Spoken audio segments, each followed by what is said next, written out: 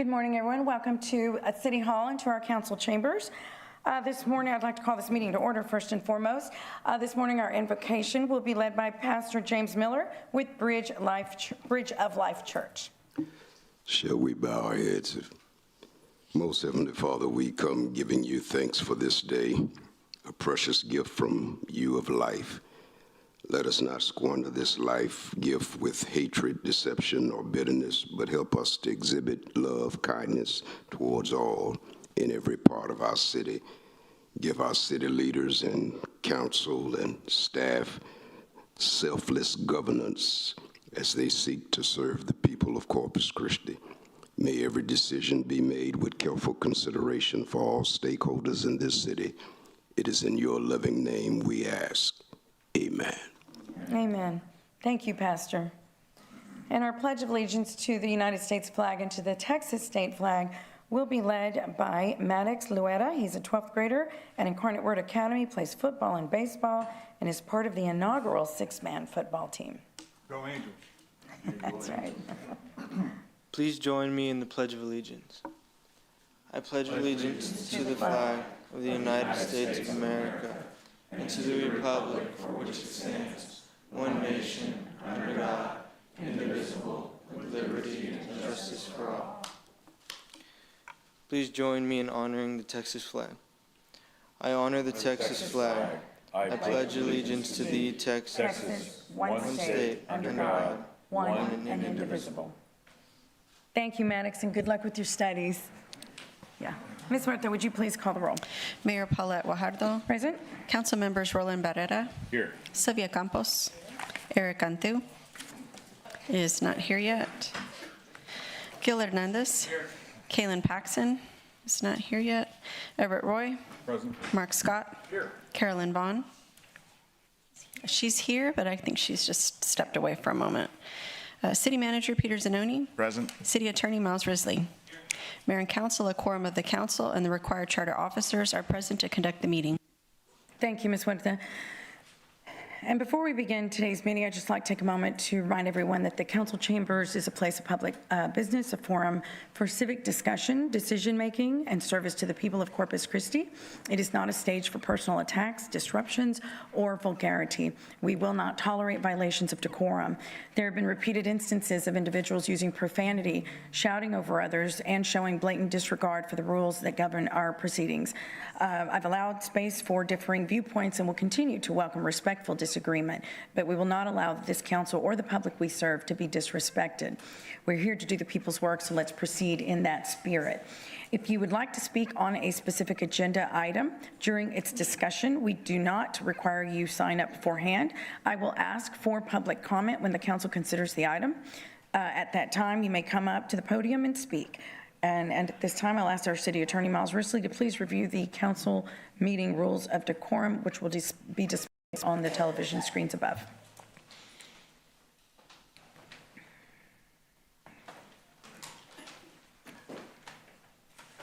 All citizens must be courteous, polite, and respectful of one another, including the City Council and City staff. The mayor and council members shall be referred to by title and/or title surname. All remarks must be addressed to the mayor and City Council and not to the council members as individuals. Citizens are only permitted to speak on city-related subject matter. Speaking on any non-city-related matter is prohibited.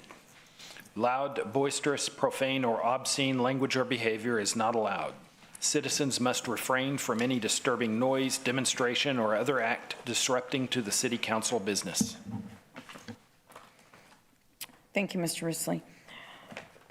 Please state your name and the city in which you live before beginning your comments. Citizen comments are limited to 3 minutes, while non-resident comments are limited to 1 minute. An invisible timer will be at the City Secretary's desk that will help manage that allotted time.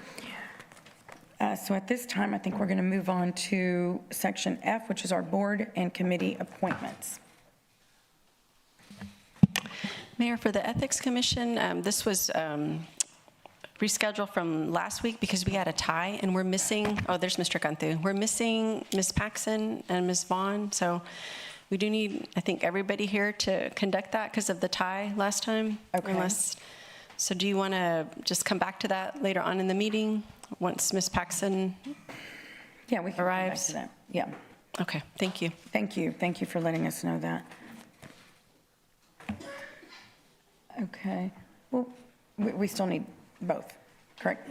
You prefer, We need 6 votes, and last time, yeah, we didn't wait. meet it. yeah, we'll go ahead and wait. So we'll move on to section H, and that is our budget-related items 2 through 22. We have item, let's see here.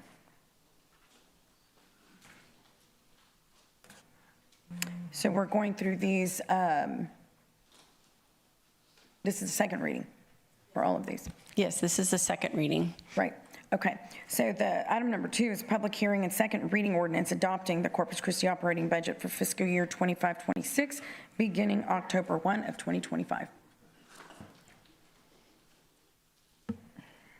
Good morning, Mayor and City Council. Thank you. We'll be reviewing this second reading of our proposed operating and capital budgets. This first slide summarizes the changes that we'll be reviewing in the coming items. So City Council items 2 through 22 are related to the proposed budget. We have taken your feedback from the last meeting. We have removed the storm water rate increase. We have an amendment to the CIP funding to decrease the CIP total budget related to the Inner Harbor project. We have a recommendation to reduce our increase to the after-hour Kid Power monthly rate by half. So the increase would be reduced by half of what it was last week. And then we would be eliminating the administration fee, which was a new fee that was proposed. That has been eliminated in the item to come. Then we have 2 items to bring to you, alternatives for water and wastewater rates. And we have an item on the agenda this week to consider a street user fee. This summarized the rate or potential impact to rates for our citizens. We are proposing that our tax rate remain flat, and you will see that when we bring you item number 4. And then we have the water and wastewater items where we'll bring to you options for discussion on those rates. The stormwater fund has no proposed rate adjustment. The gas fund has no proposed rate adjustment. Solid waste has no proposed rate adjustment. And then we do have the street user fee, as I mentioned, for City Council consideration, but it is not currently in the amended proposed budget. So our next steps are to adopt our budget today. This is September 9th, and this is our second reading on the budget. As a reminder, the budget must be balanced, and our fiscal year does begin October 1. So any changes or amendments to the proposed budget would have to have a net zero impact overall. Thank you. Thank you. Councilwoman Vaughn. Can I have a question for Parks? Are they here? Yes, they are. Okay. Yep. They're either in the back or in the audience. Maybe you can answer it, Mr. Snow. There they go. Yeah. Thank you.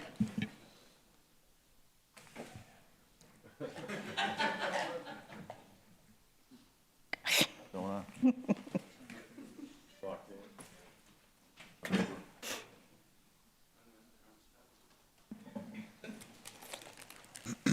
Yes, ma'am, sorry. Good morning. Good morning. I got a call this week about Boys and Girls Club that pulled out of several schools, so I just wanted to ask you, because I know you had a deal where I think you were going to cut 2 positions. So my question was, what if you get some of those children, and how much is your ratio from supervisor to kids? Supervisor to the kid is 1 to 25. Okay. And we got the information, so they didn't shut down, Boys and Girls Club didn't shut down their program at the school. What they're doing is, I guess, and I'm not going to give you a reason why they're doing it, but they're transporting kids from the elementary school to the Boys and Girls Club. Okay. So I don't know necessarily if they shut down, they're just transporting them to the Boys and Girls Club. And the reason that you're cutting 2 positions? We cut our positions this year for just the right size our after-hour kid program. We were a little top-heavy, so we wanted to make sure that we were Okay. right-sized. All right, thank you. Yes, ma'am. Okay. I'm going to go ahead and open a public hearing. Is there anyone in the audience that would like to make public comment on item number 2? Yes, sir.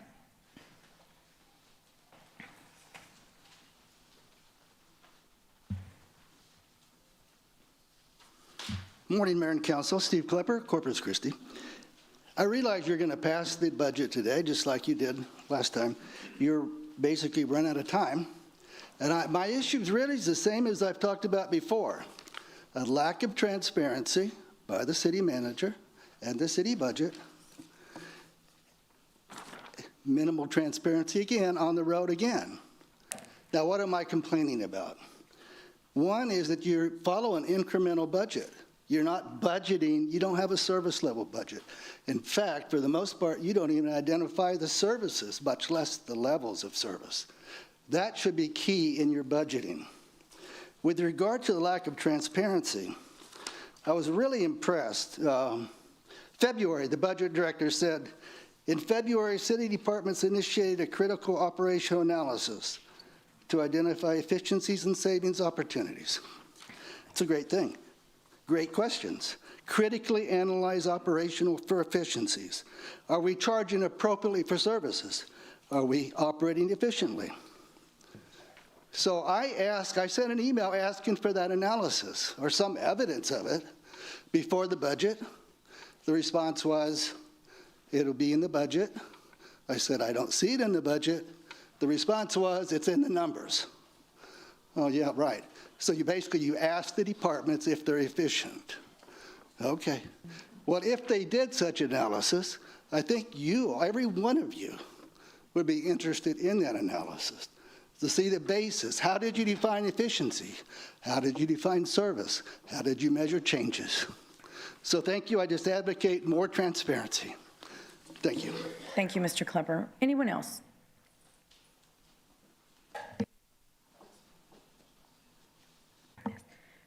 Councilwoman Paxson? Thank you, Mayor. Oh, Go ahead first. come on up. Sorry. Hi, I'm Jasmine Evans. I am in District 5. On the budget, my comments are more so, I guess, some feedback for these past few input sessions. I know one thing that people always talk about is that they feel that the input sessions should occur sooner rather than so close to the deadline of when the budget is getting approved, especially at this point when y'all have created y'all's proposed budgets at the sessions. It feels more like when people are giving you feedback, providing their input, it's less so that you're taking in the community's input and creating a people's budget, and more so it feels like at these input sessions, when people give you feedback on the budget, it feels more like damage control, or you're downplaying the lived realities that people have at these meetings. Like, people are coming to these input sessions telling you that the streets are so bad that when it rains, they're trapped in their houses, the street lights are terrible, that they can't really see when it gets dark, and they're like, I don't know, at some of the sessions, I've been to multiple input sessions, but like staff will jump up and be like, oh, well, we did a public survey and they said public safety is the priority, so that's why those things get more funding. And it feels like it's downplaying the lived realities of people there. People are telling you their concerns, and at these input sessions, it doesn't feel like you're taking notes of people's concerns. It feels like you're telling them like to stop complaining as much. So that's just some of my thoughts on the input sessions and kind of how they were formatted. It was also kind of confusing for some of the people when they were asking, how do I get a line item on getting our streets funded? We got a response of, oh, go to city council. But when we come to city council, y'all are also telling us to go to these budget input sessions to provide our input and getting these line items, getting this funding for these projects and services. So which is the answer? Do we go to council? Do we go to input session?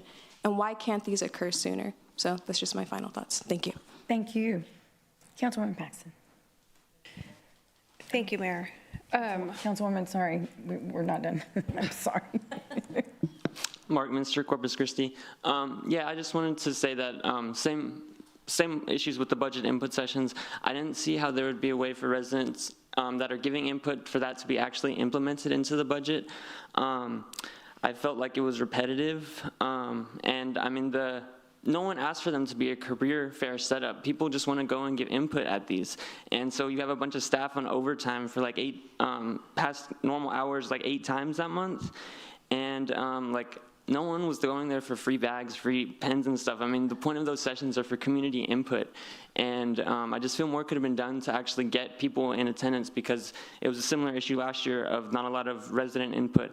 And I just feel like with streets and the street fee and these issues with the budget input sessions, it's just repetitive issues with city staff and city decisions and leadership. And I don't, if you don't have good leadership, how can you expect you to have a good budget? And yeah, so I just don't think that the residents are being prioritized in the budget. And yeah, I feel like there's a lot of people that would echo that sentiment but aren't able to be here at like 11:30. So yes, that's all I have to say. Thank you. Anyone else? Okay, we'll close public hearing and now hear from Councilwoman Paxson. Thank you, Mayor. I just wanted to make sure on this item number 2, I saw that we have a standalone for the street user. Passing this item, we can still deliberate on that separately. Yeah, that's just, all the revenues will be handled separately. So this item 2 is just the appropriations budget. Okay, so everything that we're going to discuss going forward, this. Right, yeah, Okay, I one just item wanted at a to make time, sure. right. Thank you. Amy just summarized those are the lists of the issues that we'll discuss with the council. Yes, okay. Councilman Hernandez. Okay, similar along those lines, the street user fee does not affect 2026 budget, right? It's because we have that covered for the streets, the $31 million, correct? Correct, Councilman. It's not assumed in the budget right now, but if it was implemented, I think the implementation date's January 1, 2026. Correct. Yeah. Right, so you're collecting the fees to make sure you have funding for 2027. Correct, So it does not affect, if we don't approve it, it doesn't affect the budget for 2026. That's correct. Yes, okay. sir. That's correct. And then also the fees that we're talking about for Parks and Recreation, which we're talking about, you mentioned that you'd remove some of those or made some adjustments. If we make further adjustments, it would affect the approval of the operating budget for Parks and Recreation, since it's within the general fund. Correct. Correct? Yeah. Okay, thank you. Yeah. Councilwoman Campos. Thank you, Mayor, and thank you for clarifying that, because as much as I appreciate that the reduction was made on the after-hour kid power, I still think that we can still work at that. You know, we're talking about families that earn $15 an hour, and, you know, I think the proposal was 125. I think we're down to 117. Yeah. So I still think that we can work a little bit better on that. So yes, I'm glad that we're going to have an opportunity to do that. Okay, thank you. I'll go ahead and entertain a motion. I move for approval. Second. Okay, please submit your vote.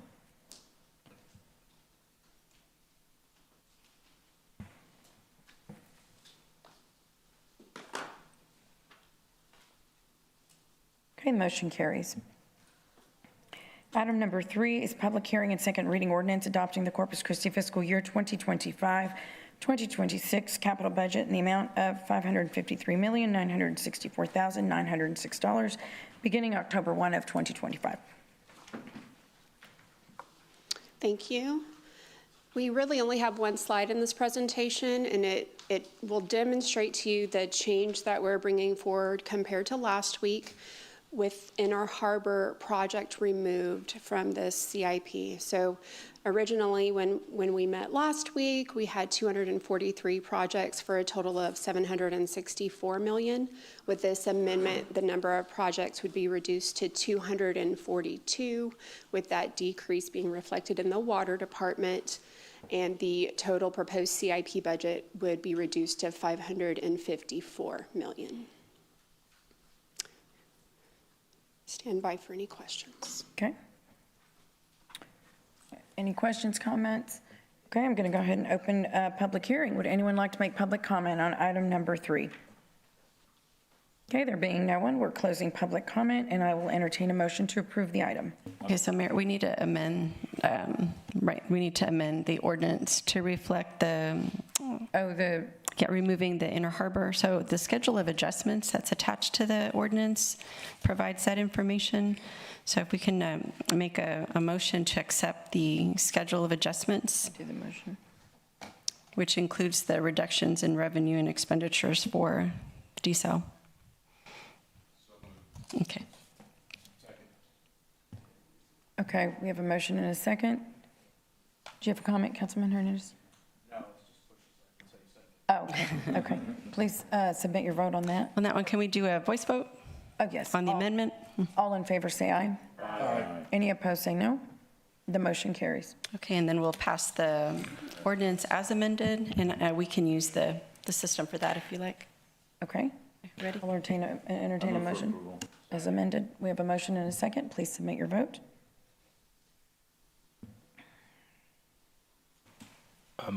Number 2, don't we need to do the schedule of adjustments amendment for that one as well? Yes. Oh, Yeah, we do. He's right. okay. I move to reconsider. So we need to, okay, is there a second to reconsider? Well, we're going to make changes to those further on in the item on the individual fees. The budget's already reflective of the adjustments recommended in the fees. So I think it's the schedule that's attached right now should be adopted now. All right. Okay, so we do. So there was a motion to reconsider. And a second, I think, Marinitas? Yeah. Okay, so we do need to reconsider the budget, item number 2, including the schedule of adjustments, so that we need a motion to amend it. Oh, I'm sorry, did we vote on the motion to reconsider? Let's vote on that first. Okay, we're voting on the motion to reconsider. All in favor, say aye. Aye. Any opposed, say no. The motion carries. Okay, so now we can reconsider item number 2. We need a motion to amend to accept the schedule of adjustments that was attached. Second. Okay, we have a motion and a second. All in favor, say aye.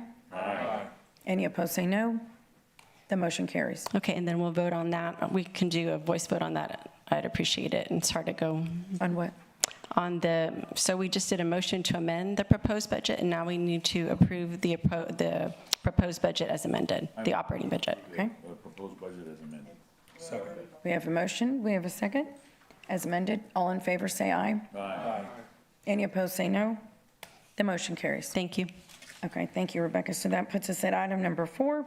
This is a public hearing and second reading ordinance setting a property tax rate of .599774 per $100 valuation, which is effectively a 0.23% increase over the no new revenue tax rate, and approving the tax roll as calculated.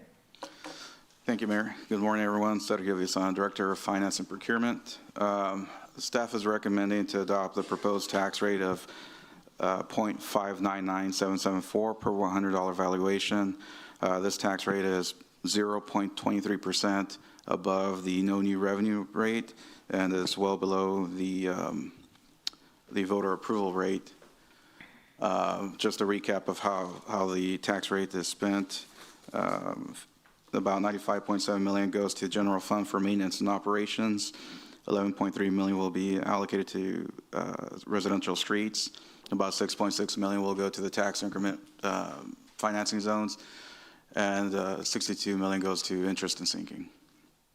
And I'll stand by for any questions. Okay. Thank you. I don't see any questions or comments. I'm going to go ahead and open public comment. Would anyone like to comment on item number 4?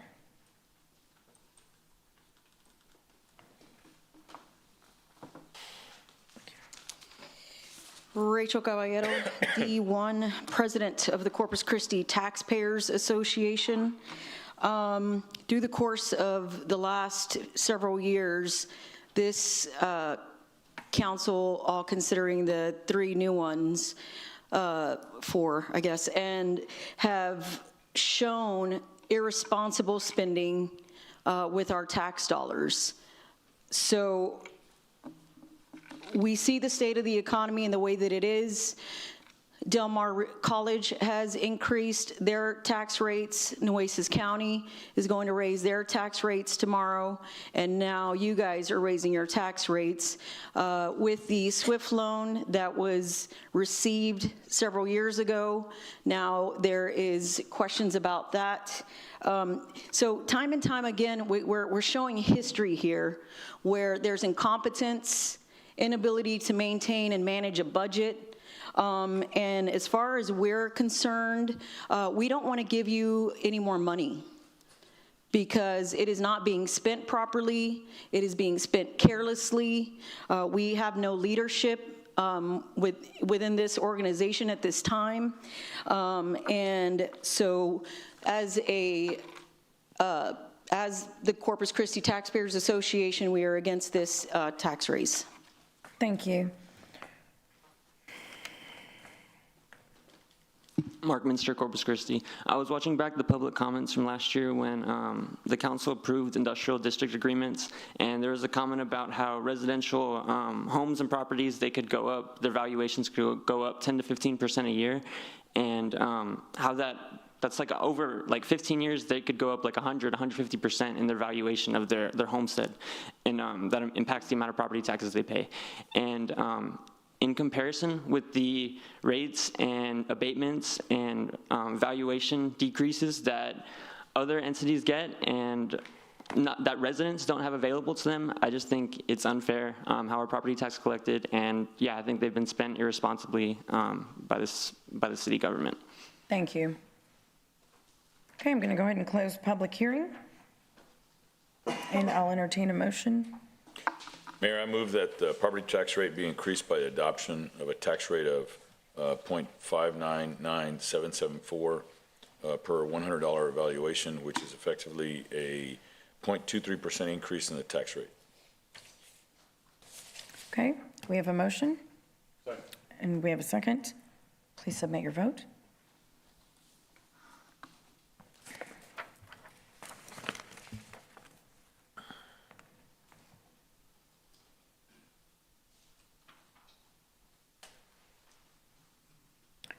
Okay, the item carries. Item number 5 is an ordinance ratifying the property tax increase reflected in the fiscal year 25-26 operating budget that will require raising more revenue from property taxes than in the fiscal year 24-25 operating budget in the amount of $6,061,319. Thank you, Mayor. This item before you would be to approve the increased revenue received from property taxes at the rate that was adopted. The estimate is that we would receive $6 million in additional revenue. 3.7 of that is general fund, 2.4 is debt service. A little over 400,000 would go to the residential street reconstruction fund, and then there's a reduction to the TERS funds. And of that $6 million, $2.7 million is related to new growth or new values. So we would ask for your approval. Okay. Thank you. Thank you. I will go ahead and open public comment. Is there anyone that would like to make comment on item number 5? Okay, there being no one, we'll close public comment, and I will entertain a motion to approve the ordinance. I move for approval. Second. Okay, we have a motion. We have a second. Please submit your vote.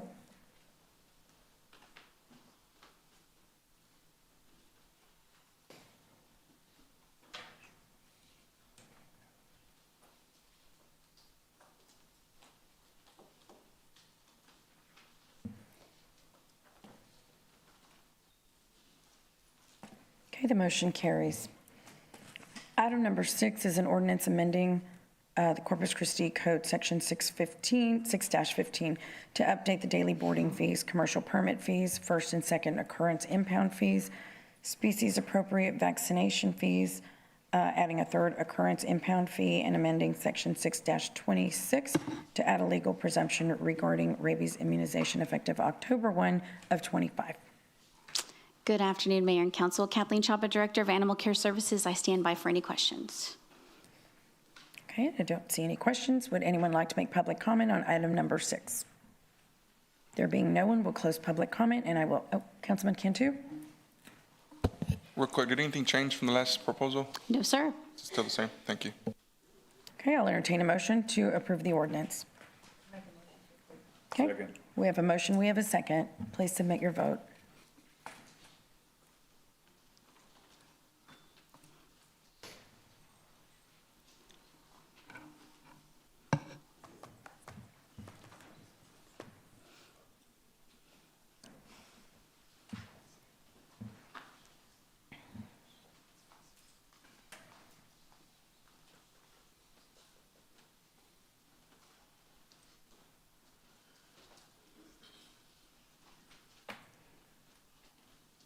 Okay, the motion carries. Item number 7 is an ordinance amending Corpus Christi Code Section 9-35, parking rates to update the parking rates for short-term and covered parking at the Corpus Christi International Airport, effective October 1 of '25. Good afternoon, Mayor and City Council. I'm Jeremy Valgartson, the Interim Aviation Director at Corpus Christi International Airport. This is the second reading. There's no changes from the first reading. This is just simply, we're in year 4 of our 5-year plan to increase our parking fees to have more competitive rates and really with the intent of lowering that cost per enplanement for the airline. So it's a proposal to go from $11 per day with the first 3 hours free to $13, or correction, $13 per day going up to $15 per day for short-term parking. So, any questions? I don't see any questions, so thank you. I will open public comment. Is there anyone in the audience that would like to make comment on item number 7? There being no one, we'll close public comment, and I'll entertain a motion to approve the ordinance. Councilwoman Campos. Well, I just wanted to just say thank you for the first 3 hours of still being free. I really, really appreciate that. And with that, I make a motion to approve. Second. Okay, we have a motion and a second. Please submit your vote.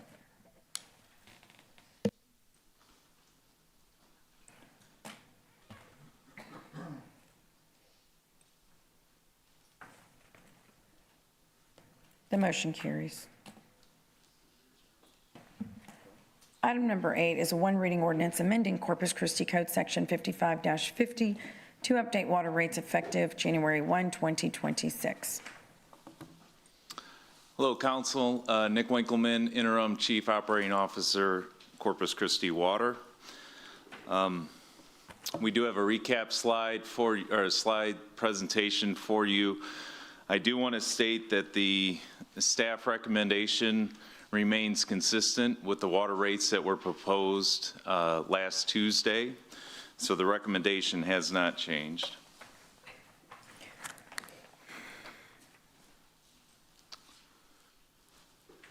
And there were some slight updates to the presentation that was added in Legistar on Friday. Most of those were to clarify some things and make the slides a little less busy.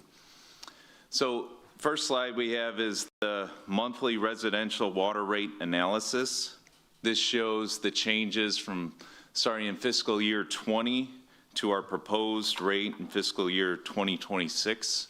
Again, this is the analysis for a normal residential user. Fiscal year 26 will be the first rate increase for residential customers since fiscal year 21. From fiscal year 20 to fiscal year 25, the residential rate has decreased 3 times. It increased once in fiscal year 21, and it remained the same in fiscal year 24.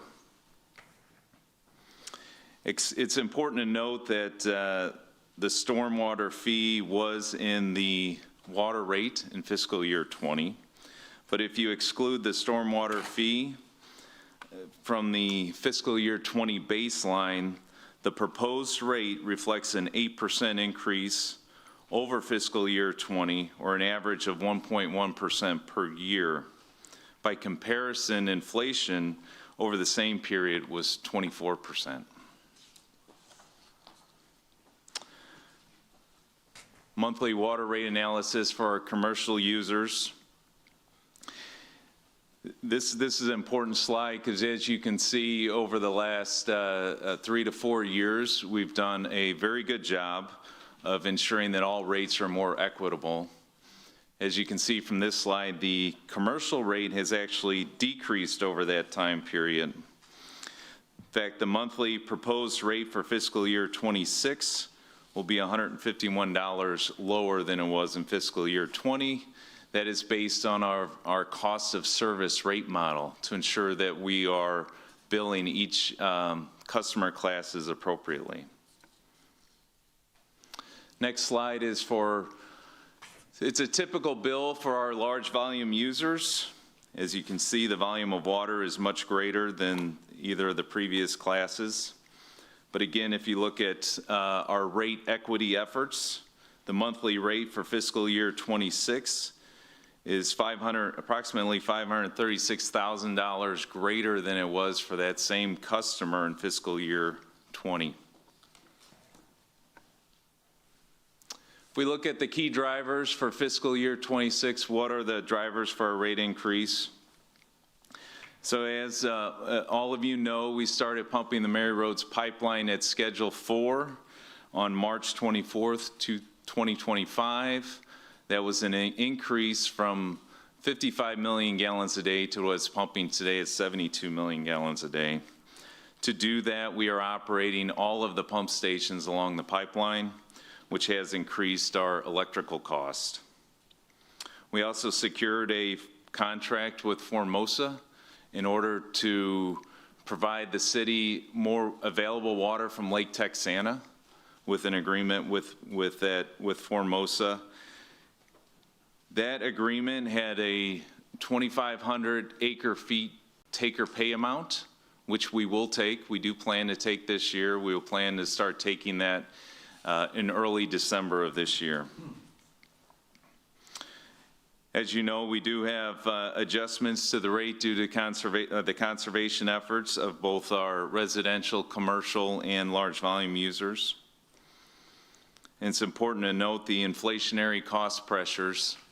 CCW does operate by purchasing various commodities, including chemicals, parts, valves, fittings, meters, and the consumer price index for water and sewage maintenance has increased, is 4.8%. We do have debt service obligations that amounts for about 33% of the budget or so. That debt service obligation is based upon the significant improvements that we are making into the water system. We have multiple projects at the Owen Stevens Water Plant, including what we call our raw water influent project, our on-site chlorine generation project, which was just approved by this council about a month or so ago. We have upgrades to our clear well, and we are also running a new 54-inch raw water line from our pump station to the Owen Stevens plant. The proposed fiscal year 26 rate will cover those costs. Just a recap of what the water rate structure looks like. We have a minimum charge that's based on the size of the meter. We have a raw water charge, which every ratepayer in our system pays. That includes large volume, commercial, wholesale, residential users. We also have our volumetric charge that charges a tiered structure based on how much water a customer uses. The overall budget consists of both variable and fixed costs.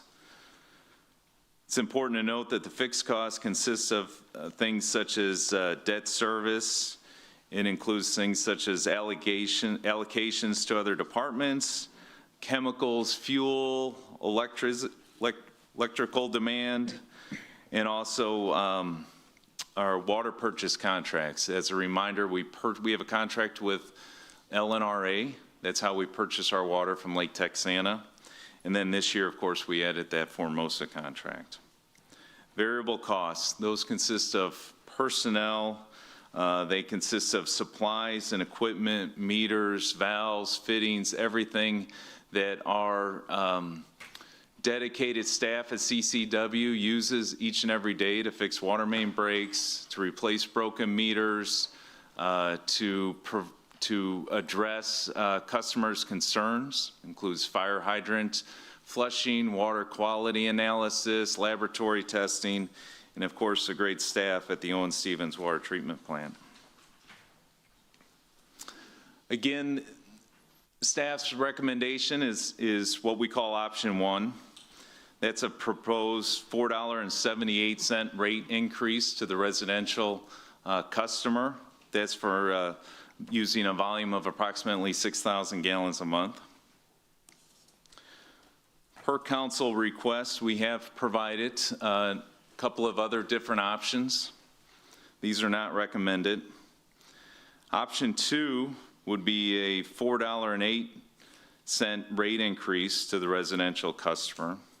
However, we would have to reduce the budget, the operating budget, that's that variable cost category, approximately $600,000. To do that, we would reduce operational funding in a generator replacement program for Owen Stevens.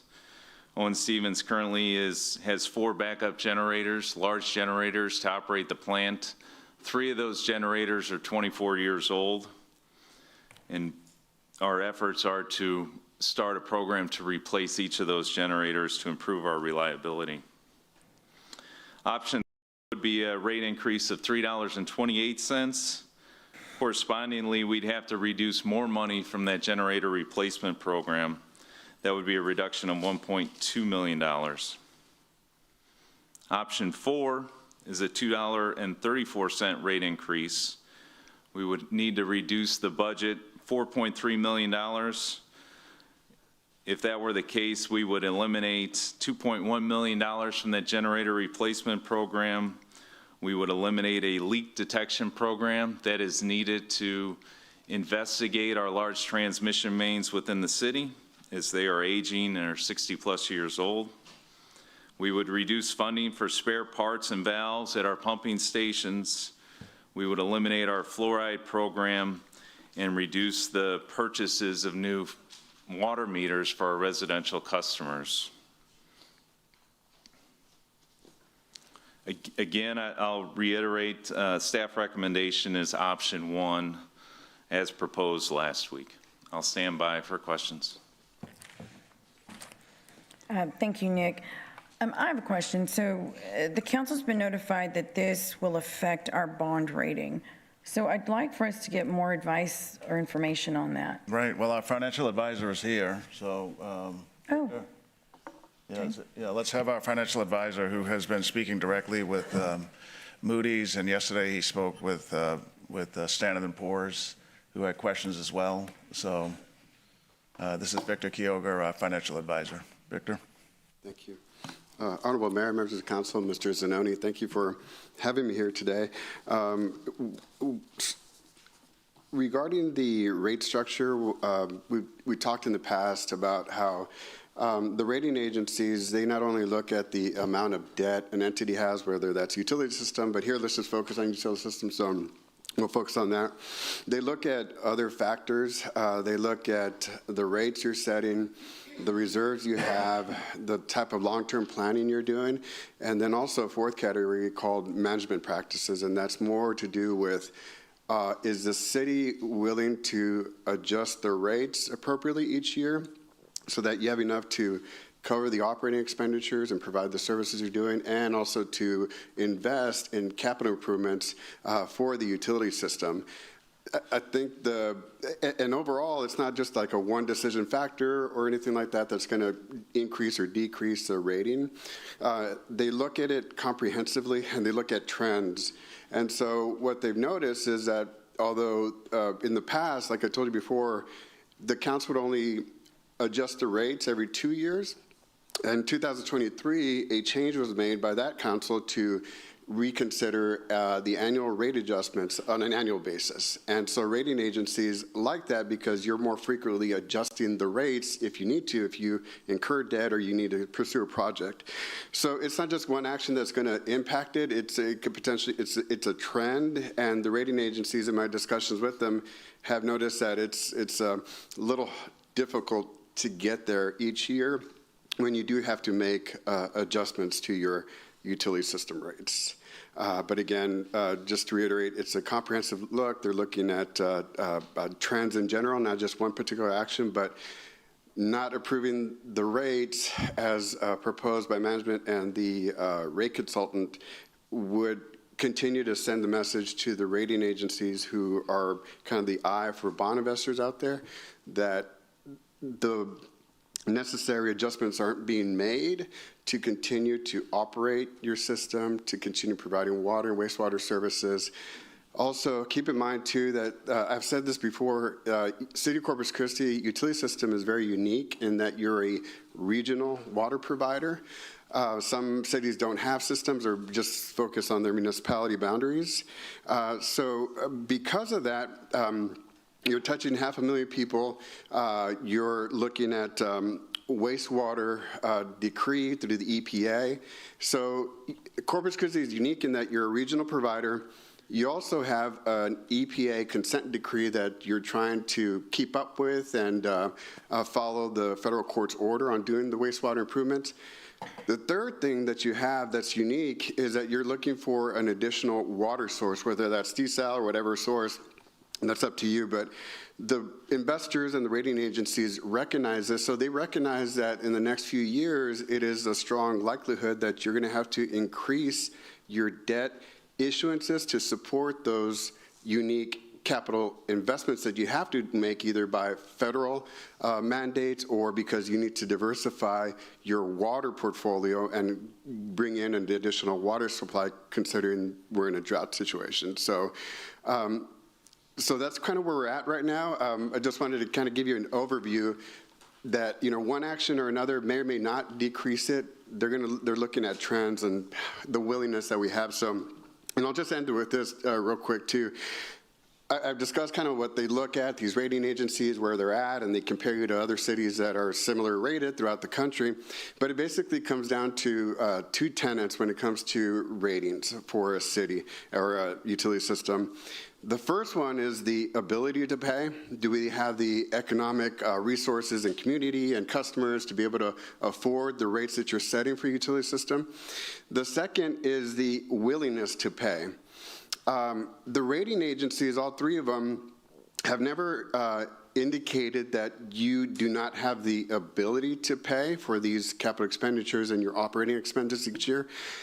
Where they're questioning right now the city is, do they have the willingness to pay for its operations, expenditures, and these capital improvements that the utility system has to make? And the utility system is very unique in that it's very capital intensive. You need to continue making those investments so that those programs work and you're able to provide water for your for services and then get revenue for their services. So it's very capital intensive in that way, and there's no highly rated utility system in the country that does not have a significant amount of debt because the nature of the utility system is very capital intensive. You have to make those investments to keep on going.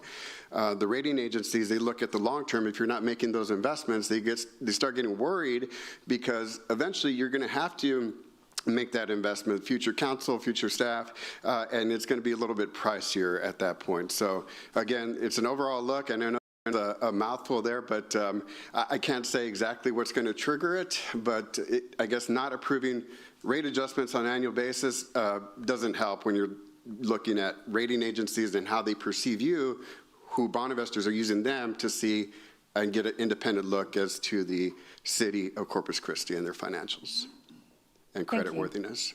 Victor, thank you. Councilman Hernandez. Man, Victor, if Dave Ramsey heard you speak, his head would explode. You know, I understand what they're looking at.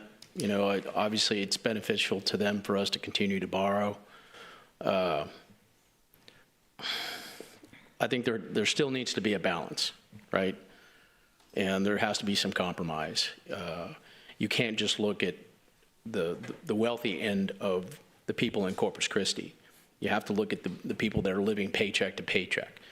Obviously, rating systems don't look at it that way. I don't think they care. They just want to know that you can pay your bond.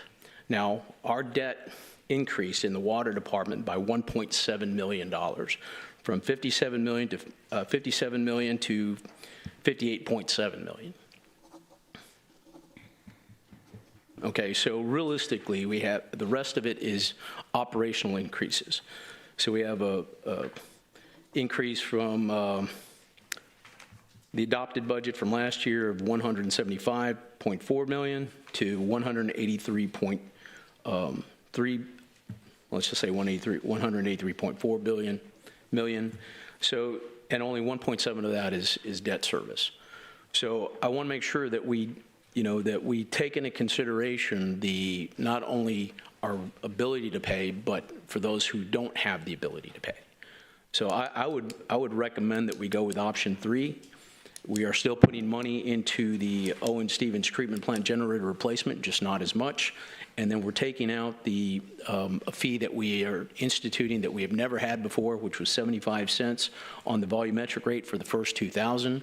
That, to me, it's fair enough to bring that down from an average expense of $478 to $328. I'm willing, I understand we have debt we have to pay. If you all remember the water boils from 7-8 years ago, TCEQ came down on us pretty hard because we weren't taking care of anything, and we have a lot of debt that we currently have. So I think it's a compromise. We do need to make some rate adjustments because we do have this debt we need to pay, and we're going to be paying for a long time. So I understand your position, but we got to balance it out with what we can afford. Okay, thank you. Oh, may I just address one of the statements? So just because I want to clarify, because these are all very large decisions and everything, and very important because it impacts future generations. So with respect to the affordability factor, all the rating agencies, as I indicated earlier, they look at you comprehensively. They're just not looking at rates and just the little, levels of everything going on with the utility system or how much debt you have. What they are looking at, and they run these analyses, is that they look at the economics of the system. They look at the household income average and ratios within the city of Corpus Christi, who are our customers, but they're also looking at your regional customers, and that's including the industrial customers too. So when they look at affordability, they combine everything like that, but then they also do a deeper dive into the household affordability because they want to make sure that you're operating an efficient utility system, that you're making the infrastructure improvements to continue to provide that service. And so they want to make sure that the people that you're servicing can afford those bills. And so they do, in fact, run an economic analysis based on household residences to see what is the affordability factor, because that's one of the things that they measure you against other highly rated utility systems. Fitch Ratings is one of the other ratings that we have on our utility system debt. In their analysis, and this is just Victor saying, this is Fitch saying that for the vast majority of the city of Corpus Christi customers, the rate structure that you have now and the rate structure they think you need to have moving forward to support these large programs are affordable for the vast majority of the customers that provide on that water. Now, that's not just me saying this is Fitch and this is their analysis. And so I just wanted to clarify that they do conduct that analysis.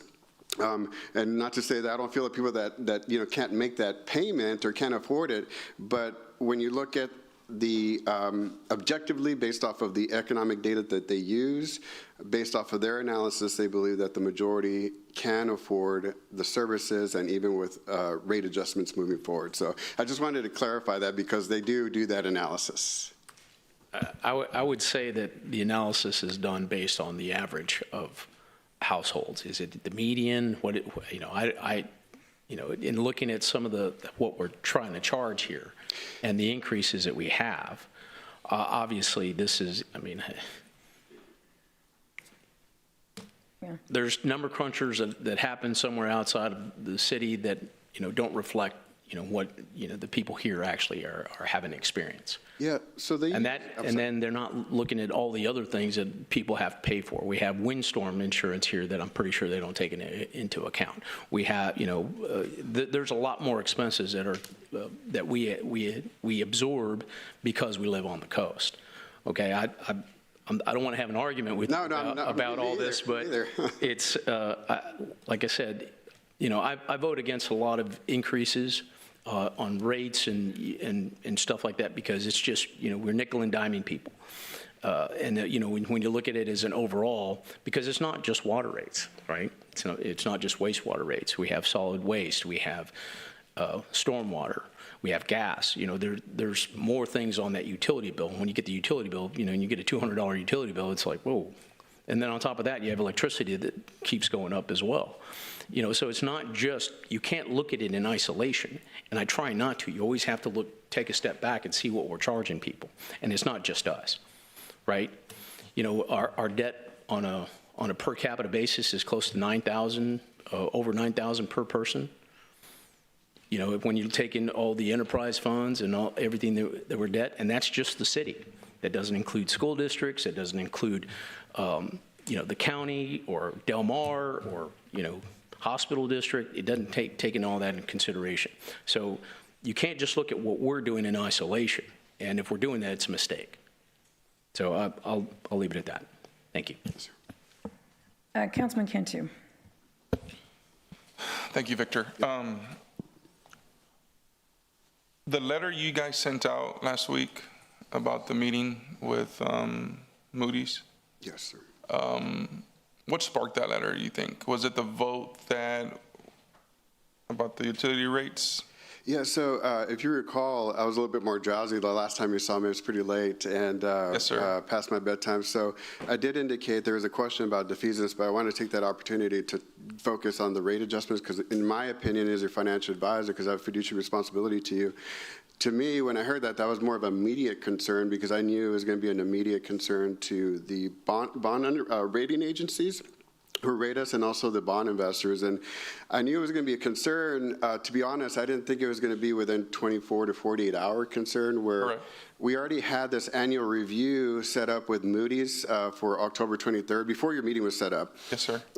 When we last spoke to Moody's a year ago, we told them the new water supply is going to be desal. We're going to incrementally increase rates, not just for desal, but for everything else. And we have EPA consent decrees, so they know everything. The last time we spoke to them, they were a little bit concerned because they had started already noticing the trend that the city was a little reluctant to increase rates, increase taxes to continue to support the services you provide your citizens. Yes, sir. So I was surprised that he called me real quick because we already had this meeting on the books for October 23rd. He called me about a day, or actually Thursday, so about a day and a half later, and said, hey, I just saw the YouTube videos of the council, and as you know, there was statewide articles and national articles about that particular meeting for other reasons. And so he called me and he sounded a little concerned, and he said that many bond investors are inquiring to see what is going on with Corpus Christi, what's the long-term plan to provide a solution for the water supply. So he sounded pretty concerned, and in our industry, if a meeting is moved up by 6 weeks, that's usually not a good sign. I don't know exactly what they're going to do or if they do anything, but I felt it as the city's financial advisor that I needed to apprise the staff as soon as possible so that nobody will be surprised. Like I said, but my original question is, do you think it was because of we voted no on this item for the rate increases?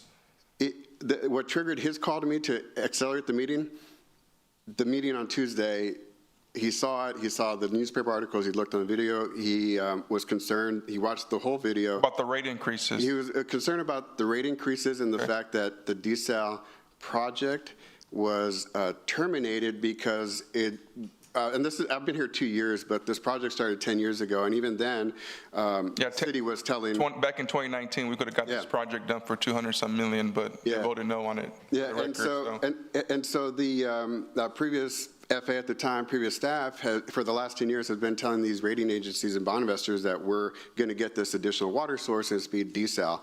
And so when the decision was made to not pursue that, it started raising questions from them. Well, what are they going to do next? What are your long-term solutions? And so that's where we left the conversation. But it was the reason why I believe he called me to set up the meeting and accelerate it is, number one, the rate adjustments that were proposed were not approved, and number two, your long-term capital plan to get new water that you've been working on 10 years has all of a sudden stopped. And and we have other water sources I'm sure you will tell them about, and everything. Well, that's what the meeting is going to be. Yeah, here where the focus is just trying to reschedule the meeting. Yeah, so if we don't approve this today, our ratings will probably go down, right? Yeah. Okay. So this has a big play on that letter, correct? I'm sorry? This has a big play on that letter. I mean, this vote today. Yes, but also just wanted to step back too, because one decision may or may not decrease or increase your rating. Yeah.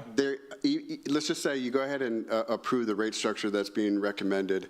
There's still a chance that tomorrow they could take a rating action on the city that would be negative to you despite you approving this. They're not concerned about just one action that you do 1 year. They're concerned about how are you planning for the long term, how are you managing your debt, how are you managing your system. Correct. And so even if you approve it today, there could still be a chance or likelihood that they still downgrade you because they're concerned about the long-term picture here for the utility system. So I just wanted to, like I said, it's not a one action thing. It's not going to save you or you know. So this vote is not going to save us then?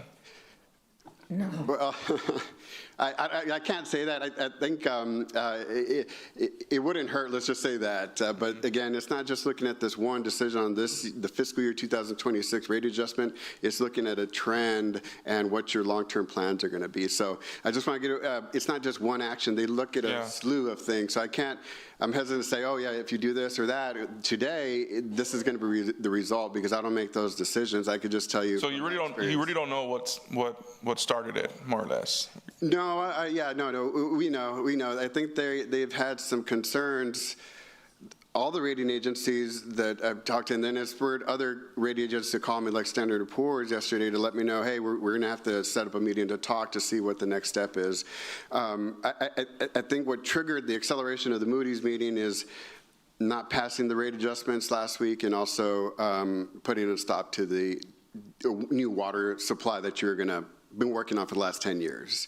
I'm not here pro desal, pro anything like that. I'm just letting you know what the rating agencies are telling me. But I think those two actions last week got them to, got their attention. My understanding last week is you told us if we voted no on this project, on this rate increase, that we're going to be pretty bad with Moody's. And then our vote for desal didn't happen until what, 1 o'clock in the morning. So I really think that's just a political stunt, to be honest with you. But okay, thank you, appreciate it. No, yeah, I'm just relaying the facts that Moody's provide. Councilman, no, is that an old light? Yeah, Councilwoman Campos. Thank you, Mayor. Okay, well, I guess I'm going to ask Nick questions about the slide number 5, where we are actually doing what we're supposed to, which is we are supposed to be reducing water consumption. We are supposed to be conserving because we're in a drought restriction. So I guess my question would be, if we continue to go on this trend, which we should be, how is that calculated into your projection here? And I've also have heard that other corporations are going to be going after their own water wells, is what I understand. So then again, that would mean that we would actually be using less electricity, maybe, I don't know, maybe what? What would happen if we were not to be selling as much water as we are right now? Because did you or did you not calculate that we would be reducing it by 5% in your estimation? Yeah, I'm gonna let Camille answer. I'm gonna answer part of your question. I'm gonna turn over to Camille. So, you made one comment about or one question about using less electrical demand because there's less water demand. I think it's important to note that the electrical increase is due to the Mary Roads pipeline. Okay. I know we don't have any plans of pumping it less than Schedule 4. We plan to do that as long as we can. So that increased power consumption is going to be there. especially with the condition of the western reservoirs, which of course is our cheaper water. That's the most least expensive water in our supply. Okay. And then you also asked about taking into account the decreased demand and consumption into next fiscal year. And I'm going to let Camille Terrace answer that question as it relates to the rate model. Okay. Camille Terrace, CCW. So yes, we're not going to be doomsday predictors for future, so we kept the water consumption flat for now. Of course, if additional restrictions come in, that's going to be a different story. But right now, there is no increase in consumption. We're basing on the prior consumption. So with the reduction of the 5.5%, that's one of the big drivers of the rate increase, in addition to, the cost for Formosa, for electrical and all of those. So, the council member was saying $7 million in the previous question. $4 million of that is just pumping that getting that extra water and pumping it. 1.8, let's say 2 million, 1.7 million for that, you're at $6 million. And then you have some other operational increases, which is part of inflation, where we're base zero. We're not here to make a profit. Is what it costs us is what the rate calculates, and that's what we propose. Yeah. We can make cuts, as Nick presented, but again, they impact operations. Right, so that really is, it's a delicate balance, right? It's a delicate balance trying to figure out how much how much water we need to have on hand and based on also the ratepayer. I did support it last week because I do understand, and we did work hard to try to get on a more equitable plan for all the ratepayers. So I was supportive of that. I do think that there's still some cuts that we could possibly make. I was still on the fence. Councilman Vaughn had mentioned fluoride, right? And I thought, well, of course you need fluoride, but that's a possibility. But I think you only put that in option 4, I think. It's just because we have to get to a certain amount of money for the options, right? Fluoride is only $200,000. So you will have to select other things to cut out to get to the $600 thing. You can reduce the generator and add fluoride. That's an option. We have to come up. So we sensibly thought, what's the progression, right? So it's escalations, the step 1, step 2, step 3. So it's an additive through the options. Okay, so let's say we were to go with option 3, but we were to include removing the fluoride. Is that an amendment, I guess, that we would need to make for option 3? Yeah. If we were to go with option 3. Councilwoman, the comment I'd like to make is staff, along with NewGen, our rate modeler, have been working on the rates for many months now and have put this together. We're very focused on cost of service. As a result of last meeting, we spent, basically after that meeting, we spent every moment we had putting this information together. To mix and match and pick, I think would not be a prudent move at this juncture. So it's either you take option 2, 3, or 4. Well, again, we're recommending option 1, right, to fully invest in our infrastructure. And I would like to just take a moment and add sort of the things we've done and the upgrades we've made. I mean, just this fiscal year alone, we've replaced 48,555 feet of water line within the city. The majority of that is older water line, and that's in older areas of the city. And with that, we've seen a corresponding decrease in water main breaks. And we do appreciate that, because that's what we've all needed, is we needed to stop those water leaks, right? Even though I know that Drew Molly had said that we were doing actually pretty good with the water leaks. I'd agree with that. Yeah, as compared to other cities, we still, of course, can always do better. As a matter of fact, I was one of that promoted the floating sun, panels so that we could conserve what water we do have out, in our reservoirs. So I'm still hoping that we will be open to that.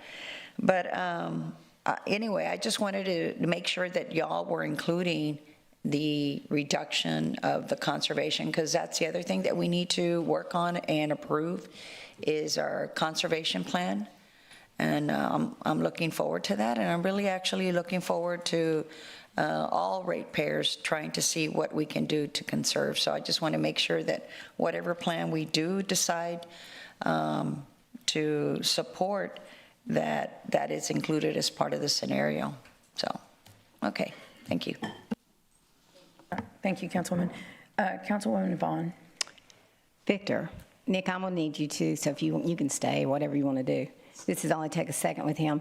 Okay, on the letter you said last year Moody's revised the city's outlook from stable to negative due to the planned drop in utility system reserves, which placed the city under closer watch then. So that also has to do with existing debt and commitments that we have made, is how they base it on, because we've got a lot of debt. Yes. And that, I just want to make that clear. They were already on the watch. We were already on the watch.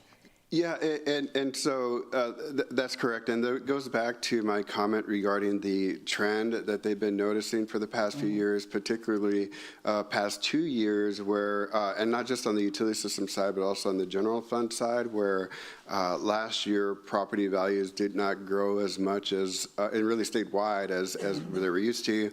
In addition to that, the city increased the homestead exemptions that it offers, so that reduced the revenue that you have to work with. So it's a multitude of different things that contributed to that. So when a city or utility system gets a rating outlook change, they're not actually changing the rating just yet.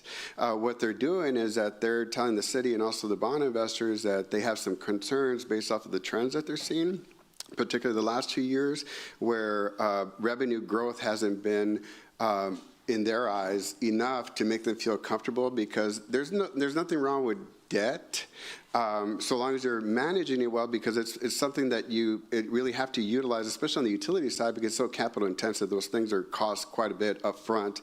And so they recognize that, and so back over a year ago, they, because of the trends in the utility system and also even the general fund side, they placed the city on a negative outlook, meaning that there's a 30% chance in the next year or two that if things don't improve and they don't see an improvement in the trend, then there's a likelihood that, or 30% chance that they're going to downgrade you.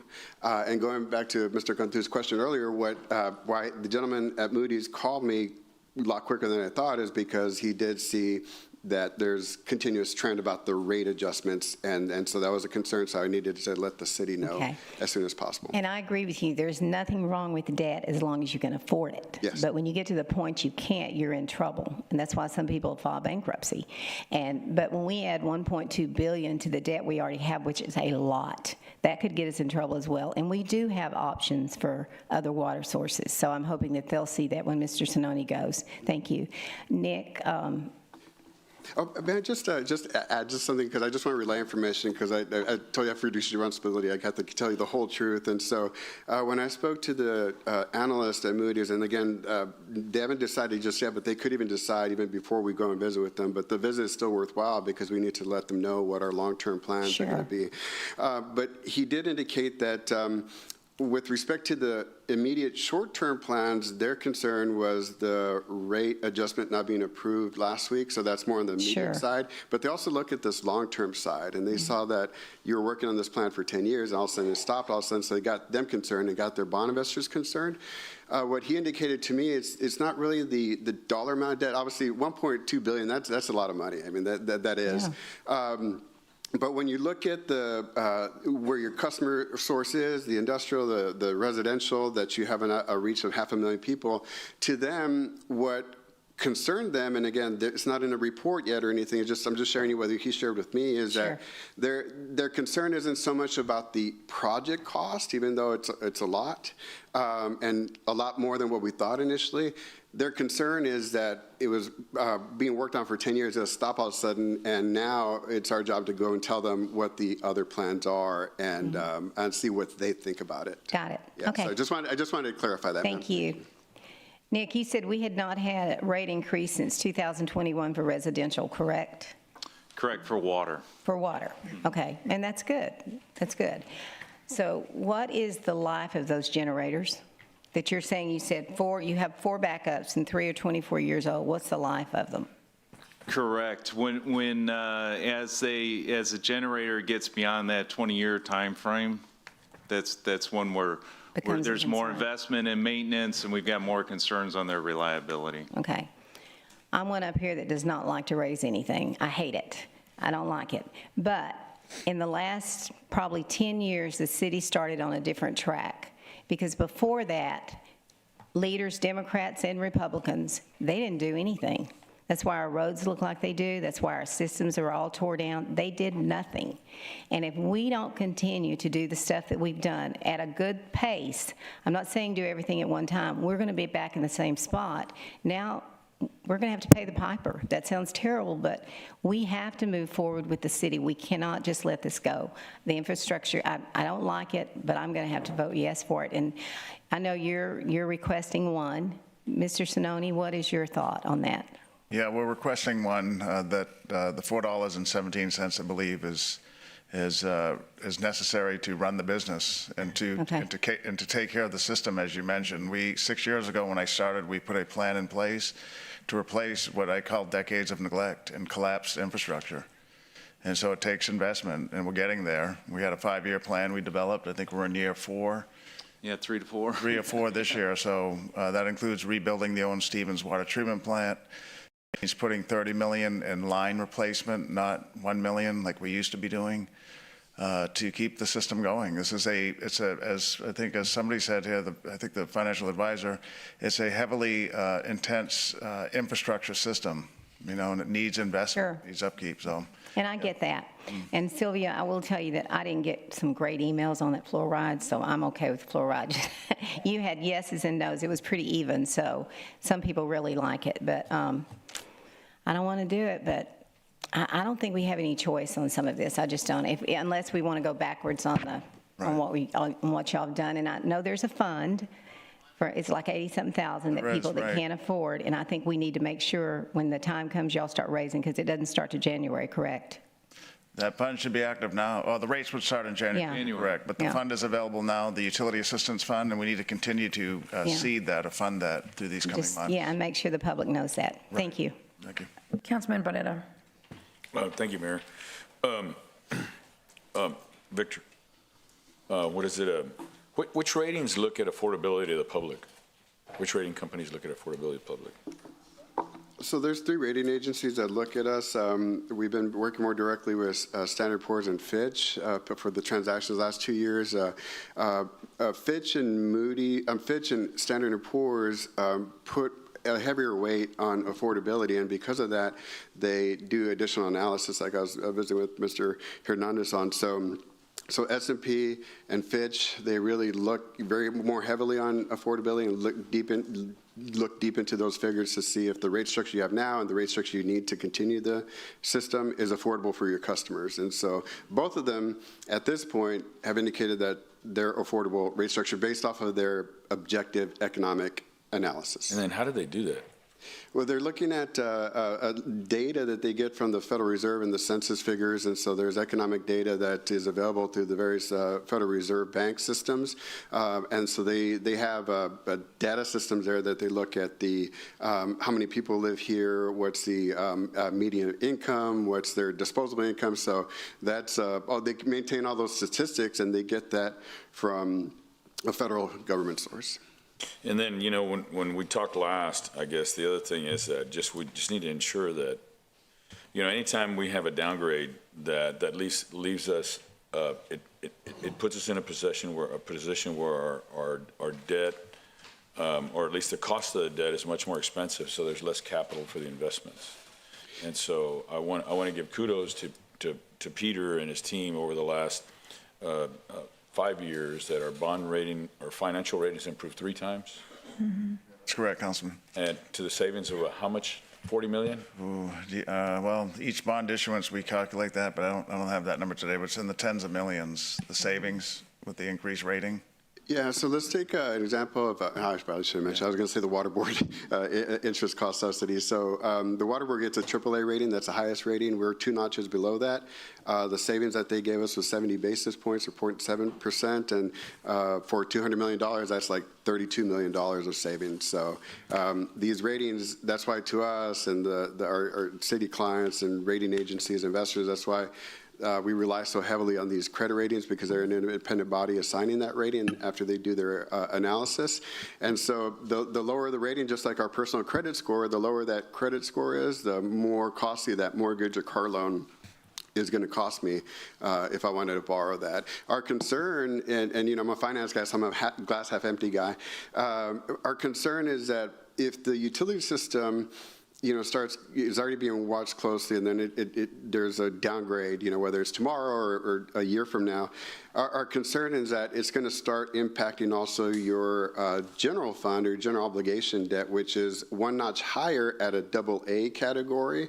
The utility system is 1 notch lower at a AA minus, which is pretty common for municipalities. So my concern is that if the utility system is impacted, after a while, that's going to start impacting your general fund, because if you can't provide water for some reason, because the system hasn't been kept up with, and that's a concern that we try to look at everything comprehensively. So it's not just one factor; it could impact your other debt obligations as well over time. Okay, and don't go too far. What is it? And also, I want to commend Councilman Hernandez. Believe it or not, it's coming out of my mouth. It was at his urging that we decided that we were going to look at the rate increase every year.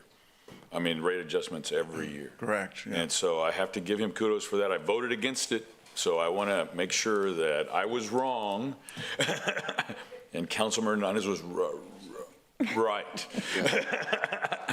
Yeah, so when you're looking at ratings, you're being compared against other municipalities that are, and throughout the country, that are rated at the same level. So those are the peers that they're comparing you against. And so with respect to that, what we've seen the trend is that these more highly rated utility systems like you are, the more frequent you look at your rates and make those adjustments as necessary to keep up with inflation or capital infrastructure costs, the better light that you're going to be with the rating agencies and the bond investors. So thank you, Mr. Hernandez. That's actually a credit plus from the rating agency perspective. But it's one thing to say you're going to look at it annually. It's another thing to actually make the adjustment. Yeah, and I think I want to, and I want to apologize to the public because, I hadn't supported the rate increases, and one particular that was, that was very contentious. And it's taken me, 7 years to really understand all the dynamics of the importance of making sure that we're continuing to reinvest in our facilities. So, and then the same thing. I mean, I think I want to echo. Let me ask something, and I don't know who this question is for, but at what point are we going to have to start funding the defeasance? Funding defeasance, you said? Yeah, the defeasance. Yeah, we're working on that, Councilman. So we don't have that answer yet, but that's something we're looking into. And I mean, I just think I agree. I mean, obviously, I've been supportive of the long-term water source that was fully permitted that for the last 7 years. I mean, every time I got on board, ever since I got on board, because I knew that there had to be one. And once again, I don't want to belabor that, but I just felt that it had the most certainty. And then just one thing I want to add is just a little dig. So does Dave Ramsey, is he work in the public sector?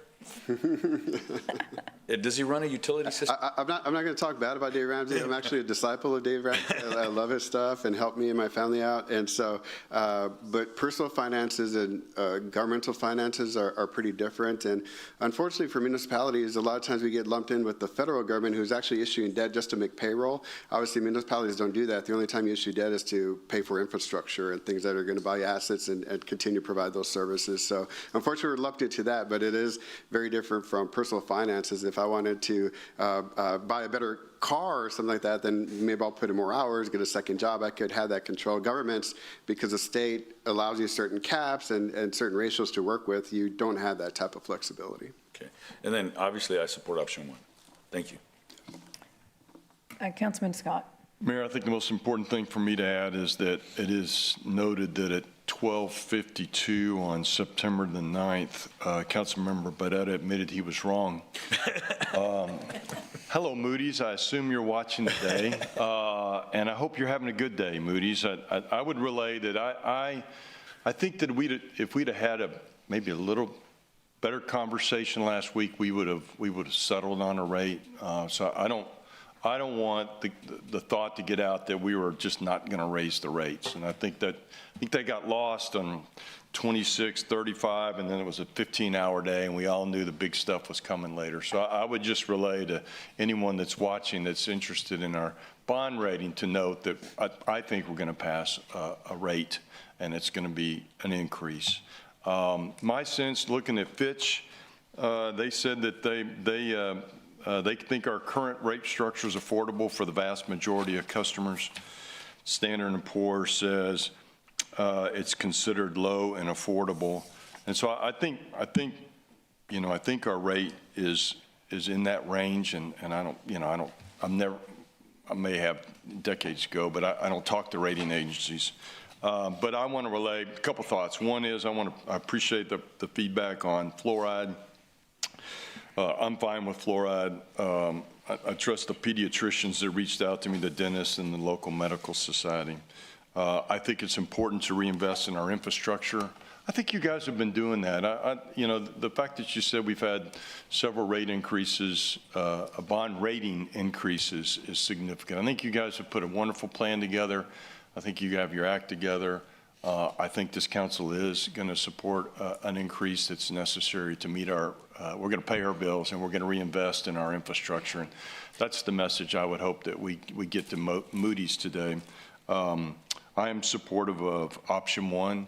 I recognize that we need to reinvest in our infrastructure. It's interesting to me, and Carolyn, you noted the age of the pumps that we're concerned about. And so I don't want to not reinvest in that which might fail, because I think at the end, then that does not look good on us. And I think that, your option 1 satisfies that, and that gives us the best opportunity to move our reinvestment forward. So Mark Scott says, thank you, Moody's. Hope you have a great day. I support option 1 moving forward. Thanks. Thank you, Councilman. Councilman Hernandez, you have another comment? Mm-hmm. Go ahead. Okay, I have to comment on Councilman Barrera. If you would listen to me more often, we'd be in a better place.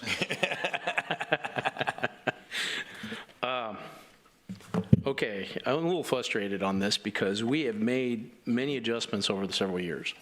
In 2023-2024 budget, our budget was $143 million.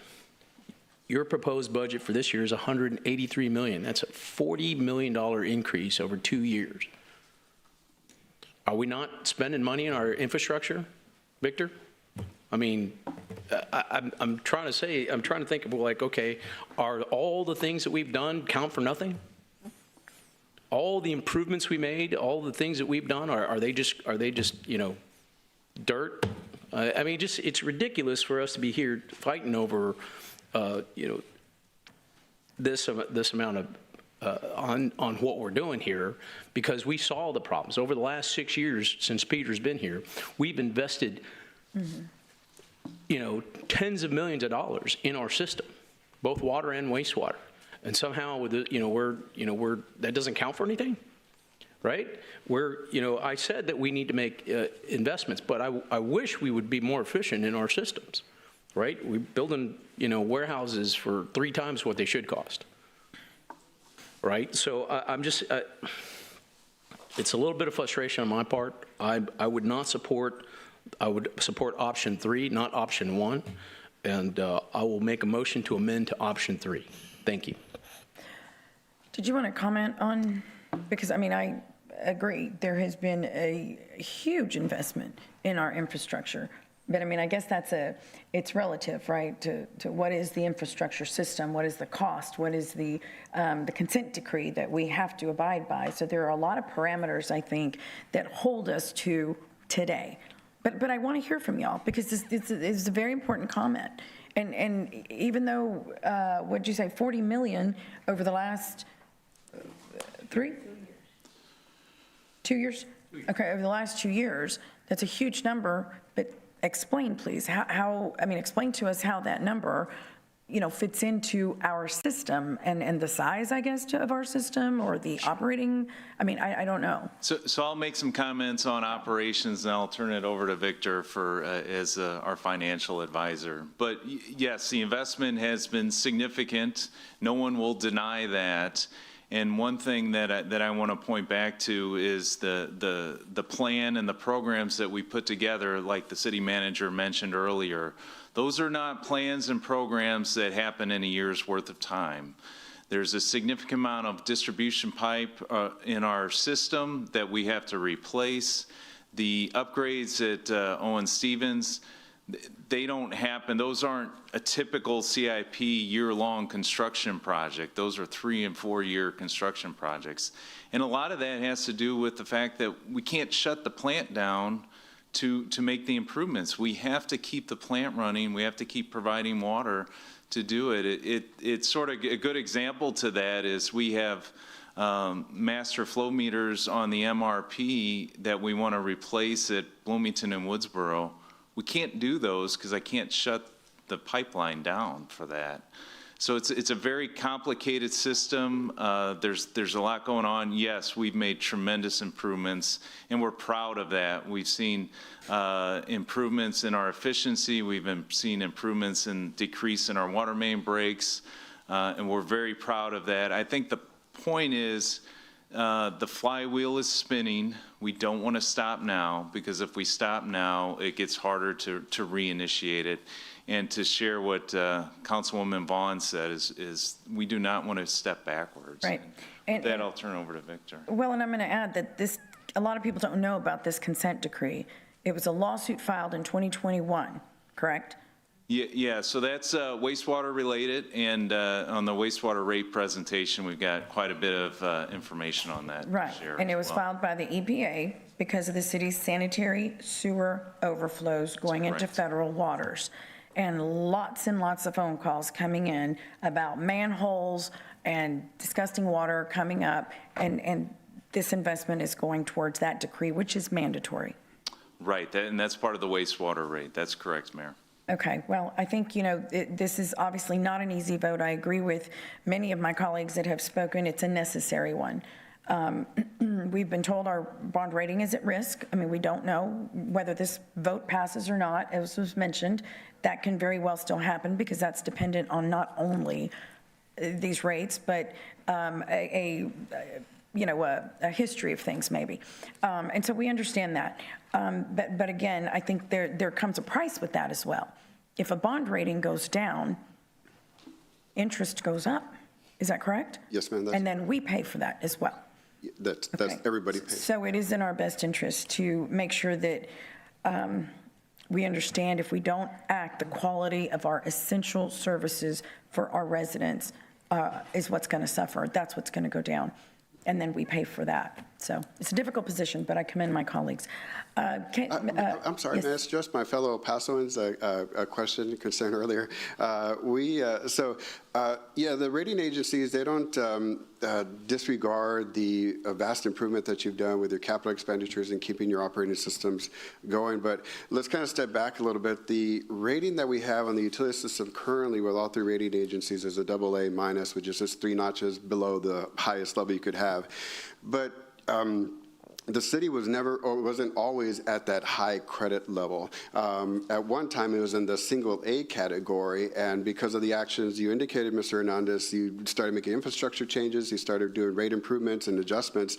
You all ended up improving your rating system. So I just want to put that out there. We weren't always at AA minus. We were at one point below that, but because of the actions you all took, those have been taken into account. If for some reason we do get downgraded for whatever Moody's cites, it's a something that it's not the end of the world per se. It's not, we don't like that. It is going to increase your cost, means that you're going to be able to afford less. But we'll have to start working on a plan on how do we get back up to this high credit rating again.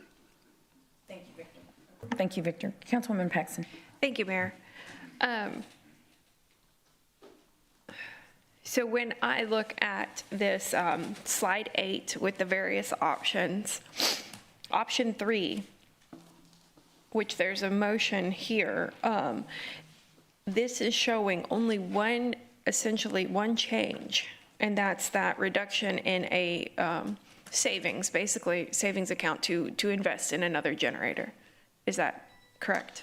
Yeah, the generator replacement function, it is a program. We're working with procurement and legal to develop a RFP, because the goal is to further engage in a rebate structure where we can actually provide power back to the grid as well. So we've set aside operational funding as part of that program with the goal to replace the generators as cost efficiently as possible. Sure, but that's the one project in here that, according to this slide, is seeing a change in order for this option.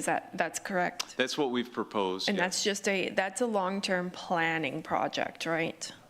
Well, it's not long-term planning because it's within our operations budget for next fiscal year. Sure, but it's not going to impact operations presently.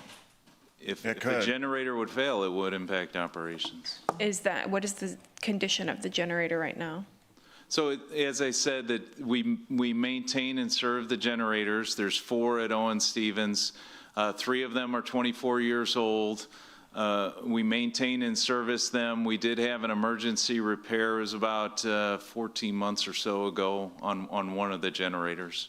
So if it went down right now, are you saying that those generators could not sustain temporary service?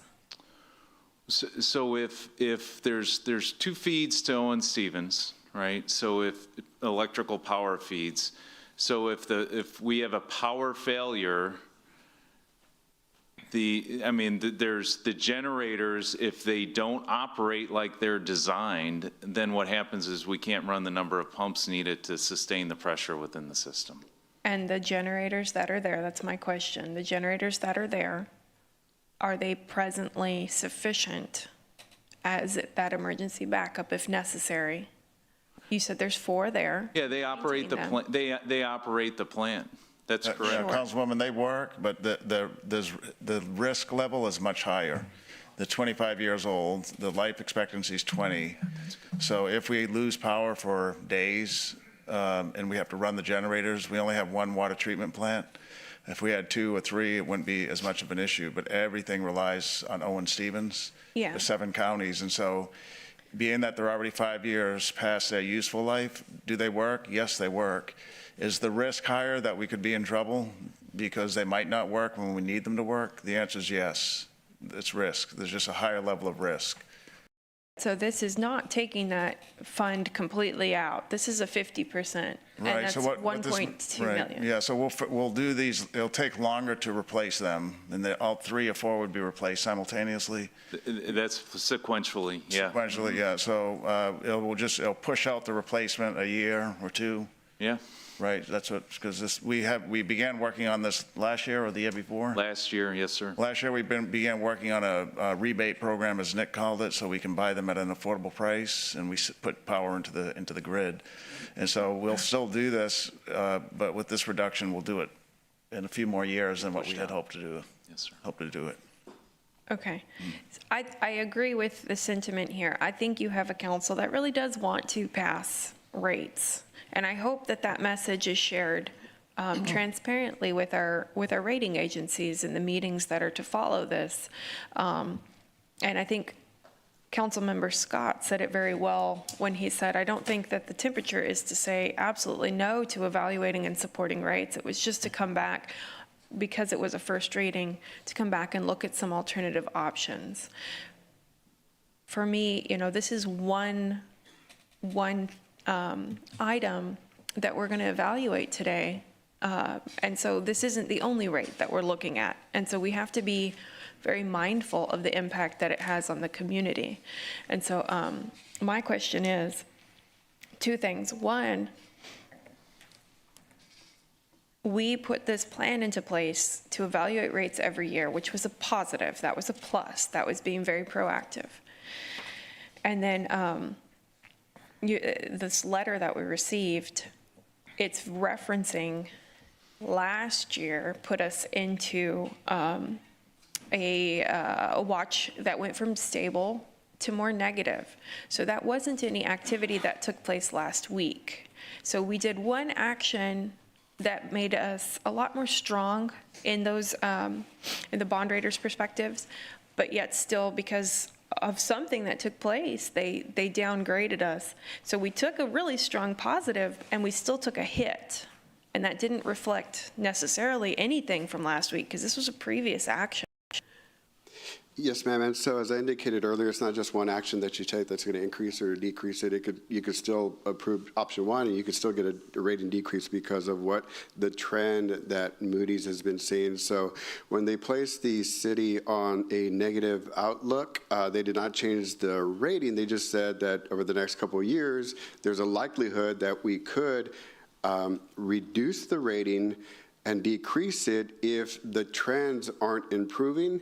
And so the trend that they're particularly worried about is each year when there's a rate adjustment proposed, it's not, just doesn't go through, and rightfully so, you need to discuss and everything, but what they see is, I guess they're not seeing the willingness to continue their rate adjustments, to continue to operate the system and invest into the system whenever you issue bonds for that system. So the operating and the outlook that occurred last year, you're right, it did occur last year, but again, this is based off of trends. What accelerated the meeting date that we already had on the books on October 23rd up 6 weeks was the rating adjustments not being done. And the rating analyst, he's in Dallas and New York, and so they don't know exactly, that it was just going to be a discussion and then come back. And so, but that did trigger them and get concerned to try to move up the meeting as much as possible. So again, it's just more of a matter of trends and not one particular action that you're going to take or not take that's going to impact your rating. So with, having professionals, especially yourself, being an advocate for us, if we look at what we already passed, which was item number 3, our capital improvement budget, stormwater, 11 projects, 11 of those moving forward. Wastewater, 24 projects, 24 of those moving forward. Water, 51 projects, 50 moving forward. Would you not agree that the actions that we're taking, even if we're saying, reduce some of those increases marginally, we are still supporting this infrastructure. We're still supporting the growth and the maintenance and the long-term vitality of these systems. Does this not paint that picture? It is, if you go that route, that's obviously the message that we'll deliver to Moody's. So when they look at the capital improvements, they see this list, and they've been aware of this list for a number of years. It's one thing to have that list and identify those capital improvements, but they recognize, too, that you have to continue adjusting those rates to afford that debt. So the risk on the bond side and your rating side is that let's just say you don't do option 1, you want to do option 2 or 3, whatever it is. From the rating agency's perspective, from the bond investor's perspective, is that they're not looking at each residential classification and the ratepayer. What they're looking at the bottom line revenues and what you have available to continue making your debt payments. So they recognize that the utility system particularly has a lot of upcoming needs. You have the federally mandated consent decree that you have to abide by for like 3/4 of $1 billion already. You're searching for a new water source. That's going to cost money. And so they recognize you have these capital improvement needs. What they want to see in turn is, again, they're not saying that the debt is bad. They're saying that they would want you to enhance those revenues so that you could pay for those obligations when they come up and also have a very strong reserve fund in there. So the risk overall with the utility system, because it's not paid by property taxes, is that we made a promise to the bond investors that our revenues or net revenues after we take care of our system, maintain and operate it, that it's going to be a very specific ratio, no less than 1.15 times. So if you had $115 of revenue, your debt can only be, $100. And so we have to focus on that. But these little decisions are going to impact the total revenue, and their concern is that you're going to start eating into that bond ratio promise that you made the bond investors. And so that's their concern, because they're looking at things immediately and also looking at things long term. So that's why I wanted to ask that message of that question of clarification. With option 3, to me, with this saying it's a 50% reduction in our investment in a generator, a backup generator and that minimizes risk because we have more infrastructure strength there. But with this option, if that's the only change, then we are still essentially supporting the consent decree. We're still supporting all of those other things that we have responsibilities for. Would you argue that's incorrect? Well, I'm not here to argue. I'm just here to relay facts. From your professional opinion. But I guess when we're busy with the rating agencies, again, they're looking at bottom line figures, what's going to impact what's your total revenues looking like, whether you take money from this or cut it here but increase it over here. To them, that's obviously your discretion, but they're looking at just bottom line figures, what is going to impact the available net revenues that the utility system is producing to pay back the bonds that we have outstanding and the bonds that are looking to hopefully sell based off of that capital improvement list that you had. So in our view is that any reduction from the proposed rate adjustment that the rate consultant and the staff proposed will obviously be less. And to us, we're just looking at the overall bottom line figure. The rating analysts aren't going to look at, well, you didn't get a generator, so that's good or bad.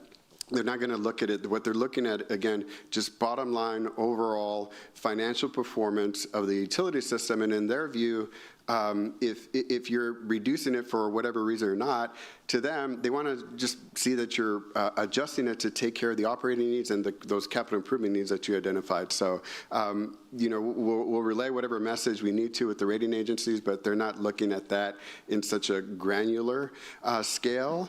They're looking at the overall financial health performance of the utility system. I hope that helps.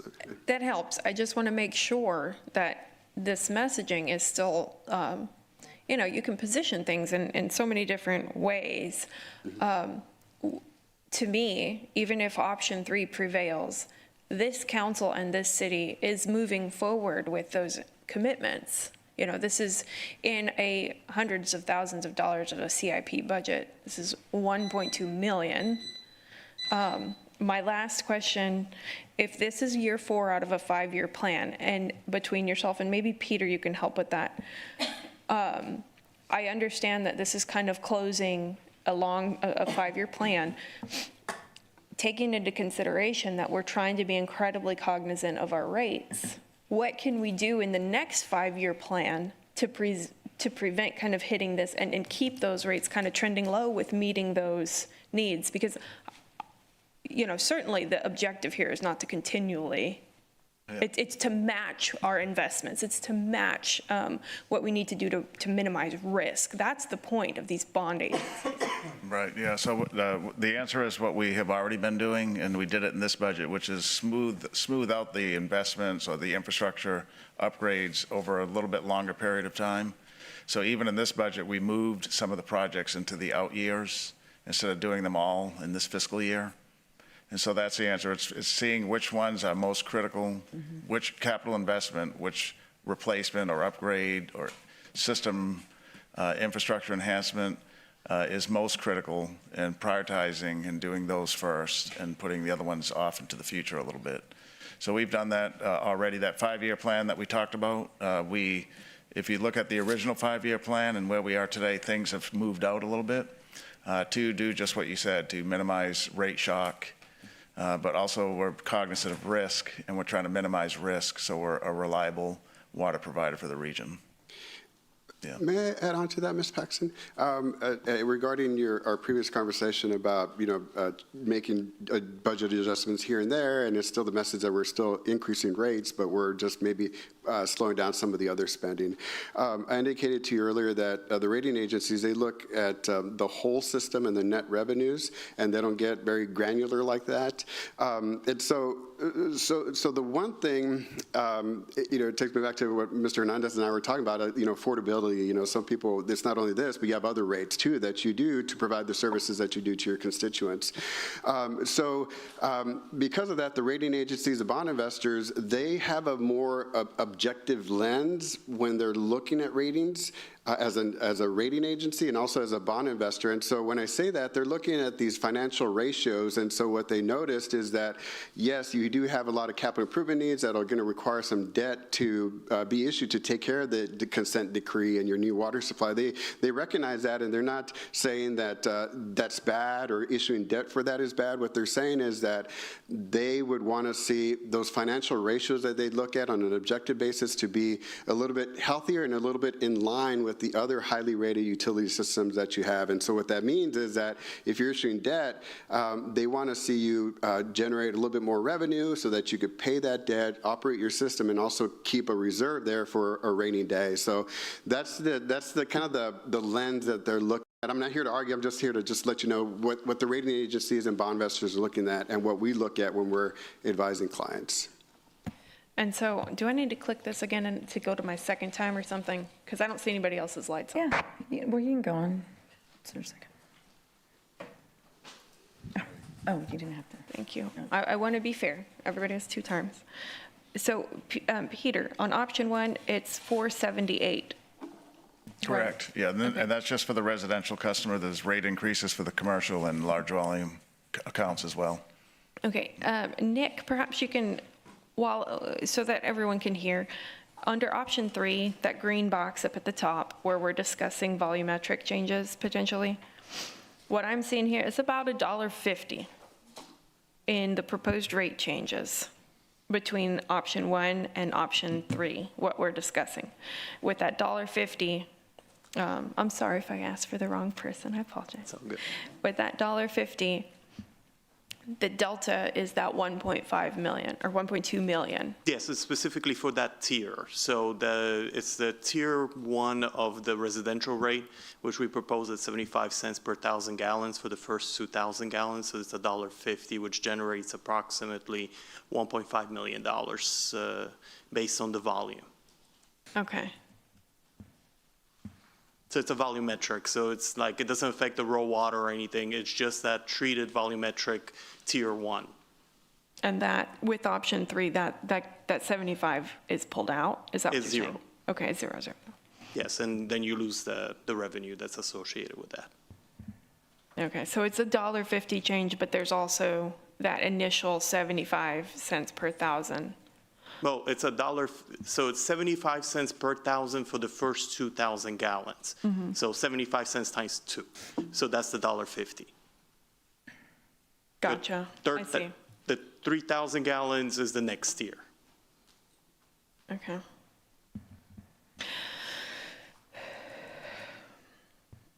Okay, well, I do support investing in the department 100%, and I do, again, I echo what Mark said. I think the council certainly wants us to be realistic in our support of rate changes as necessary, and we're very cognizant of the bond rating.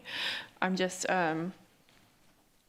basically, to me, it's looking, $1.50 impact for this one half of an investment on a project, which I think the generator is very important, and I think at 1.2 million, there's perhaps other alternatives that we can evaluate for that.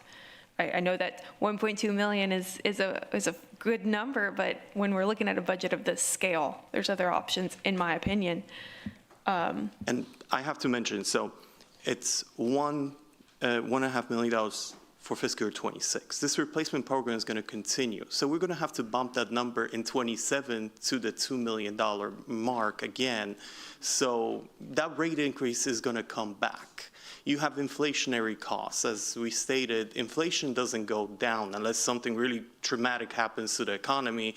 We anticipate inflation going up. So there's always going to be upward trends for the rate, because we're recovering costs, right? So we're not making a profit that we can say one year, oh, we're going to cut into our profit, right, and not increase the rate, right? It's one for one. If our costs go up because of inflation, debt, any reason, right, our rate has to go up, constant thing. So to say that, and then volume is another big one, right? If you have less volume, your rate is going to go up because it's cost over volume, because we charge per 1,000 gallons, right?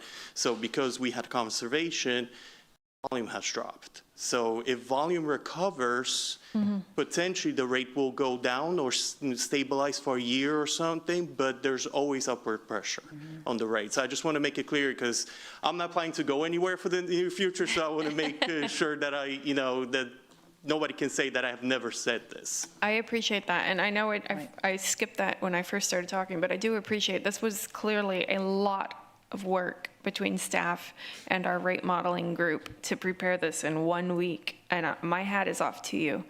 But I just want to say, I do support what we need to do for the vitality of the system, but to me that the opportunity cost of this 1.5 increase in conjunction with all of the other ones, $1.5, I apologize, let me be more clear, and finding that 1.2 million in maybe a different type thing, so we can continue to invest in that without putting it onto the rate payers in this form, is my argument there. And so I do sincerely hope that those sentiments and all of our efforts at a diverse water portfolio is what's communicated in these meetings. And so I'll second the motion on the floor. So Gil, was that your motion? Okay, to go to option 3. Okay, we're going to go ahead and open public comment. Would anyone in the audience like to comment on item number 8? You know what, if y'all can go ahead and come, just so we know who's going to come in, you can just stand there in line. Yeah, thank you. Go ahead. Mark Minster, Corpus Christi. I don't like any of the options, so I'm not recommending any of them.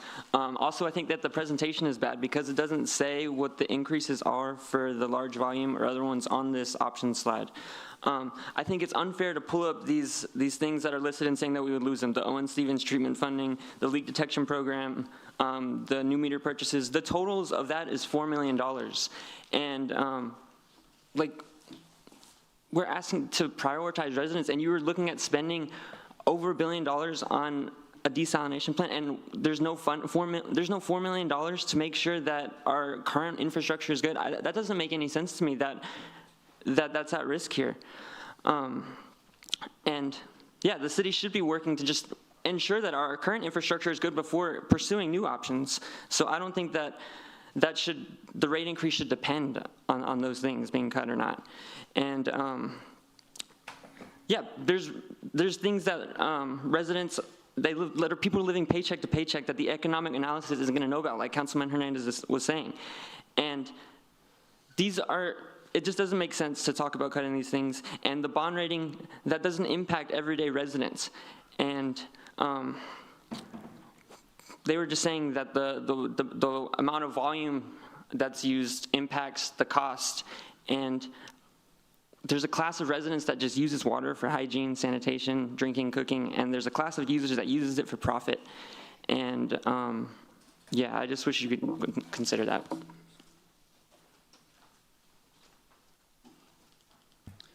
Steve Klepper, Corpus Christi. I watched last week's council on this part probably 3 times, and I was truly amazed at the response by the city when you all voted 6-3 to not approve the rates.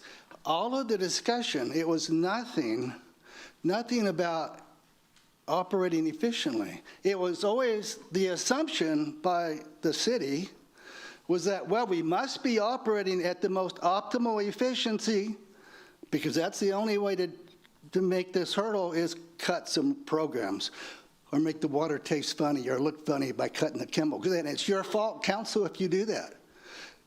So I suggest you kind of look a little bit harder, and I know Councilperson Paxton was suggesting, and I know Councilman Hernandez, and he was the first one to talk about efficiency. I didn't hear any deficiency discussion by the city water department defending, we are already operating efficiently, and here's why we can say that. How about staff, optimal staffing? I used to work for the city. I know that there's a lot more city staff over there than there were before, a lot more. Perhaps you could free some positions. Drew's leaving. There's some money there. It's not going to pay for a whole lot, but there's some potential there. I'm not discrediting the staff. I know personally a few of them. I know Camille. I have the high regard for him. But I think you can really look a little bit harder, and the staff should not box you in with these little programmed decisions here. Thank you. Thank you. Good afternoon, Dr. Carl Sorrell, Corpus Christi. I am a pediatrician in the community. I'm also the current president of the Nueces County Medical Society, and I'm here on behalf of the Nueces County Medical Society. While we understand the need to manage costs and keep rates affordable, options that eliminate fluoride would pose a great public risk, especially to our children and to our underserved community. We know this because we've seen it before. In 2011, the city eliminated fluoride from our water system, and within a year, we saw a 50% rise in dental surgeries for severe cavities within our community. In fact, that's how we picked up that we were not seeing fluoride in our community. Let not this be another Flint, Michigan. So this is not speculation. This is documented history of our community. Fluoride remains one of the safest, most effective, and most cost-efficient public health measure available. It is highly regulated, and it is highly recommended by the American Academy of Pediatrics, the American Dental Association, and the CDC, and virtually every major health organization. It is also cost-saving. If we remove fluoride today, we save money on water operations, but we will pay for it far into the future in avoidable emergency dental costs, lost school days, and preventable suffering amongst our children. For our community's most vulnerable families, those without reliable access to dental care, fluoridated water is the only source of cavity prevention. Taking away that widens health disparities and shifts the burden of disease back onto those least able to bear it. So on behalf of the physicians of Nueces County, I urge you, please, let not short-term budget pressures jeopardize the long-term health of our community. Protect our children, protect our underserved families, and preserve fluoridation in Corpus Christi water supply. Thank you very much. Thank you.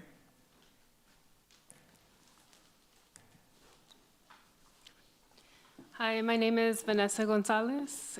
Hi, my name is Dr. Sukor. And we're pediatricians. She's a pediatric resident at Driscoll Children's Hospital. We like to just echo Dr. Sorrell's comments regarding the urgency of keeping fluoride in the water supply. And so we urge the city council members to please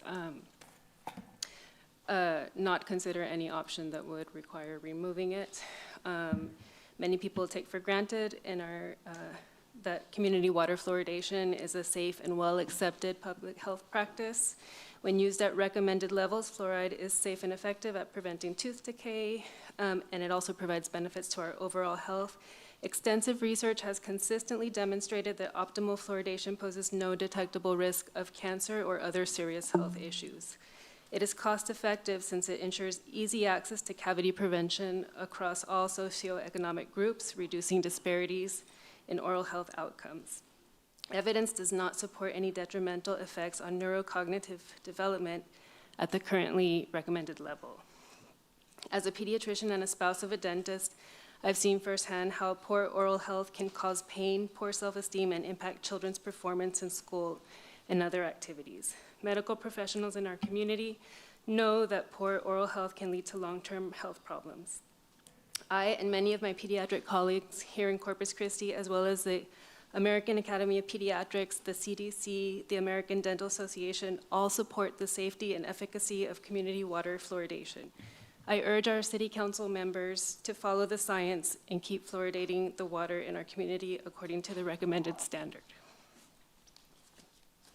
Thank you.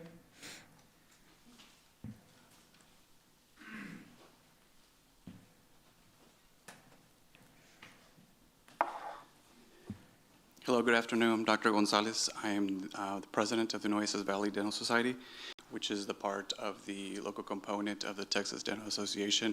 I'm passing out the letter that was sent out last week, so I'm putting a face to the letter and just kind of reiterating the points that my colleagues have made on fluoridation.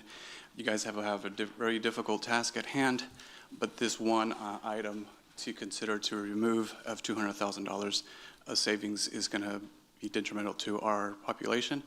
As I mentioned, it is to help the most at risk, kids, people access to dental care. And it was in 2011 where the fluoridation had stopped. It was proposed in 2015, it was brought up in 2015, and it almost took 12 to 18 months to be repaired. Also consider if we do remove the fluoridation, what is it going to cost to re-implement it later down the road? More cost. So this is just some topics on it. This fluoridation was first brought up in 1945, the research project in Grand Rapids, Michigan. It took about an 11-year study, and they all showed 50% reduction in decay. This is the most common chronic disease in children and adults. It all can be prevented, which is simple mediation or supplementation of our water with fluoride. So thank you for listening to our Thank you.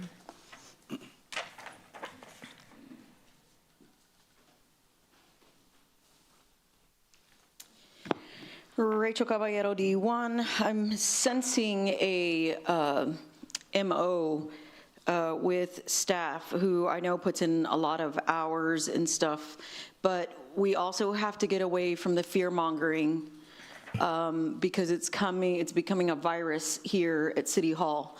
We have to just be honest with the situations that we're in. I wish one of our citizens, Mr. Arguita, was here because he would say that our credit rating is like people's credit ratings, fluctuates, especially whenever you have individuals that are overspenders and they don't know how to control their spending.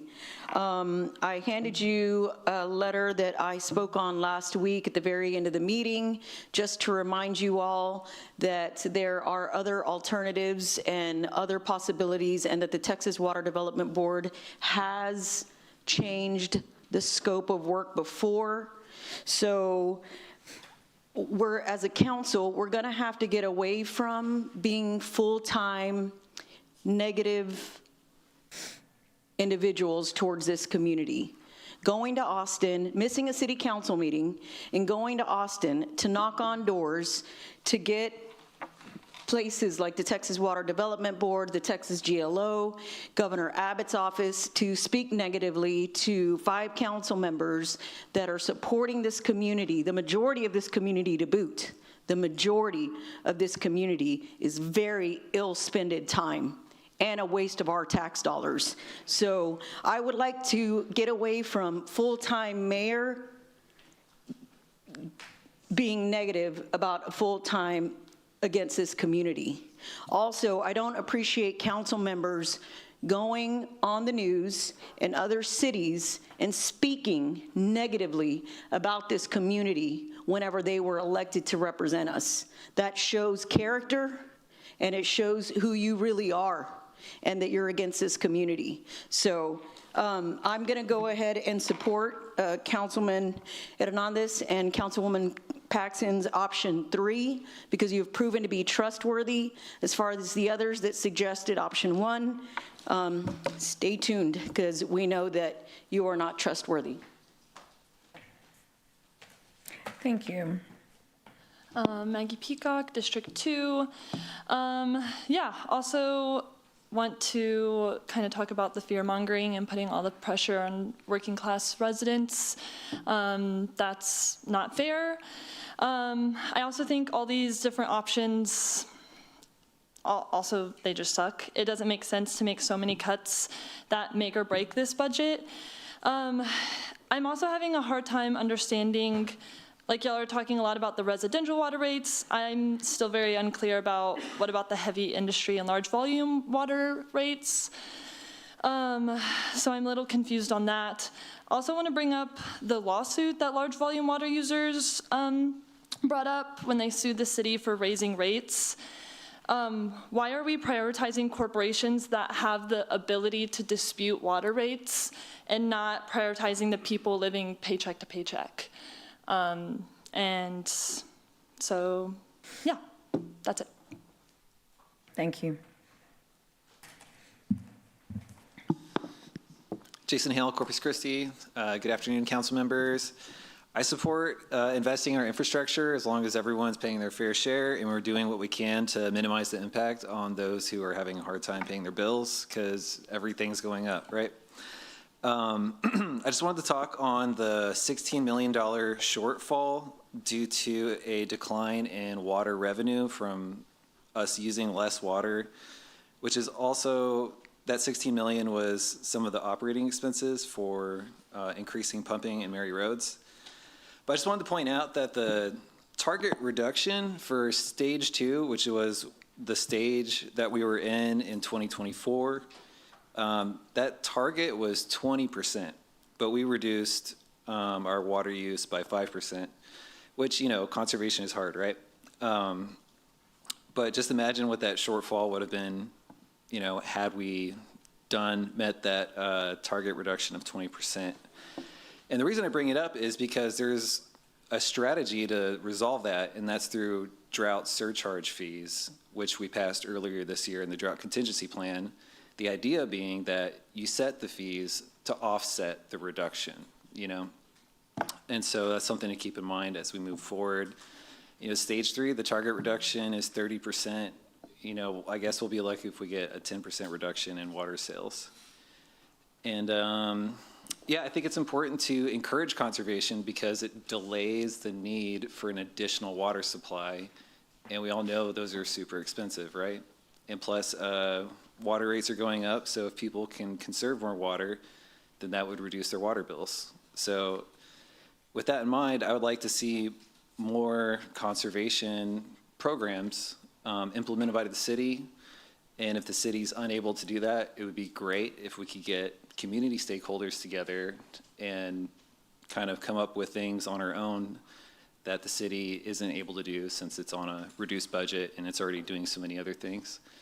And I think that would be a really good strategy because we could also get private funding to support some of those programs like rebates for replacing inefficient water fixtures. Anyways, that's it. Thanks. Thank you. Anyone else? Public comment on item number 8, I'm sorry. Do we have one more? Councilwoman Vaughn. Nick. Well, Councilwoman, if you'll allow me, I'm going to go ahead and close public comment. And you ready? Okay. You know, it is really hard sitting up here every day and getting criticized. It just is. We're danged if we do and danged if we don't. I didn't cuss, by the way. So it's just really difficult. And so I sit and I look at the staff. And I know how hard it must be to come in here every day. And I don't think people realize how hard y'all work. Y'all work late hours. You go to public, different things that you guys do. And so I think when you're called upon and you're saying, well, we didn't talk about efficiencies, and I appreciate the comments, but I think you need to, before I do that, the generators are so important. I know that some of you don't realize how important they are. I'm from the oil field, so I understand what backups are. The more backups you have, you never know what's going to happen. That is our only facility. So if you could have 2 fail at one time. We don't know. We don't know that, but we should be prepared just in case that happens. But can you explain how efficient you guys are, or maybe not? So quick comment about the generators, and I'll get into efficiency. A point I would like to make is, so the replacement of one new generator, if we just bought it new and outright, it's about $5 million.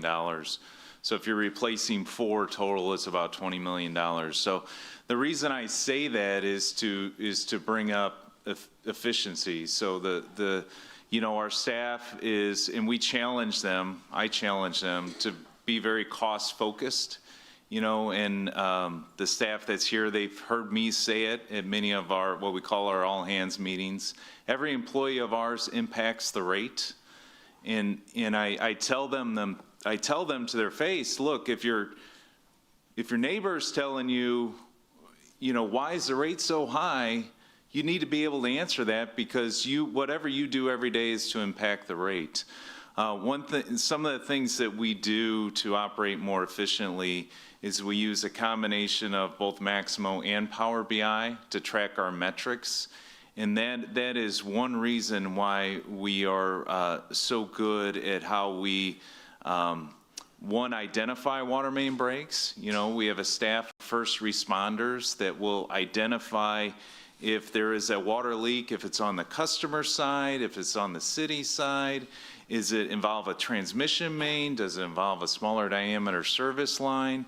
That initial analysis, Wes and his team have done a great job of diagnosing those problems so that we can move the right teams out there as quick as possible.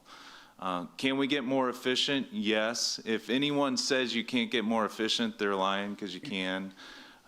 We work hard in an effort of continuous improvement. I think the department's come a long way since I've been here, just the past 4 years, and we'll continue to go even further and get even better. I'm committed to that. And the reason I have no problem saying that is because the staff that I work with, in my 25-year career in the water industry, this is the most dedicated, most hardworking staff that I have the pleasure to work with. Yeah. Well, we appreciate you saying that, because you're right. There's a team behind. I mean, you're the front man now, but there's a team behind that does so much, and we do appreciate it. And I think, obviously, we don't hear from everyone. We hear from other people in other ways, at the grocery store, by email, by phone calls, your neighbors. So we appreciate everybody's perspective. But yeah, I remind council that there's a positive to this as well. And we certainly appreciate everyone who works on it, because if you didn't, imagine where we'd be. So thank you.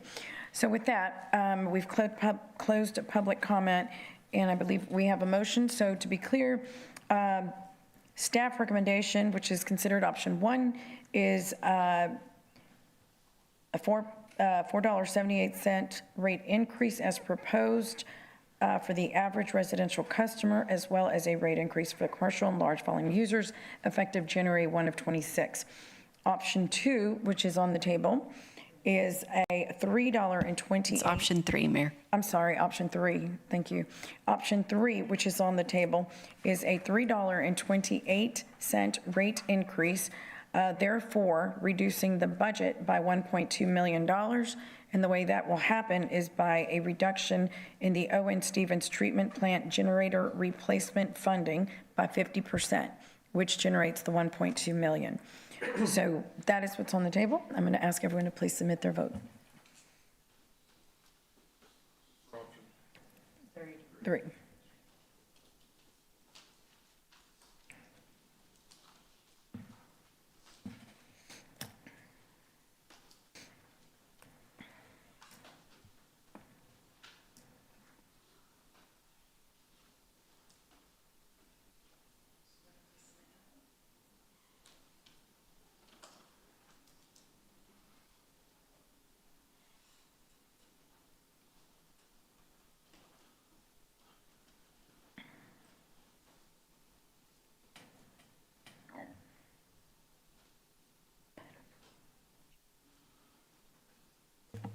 Rebecca?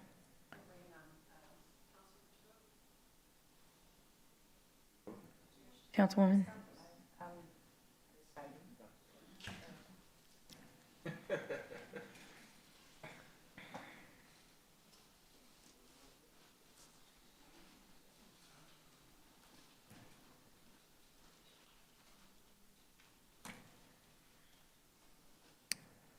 Okay, the motion fails. Wow. Staff recommended option 1. Second. Okay. We have a motion and a second to move forward with what staff recommends. Option 1, please submit your vote.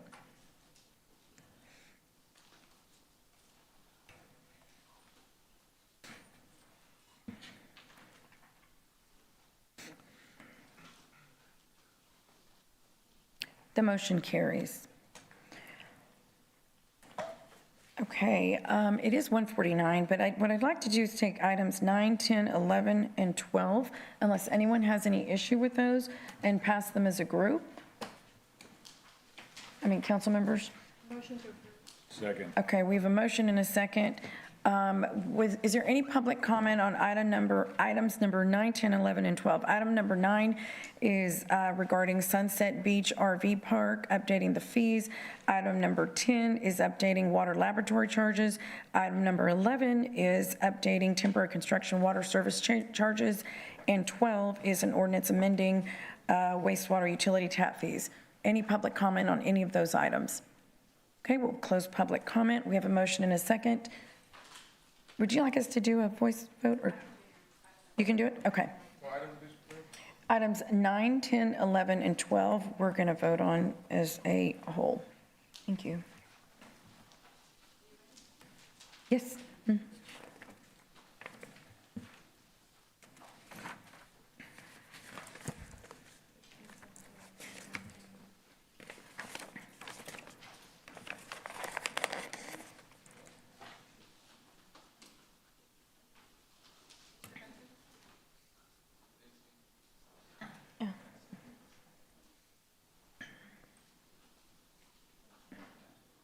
Okay, the motion carries.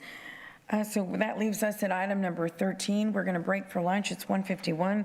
The council will go into executive session on item 41 per Texas Government Code Section 551.071. We will return.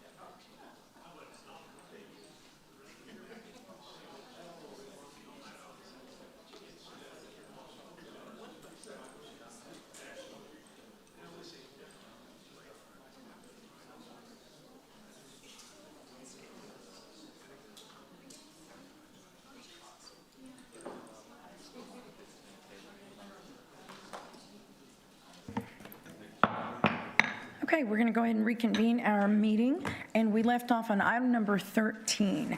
That is a one-reading ordinance amending Corpus Christi Code Section 55-100 to update wastewater rates effective January 1, 2026. Good afternoon, Mayor and Council. Nick Winkleman, Interim COO, CCW. We've got a recap PowerPoint. I would like to state that staff recommendation is to proceed with the wastewater rates as proposed last week. First slide is a wastewater rate analysis from fiscal year 20 to fiscal year 26. During that time period, the residential wastewater rate has increased 2 times and remained consistent or the same 3 times. As the mayor pointed out earlier in the day, the consent decree was negotiated and it began in January of 2021. It's a 15-year agreement.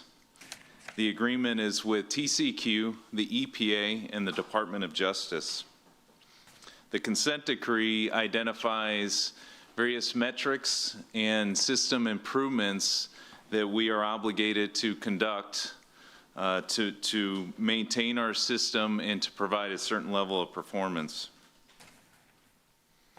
The proposed rate increase for fiscal year 26 reflects an increase over fiscal year 20 levels on an average of 3% an increase per year. By comparison, if we use the rate of inflation over the same period, it'd be an overall 24% increase.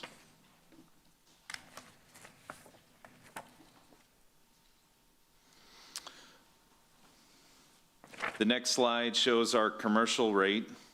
As you can see, that has increased 3 times over the same time period, and it remained consistent 2 times. I would like to add that the wastewater rate, our goal is always, just like water, to provide a cost of service. That was initiated when we brought NewGen on board and began recalibrating and redoing the complete rate model. Slide 4 shows the key drivers in the wastewater rate. So we have had a decline in water usage. There is a 4.8% consumer price increase for water and sewerage maintenance. This is a specific CPI again for water and sewerage maintenance. We've had additional debt service, which is no surprise. We've got large capital projects at the Oso wastewater treatment plant. Council supported a large project at the Greenwood wastewater treatment plant as well. And we've got ongoing consent decree operations as well as many improvements at our 107 lift stations and the remainder of our 6 wastewater treatment plants. The rate structure for wastewater is based on a minimum charge and also a volumetric rate. Just like in water, the wastewater budget, the operations budget consists of both fixed and variable costs.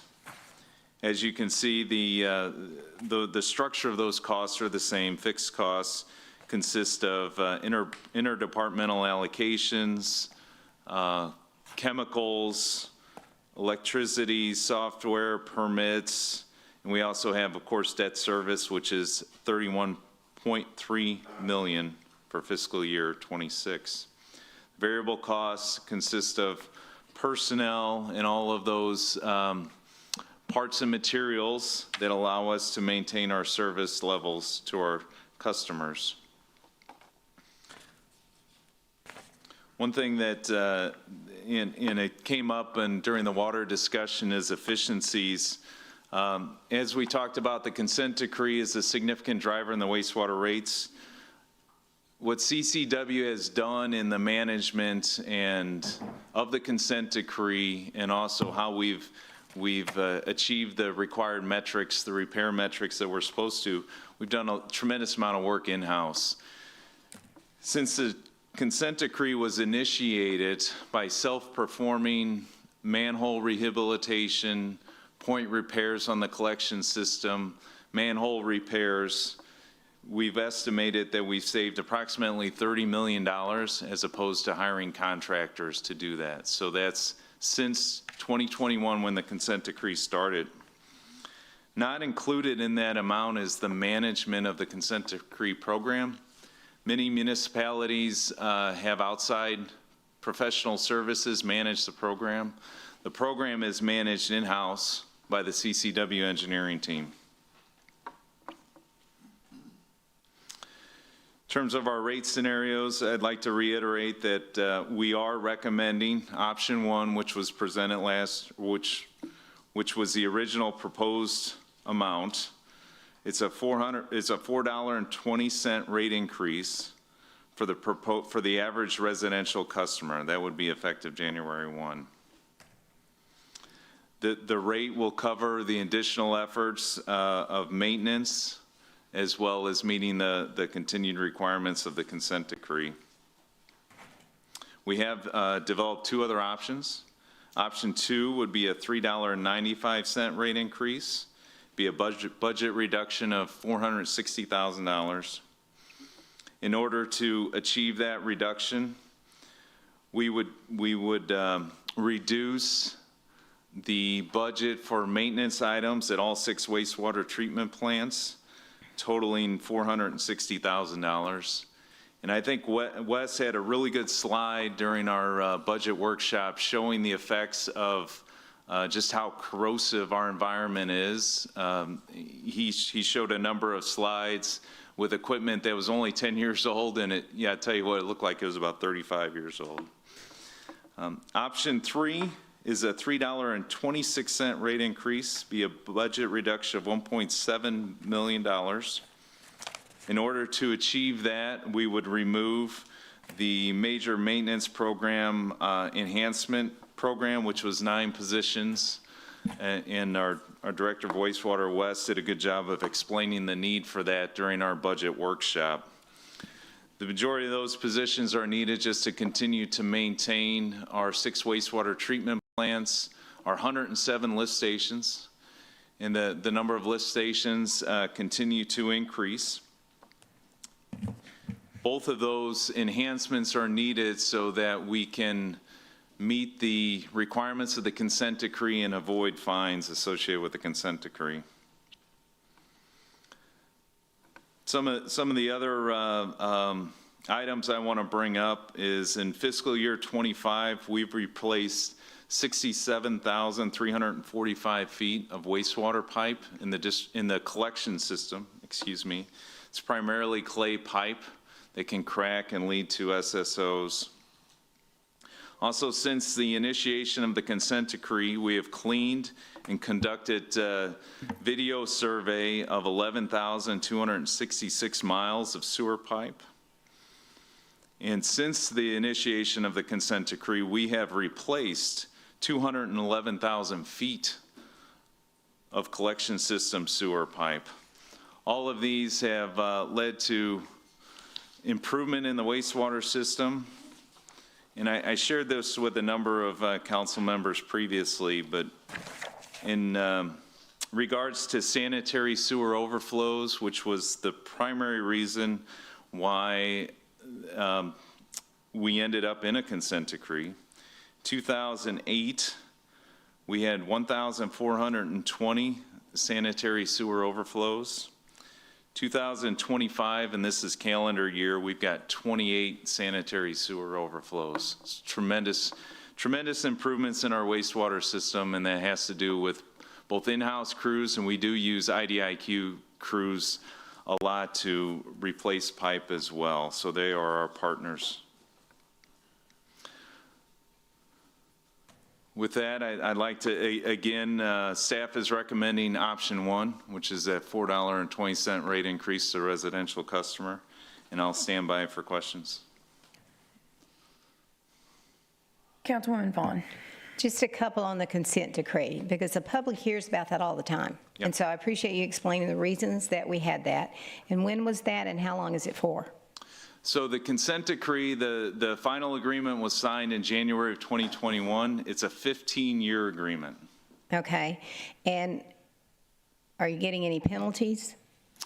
So there's a fine associated with every single SSO. So we've got. Okay, let's say what SSO is, or SSL. Oh, yeah, thank you. I'm sorry, I get ahead of myself. I hate those acronyms. An SSO is a sanitary sewer overflow.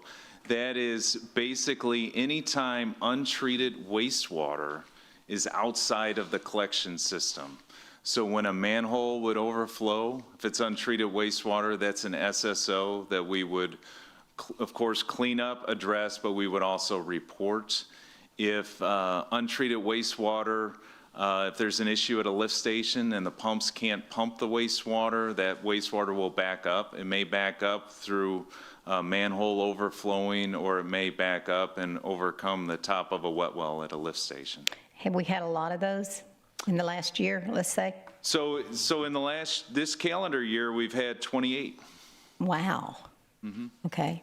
Which is very low. Like I said, in 2008, we had 1,420. We've certainly improved. Absolutely. So you have to continue replacing all of this stuff. You're not there yet.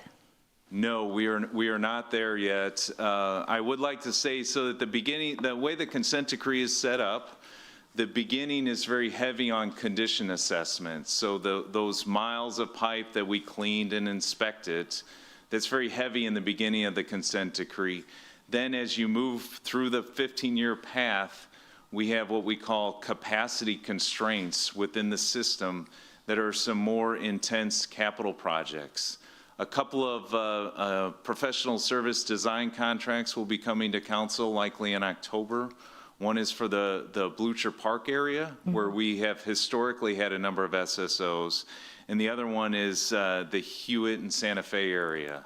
So those design projects will alleviate what we call capacity constraints and alleviate the sanitary sewer overflow. Okay, since it's very obvious that y'all have done so much work compared to what you told me there were and there are now, have we done anything to say, hey, can we get out of this consent decree? Can we get out of there early? Miles, I guess that would be for you or Mr. Simone. Yeah, we have to submit, Miles submits something every year, but we're going to talk with Nick and myself and Miles to see if we should ask this year, can we get out of it? Okay. Yeah.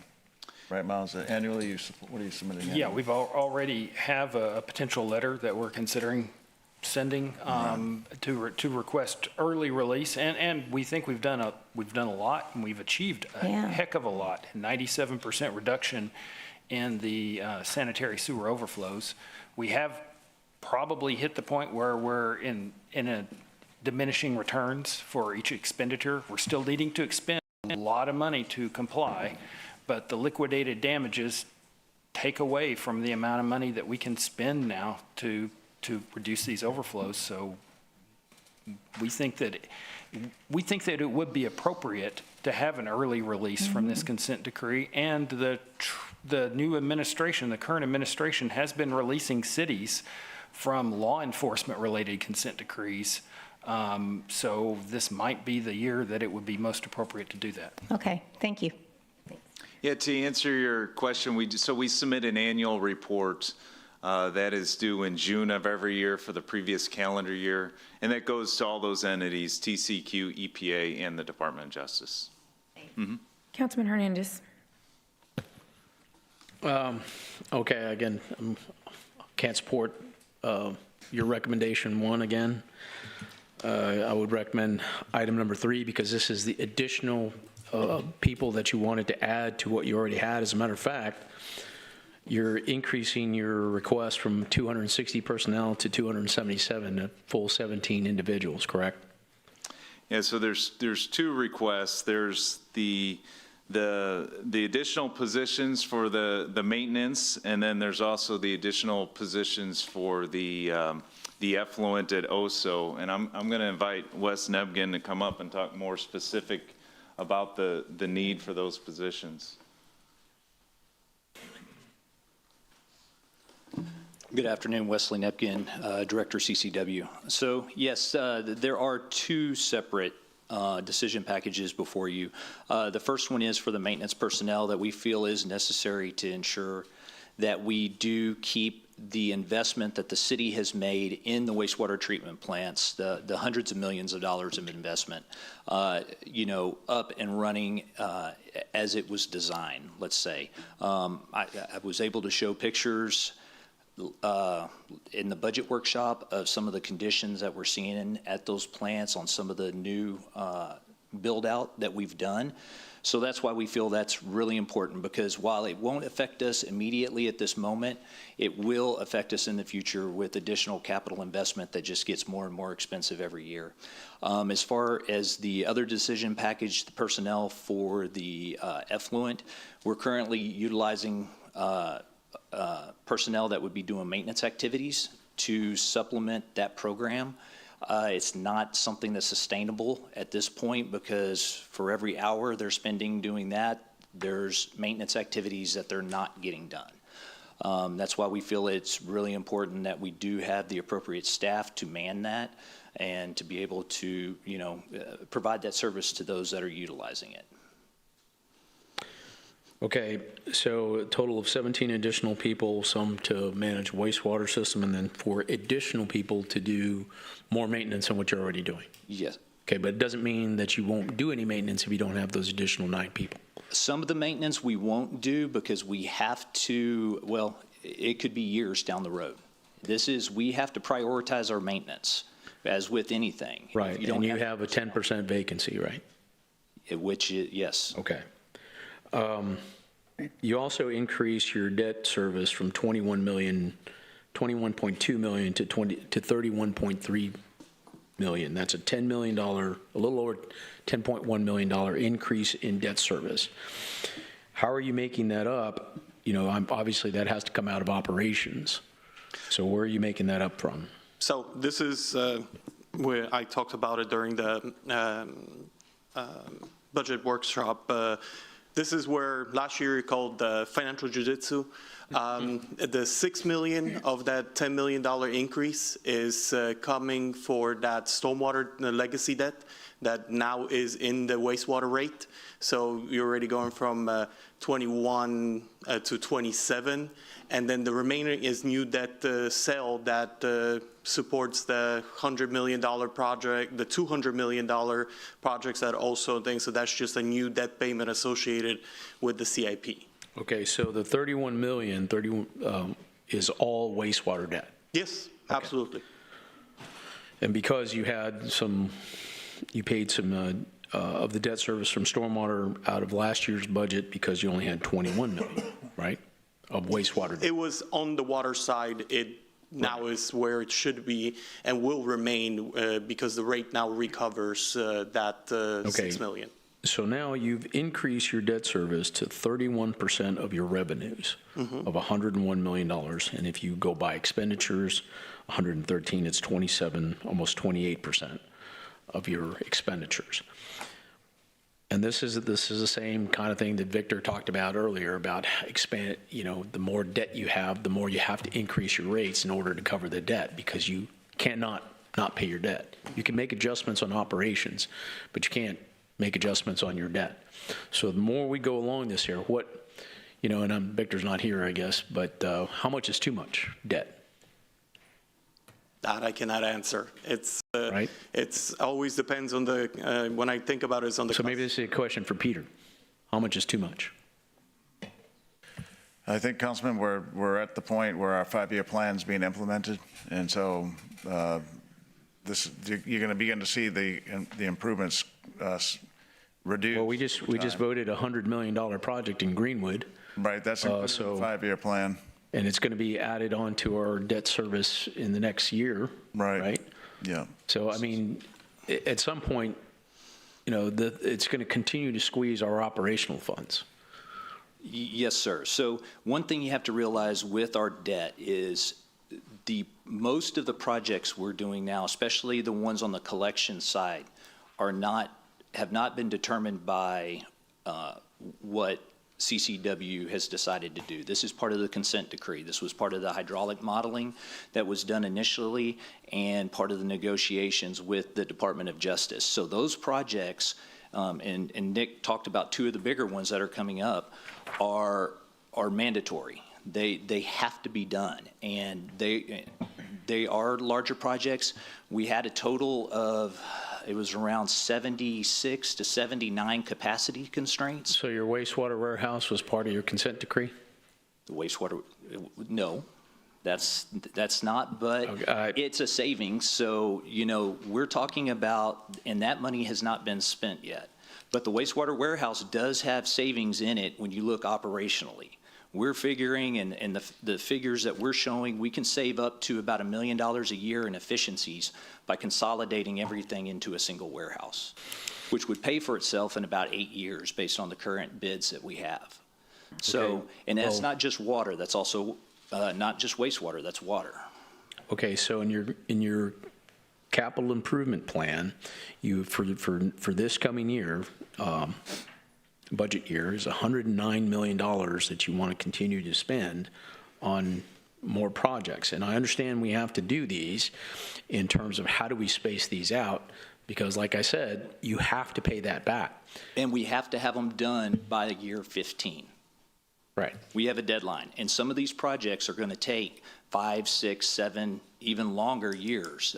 The Blucher project and... But I thought you told us we were ahead of schedule. We are on certain items like televising, and we're still ahead of schedule. Okay, with so what we're doing, but when you start... I want to get across here that, this money has to come from somewhere, and it has to come from ratepayers. Yes, sir. Right? So as long as you understand that what you're asking us to do is to obviously we acquiesce because we were, threatened by Moody's that we're going to lose our rating. Thank you, Victor. So, and now this is similar. Now, this one's less of an issue, and I understand you want more people to do more work. And even though you have a 10% vacancy, you're pushing us, you're putting us in a situation where you're going to continue, this is going to continue. And, I don't want to put us in a situation where Councilman, excuse me, we're not putting you in any situation. We're recommending best professional. You all have to vote. Do we want to do the staff's recommended work or not? And we're here to do either, to do what we think is right if you approve it, and if you don't, we won't do it. We're telling you our professional opinion. Okay, Peter, I understand that, but, we got to pay for this. Right. I don't know if you think this money is just going to appear out of thin air. We know where it comes from. Okay, well, that's why I'm frustrated with this, because I've been saying this for years. Right. That we're putting ourselves into a lot of debt that we're going to have to pay for, and future councils are going to have their hands tied because they can't not pay the debt. Understood. And they'll have to make tougher decisions, and we'll be sitting here, I'll be sitting drinking coffee somewhere. I'm like, oh, tough for them. Yeah. Right? Yeah. No, that's unfair to them in the future. Right. For future councils. Right. Okay. Okay. So I would go again with the recommendation number 3. Let's pull back a little bit. Let's make sure that we are living within our means. I know there has to be an increase because we have that consent decree, but we have to live within the means of what we can afford. Not everybody can afford these huge increases. Industry doesn't help with this. This is all on the residents of the city. There's nobody outside of the city limits. And we've increased this, just from 2020 expenditures from 2024, from 78 million, almost 80, to 113. Right. It's part of that, again, it's part of the 15-year. The alternative is to be sued again by the federal government, or to have. Oh, no, don't go there. Come in and take over the project. Don't go there. It's like saying we're going to have to cut police and fire as well. Nobody said that, but we got sued by the federal government. We're going through a 15-year consent decree, a mandatory have to do work. But he said we were ahead of schedule. Yeah, but still, we have to fix the system. Okay, but I'm just saying, you got to pace yourself to make sure that we utilize all 15 of those. That's what we're doing. Yeah, they're ahead of schedule on some operating things. That's right, and if I think we investment. That's right. We've done a very good job, and like I said at the beginning of the presentation, of doing all that work in-house. We've saved over $30 million to date. The other point I'd like to make, Councilman, is in 2020. My predecessors made a presentation to council on the rate impact of the consent decree. So at year 10, it was estimated that the wastewater rate at year 10 of the consent decree would be $85 a month for an average residential customer. I think we're trending less than that, and that's our goal. And it's, in my mind, I think that's significant because of the historic inflation in consumer price index we've seen. Okay, so, I understand we want the enhancements. Again, there are enhancements on those 9 extra individuals. Like I said, you could probably manage with it, having it, hiring the people, the 26 people that you have vacancies for. I would recommend option 3. Thank you. Okay, thank you, Councilman. Nick, could you tell me real quick, how many maintenance positions in the effluent, what's the breakdown? So it was 9 for the maintenance positions and 7 for the effluent positions. And 7. Okay, and on, Wes, you mentioned that or maybe Peter, no, Wes mentioned that there are certain projects within the consent decree that have some milestones. But we said we have a letter ready to go out saying, can we get out of it? So how does that work? Miles has an annual report that we submit as part of the consent decree. Miles brought to our attention the option that we could ask to be released from the consent decree. It would not result in us not doing our capital improvements, because those have to be done. It's just, we wouldn't be paying fines of $100,000 or whatever it is annually. I see. Yeah. Yeah, and this year, we pay fines for a couple of major reasons in the consent decree. One reason is sanitary sewer overflows. We pay for each sanitary sewer overflow we have, so we have to invest in the system to reduce the SSOs. And we also have to pay for excursions at 3 of our plants. So each excursion, and an excursion is at a plant is where we have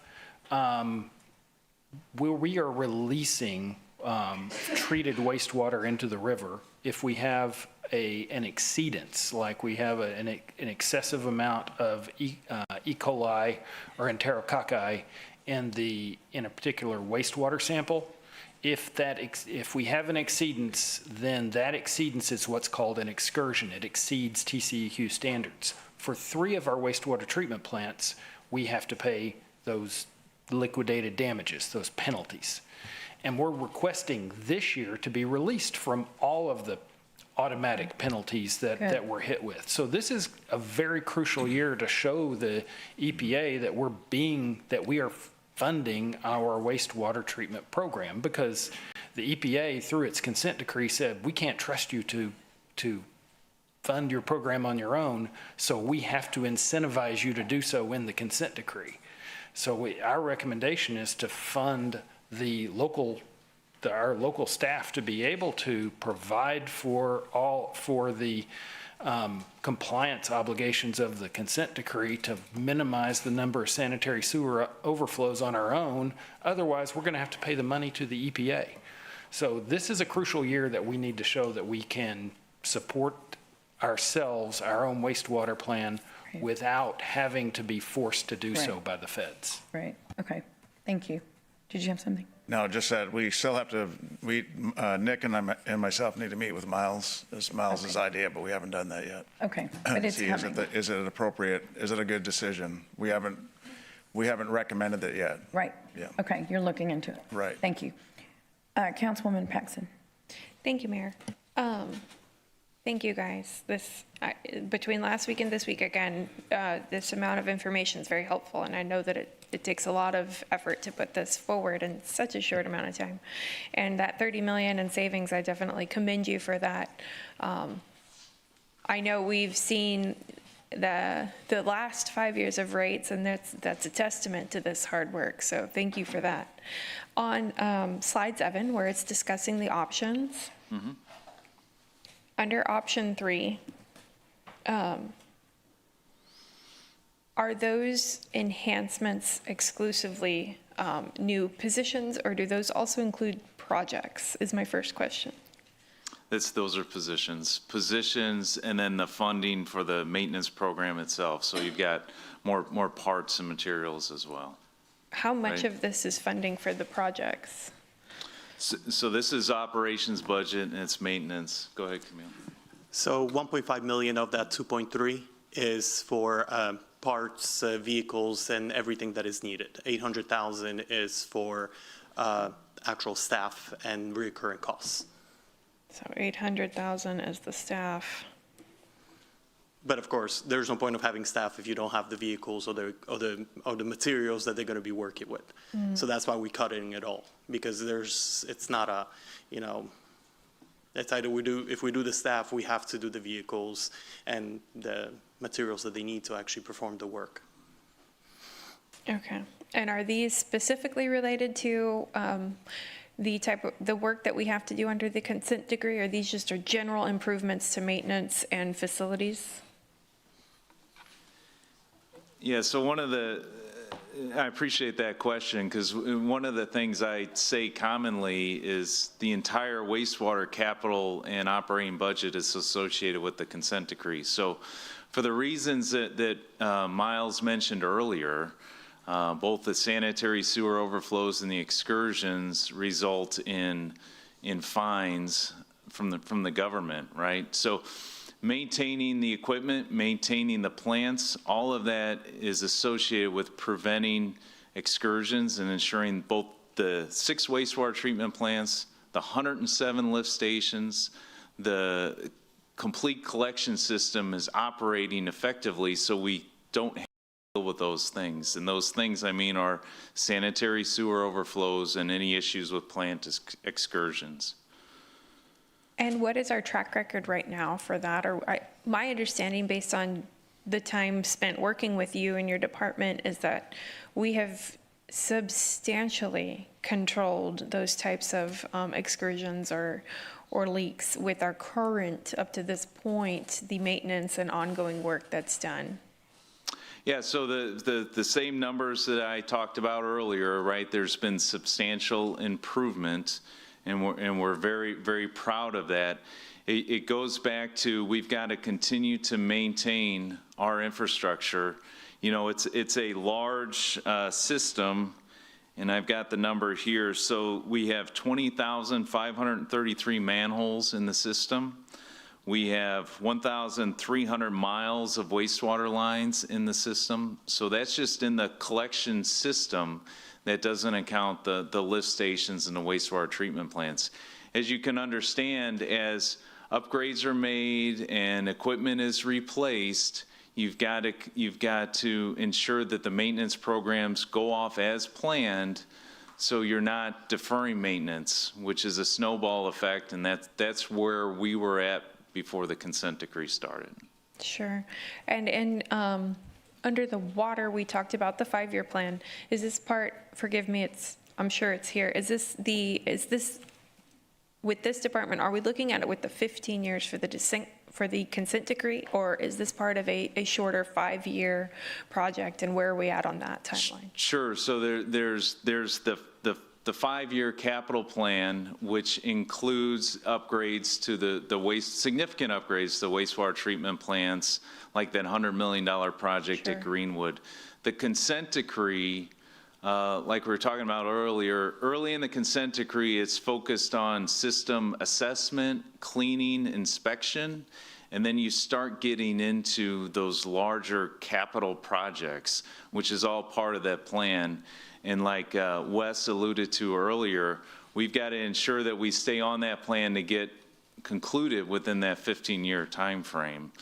I would say that the majority of consent decrees within the state, I would say are 10 years, and that's right, correct, Miles? The consent decree that the EPA tries to push on everybody that they want a consent decree starts at 10 years, and 10 years is a very aggressive program. And because of the aggressiveness of a 10-year program, you end up with a very fast, if we'd gone with a 10-year consent decree when the EPA wanted it, our rates would probably be double what they are right now. So that's why we negotiated with the EPA for 10 years before we would execute the contract, and then we received we negotiated for 10 years, and then we did a 15-year decree. We actually started implementing what they would require prior to the actual requirements being in place, because we needed to get ahead. We did get ahead, and now we are reaping the benefits so that we haven't had as high of an increase in our consent decree obligations as we would otherwise see, but we're still going to need to pay, otherwise we're going to be paying on the liquidated damages side. Okay. On the slide here, it could be a typo, but in case I missed it in your presentation, it shows budget reduction 1.7 million, and then the in the larger box it says the 2.3. The 800 plus 500, of course, matches the 2.3. But did I miss a portion there? No, you didn't. So it's a $1.7 million reduction.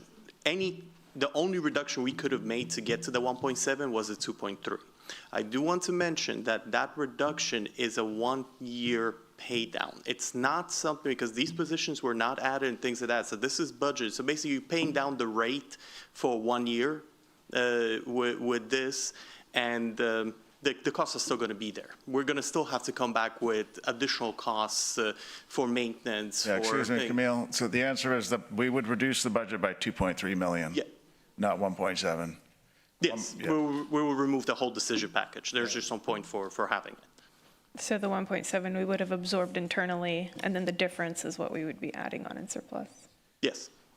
Right. Okay. Okay. Thank you for your clarification.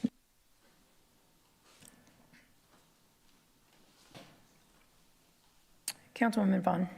Real quick, you said you had 25,000 manholes in the system. Correct. How often are y'all cleaning them or maintaining them, whatever y'all do? Sure. So Just about. I'm sure you have a schedule. we have our cleaning program, and it's based upon historic sanitary sewer overflows. It's based upon flows in the system. So, and maybe Wes brought it up earlier, but we have a hydraulic model that shows sort of where the pinch points are in the system. So we watch that closely. Additionally, the other component to all of this that we really haven't talked about is understanding where the restaurants are, right? Because grease is a horrible, horrible thing to introduce into a wastewater system. And those areas require quite a bit more cleaning than other areas. So it's where we really look at the entire system. We utilize Maximo, and we use also Microsoft Power BI to track and plan those work orders. And you've done really good on the overflows, but could part of that be that we're not having as many as because we haven't had rain?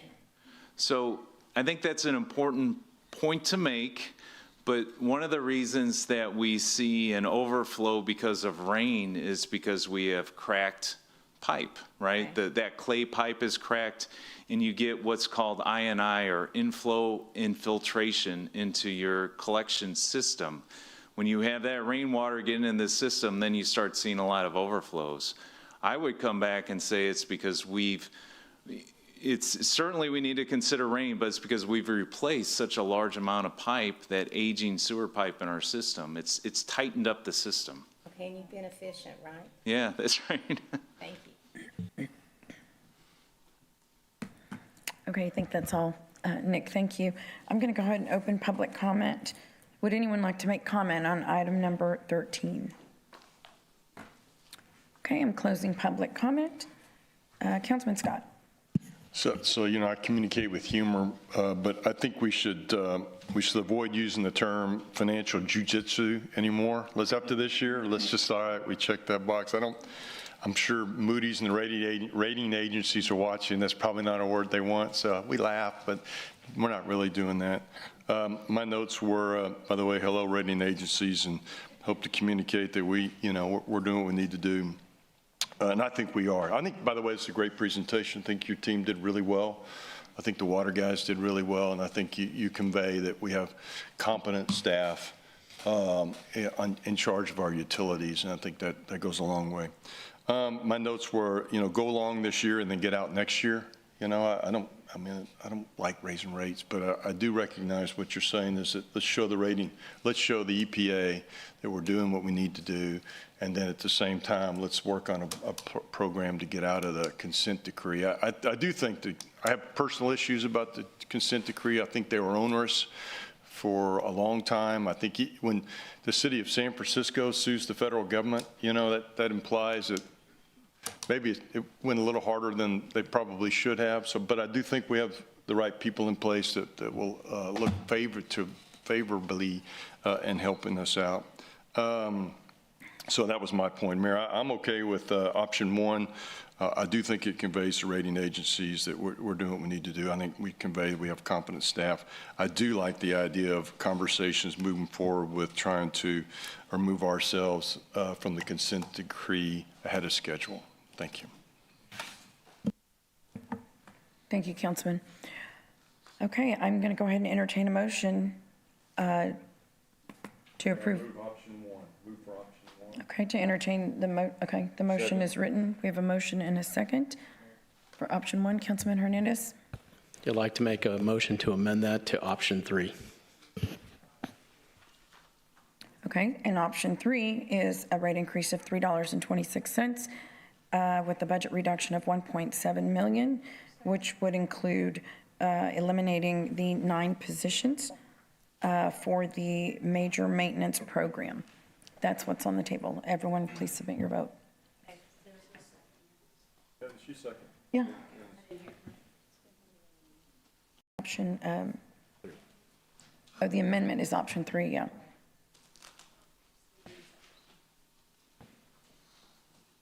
Voting on option.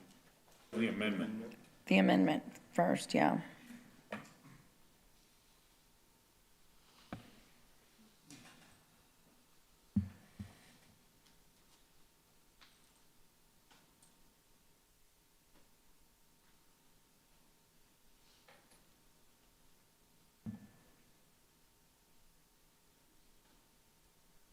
Okay, the motion fails.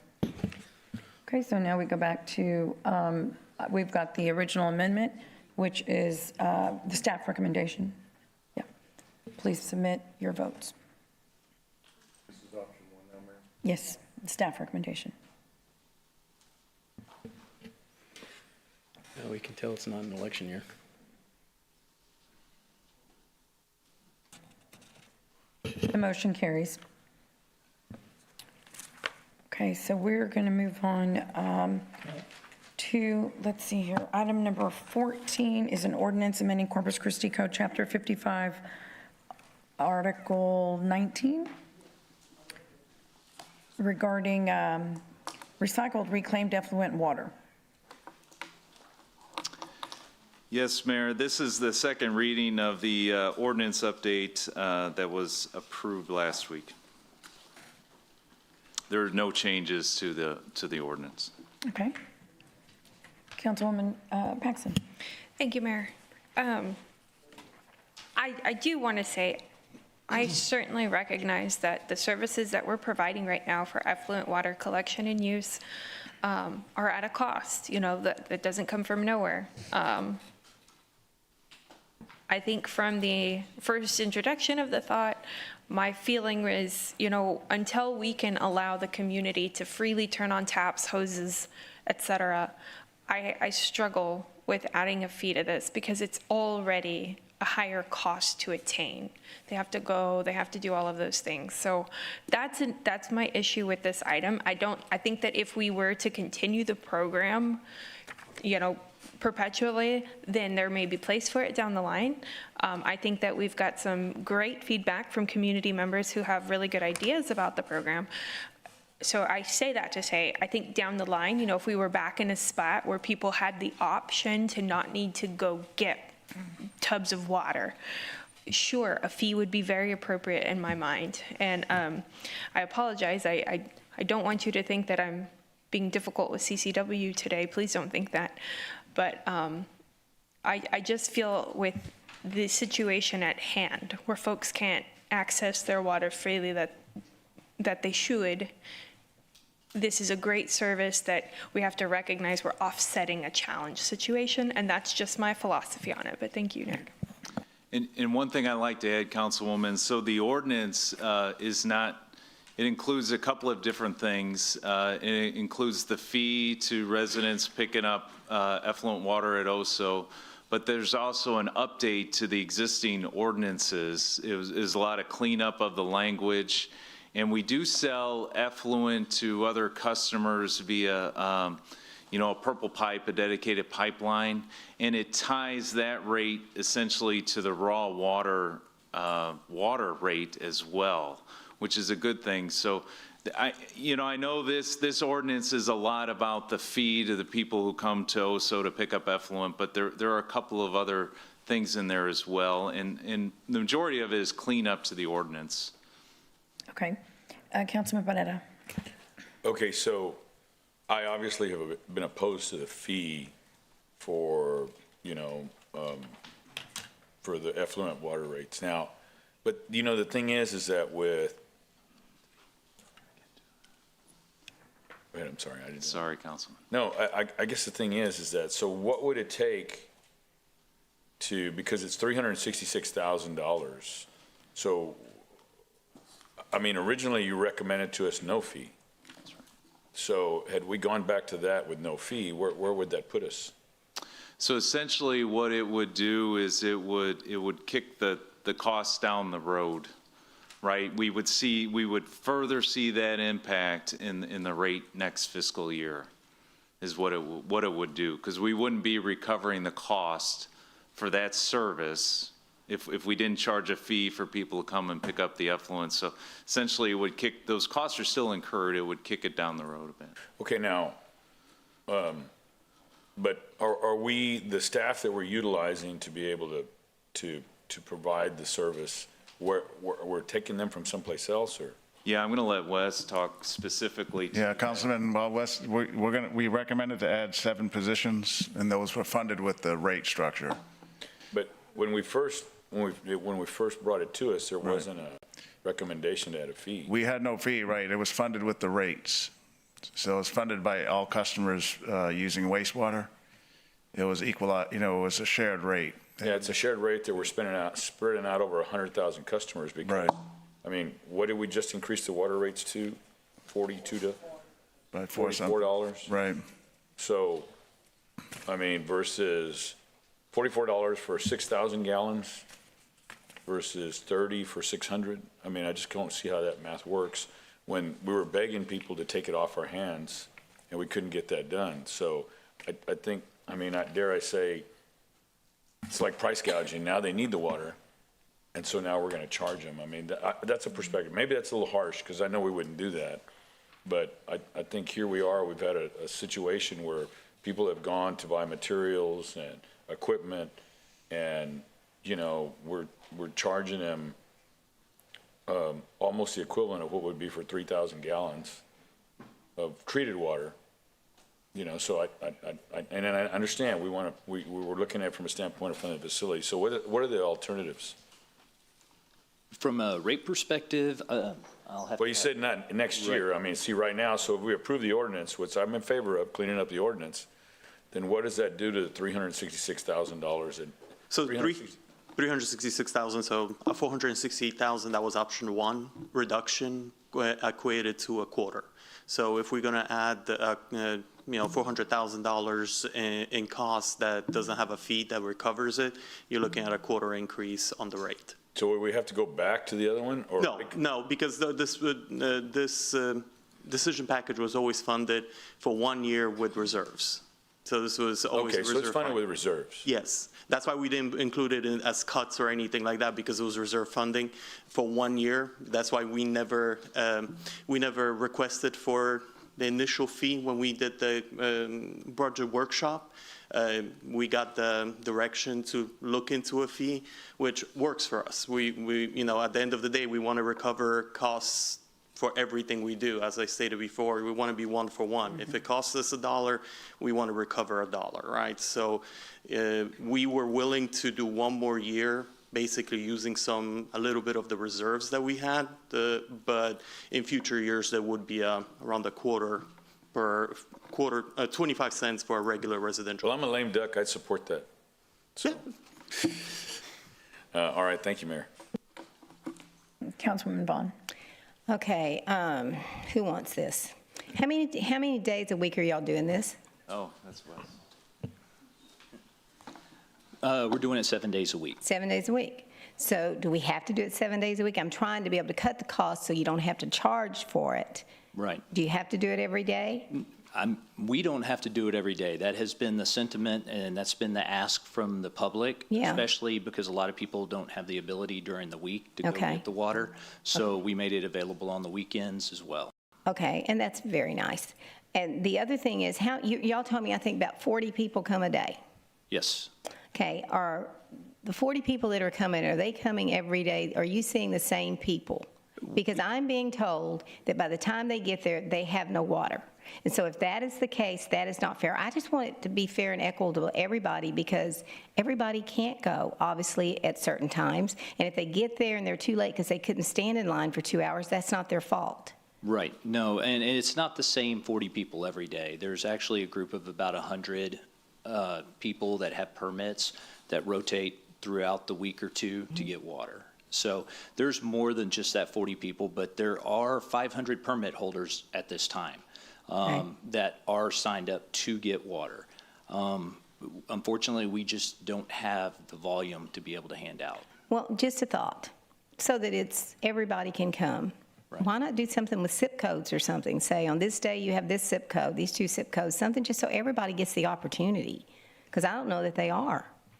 Right, and we can look into that. We can look into, and these are conversations we have recurring with a lot of the individuals that are out there to try to come up with better solutions for the limited amount that we do have available. Because, I mean, I think about Cal Island, they're a long ways away. Right. And so if they knew that there was a certain day they could come, maybe they could get there, because they're not going to get there at 6 o'clock. I don't know what time you'll open.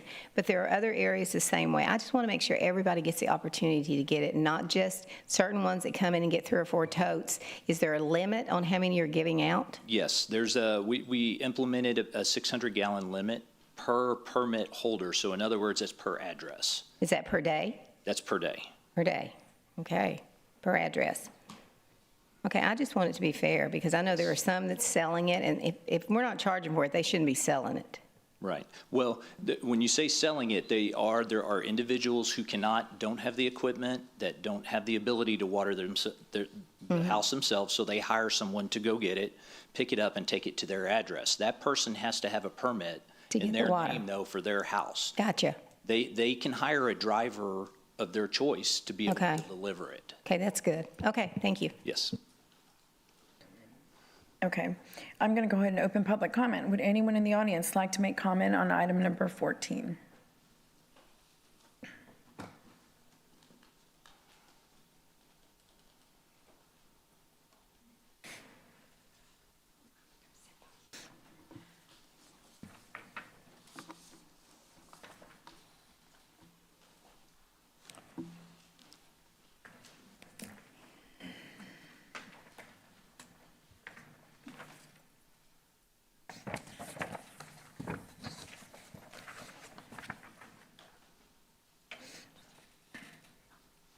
Blanche Royal, Corpus Christi, reclaimed water. What is it?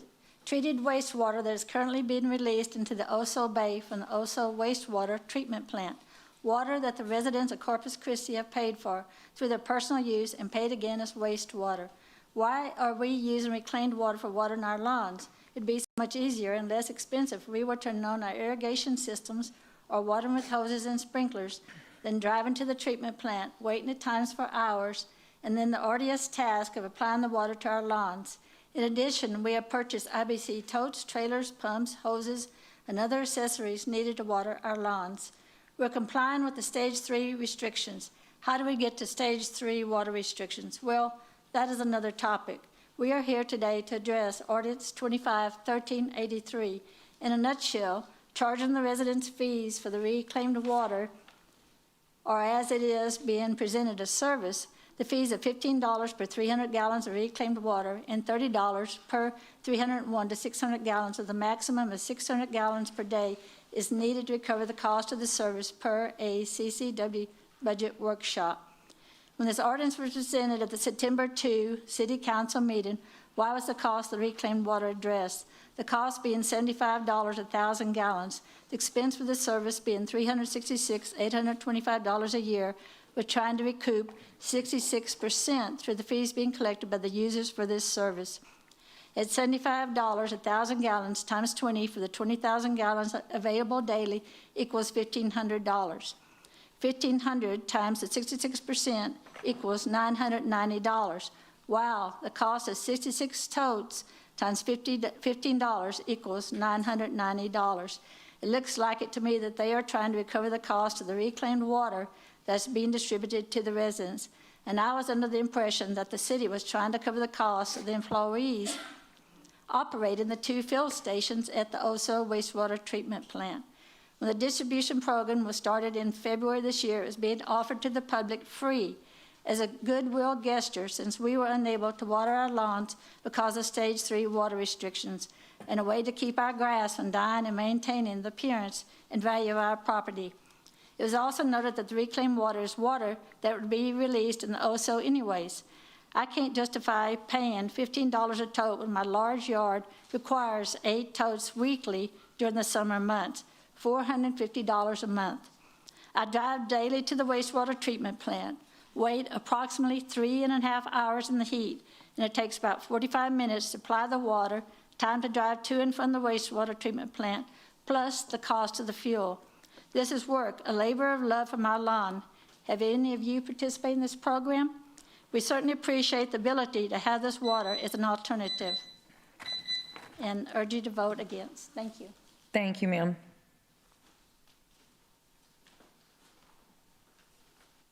My name's Gary Hutchins. I live here in Corpus. First off, I'll answer your question why it takes 40 totes. They go out there and count the tote bins, average up the average amount of gallons that are in it, and they shut it off at 40. That's why there's 40. Okay, they're only got 20,000 gallons of water that comes out of there every day, and they try to limit it to that. I mean, they do limit it to that. I've been in line where I sat there the entire day and got 0 when I got there. They thought it was going to get there, but it didn't. But that's shame on me. I don't have a problem with that.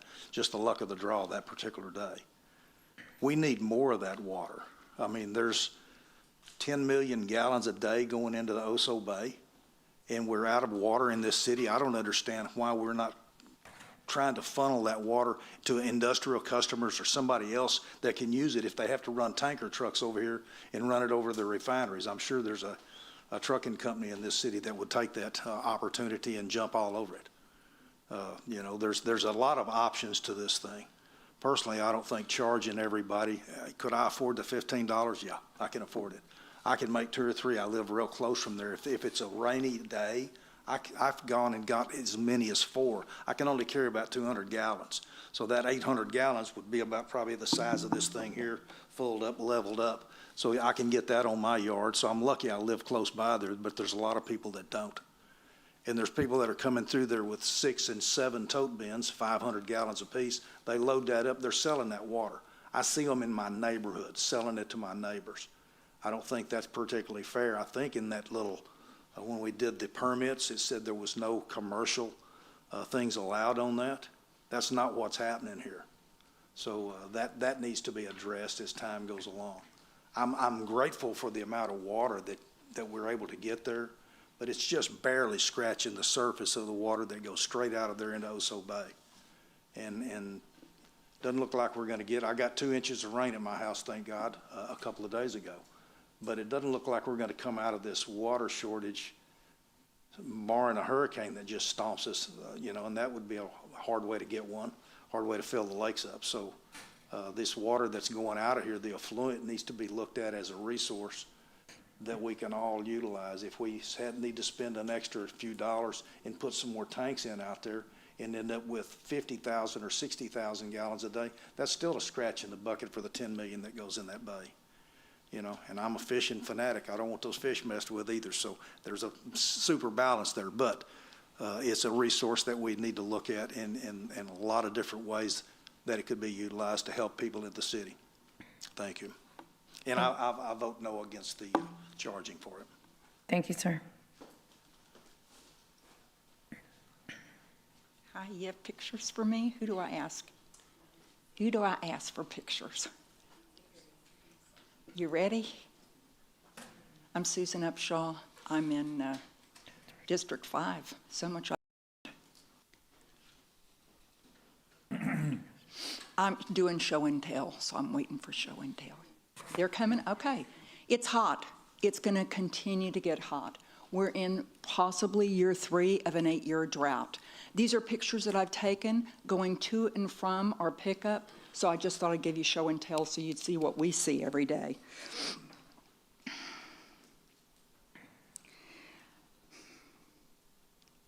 I am opposed to this ordinance because I feel like we need to have more consideration. Okay? And I think we need the time. We need to not put a Band-Aid on it. This is a program that can really benefit the entire community, and there are ways to make that happen. In my neighborhood, we've already lost an oak tree. There's an oak tree that's been cut down to the ground. It covered the whole yard. We've also lost mesquite trees because they're not watering, because either they can't afford to do it or they're not doing it. We're going to have more loss, you guys. We're talking $5,000 for a 14-foot tree, right? 2 stories. In my neighborhood, those trees are much, much bigger. And you're going to lose $10,000 property value per household if you do that. I don't have an answer. I don't have a simple solution for that. But I do think you guys need to put the brakes on and vote no. I personally think you ought to get an advisory board together that would talk about what's fair to people that want to sell water or deliver water at cost, people that want to be able to do that for a commercial enterprise rather than a residential. I think that when somebody spends $80,000 on a truck and they spend $10,000, I'm speaking to you because your 2 Cal Allen guys showed up with this setup. So $60,000 with a truck, $10,000 with a gooseneck, and 6 to 8 totes on it. And they're not selling it. They're taking it home to Cal Allen, to Annaville. Because for me, my distance, I'm out Everhart at Yorktown.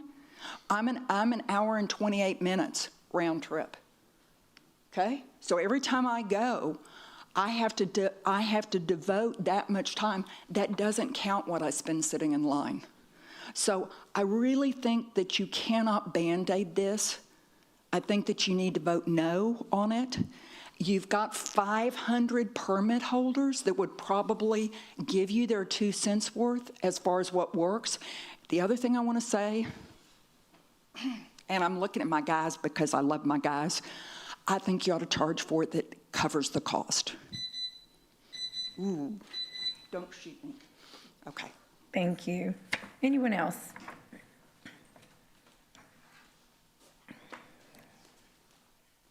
Robin Cox, District 3.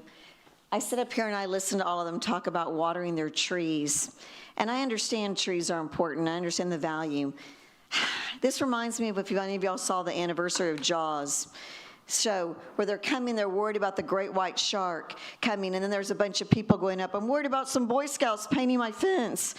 Obviously, some of these people have never had real problems because there's trees in front of a lot of restaurants, oaks that have not died, and I'm not saying their trees aren't important, but I'm more worried about the cattle having water. I'm more worried about people having water. I want to thank y'all for what y'all are doing. Y'all are trying to make sure everybody has water, getting these truckloads out there. So this time I'm going to thank y'all because there are people with big problems, and if I rocked in, I had a beautiful lawn. I've rocked in most of it. We can work around that problem. We can do rocks. In Hawaii, they change their plants. I've been on the phone with Carolyn Vaughn, and not just because she's a good friend of mine, because we've talked about maybe we all need to change and plant plants that are native to this. I want to thank y'all for what y'all are doing, and if I have to sacrifice my lawn, I'm going to do it because I know y'all are working very hard. This is a hard problem. Thank you.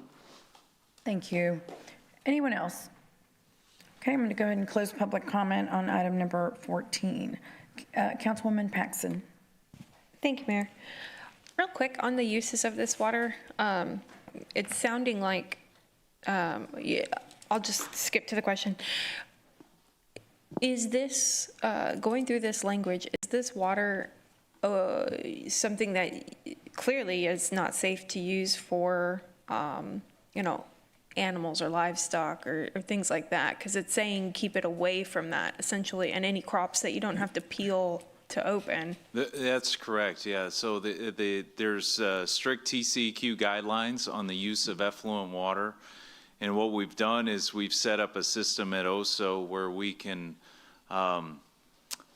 take the effluent, we test the water, ensure that it's safe for use on lawns, right? But again, that we have to follow the TCEQ guidelines on this.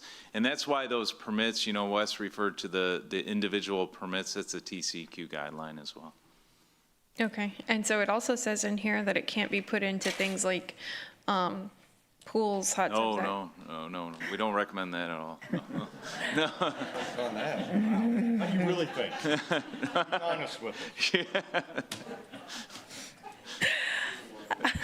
My curiosity only comes from the fact that those do end up usually being chemically treated to be balanced. And so that was my question there, which I know that we would filter and treat for a consumption level. If you follow what I'm saying, I mean, those are treated. You mean, you're talking about referring to pools and the chemicals that homeowners do on the pools? I think it's important to note, I mean, we don't control how people treat their pools and the chemistry they use on their pools, and we don't want to, right? But these are guidelines put in by TCEQ just to protect the public. Okay, so it's more like a liability mitigator on our end rather than, that's the purpose for that specific part of the ordinance. Well, it's a state guideline to protect the public. Yes, I'm sorry, I'm not trying to put you in any particular spot. I was just curious on those two pieces. Thank you. Nick, is there any way, I know this is new and y'all are trying to figure it out, but, somebody made a comment about, there's people selling the water, and there's people doing it, just going to get their water because they care about their lawn. So is there a way to know that at all, or to differentiate there? Yeah, the point I like to make, it's very hard to police where this water is going after it leaves the facility. We don't have staff to follow the trucks out the door. A lot of this is on our system, and we're relying on what's put on the permit. Okay. Alrighty. Thank you. I think that's all the questions and comments. Thank you. Okay, with that, I'm going to go ahead and entertain a motion to approve item number 14. Mayor, I'd like to amend it. Oh, yeah, go ahead. Oh, you know what, before that, can I ask one quick question I forgot to ask you about? So, I guess, well, isn't there a provision? Apparently, we can't really monitor it, is what you just said, but is there not a provision in this ordinance for community watering? I don't know what we called it. Yes, community there's a purpose? provision. We haven't established the exact procedure yet, but where a citizen could approach CCW and make a request to receive the water at no charge, because what they're doing is benefiting the good of the community. Right, yeah, we call it the kind of the good. Yeah. Yeah, so there's a few people have said that they're getting the water to benefit not necessarily their property. It could be a city fire stations, trees, it could be a nature preserve somewhere. So we did put a provision in that a case could be made to the director Okay, for a Good Samaritan type work. I see. Right. Okay, thank you. Councilman? Anyway, well, I wanted to amend it to, and help me out here, to obviously to approve the ordinance, but to amend it not to charge the fee for the effluent water. Right, so that could be done. You just have to remove the fee for people coming to pick up effluent at OSO in that program. What is it? Okay, that's my motion. To do, can you restate it? She seconded. Can you restate it? Okay, that, Motion to. go ahead, help me. Sorry, yes, so it would be section 55-59, removing section A, subsection 3, removing that, the language, which is Section all A, speaks to the removing fee. section A, subsection 3? Yes. Fee charged to it? That's all it is. So approving all of the ordinance outside of that one section, which just speaks to the fee. So Rebecca, I have to. Yeah, what section was it again? I'm sorry. State what it is we're, just so Yeah.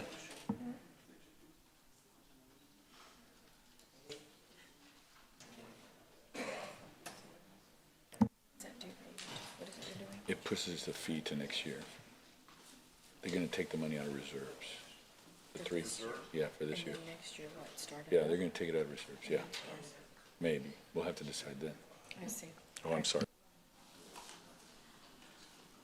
Go ahead. Okay, so you would make a motion to amend to remove section, as he stated, 590A3. 598.3. Okay, so moved. And then there's been a second by. And there's been a second by Councilwoman Paxson. Okay, you ready? Yes, please submit your vote. I agree with you,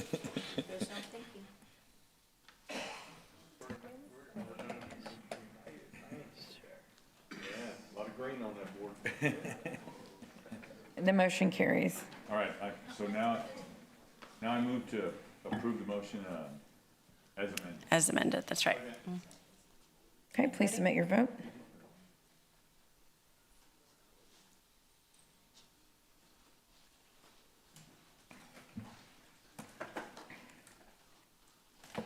Okay, the motion carries.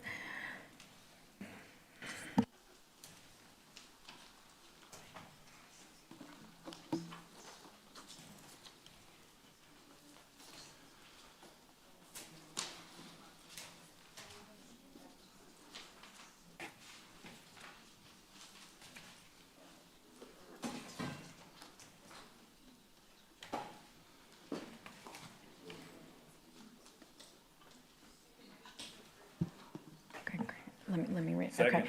Item number 15 is an ordinance amending Corpus Christi Code Section 14-1313 to amend the roofing and siding building permit fees. We have a motion and we have a second. Any public comment on item number 15? And this Okay, is shorter than there a being Robert no Todd public comment, we're presentation. going to close public comment on item 15. And please submit your vote.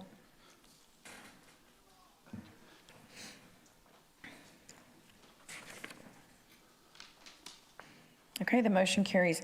I am going to go to the consent agenda item really quickly. Is there any council member that would like to pull any items 24 through 34? For consideration? Consent agenda, 24 through 34? We have a motion and a second to approve the consent agenda items 24 through 34. Please submit your vote. Oh, any public comment? Thank you. Any public comment on items 24 through 34? Okay, we'll close public comment.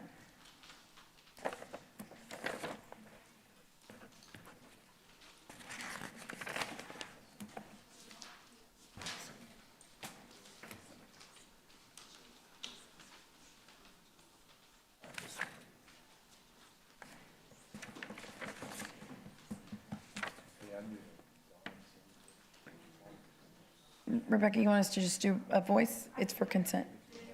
No. 24 through 34.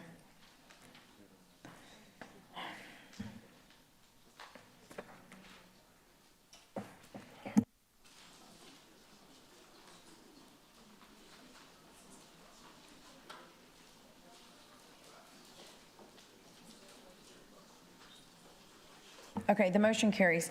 We'll get back in line here. Item number 16 is an ordinance amending Corpus Christi Code, Section 13-3002, to amend the vacant building definition. But we're going to be specific on that. Yeah. Oh, Well, go ahead. what? Well,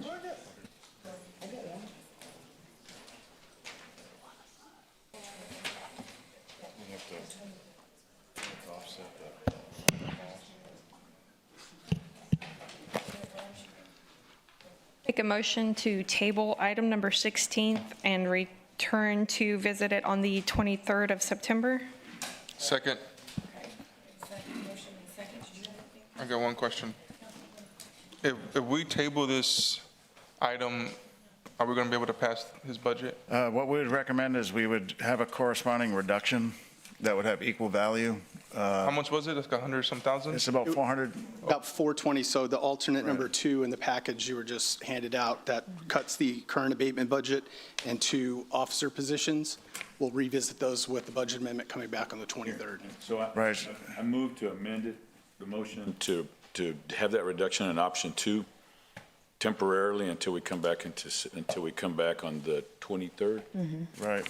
All right, so I make So that. the postponement is above a motion to amend in the order? Yeah, Yeah. so, because it's a motion to table, but per our rules, it's like a motion to postpone, so it's a higher. Right. It's a higher, So can you make my motion? We're higher than you, Roland. Yeah, I know, yeah. Well, the thing is that so we can approve the budget, we need to be able to take that item, and so that way, so the option 2 of which they were offering was the reduction of 2 employees plus to not do abatements.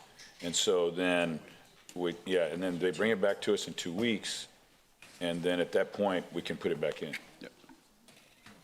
Yeah, So she's going to do that. I can amend my postpone. are you withdrawing it? And you're going to say something else, or?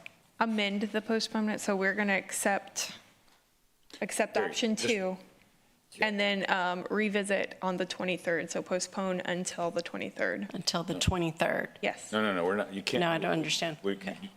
Withdraw your postponement and then make the motion to accept item 2, and then add on that to be revisited on the 23rd. Okay, I'll withdraw my motion. Okay. And then a motion to accept item 2. Alternative 2. We're not sure we want. Option 2. I'm not sure.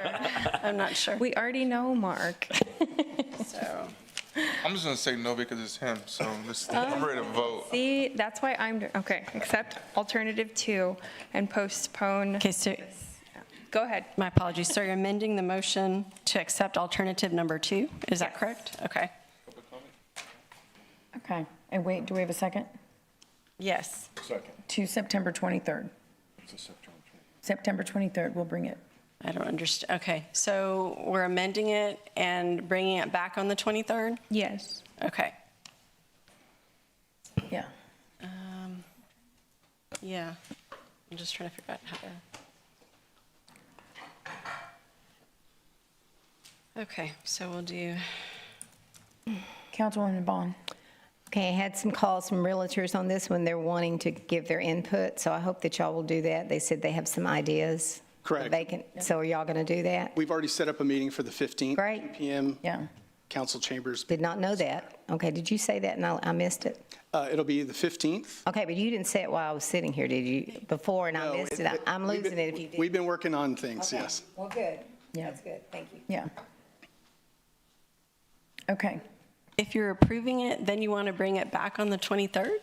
So we'll just, do I'm a we just little need to lost. put an item on the agenda then? If we're just amending this and moving it through as option 2, I guess we just bring back another, an item on the agenda to adjust it at that point, correct? That's what, because I don't understand how, if you would approve it and then bring it back, that's what I'm kind of stuck on. Rebecca, your direction is what? We're Is trying. to amend it to, Okay. so So you it's not accept about- option 2. Not bringing it back, correct? Right. Okay. So we If I'm missing something, I don't know. Yeah, Rebecca, wouldn't it be to not do the fee, reduce the budget by option 2 and bring it back on the third? Okay, so. It's not those 3 to the steps. fee. Don't approve the fee, reduce the budget by alternative 2, which is the equivalent of the fee, and bring everything back on the 23rd of Okay. I September. thought she just said we couldn't do that. That's the motion. Yeah, She said we couldn't do that. yeah, We can. that's the, yeah, right. That's the motion. That's a lot of things. Yeah. I'm trying to figure out how to do all that. Okay, so where's the fee in the ordinance? What was that, Rebecca? What section is that in the ordinance? Is it K? Let's see. The fee is in 13 Yeah, dash? K. Okay, so 13 dash 306K. 306K. We're removing the fee. Okay, so we need a motion to amend to move the fee, to remove the fee Right. first. We can do that. I'm just trying to do them in order. So it's section 13-3006. We're removing that section K. Is that right, 11K? Correct. Okay. So can I have a motion to do that? We'll entertain a motion to remove section, what? Okay. It's 13-3006, 11K. That's where the fee is. Okay, is there a motion to remove that? Right, because you want to remove the Okay, fee? so we have a motion. You in a second? Yeah, just need a motion. Seconded. Okay, we have a motion and a second to remove the fee. Okay, and then I see registration fee in section K here. Was there something else that you wanted to remove? No, she's asking, does this remove the fee and the registration fee? Is that correct, Mr. Dice? I don't know. If I may, Michael Dice, Development Services. We are still in discussion with stakeholders to make sure that we get the best ordinance for stakeholders in the city. So I would be under the assumption if we just deny the motion for the item and that approving alternate 2, which leaves the language as is so we can finish that discussion with the stakeholders. We'll go through with alternate 2, which is the budget cut. And then when we come back on the 23rd, we'll revisit the language, fee, and any budget amendment at that time. So we're just doing option 2, not I think that may be the best. Cleaner. Okay. I understand that. I'm just the Development Services Director. Okay. Is that okay with everyone to do option 2 then? Okay. And then we can bring an item later, Yes. right? Thank you. Okay, What does she need to do now? Okay, so now we're going to make a motion to amend the ordinance to adopt option 2, and then we'll approve it as amended after that. Yes, she did that. Okay, so now we're going to vote on that. Public comment. Oh, thank you so much. Public comment Councilman first. Hernandez. Okay. I was opposed to any form of property registration from the get-go. Yes, sir. I hope that to come back with us and say no property registration, because I won't vote for any property registration. Understood. Thank you. Okay, please submit your vote. Oh, public comment. Would anyone in the audience like to make a comment on item number 16? Mr. Martinez.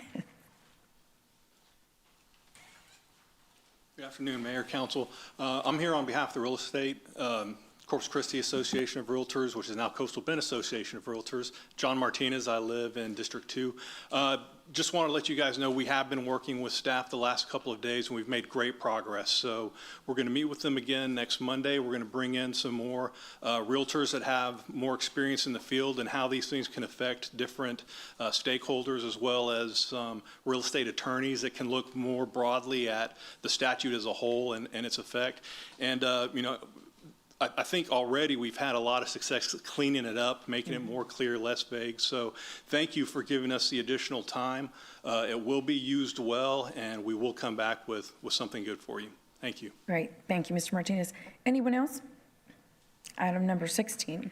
Okay, we'll close public comment, and please submit your vote.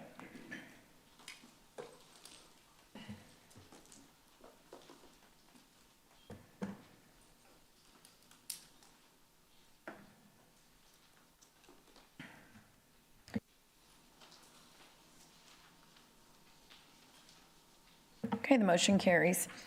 Item number... Need to approve it as amended. Sorry, approve as amended. We have a motion? Second. We have a second. Please submit your vote.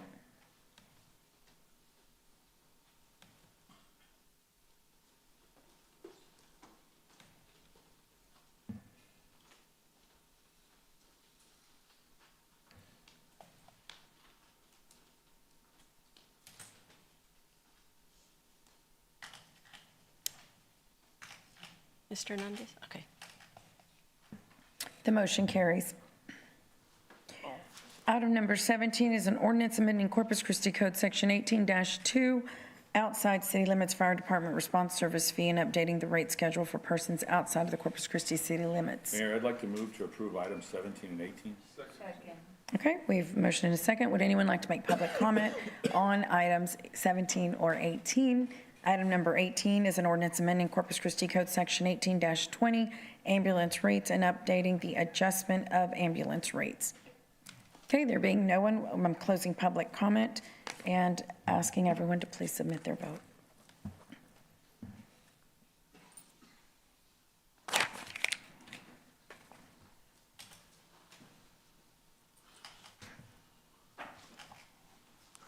The motion carries. Thank you. Thank you, Chief. Item number 19 is an ordinance amending Corpus Christi Code Section 36-7, rental rates and recreation fees, and Section 12-83, marina fee schedule to update fees, effective October 1, 2025.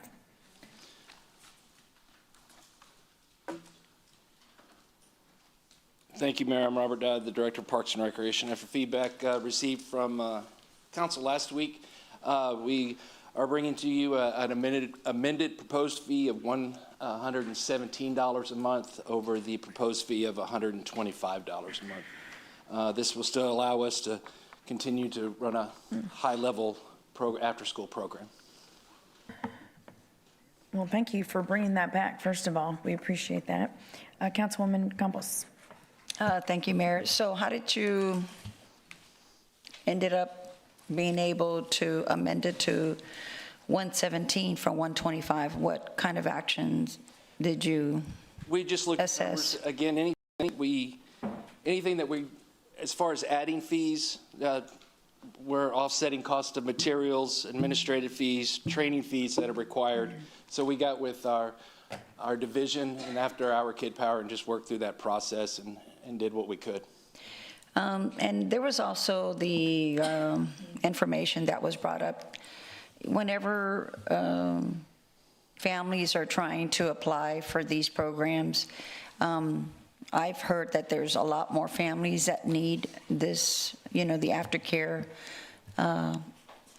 Yes, ma'am. But they're not able to get to the program, so therefore you don't have the applicants that really truly reflect what is actually needed for our community. So how are we combating that? Are you talking about the workforce?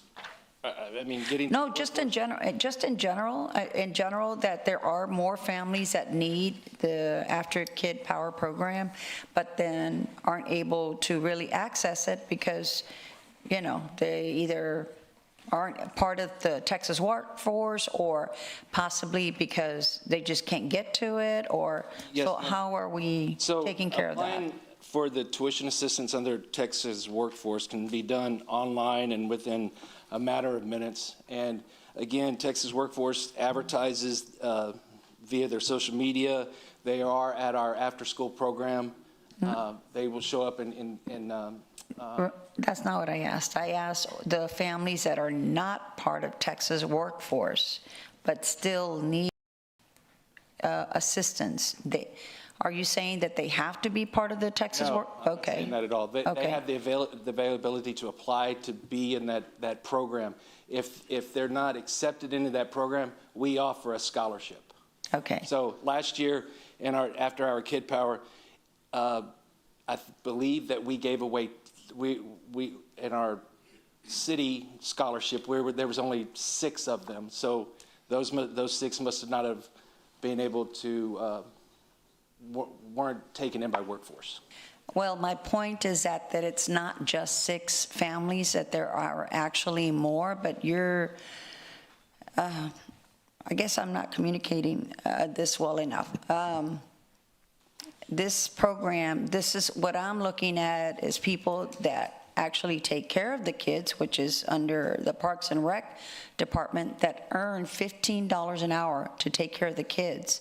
I'm also trying to look at those families that earn $15 an hour outside the Park and Rec Department that can afford to have this program. So I want to know, what more can we do to access to those families?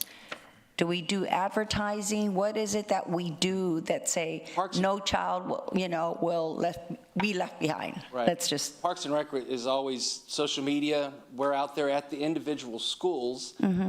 Those individual schools are where we're out there promoting our program as well as promoting the workforce if people need it, as well as our scholarships. So they're at the individual schools. And again, through social media and news releases and things, people know when to apply for the after-hour Kid Power. Okay, so there should be no reason why a family should be turned down. I wouldn't think so, ma'am. Okay. I'm sorry if it took me a long time to get there, but I want you to understand that we're at 21 schools throughout the district. Okay, and that's what I want to get across. Okay, thank you. Yes, ma'am. Councilwoman Paxson. Thank you, Mayor.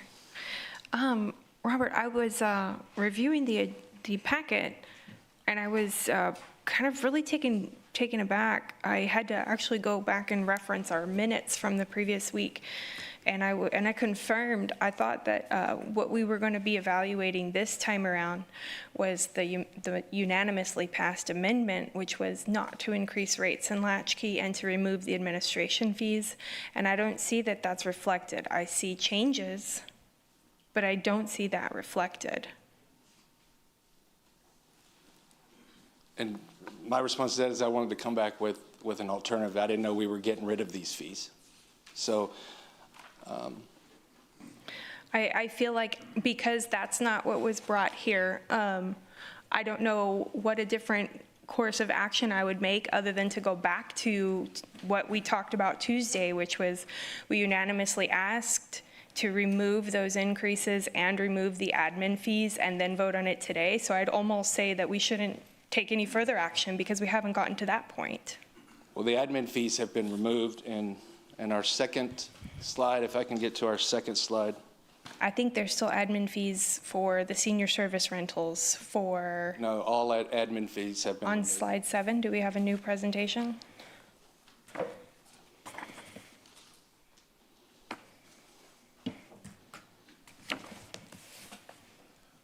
And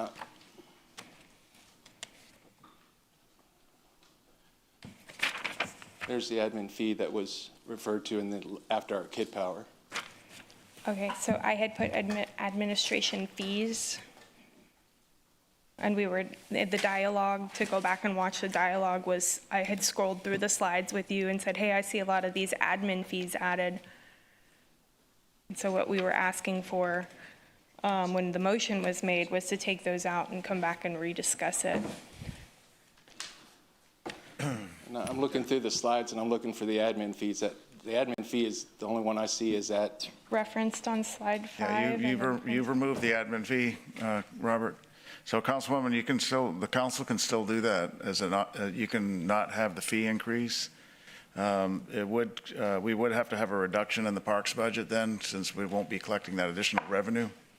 And so, Robert, do you have your slides that show, go back one? Yes, sir, that one right there. Right there. So if we don't do the fee increase, none at all, we recommended half as an option. If you don't do any, then we would need to eliminate a parks maintenance crew, which is 4 positions, it looks like. Right, 1 park tech, 2, and 3 park tech, 3 ones. And then we would use the remaining unreserved fund balance that exists. It's not part of the 20% financial reserve, but it's a residual fund balance. So that's the option. Reducing the fee in half allows us to keep the crew, and we get the difference from the fund balance. But if we don't want to do the fee increase for the after-hour Kid Power, we've already taken care of the admin fee and zeroed that out. Are these filled roles or these are vacant roles? These are vacant right now, but they are fillable. We're at a, give or take, plus 1 or 2 vacancy rate of 10%.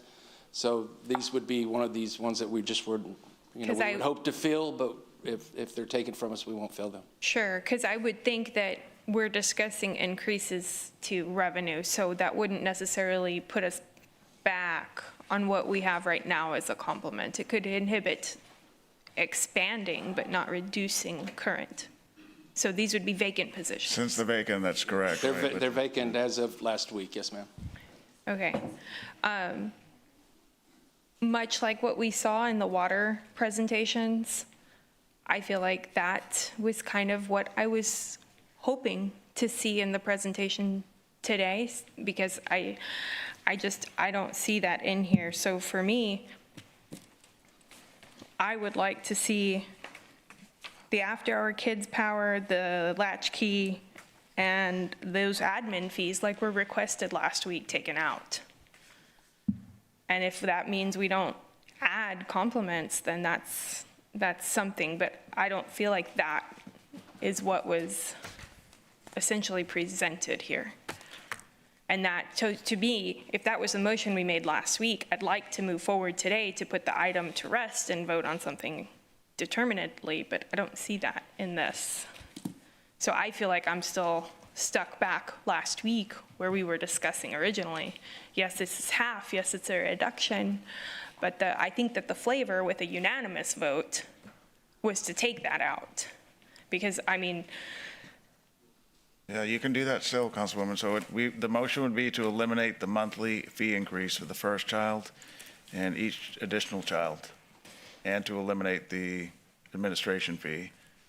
And that would reduce the budgeted revenues, and to make the budget balance, we would have to eliminate one parks maintenance crew. that knew the unfilled. Right, yeah, 4 vacancies. So that's it. We can do that still. It's not, It's unfair. we were just giving you some alternatives. So then I would keep my, they're all vacant. They're all vacant. So then I would resurrect my motion from last week to amend this item to remove that increase to the after-hour kid power, the increase to the latchkey fees, and the administration costs. Yeah, it's right, it's section 4, latchkey, after-hour kid power, the first child and each additional child. And then that admin fee that was in there. What impact does that have to admin? Well, it'll have impacts on park maintenance, so Robert will have to explain that. You just won't be able to take care of the parks as much as you. I mean, it's just a level of service. Like I said, I mean, that's a crew for us that will go out and clean parks, that will go out and do sanitation at parks, that will go out and, you know, maybe put in mulch and things like that at our parks. And like I said, we haven't had an issue of vacancies. I mean, these vacancies were available last week when we were trying to work through this process. But, I mean, it's just a level of service that we won't have in our park system with this cut. You were adding a new crew. No, it's an existing crew. It's an existing crew. Oh, they're just vacant. Right. They haven't historically been vacant. They have not historically been vacant. They just are vacant now. Right. So they're pending hire. I mean, we looked through there, and these positions were vacant last Wednesday when we were going through this process, and this was something that we came up with. Okay. Let me go to Councilman Hernandez. Thank you, Mayor. Okay, help me understand the whole kid power fee setup, because I'm looking at the words in the budget we approved, that in 2024 you had a $2 million budget. We adopted a $2.6 million budget in '25. However, I guess you're estimating your revenues to be $2.4 million, which is still a $400 million increase from 400,000. Excuse me, 400,000, right? And then you're projecting to have back to a $2.6 million. Now, is your objective to get more kids into this, or just to charge higher fees for the existing amount of kids? We would love to have more kids. Okay, so with that, I mean, we've already started the school year, so we're already starting this process. Are your numbers below, at the same levels, or exceeding last year's numbers? They're exceeding from last year. In fact, they're exceeding from the past couple of years since we've come back from COVID. This is pre-COVID. These are the type of numbers that we're having. Okay, so what kind of increases are you seeing? We're at, I think last year the total number was 1,300. I think we're about 1,350 right now with a waiting list. So you have more kids that want to participate, but you just don't have capacity. Right, and again, we have a waiting list for different schools. And like I said, we are accredited, so we have to make sure that it's, one. So it's based on the capacity of the facility, or the basic capacity of how many people you have? Personnel. So if we have, if you got one lead or one person for every 25 children, we would need 2 for 50, and we want to go to schools that have 50, so we make sure that, we're at capacity as much as we can. So is that a reflection of not being able to hire somebody for the position, or is it a reflection of just not having the plan to have more people to absorb We're at 21 schools right now, and we're full, and, I mean, capacity-wise, personnel-wise, that I think that, yes, we'd like to hire more eventually, but like you said, the school year started, and we want to get through this, and then, you know, maybe in the future, we can get more schools, which would mean more personnel from there. Yeah. So you don't look at mid-year opportunities to get into more schools? Mid-year? Mid-year opportunities, like if you have a demand at a school you're not in, do you not, you know, say, okay, well, let's see what we can do and start? Again, that would require personnel. Okay, I guess what I'm trying to understand is, do you base it on just once a year a decision process, or do you make adjustments during the middle of the year? You want to answer this? George Gonzalez, Assistant Director. Sorry, could you repeat your question? Okay, so, you know, I'm looking at this. You have increases in revenue by two means, right? You either increase the number of customers you have, or you increase the cost with the same amount of customers, right? So if you increase the amount of customers, are you restricting yourself from increasing your customer base by, and when I say by the number of kids, or are you just restricting yourself by not pursuing more activity during the year? So let me take a step back real quick as far as to your question. Can we increase the number of students at a site? Some you can, some you can't. Given on the state's regulation, they go by square footage per kid that we have in the program. So like say some of our bigger schools, Creekside, all those new schools, we have a higher capacity COLDA. We have the capacity of 150 kids. And I think right now we're close to 100. So on the staffing levels, per the state, we need 1 to 25 kids per ratio. So whenever if we ask, can we go into more schools? One is we don't have the personnel right now, because right now we're budgeted for 77 positions. Okay, that's the seasonal positions. There's 20 senior group leaders and 57 group leaders. So each one of those, there's 2 per site. Depending, again, like I said, on the size of the school, there could be more. So if we went into another school, then we would have to add more staff to that, after our kids' power, so we can be in those schools, or take off the weight. I understand. Peter, do you allow flexibility to, or come back to council to allow for some adjustment on this personnel so they can make more revenue?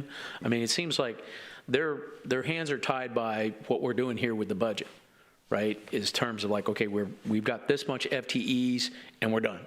Right. Okay, so we can't go into other schools because, council says this and that's all we can do.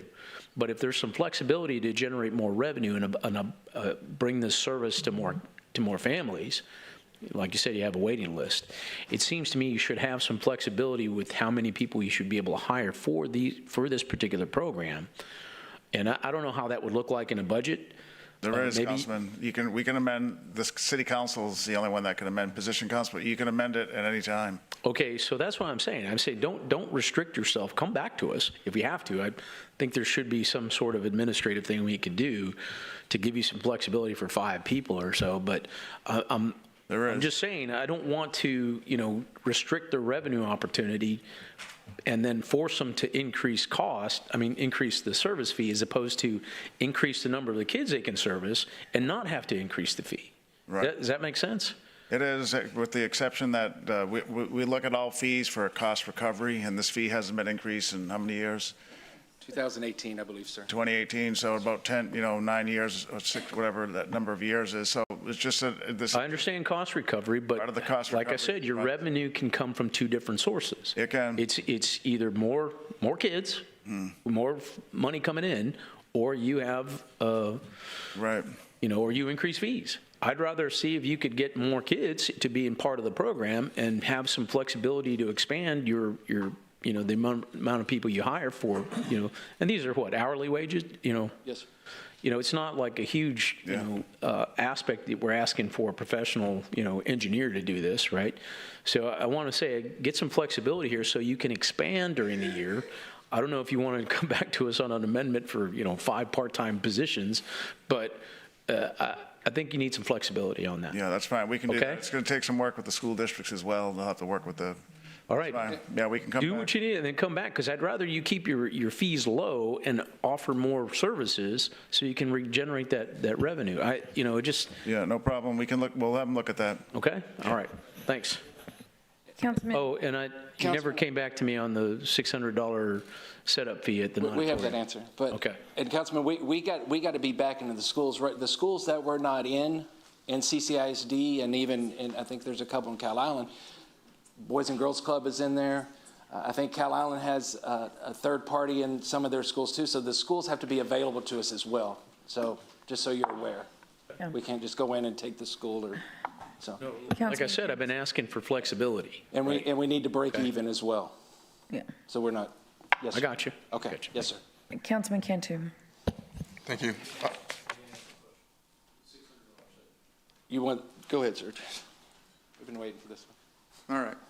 So last week, we talked about the, and correct me if I'm wrong, the setup from 25 yards to 50 yards, okay, at the natatorium.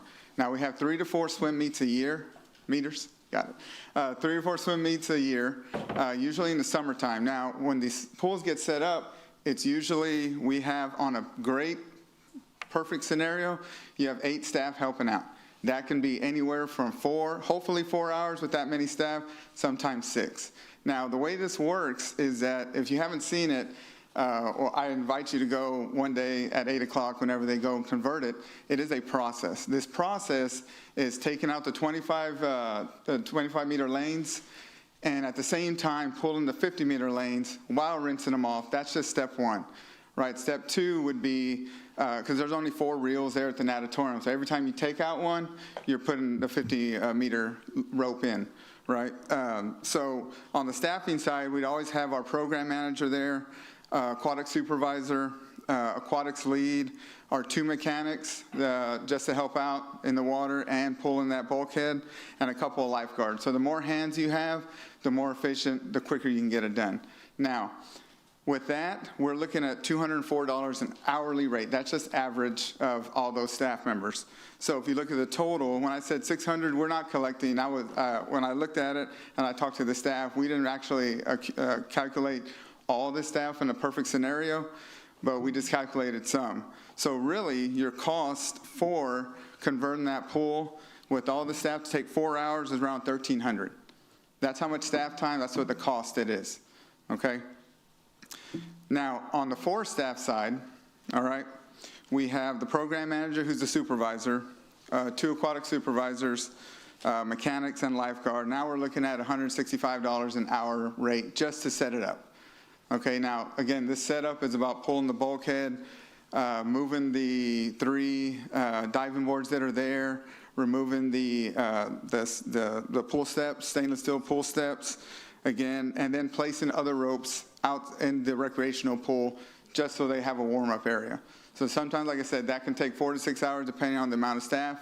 And of course, those mechanics that we have are pretty experienced, so the 4 hours is pretty, realistic. Sometimes it takes 6, depending on the efficiency that's there. Okay. So we're not fully recovering the 100, but we're being there.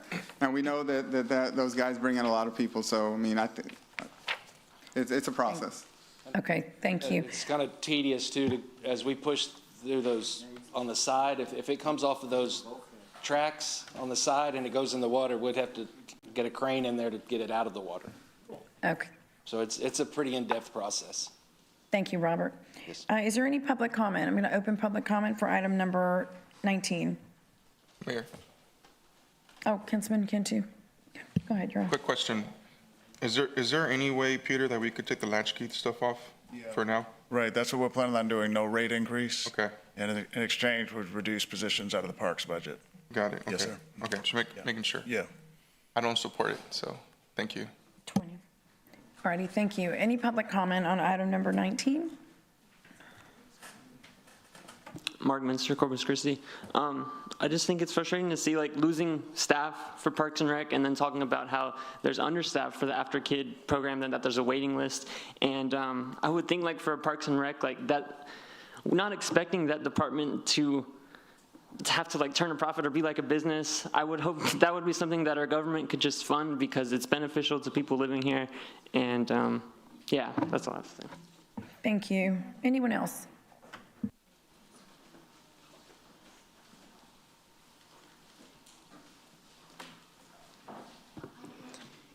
Hi, Elena Martinez, Corpus Christi. I'm going to make it quick.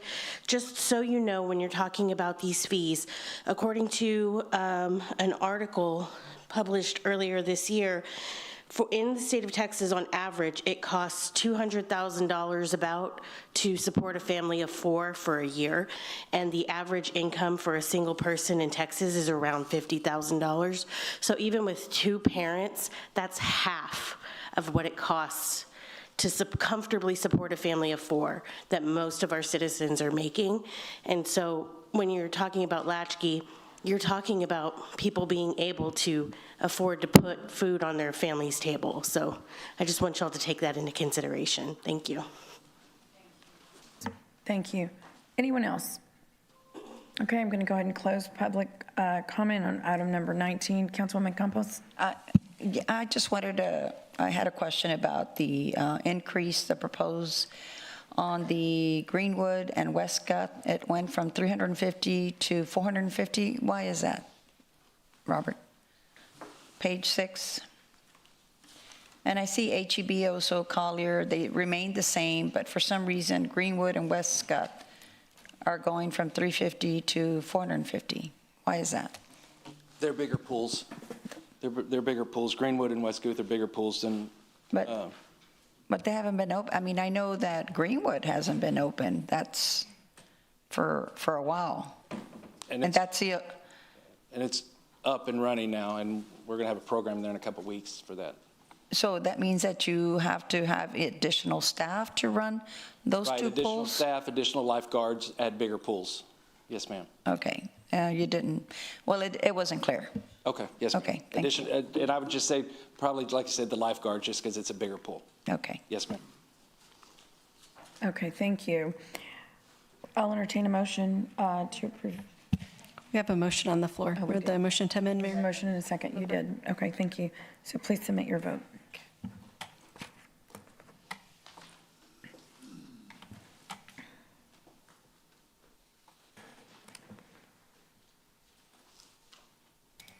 The motion carries. Item number 20 is. Then we pass it as amended. Sorry, Mayor. Thank you, Rebecca. I'll entertain a motion to pass as amended. Okay, please submit your vote.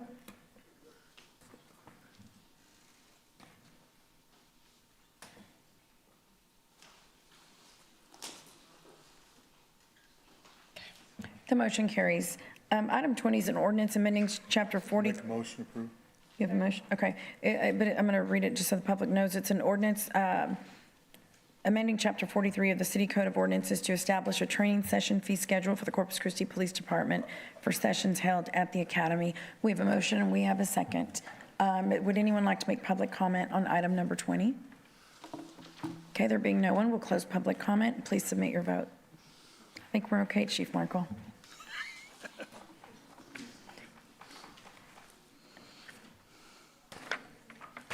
Thank you, Chief Markle. Thank you. The item carries. Now, I'd like to call Mr. Leindecker up. Would you, I think we have a short presentation that we might be able to get in before 5:30. I know you've got someone here that has to catch a flight. Yes, sir. Okay, and that would be item 23. That's a briefing on water reuse project. Thanks again, Mayor. Appreciate it. Absolutely. Yeah, I'd like to just introduce, so we have 2 presenters. The first is Jonathan Sandu. He's with the Gulf Coast Authority. He will be followed from Chris Canonico of Ardura, and they will be presenting on an opportunity for the use of reclaimed water. One thing I would like to say, Mayor, before they get started is, just so there's no confusion, there is another project in our capital program. It's reclaimed water infrastructure, and that project is being worked on by Garver Engineering. It's a professional services contract. They are looking into, essentially we've narrowed it down to 3 different options. One, using reclaimed water and providing that to industry or to the river. Second option is aquifer storage and recovery, and the third is direct potable reuse. So they are in the mix of that professional services contract. And with that, I'm going to introduce Jonathan from the Gulf Coast Authority so he can proceed. Thank you. Good afternoon or good evening, Mayor, Council. So I'm here to give a little overview of who Gulf Coast Authority is and what we do. So I'll start with our mission statement, which is to protect the waters of the state of Texas through environmentally sound, economically feasible, and technologically advanced water and wastewater practices, essentially protect our water in the best way possible, right? And so we do this by operating 5 treatment plants across the state. 4 of them primarily focus on industrial wastewater. We treat from over 90 different types of industries or industrial customers. So that's refineries, chemical plants, power plants, things like that. We have a 6th plant that's coming online just south of Dallas. So we're a political subdivision of the state, like many similar authorities are. We're not for profit. Everything is just pass-through cost. We also operate a NELAC accredited laboratory, which the slide has, 400 samples a day, but as a data point for one of our plants, just one of our plants, they ran over 200,000 samples last year alone. We also do industrial reuse. So at our Odessa, we take the effluent from there and use it for oil and gas production. At our plant that's coming online in Midlothian, the effluent there will either go to the city, indirect water rights will pass along to them, or they can go to the industries that discharge to us for their use as well. We can also provide conduit bond financing through the tax-exempt and PACE programs. So we really operate in a couple areas, and the ones I want to highlight on are the fact that we're healthy, safe, reliable, cost-effective, and compliant. And the last one I really want to expand on for compliant, we have the 2 longest, most complicated wastewater discharge permits in the state, as TCEQ loves to remind us when we go through permit renewals, because it's a very long process. So the way that we look at it, we focus on complex wastewater treatment so others can focus on their core businesses. The way that we do this is what we call our participant model. So with that, we typically operate as regional industrial wastewater treatment plants. Each of our plants is its own fund center, so money that goes to one isn't moved to anything else, it stays at that one plant. Everything we do is on a cost reimbursement basis, so it's not like we're raising revenue just to keep revenue. It's if this is what it costs to operate, that's what gets passed along to our rate users. We own and operate the plants, and then our participants, which are really the capacity owners, own the capacity. The terms for these operating conditions are pretty flexible depending on what makes the most sense for them. That's something we pride ourselves in, is what's a win for all parties and trying to get to that rather than sticking with a prescribed agreement for each plant. And I'm going through these pretty quickly, but please stop me if anyone has any questions or anything they want me to expand on. So in the last bullet there, we own all the environmental permits and we are the compliance holders of that, so everything is in our name. So the big takeaways from an operational standpoint are that we focus on what we do better than others that use as a side hobby, and we let others focus on their core businesses. And because with regional treatment, the cost savings are exponential, so the more parties that join in, the costs go down, right? So if you have 2 people using one plant, it goes down quite a bit, similar with 3, 4, et cetera. And then I want to hit on some of the financing aspects of it too. So if anyone has any questions on this, though, I'll have to refer to our finance people. I am just an engineer. So we provide conduit bond financing, like I mentioned earlier, and it's really pass-through financing. So the way that we typically go through these agreements, if it's a private industry, we typically start with a non-disclosure agreement or an NDA. When we interact with other municipalities or cities, we typically start with an MOU. And that's just to say, here's what we're looking at, here's how we're all aligned, and here's our plan to move through this. Then we get into what we call a development agreement. And that's looking at the early stages of what would the project look like and what would different components need to be. During this whole process, there's typically milestones that we have that we work out of going, okay, we go through 5% to see if it makes sense, 10% or what have you. Some industries want to have what they call de-risking steps of this is the spot that we evaluate if the project lives or dies, and it moves on from there.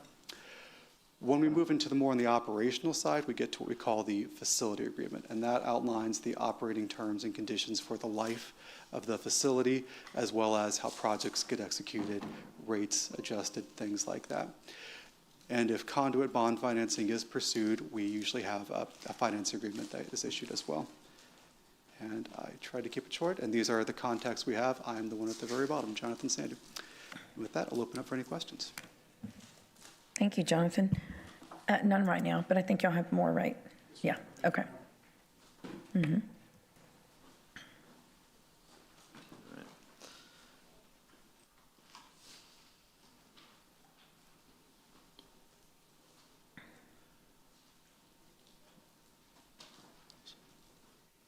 I'm just going to wait for the presentation to come up.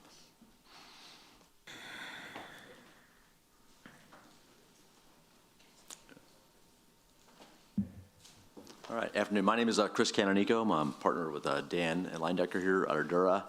And we're going to take the previous presentation to talk about an option to look at reclaimed water and delivery and what that could mean for the city of Corpus Christi. So we'll go through the purpose, we'll go through the opportunity, talk about an innovative project delivery method, path forward, and then Q&A today. Purpose, short answer, is utilizing the reclaimed water you have now and controlled by the city to help with the drought and to look at putting that water back into the Nueces River or to large volume users in an accelerated manner to help solve some of the water gap for Corpus. So this is the opportunity, and best answer here is the blue line operates option 1, and starting on the far east, looking at OSO wastewater plant, and looking at the potential for reclaimed water, which is about 11.5 MGD, and we've taken into account other uses in that area. That'll be for the golf courses and other such users. And then coming west, picking up the flow from Greenwood, and that will be expanded over the course of it. This is in 2025 numbers. And then we really have two options. One is to go to the river to serve as a supplement to the Nueces River, which would get picked up down at the O.N. Stevens plant. Or two is to go to some of the large volume users, industry, and working with them to partner in bringing that reused water to them. And then we do have other plants that could come in over the course of time to expand this program moving forward. But it is the option. There will be a major facilities will be a treatment line going out to the river or to the industries, and then whatever treatment required by TCEQ to bring that forward. So that's the opportunity and the volumes that are looked at. The summary of cost, short answer is this is an uninterruptible water source added to the portfolio. It's between 11 and 16 million gallons a day. We think we can deliver the water after the development agreement is put forth in about 18 to 24 months. And then the cost-wise, if you look at the cost per kgal, per 1,000 gallons, in 2025, if we have the larger volume that we are able to work through, it's $4.30. If we're just talking the shorter end, 11, we're down to 5.10. And then in 2055, you look about the growth inflation, we're at 547 to 670 cost per 1,000. And if you compare that to the other options presented by Garver a couple months ago, the top three are the Garver reports, look at the cost of water, and at the far right-hand side, you look at the Nueces River wells, the Evangeline in South Texas. They range between 605, 904, and 650 per 1,000 gallons for those opportunities. If you look at the bottom two lines, look at the reclaimed water at 11 million gallons a day, or reclaimed water at 16 million gallons a day. On the far right, it's 510 or 430, depending on the volume. And this includes a treatment cost going through work at O.N. Stevens, so it should be apples to apples comparison through the whole suite of options. So again, cost competitive and available to you right now to look at a supply option. So the question is, how do we accelerate delivery? You have traditional methods, design, bid, build, which you're doing now. You have the alternate delivery, design, build model. You look at a public-private partnership. Or what I like to say is maybe an option looking at a public-public partnership by partnering with an entity such as Gulf Coast Authority. There's no private return on investment. Their mission alignment is this is what they do around the state. They have the best legislation I've ever seen come out of the state of Texas legislation.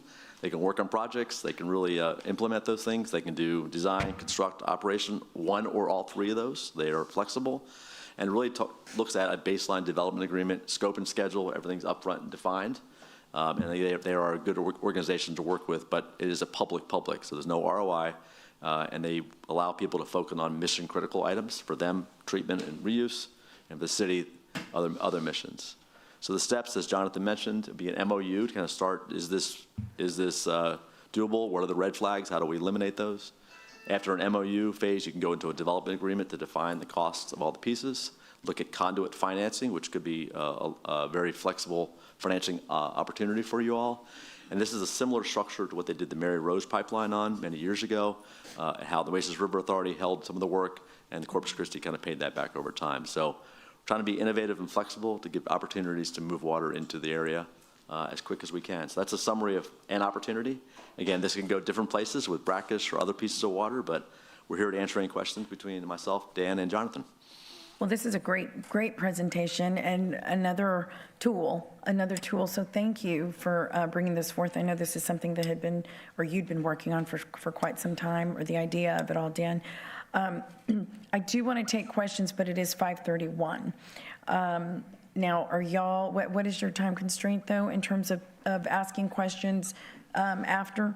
Mayor, public comment? we could probably release Jonathan and Chris, and I can stay and answer any questions there might be tonight. Let's do that, because I don't want to rush it. This is a great project, and I want to make sure that everybody has sufficient time and not cut us in half. And at least we got the presentation in. We really appreciate it, and thank you for being here. So we'll just wrap and back if I up. can't answer the question, I'll get back to you. And call these guys and come. Exactly. All right. Okay, Thank you very much, Mayor. Thank you for bringing us up here. Absolutely. Absolutely. Thank you so much for the presentation. Okay, so with that, do you have the list or? So with that, we're going to move on to our general public comment period. We handle significant matters concerning taxpayer dollars, making it imperative that we uphold the higher standard of decorum and adherence to our policies. Our core principles of openness, transparency, and inclusiveness, guide our actions, and we aim to achieve them while respecting our city council policy, which has been in place for over 30 years. Public comment serves as one avenue for communication, but it's certainly not the sole method. You may also reach out to members of this council by phone, email, or by scheduling an in-person appointment. I also want to take a moment to address an important matter. This council chamber is a place of public business, a forum for civic discussion, decision-making, and service to the people of Corpus Christi. It is not a stage for personal attacks, disruptions, or vulgarity. Violations of decorum will not be tolerated. And there have been repeated instances of individuals using profanity, shouting over others, and showing blatant disregard for the rules that govern our proceedings.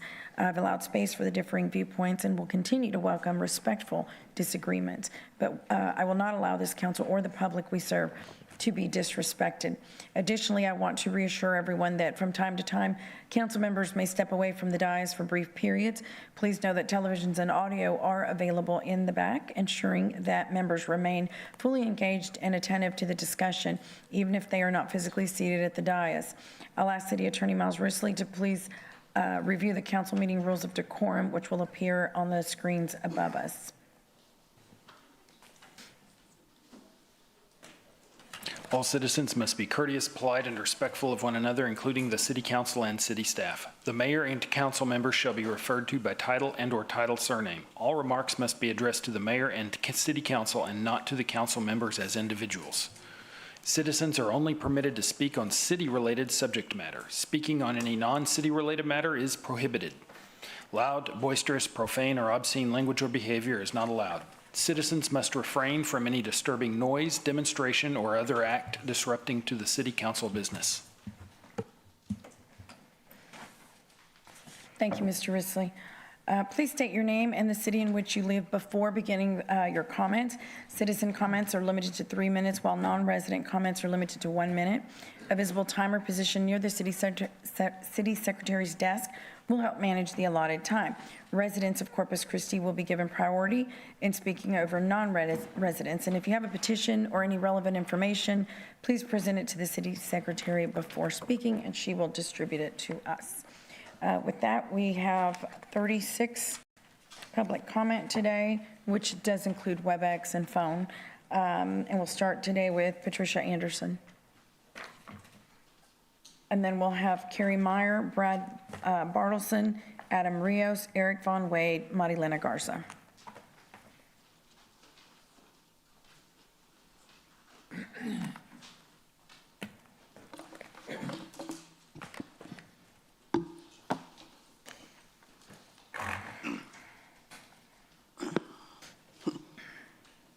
All right.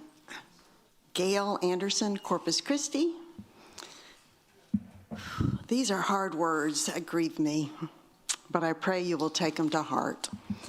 Many of you were willing to spend over $1 million on a desal plant when there were cheaper, faster, and proven ways to provide water for our citizens. Lord, have mercy on our souls. As the governing body of our city, we have placed an enormously heavy debt burden on our citizens, totaling $2.5 billion. Lord, have mercy on our souls. 1 out of 6 people is below the poverty level, yet last week you proposed 18 rate increases. Lord, have mercy on our souls. As Pastor Williams said, we need a vision for our city. What if that vision was to take care of our citizens first? Maybe if we had a better quality of life, businesses would want to come here and we wouldn't even need to give them a tax break.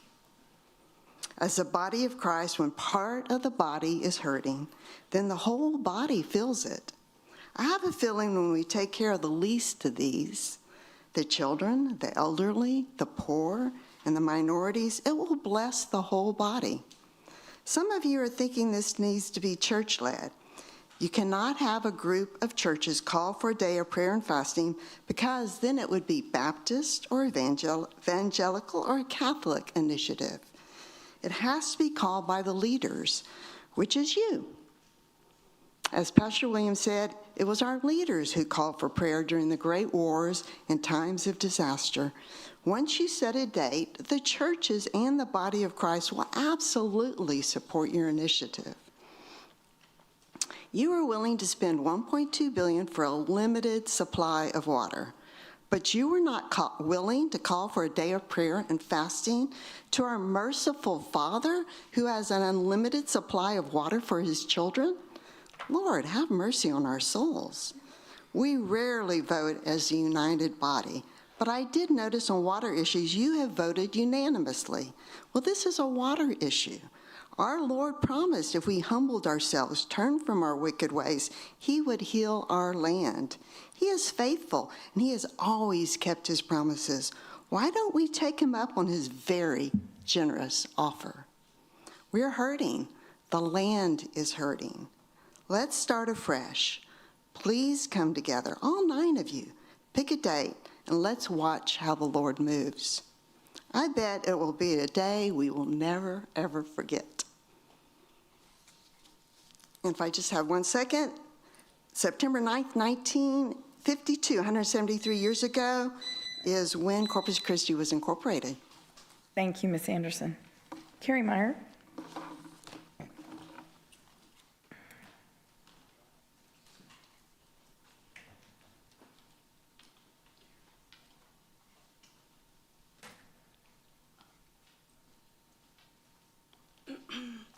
Good evening, City Council. I am here on behalf of my business, District 1, Corpus Christi. I'm here on behalf of my business to thank you for canceling the Inner Harbor plant. It's, I think, going to help tourism, maintain our tourism in our inner city especially, and it could have even, spiraled out of control when people found out the water was not safe in our city. They may have thought the island and Mustang and North Padre, you don't know, bad news travels fast. So I feel good about it. I want to thank the 5 that have dared to stand for their constituents despite pressure from the chamber, the governor, and other state level elected officials. The fabulous 5 were Carolyn Vaughn, Gil Hernandez, Sylvia Campos, Kaylin Paxton, and Eric Cantu. And thanks to District 1 Representative Everett Roy for joining them in that vote. The main issue about the Inner Harbor for the majority, I believe on council, was the $1.2 billion price tag that had spiraled out of control, as well as the experimental aspect of desalination. Why are we the guinea pigs? Why are we the ones that have to try it first and spend our money to do it? I'm glad to see you moving to explore other water sources, including reuse, like your presentation just had. That seems promising. Those who have opposed, who voted against this and who have opposed it, have been spreading blame and misinformation online. Shame on you. Democracy was in action on September 2nd with the 6-3 vote. You lost. Let's move on and continue to be honest. Include the Mary Roads pipeline on the water dashboard on the city's website. Include that water that we're getting from East Texas. To me, it rains in East Texas. The lakes are fuller. It makes a lot of sense to invest in that water supply that we've already paid for by improving our pipeline and possibly even doubling it. Buy the water rights to the Evangeline Aquifer. Partner with the Nueces River Authority for the Harbor Island plant. There are so many options, and the scare tactics of the opposition have been to scare our public into thinking that we are gonna run out of water right away unless we do desal in the Inner Harbor. And that was false information, and I didn't appreciate it. Let's just be honest, and I'll come to the table and find a solution. Thank you. Thank you, Ms. Meyer. Brad Bartleson.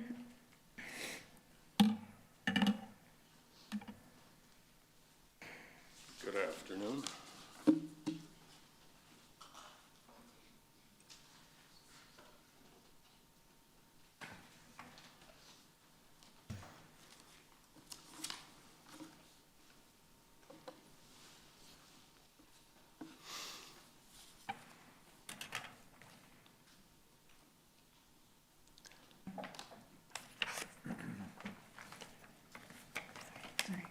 I guess I can start. I'm Brad Bartleson, District 5, Corpus Christi.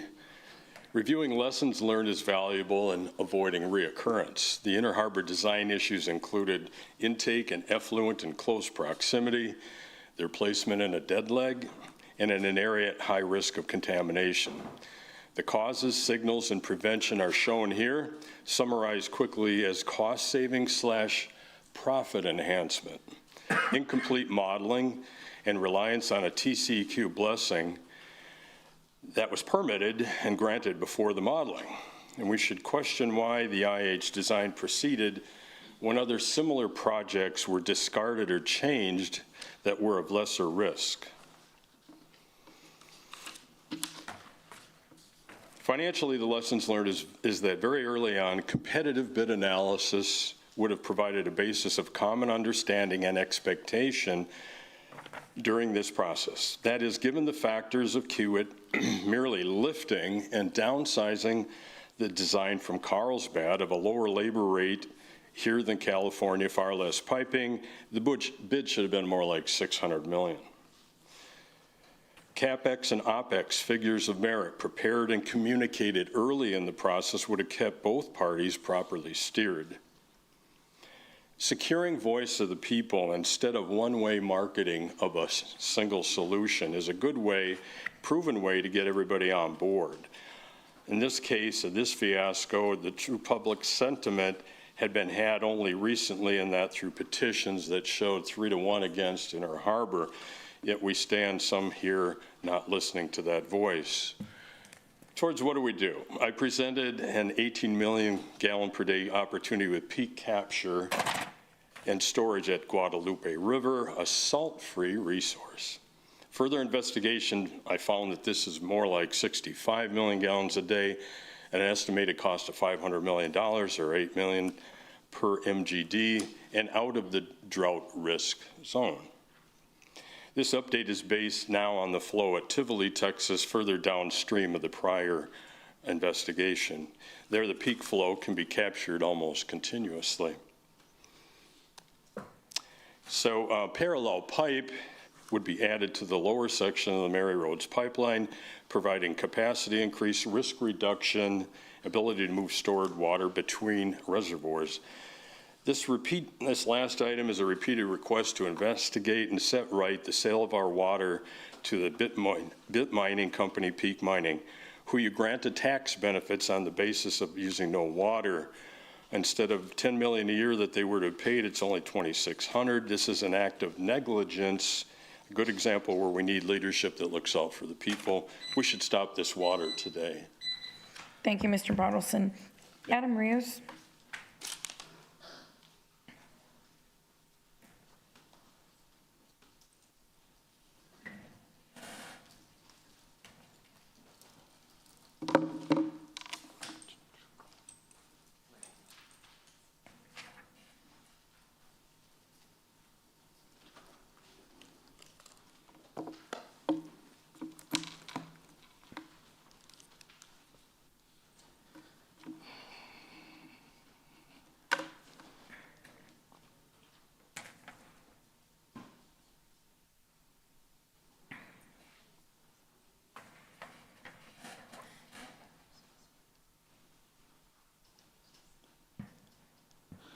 Adam Rios, Corpus Christi, District 5. I had 2 flyers. I only brought that one, and it's to remind the community about, well, I'll start with this. The 2nd annual La Pond Apache Tribe of Texas will be celebrating our Veterans Powwow, Saturday, December 25th.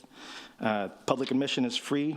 The doors are going to open at 10 o'clock with gourd dancing, of which I am a gourd dancer, beginning at 10 o'clock to 11:30 with grand entry at noon with a 4 p.m. break. We're excited about having the food trucks. We had some complications last year with the management at the building that didn't allow us to have food trucks near, so we had to walk all the way to the art museum. A little discomforting, but we managed to pull through. It's a great event. It's a chance to see a culture that might be a little different than the one that you've seen on television. But we are very true to this. We're very proud of this. And the day after that is the flyer that you have, where we will be doing a public performance at our local library. We're going to be doing a Q&A. We'll have a Native American panel to answer any questions. We will have traditional dance, gourd dance, some children's books, some authors that will have reading some excerpts from our experiences as natives, because although we are natives, we're having a very American experience, I promise you. Having said that, I was talking with my father earlier. My father is a big proponent. You've heard me say, he loves saying this, that everybody needs a little Indian medicine. And though he was married to my Christian mother, I grew up with a real balance of that. And I just wanted to say this because it's some of this is directly from him. Ties into what we're talking about in Native culture. We have faced fear and famine. We have faced destruction. What pulled us through was our values. We maintained our systems of reciprocity with the land. Our values created a culture for us. So when there is discussion of water or air or land, it is crucial to involve indigenous voices and leadership from the beginning. It is a traditional ecological knowledge of these lands and these waters that offer invaluable insights to restoring and managing these systems of sustainability. It is about justice, healing, and returning to a more balanced relationship with the natural world.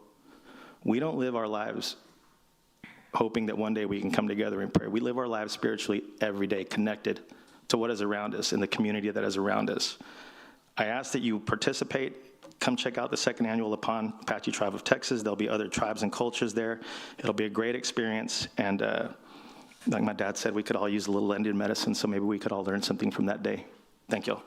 Thank you, Mr. Rios. Eric Von Wade.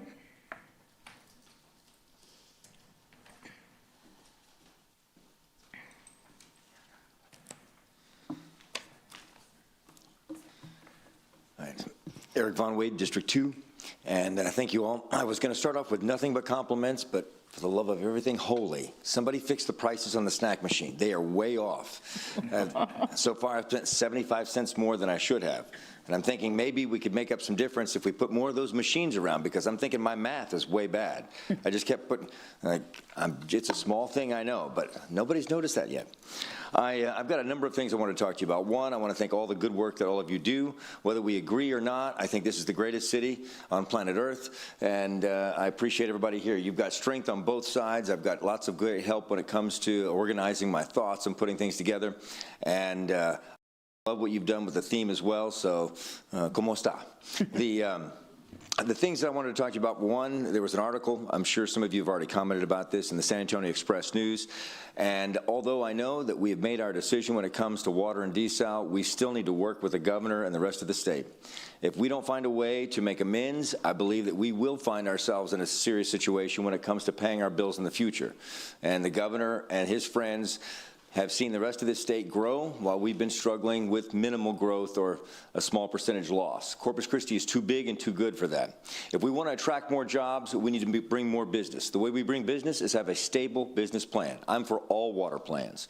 I think that we need to look at everything we've got because what we add up is to what we're using today, and that's negative 1% growth. We need to have more than that. And I believe the council we have is the best council we're going to have.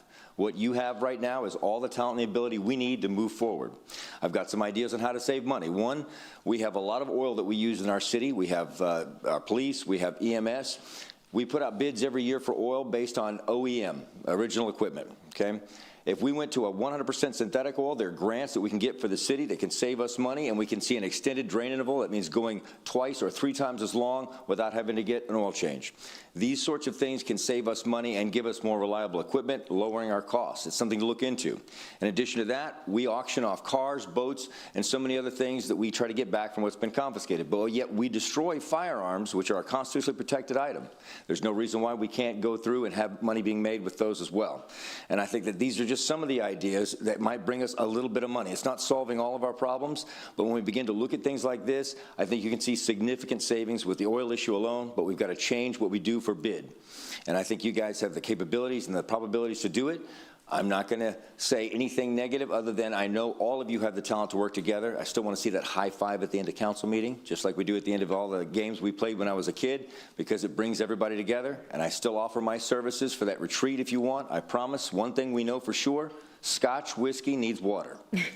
And we could start making a plant of our own. It's another idea, but little observation things. Other cities have them. Let's have them all over our parks. The city brings in the money. It's just an idea. I thank you all for your time. Thank you, Mr. Von Wade.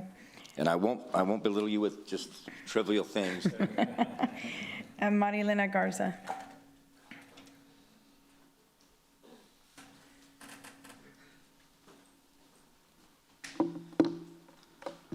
Okay. I made sure to bring my own pair of handcuffs. I can't tell you how many people called me last week and they're like, you get arrested? And I was like, nope, not yet. Working on it. Marilena Garza, District 1. So first want to start off by saying thank you for not cutting the library budget. We really do appreciate that. We are going to be losing 2 of our libraries. That's the cold hard facts of it. We are going to lose Hart, we are going to lose Garcia, and we're going to have to figure out how we're going to get 2 more libraries on top of the more libraries we needed on top of that. So that is going to be a big challenge. I'm hoping that we can work a little bit more closely with our library advisory board. They're the professionals. They're the people that are talking to staff, talking to these other organizations, talking to organizations like Junior League to be like, hey, you know, can we get some help from you guys? We used to work with you guys. We're not working with you guys. Like, why are we not working with them? So thank you for that. Thank you for asking the hard questions. This budget, it's super hard to balance an already crooked budget. Like, I didn't agree with some of it. I do agree that we need some price increases to keep up with the cost of inflation and just the cost of use. More and more people are using our services. We got to keep up with it, but we can't be using those services to balance a budget. But one of the things that I really wanted to talk about was last week, arresting people, and like not just scaring them, not just putting the bracelets on them and putting them in the cop car and letting them sit there and think about it and let them go. No. You wasted taxpayer money to take them down to the annex, to do all the paperwork, and then release them with no charges. It still costs money to take them down there. It still costs money. And the other thing that's really disappointing is that most of the time, from what I have observed here at City Council, is that the police that are here are not just the lower level police. These are the people in leadership. These are the supervisors. These are the lieutenants. And for a police department that receives so much funding, why aren't you better at de-escalating the situation? You had somebody the second time, I wasn't here, but I could see clearly on YouTube that person was having a mental health crisis. You don't approach people that way. She urinated on herself because she was so scared. That's not de-escalation. There were so many opportunities last week for leadership, for discernment to take the reign, but instead ego took the reign. That's so disappointing. So if you're gonna throw people out for curse words, throw them out for saying words like stupid and hell. You didn't throw them for that, but you threw them for goddamn and POS. That's shameful. You let them win. You should have just scared them and let them go and said, don't come back into council. Instead, you made him a martyr. Good luck with that. Thank you. Ms. Saldana. And then we'll have Emily Barrera, Brian Menard,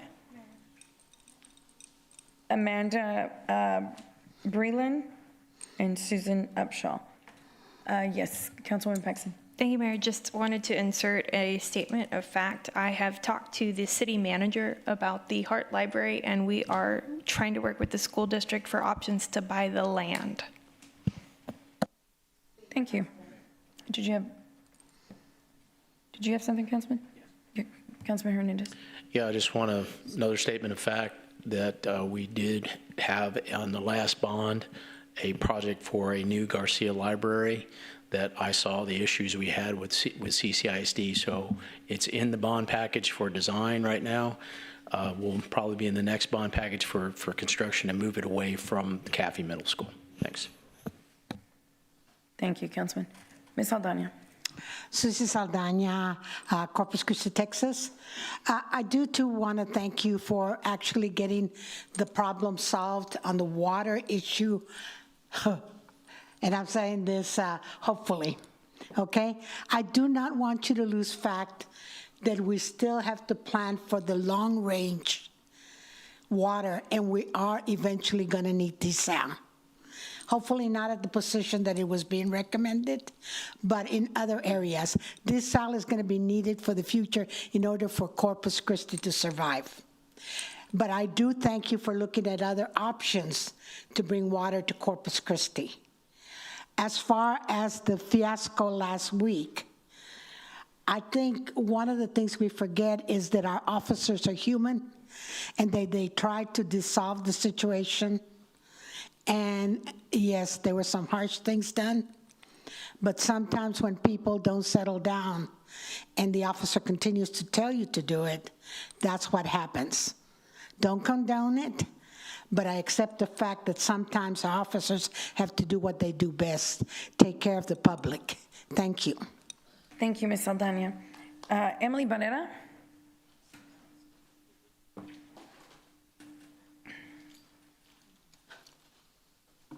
Emily Barrera, District 2. I'd firstly like to thank you for your time. I wasn't able to make it to last week's meeting, but I was on that stream from around 8 p.m. until it ended at 1 in the morning, and I cried very real tears of joy, so I thought I'd just mention that.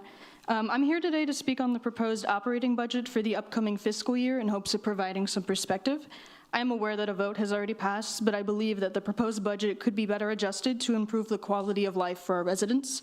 After tuning in for the last year or so on the DeSalle conversation, I know one of the main reasons why we didn't want to scrap the project was because we didn't want to lose the money that was already invested.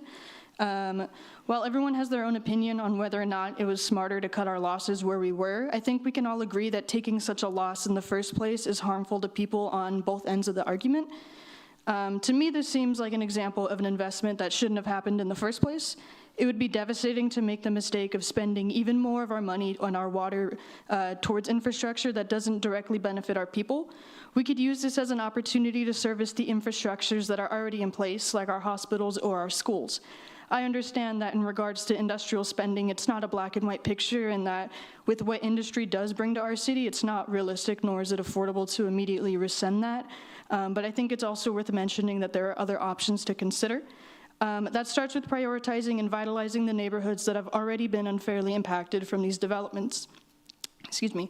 Many folks have mentioned the idea of investing into a low-barrier homeless shelter, and I think that would be a great place to start.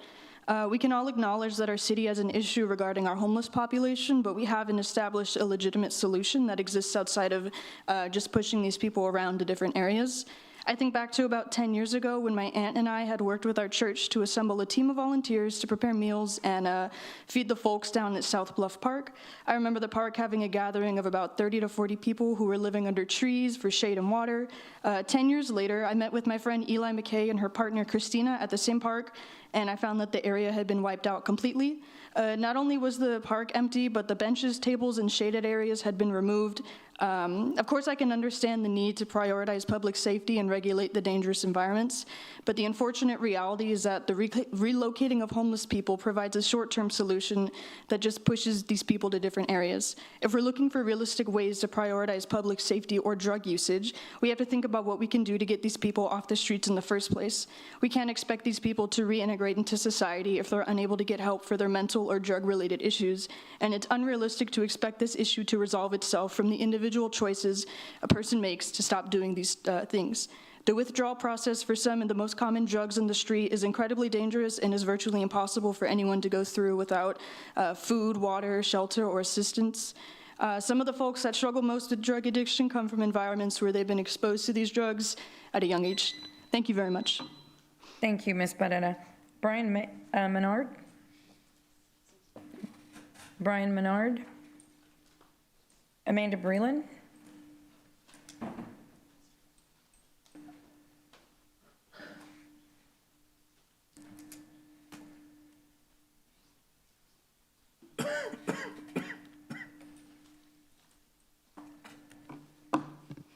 I'm back. Amanda Breland, Corpus Christi. So, first, I'd like to thank the mayor for having me arrested last week. Thank you for showing how far you're willing to go to silence those who oppose you. You have shown that you are petty enough to use tax-funded thugs to intimidate and abuse a citizen over something as simple as a word. Instead of de-escalating. Ma'am, is she supposed to be addressing me? The rules are it's council as a whole. It's up to the mayor if she wants to. No, I'm sorry, she's addressing me. I heard that she was making a comment. I'm sorry, we'll fix that. Let's please keep it, we got it. Thank you, though. Anyway, instead of de-escalating. I'm sorry, we're pausing you for 1 second, please. So long as she's addressing her comments to council as a whole. I didn't interpret it as directing it at you, but that's. She said the mayor, but is that okay? If it is, it's fine. I just need to know. Yeah, I guess it's up to your interpretation of whether it was directed at you or if it was a comment more towards council as a whole. No, she said the mayor. So I understand. If you'd like to start my time over, I can read. We'll fix your time, ma'am. We'll fix your time. Yeah. Don't worry about your time. Yeah. We get it. I interpret it as she's making a comment about the mayor to the council as a whole. Okay. Which would be okay. That's fine. I'm asking. Thank you. So, Rebecca, you give her, and I don't know if you can read. Just fix that, yeah.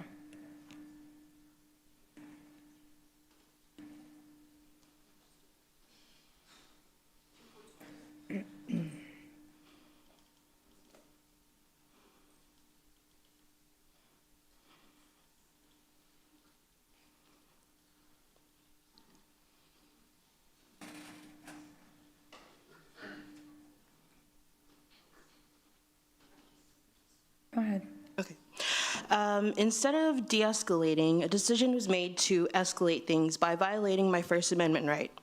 I'd like to thank y'all for showing me that I am part of a powerful community of people who have my back as I have theirs. I want y'all to know that you have failed at your attempt to oppress and silence us. If anything, you've emboldened us. Although we did win last week, we will not stop. We will continue to fight for our community. I know y'all already voted on the budget, but I would like to encourage y'all in the future to invest in our green spaces, invest in trees, de-invest in the police. They're not help us. And invest in homeless services and public transportation, and that's it. Thank you. Thank you, Ms. Breland. And a statement of fact, I did not have anyone here who was arrested last week arrested. All right, Susan Upshaw. Susan Upshaw? Okay, Dr. Paul Kennedy? Dr. Paul Kennedy? I know. Jennifer Asukwo? Jennifer Asukwo. Chris Torres.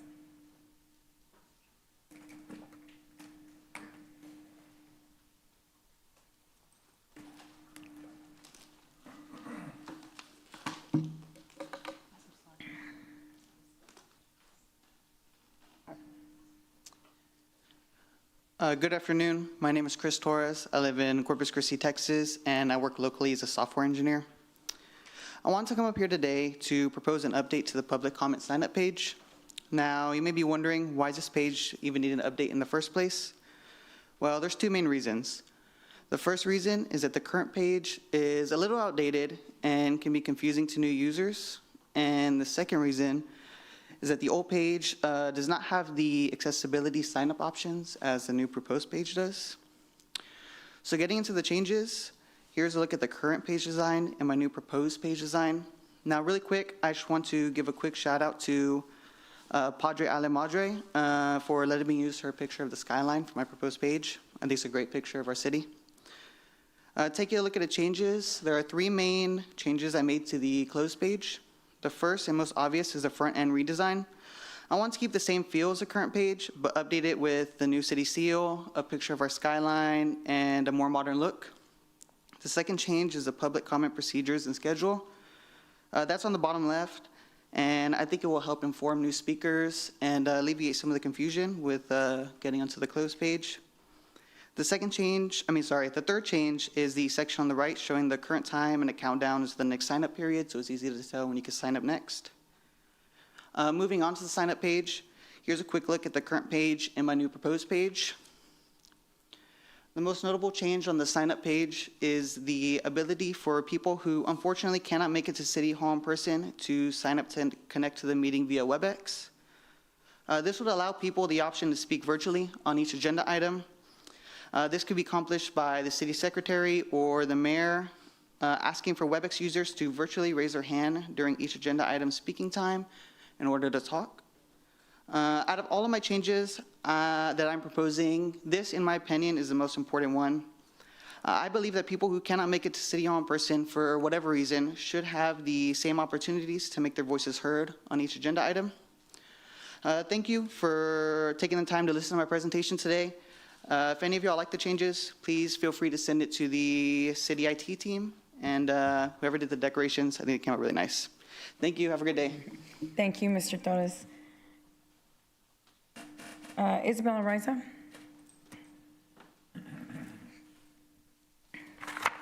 Okay, Isabella Riza, District 2. To continue where I left off last Tuesday, when I was a kid in the 80s, we walked to neighborhood pools and my brothers rode their bikes to a neighborhood school to participate in summer latchkey.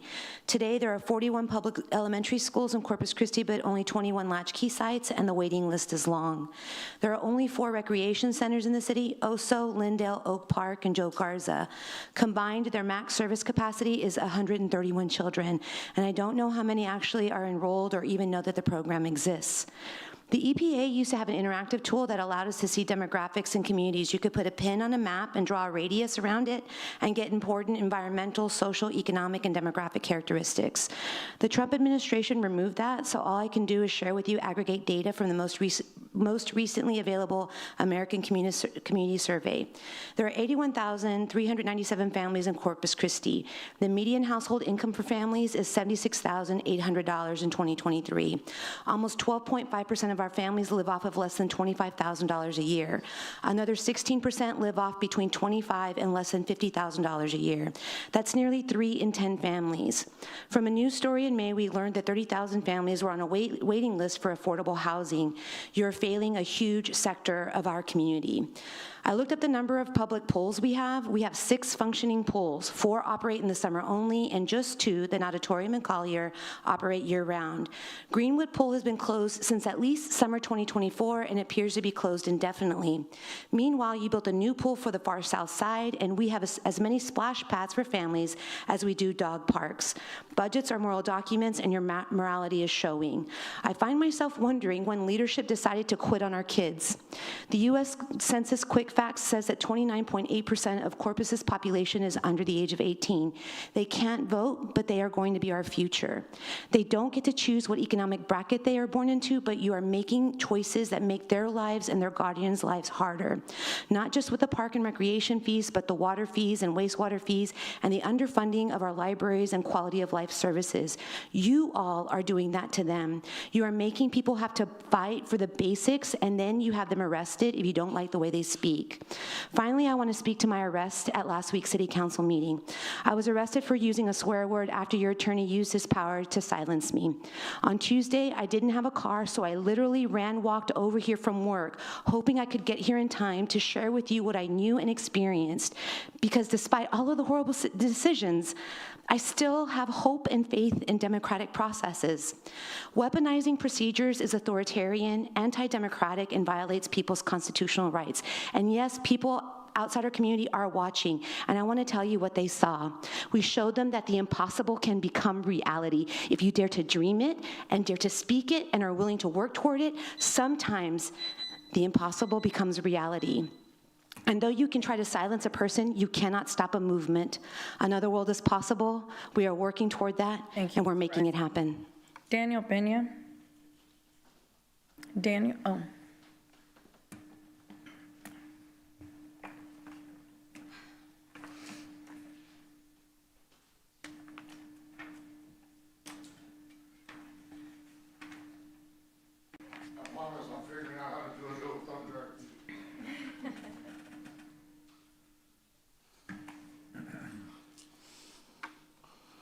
I'm Daniel Pena, District 1, lifelong Corpus Christi. I'm here again. You know, it's my 3rd week here. I'm still pushing for the issues. As y'all know, I found out it takes 3 members of y'all to put something on the agenda to re-vote for the fire ordinance. I'm still pushing for that as well. I speak for these other food trucks as well, so I found out the fire marshal was going above and beyond again, coming around Art Walk and putting a decimeter towards generators, etc. But when we're in the entertainment center, the music on the blocks is louder than our generators. Like, we got to pick and choose what we're doing. We're going to go back towards, and that's just it with the fire. I'm not picking and throwing jabs at the fire marshal. Love my fire engine guys, they're great. Just, you know, we just got to pick and choose what we battle. We're going to go towards Robert Dodd now. What I provided you is a list of different emails. Was, if you look at the dates, some of them are highlighted already. When they were speaking about all the food trucks and the decisions they make and how we get picked and chosen, and how we get picked and chosen. This goes to show, like right now on the app, there's a street food finder. My app is suspended, I cannot access it. All my paraments, everything's occurring. I own 2 trailers. Still, for the whole year, we have been suspended. The last paper on here goes to them, not us sending them information. You know, they were saying that everything's over. It's a process. It's not a process. It's who you befriend in there or what makes her day easier. There's one person that sticks out on here. Her name is Mikey Scott. I don't have nothing against the lady, but when you have when she picks and choose what you can do and where you can go, you can look at all the things that are in here. That we've had meetings. Our city attorney was there present for another one, and I went through the guidelines, heard all the excuses, all the things that they said they had to do, and I'm here now, and I'm trying to show you it goes back to 2023, 2022 as well. So the things that they were telling you that, oh, well, we have voting, we have this, I can show you all the emails for the past 4 years for everything that they've told me, for everything that how they pick their trucks on Ocean Drive for Cole Park, for the beach, for Water's Edge, there's 5 different departments you gotta go through, and they don't tell you where you gotta go to find out who you gotta go to. The marina, the parking and engineering, traffic control, Parks and Rec, and I can't remember the other one. But, that's kind of what we have to jump through. I know you said, Mr. Scott, that our cities, we want to be food truck friendly. There's a lot of things that our city's not food truck friendly about. You know what I mean? And it's not just y'all, because y'all got to hear the oversee, but you don't get to see the other side of what we got to go through to jump through hoops to do what we got to do. One more thing, if you don't mind. In the beginning, it says to treat our staff and our city members and city council with respect. I think that should go placed in every city office that we have to deal with, right, because of what the attitudes that we have to deal with from their offices. They don't show the same respect that they demand from us. Thank you, Mr. Pena. Thank you. Mr. Zanoni, can we look into this? I don't know what the process is, and you don't have to tell us now. You may not know it. But I think the council would be very interested in knowing what exactly is the process. And if, it's very bureaucratic, then we probably need to have a discussion about it. You can notate that. Sure. Thank you, sir. Maggie Peacock. And then we'll have Brian Morales, John Martinez, Jasmine Evans.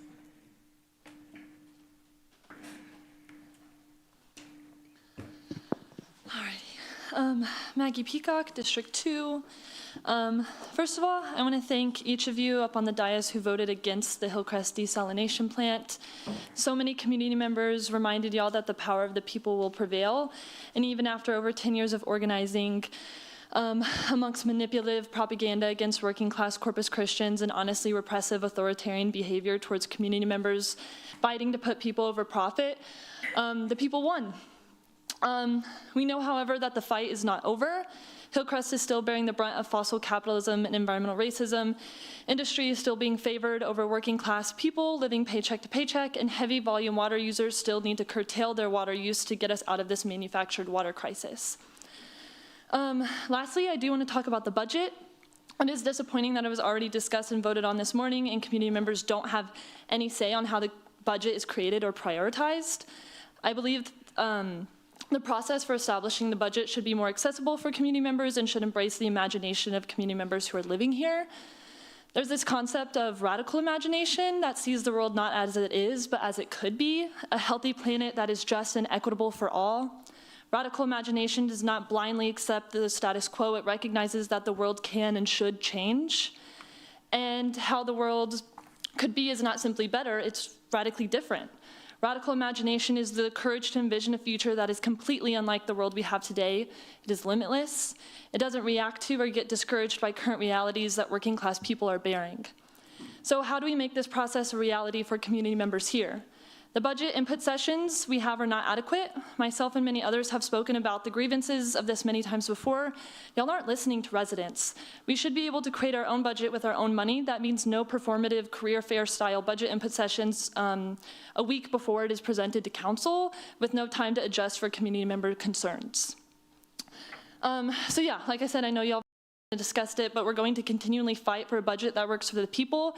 That includes democracy and transparency, including longer and more frequent community input sessions, including ones offered on the weekends, and the format of input sessions to be town hall style with department heads, with council members' attendance mandatory, but the participation of council members is limited to listening to community members. Quality of life programs such as de-escalation training for city staff and behavioral crisis response programs for community members, and people-centered infrastructure. That means no spending on new water infrastructure that isn't specifically reserved for residential or critical care infrastructure, like hospitals, nursing homes, schools, not heavy industry and fossil fuels.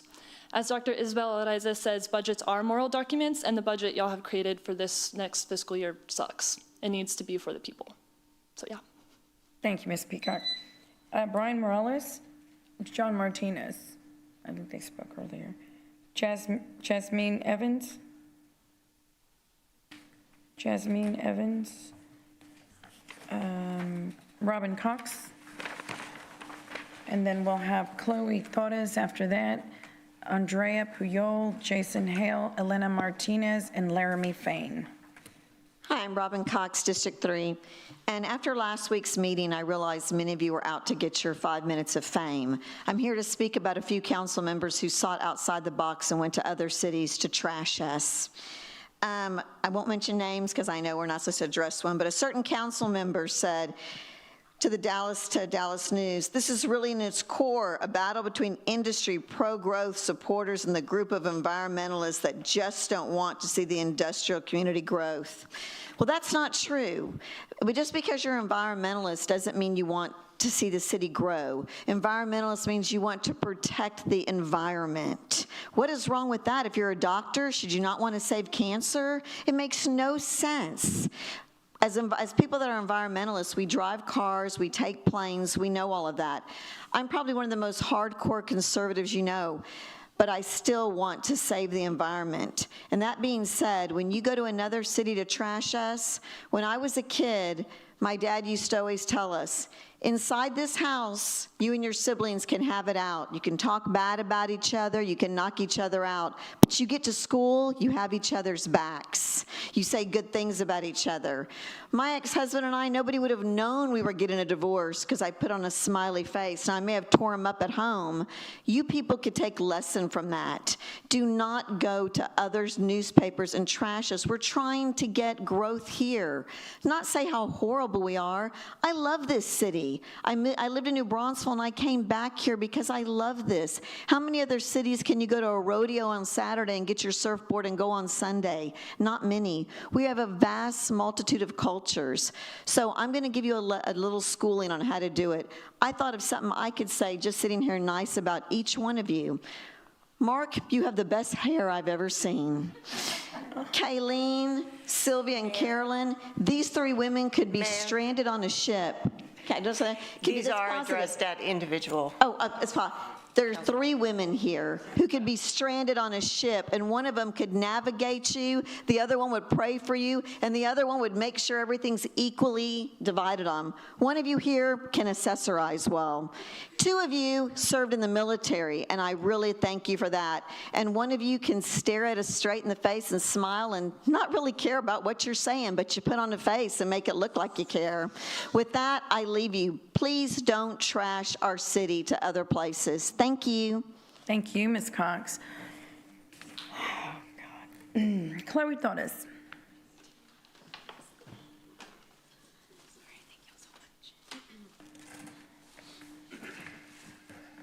Okay.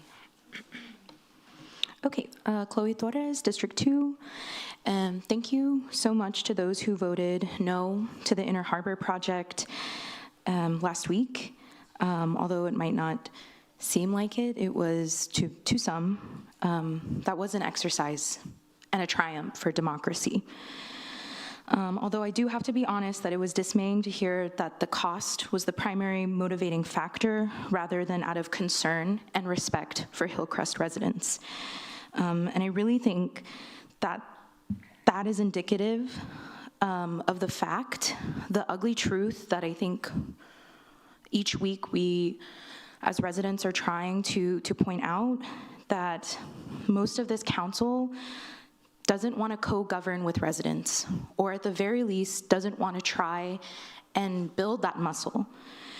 And they don't want to co-govern with residents, organizations, or entities who they perceive to be lacking in social or political capital, because y'all do co-govern with some people, but they have to have a certain net worth, they have to have certain connections.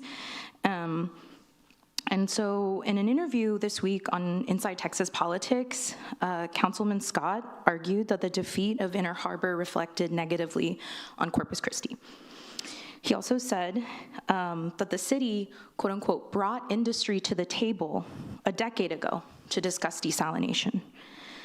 I think it's astonishing that you are able to say that without a hint of shame, knowing that community members were expressing concerns about desalination at that exact same time, but we are never given the same amount of attention, consideration, or partnership. And again, this goes back to the fact that you do co-govern the city with people who actually never come here. The Flint Hills Polos that were here for the very first time, those are the folks that get the special treatment. And that was very clear earlier this year when the Coastal Bend Coalition came together to have an emergency meeting after a majority of the council voted to take back their spending power from a city manager with a track record of abusing taxpayer funds. So lastly, I think this spirit really carried through with the arrests last week. I think it's so cowardly to say that the council didn't have anyone arrested. You all sat there and let it happen. How are we supposed to encourage people, new people, to come for fear of arrest? Lastly, I'll say, yeah, I actually lost my train of thought, so I'll leave it there, but that's actually what reflects poorly on the city of Corpus Christi. Thank you. Thank you, Ms. Torres. Andrea Puyol? Andrea Puyol? Jason Hale?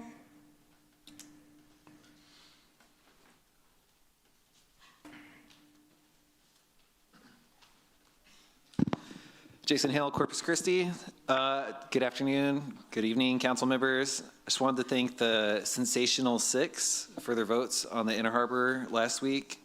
And I also wanted to talk about reuse. I know I said this before. I support diversification and water use, increasing water use efficiency with reuse. But the environment does get benefit from wastewater outflows from the Oso plant and the Greenwood plant. The Greenwood, or the Oso Creek and the Oso Bay, you know, they do benefit from those outflows. And I think it would be prudent to at least do, like for the city to at least do like a collaborative study with a local university or environmental group, someone to better understand the effects of reductions in wastewater outflows. Just completely seizing them would probably have some sort of negative effect. And it seems like it would be a good idea to understand that before spending millions of dollars on a project. That's all. Thanks. Thank you, Mr. Hale. Elena Martinez?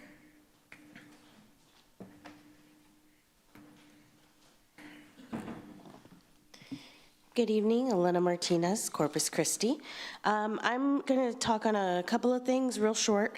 Last week I was here saying vote no, and this week I'm here saying vote yes for 39 and 40. 39, I, as everybody probably is aware, am a huge proponent of the audit department. I would really love to be able to come to every audit committee meeting, but I can't. Sometimes it's even hard to keep up with city council, even though y'all broadcast. So I would really, really appreciate if those audit committee meetings were broadcast. And I know it is a little bit of an extra cost, but I think it would be really worth it, especially since you have a lot of people who come here complaining about a lack of transparency. And I think that would really help to increase citizen buy-in as far as transparency goes. And on the note of transparency, you know, item 40, I will never be against bringing in an independent organization to investigate something and make sure everything's on the up and up. So if you don't mind, please vote yes on 39 and 40. And since I still have some extra time, Chris Torres a few weeks ago mentioned, he did a different presentation on the public comment button, wanting it added to the front page of the website, and y'all did that, and I was very excited about that. And so I would like to request the public information request also have a button or a link on the front page of the website. I'm very familiar with how to do it because I've done it quite a few times, and I think it would be really great to be able to have that on the front page. That's about all I have for general public comment today. Thank you very much. Y'all have a good evening. Thank you, Ms. Martinez. Laramie Fain?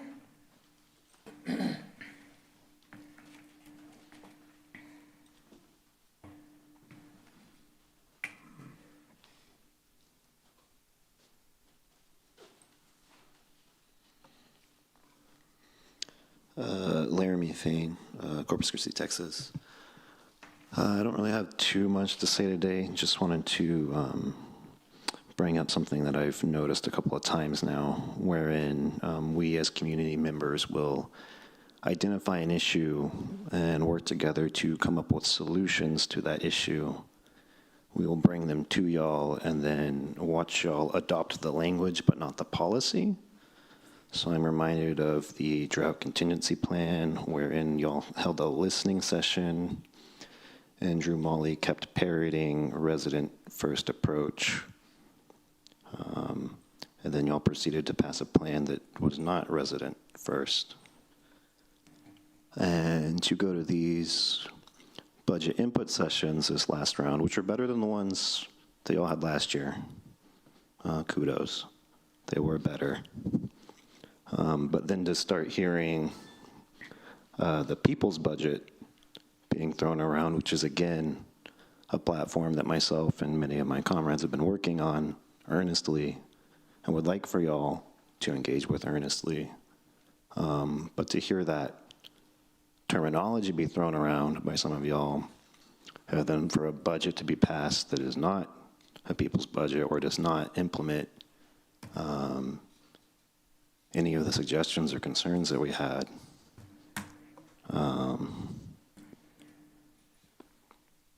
I guess it shows that you're listening to a degree. So you said that you passed a people's budget this year, and I don't know, maybe next year you will pass a people's budget. I don't know, just something I was thinking about. Yeah. I'm a little tired. I made a deal with God last week that if y'all killed Inner Harbor, I would quit smoking, so. Thank you, Mr. Fain. Jake Hernandez and Henry Williams.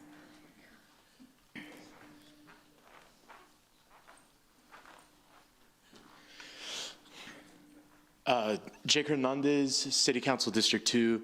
I just want to thank God for killing Inner Harbor, and Laramie's my roommate, so I know how hard the quitting smoking thing has been for him. So, you know, double-edged sword there. But no, what I really wanted to talk to you today about was the issue of water. I have spoken to a lot of folks, you know, friends and family who have asked me, you know, how I feel about the water situation now that the Inner Harbor desalination project is no longer going forward.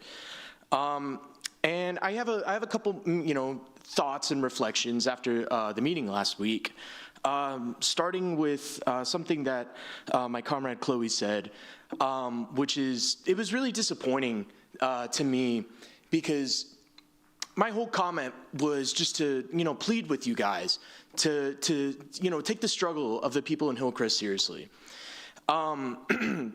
And then, you know, those of y'all who voted no on the project, again, which I appreciate, but I just felt like it, you know, the struggle of the Hillcrest people wasn't being taken very seriously enough in that moment. And for those of y'all who voted yes to continue the project, I mean, like, come on, because it's really, it is just really sickening to me that, like, we made a commitment, you know, as a country to, you know, start dismantling the systems of racist oppression that exist here.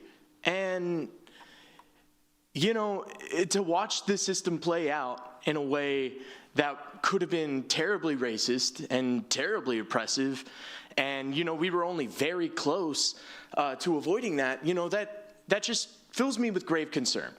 And the reason that I'm bringing this up right now is because I'm still really concerned about our neighbors in the San Patricio County. Because, you know, they came here and they spoke a lot about their concerns regarding the Evangeline project. And so, you know, my plea to y'all is, I understand that it may seem as though we're in a water shortage right now, but I think that it needs to be very carefully looked at where that water is going, who's consuming the most water, and then more importantly, once we decide to move forward with any alternative water solutions, if we are to do that, to make sure that we are doing it in a way that is not socially unnecessary, that doesn't, you know, trample over people in smaller communities, the way that was about to happen in Hillcrest. Hillcrest. I just don't want that to happen to our neighbors in San Patricio, because I used to live in Ingleside, and they're great people out there, so I just really don't want that to happen. Thank you all. Thank you, Mr. Hernandez. Henry Williams.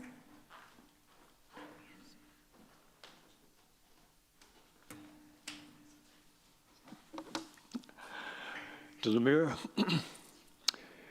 our city council members, city manager, city attorney,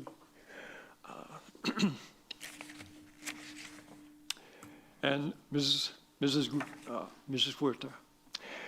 You know, I feel like I'm a citizen of our city council meetings now.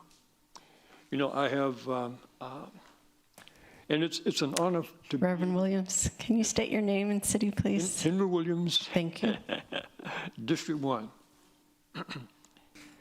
You know, I came because I wanted to speak some words of appreciation to all of you, okay?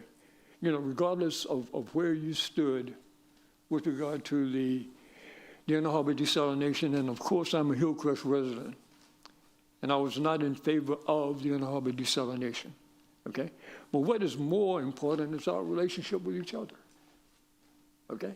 You know, we all have a vision of what we want our community to be, okay? And we can all come together to work that out, okay? Being a man of God, there's a scripture which says, 2 Chronicles 7:14, if my people which are called by my name shall humble themselves and pray and seek my face and turn from their wicked ways, then will I hear from heaven, will forgive their sin and will heal their land. And what we're asking is that God heal our land, okay? We're not going to run out of water. You know, I guarantee you that. Okay, we prayed for water, and we received water on Sunday, okay? Rain. And the Word of God says that when we do that which is right in His eyes, He will bring rain so that we will have our crops, okay, so that we will have, you know, all of the amenities that are so necessary to life. Okay, and I would like to just speak my appreciation to you all, to our citizens. Okay, and let us come together to identify the problem areas of our city and come together to work on these areas and pray for a solution. And let me also say this. I mentioned a prayer meeting that we have at the Corpus Christi Police Department, the third Thursday of each month, a day of fasting and prayer. We've been doing that for 29 years now, and we have seen crime, violence, and lawlessness continue to decrease in our city. I'm also a veteran, Mr. Roy. Okay, and we want to continue to do what's good and what's right in our community. God bless you all. Thank you. Thank you so much, Reverend Williams. Ms. Huerta, you want to take this over WebEx? We have what's on WebEx? Yes, ma'am. The next person is Alex Hatley.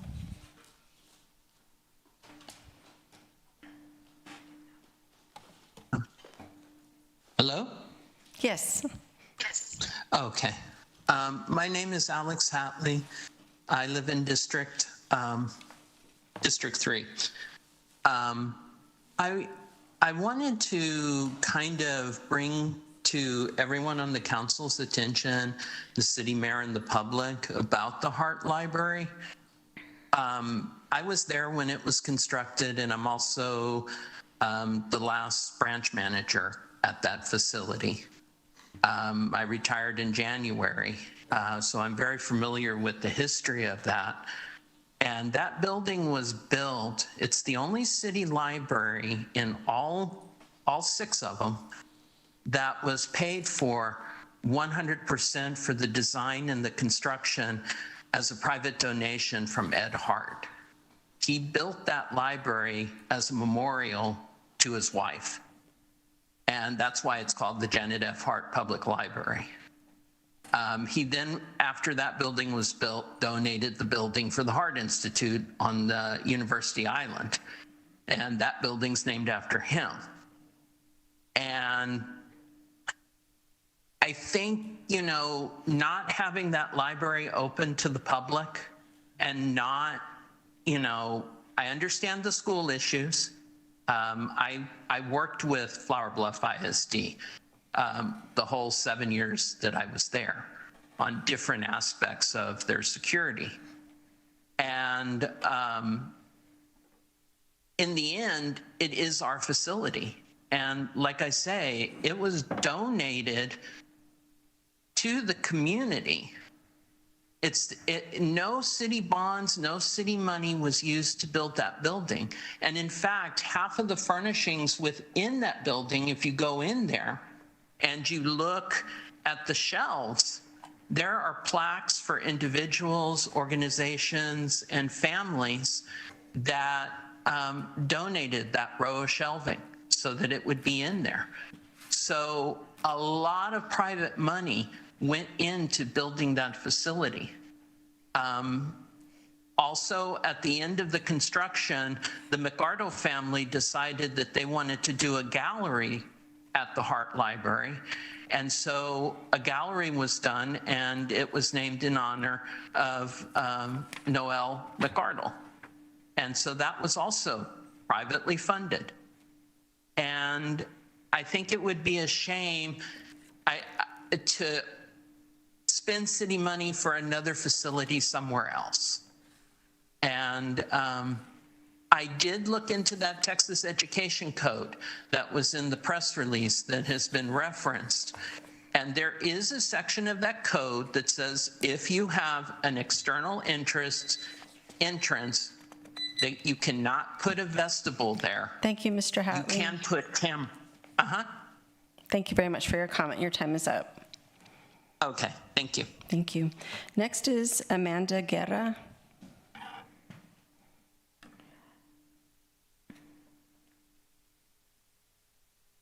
Ms. Guerra, are you online?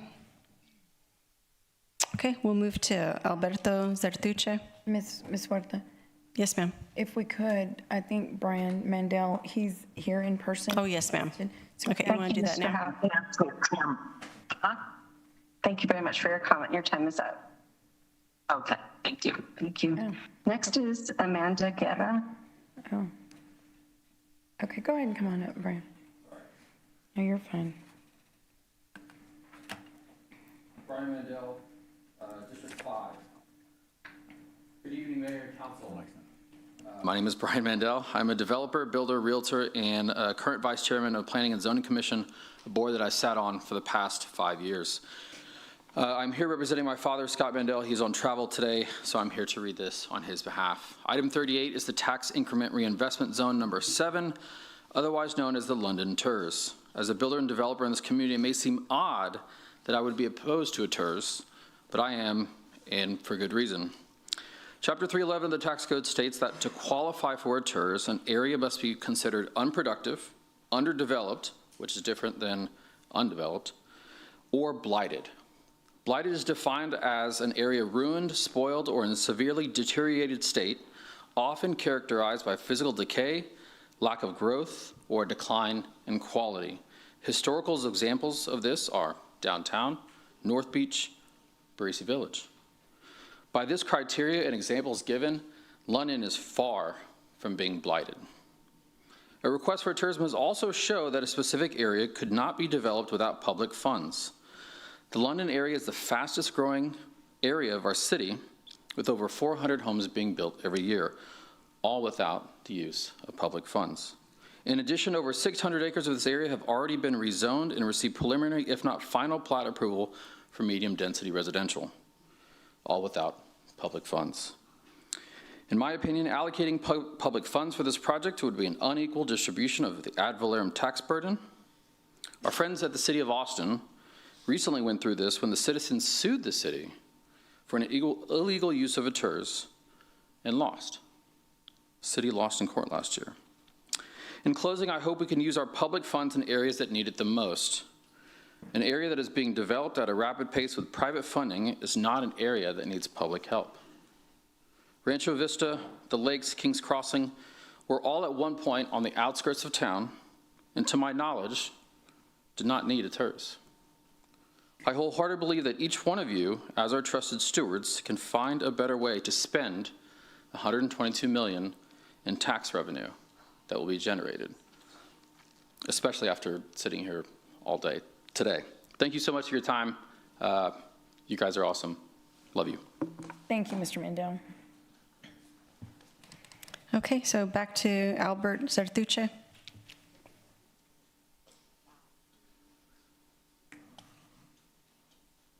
Hard to believe that each one of you, as our trusted stewards, can find a better way to spend $122 million in tax revenue that will be generated. Oh, that was him.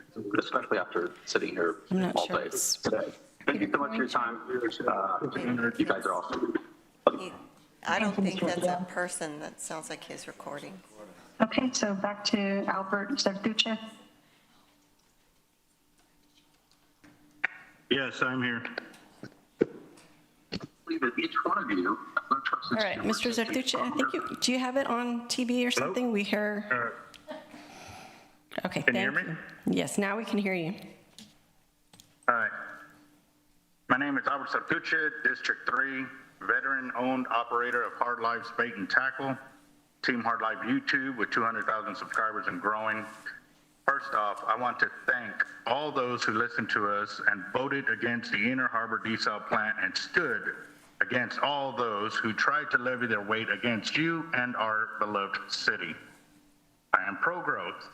For all, I want to see everyone raise up and be blessed on equal paths.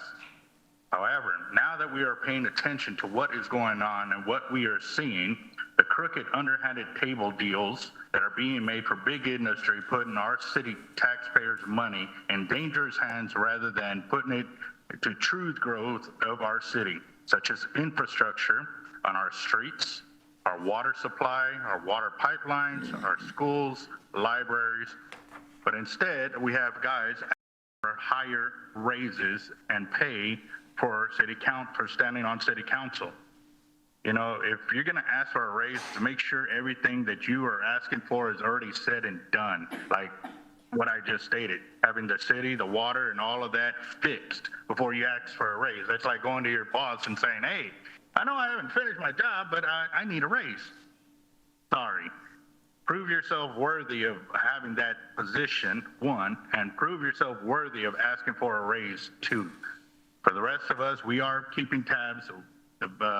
We are voting for the removal of the mayor and the paperwork that needs to be done for that to be there. So I'm asking y'all to vote yes for both of those paperworks. I don't know exactly what they are, but I am one of those who have signed, and I will be helping making sure we get enough signatures to have those two paperworks pushed forward, and we'll be paying attention to who votes yes for it as well.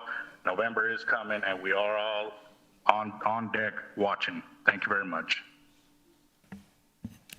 Thank you. Next is Lauren Gonzalez.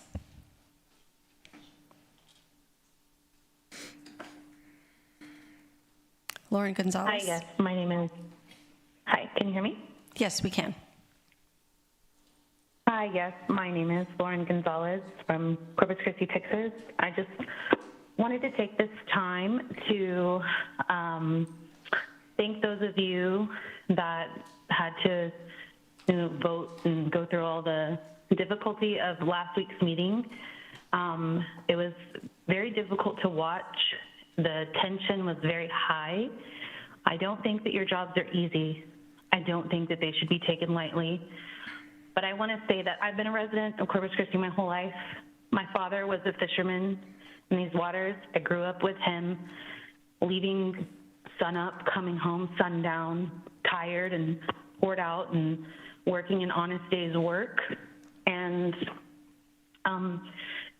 I think that's what we need. We need a lot of transparency in what's happening with the budget of this city, what's happening with the management of this city, what is happening with the need for this city and the residents that live here, caring for those that live here. And I would implore you as council members to really take a look and make sure that the things that you're voting for and the things that we're needing, you're considering the people, the residency here, the people like my father who grew up working these waters living and died in this place, raising taxes, having no solution yet to our water crisis, but raising rates, the vagrancy in the city, so many issues. Though it's not easy, I would remind you to think about the people who are going to be voting in this next election. We will remember, we will consider the things that you have or have not done. So I just want to, one, give an appreciation for what you have done, but ask you to look at the people of this city and at the average income that's only $63,000 per household for the average median of most people. It's not very much. We don't make that much here. Yes, we need growth in our city. We need growth in our city. We need water in our city. We need many things in our city. But what we need is people who are transparent and who uphold views that will support the constituency and not running on something and then voting something differently later. We can't do that. We can't trick the people. Thank you, Ms. Gonzalez. I ask you to consider the people. Thank you very much. Thank you. Next is Christina English. Christina English, Corpus Christi District 1. First, please vote in favor of investigation related to items 40 and 41. Also, my comment includes verbiage pulled directly from the Holocaust Encyclopedia. After Adolf Hitler became chancellor, he worked to turn Germany into a dictatorship under his sole control. This meant eliminating constitutional rights and protections for individuals. You know, like limiting, silencing, and punishing speech. The Nazis believed that the police would have a particularly important role to play in the new Germany. Therefore, almost immediately after Hitler's appointment, the Nazis sought to take over and transform Germany's police forces, which kind of feels like ICE agreements and police weaponization, right? The Nazis encouraged the police to target their political opponents, namely social democrats and communists, which just reminds me of city council every Tuesday. I'm not sure this is They've related to instructed city business. existing traffic regulation. If you'll let me continue, you'll understand if you can't. Ma'am, you'll understand if you continue to listen. I can't even hear. It's been said that history may not repeat itself, but it often rhymes, and boy, does it seem to here in Corpus Christi. I will not stand by being polite while fascism takes over my community and steals my neighbors. I possess zero capacity for decorum when I watch some members of my own local government eagerly bow to authoritarianism. The way this city mayor, legal department, and city council have made it increasingly more difficult for citizens to speak on a city matter before it's considered is limiting speech. So is the way they have failed to provide equal access for our homebound and disabled neighbors to participate in government. So is the way they use decorum policies to selectively and unequally silence specific members of our community, demonstrated today. The way they unjustly utilize CCPD to intimidate and arrest valued members and respected members of our community is limiting speech and its Gestapo practice. When you scatter unusually large numbers of police officers throughout a crowd, the intention is to intimidate, but the result is that you look weak. When you have multiple large male officers arresting one non-combative community member, you look weak. When you arrest a person who is leaving so that you can prevent them from coming back to speak on a controversial topic, you look unimaginably weak. This mayor will not be remembered as someone who fought for the survival of her community, but as someone who jumped headfirst into fascism with a boot in her smiling mouth.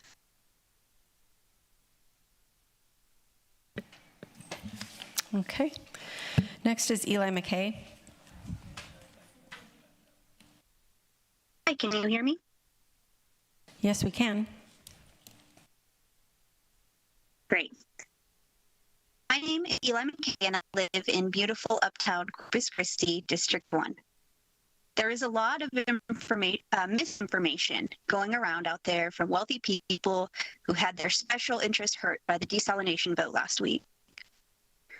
Also, from our poor quality media outlets and that one garbage blog run by an actual criminal who is working very hard to sow division and attempting to spread fear about water rates increasing. What you don't see reported on is that the corporations that use the most water have multi-layered sweetheart deals offering discounts that residential ratepayers will never be offered, or that there's an ongoing lawsuit with those very corporations and the city through the PUC because in 2024, our city council voted to make water rates more equitable for all ratepayers. The lawsuit is still ongoing, and the rates remain inequitable. This is the behavior of a bad neighbor. What we are plagued with here in Corpus Christi, along with bad neighbors, is a whole lot of bad actors. If Gregory Wayne Abbott wanted to help build water infrastructure or do anything for Corpus Christi, he has had 10 years in his position, yet he has barely lifted a finger.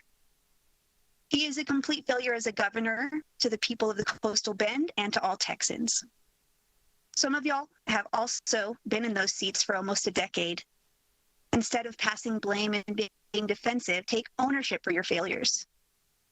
Thank you to the 5 people who pushed their button to vote against the Hillcrest desalination project, putting us on course towards a better, more affordable option. I also want to mention that last week's meeting, we had a second-rate show orchestrated, what seemed to be by our mayor and CCPD. Even though I was not in the room, I could tell from watching virtually that CCPD came into that meeting ready to arrest as many people as they could, and I believe that was by direction from someone, despite statement of facts that may have said earlier. Did the mayor and the city manager order the police to arrest people? Did the mayor direct surrogate miles to interrupt certain people or specific issues? Because that's what it looked like.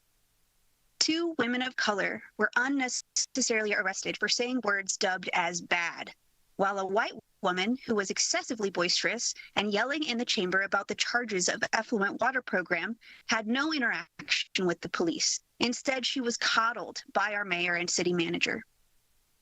I urge the community to stand against fascist and authoritarian tactics, demand that CCPD spend their time on actual crime, not work that should be tasked to security guards or social workers. And in those times, Thank you, Ms. McKay. where officers... Your time is up. Next we have... Escalation. I'm sorry, next is Mark Munster. Hello, can you hear me? Yes, I can.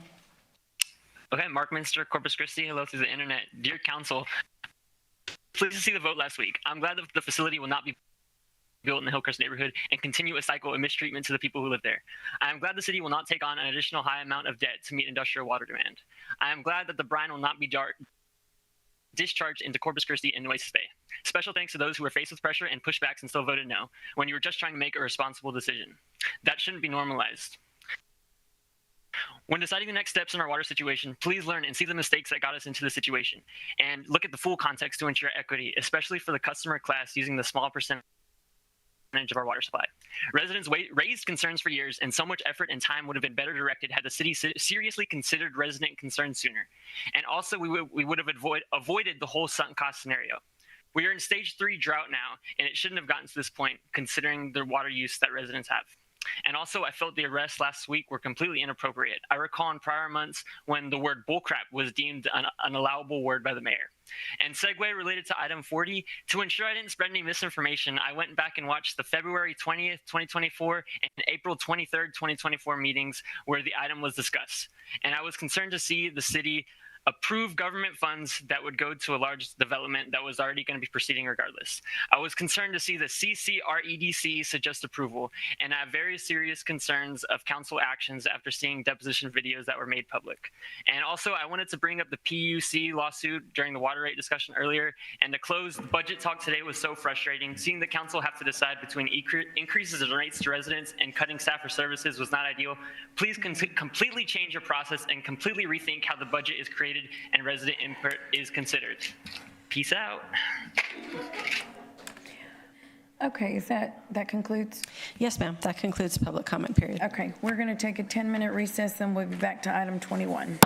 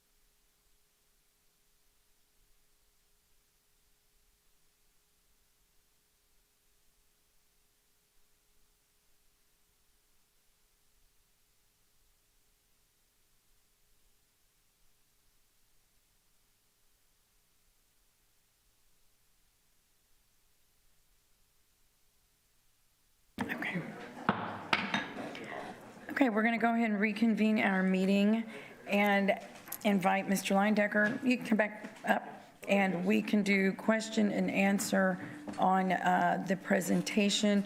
Can they pull that back up maybe? Thank you, Mayor. With me today, I have Logan Burton. He's been my business partner for over 20 years. He's my technical expert, in case we get there. Deep in the technical. Okay. Just well, I don't know if they've got the, if they can have the presentation ready, so we can go back if we'd like to. Yeah. Councilman Hernandez. Okay, thank you. I think it was the other one, right? Or is this one where the public partnership? Gulf Coast, yeah, that's what they do in their mission statement. Okay, so that was kind of interesting as to something that we could possibly do. How, and maybe this is a question for, I guess Jeff's not here. Looking at the contract we have with Garver as to the information that they're doing, can that be utilized by this organization for whatever, if we decide to move forward with something like this? Yeah, I believe the answer is yes, Councilman. And we may modify, if the council chooses to go with this business concept that we're going to develop for the council consideration, we may modify the Garver contract. We may not need the full study that they were going to do. Garver was looking at 3 different ways to use it, but if we think this is the best way, then we don't need Garver to tell us. Okay, since this is a kind of a public entity, I'm assuming the procurement is different from this. We don't need to go through all that. I believe that's correct. Miles is going to have to help us with that, but it is a public entity. They're a nonprofit public entity. So it would be more like a kind of a I don't know, what's a document? It's not an MOU, but it'd be an interlocal agreement. Yeah, right. Interlocal agreement, yeah. So it'd be a little bit different in the procurement process to do that. So that sounds really interesting. I think we need more details on it, but right. You know, it could be something that really is viable that can do that we can move quickly with. I'm totally interested in it, and I want to know, you know, all the details around it. How soon can you bring this back to us for, you know, for us to consider it and move forward with it? Yeah, quickly. We've already had several meetings, and I think the next step is Get an MOU together. we'd have to develop an MOU, and then you saw on the map that we had up, there's several options, and so we need to, work has to be done on, are there industrial partners that would be wanting the water? If not, then we go to the other option. And also, how much of the water do we use is another thing we need to consider. So a little bit more meeting time, but it's moving, it can move pretty quickly. Yes, sir. Yeah. Yeah, and so OSO would be the bulk of the reclaimed water. And then Greenwood is currently a bit in flux, but we showed it anyway due to timing issues that we think might be advantageous to the city. And along with the expansion of the Greenwood wastewater treatment plant into the future, that's currently about to be under contract to be designed in the next 30 to 45 days. Okay.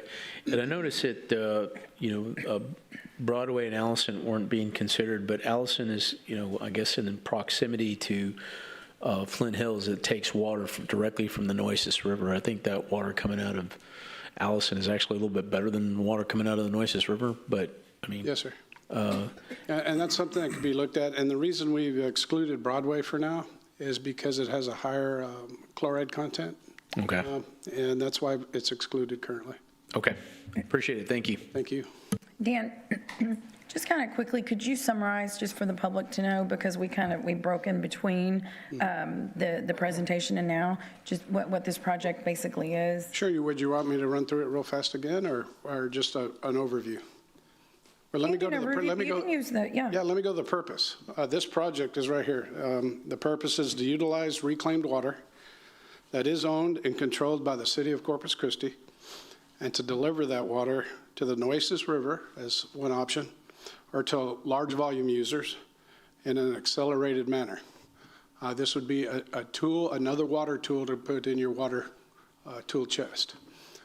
It's not a silver bullet or end-all, do-all, but it is more water, 11 to 17 MGD, that can be utilized. And not only for now, but it offers you flexibility in the future. It also works, it's a short-term solution, and it's also a long-term solution that has flexibility to it. There's a number of ways you can go off this. So you basically, let me go to the map again. Excuse me. If we do go the Nueces River route, if you notice that light blue line that goes from the Oso, picks up Greenwood, and goes all the way to the Nueces River, you have basically a spine. And what that's following right now is your south side transmission main easement. And that's where your south side transmission main is. So with that, you could feed off of that sometime in the long-term considerations. So it gives you a, for lack of a better word, like I said, a spine that you can then add treatment to that water. You can offshoot it to large volume users, like we show one here on that route in the northwest part of the city. And as effluent comes online due to the future growth of the city, like at Greenwood, which would be picking up the London area, you can keep adding to that to be able to divert this flow along that spine to future uses. So it's pretty flexible. And Dan, can you just explain this, that you would be laying pipe, right? Or yes, sir. So the idea here, since speed is a big consideration here, we'd be using HDPE pipe, which is the pipe you roll and you lay out and you fuse it together, versus the pipe that uses a joint. And with that, it allows us to move the pipe without cast iron bends or hard bends, ductile iron bends rather. And once we get that laid out, you can roll it out, bury it, and have it delivering water quickly. And I akin it to that, like in the oil and gas field, where you're laying water line for oil and gas wells. Very similar. Okay, Councilwoman Paxson. Thank you, Mayor. Thank you for this presentation. Peter, I know you have been on top of this project, so thank you that we've come to this today to evaluate. Just a couple of quick questions on options 1 and 2. Yes, ma'am. Do they both have the same availability to go up to that higher end of capacity, the 16 million gallons a day? You mean in the future? Yes, ma'am. So if Greenwood, when it gets expanded, you have that ability to utilize it at Greenwood or put it into this pipeline system for future use. Okay. And so, forgive me if I missed it, if you said it a moment ago. I see that there's a 18 to 24 month target. Yes, ma'am. Is that would be at which phase, starting with an MOU, starting with? That would be after the development agreement is signed. Okay. And we call that the green light. Once we have the green light, it takes 18 to 24 months. And is that either of those options can fit in that time range? Well, the shorter option, which is the red one, would be less time. Less than So everything you saw on the numbers on the, here, let me go to the cost real quick. This 11 to 16 MGD at 18 to 24 months at $4.30 or $5.10 are all for the most expensive option, what we're calling the most expensive option right now, which is the longest run, which is about 28 miles to the Nueces River. So that would be your cap. And that's without treatment of the effluent currently. If we added treatment, what we call a soft treatment like a polishing at Greenwood, there would be some additional cost there. But almost all this cost is in the pump station or pump stations and the pipeline. Okay. And that, I noticed that on that page you referenced 5, the costs there are listed as 2025. So that's not necessarily referencing when the water would be online. That's when we'd sign, basically. That's today's pricing, yes. Gotcha. And on that, that pipe material that favors speed, that HDPE. Yes, ma'am. High density polyethylene. Thank you. What is the lifespan on that type of? Yeah, at least 100. Reliable. Yes, ma'am. So it's fast and reliable. It's that black pipe you see out in the oil field that's real thick. I don't know how to describe it other than that. No, that was what I was curious about. And how is this, could there be a consideration or a conversation had with local groups regarding how much of this water we would be taking out of other bodies of water? Because I know at this point certain ecosystems have grown and improved and benefited from some of this water discharge. And I support this project, just I'm curious how that would develop. Yes, ma'am, that would be of utmost importance. And these numbers you see here is leaving environmental flows, certain amount of environmental flows. In particular, the OSO right now would be just over 2 cubic feet a second, which is required. So you'd still have fresh water going into OSO Bay on both plants. Awesome. So you'd have fresh water going into OSO Creek and fresh water going into the blind OSO at OSO Bay. It just won't be as much as it was that it currently is occurring now. Okay. So if we were able to bring this back in September, begin things, let's say November, are we looking at maybe summer 2027? That'd be about right, yes, ma'am. Okay, and that could go up to the 16.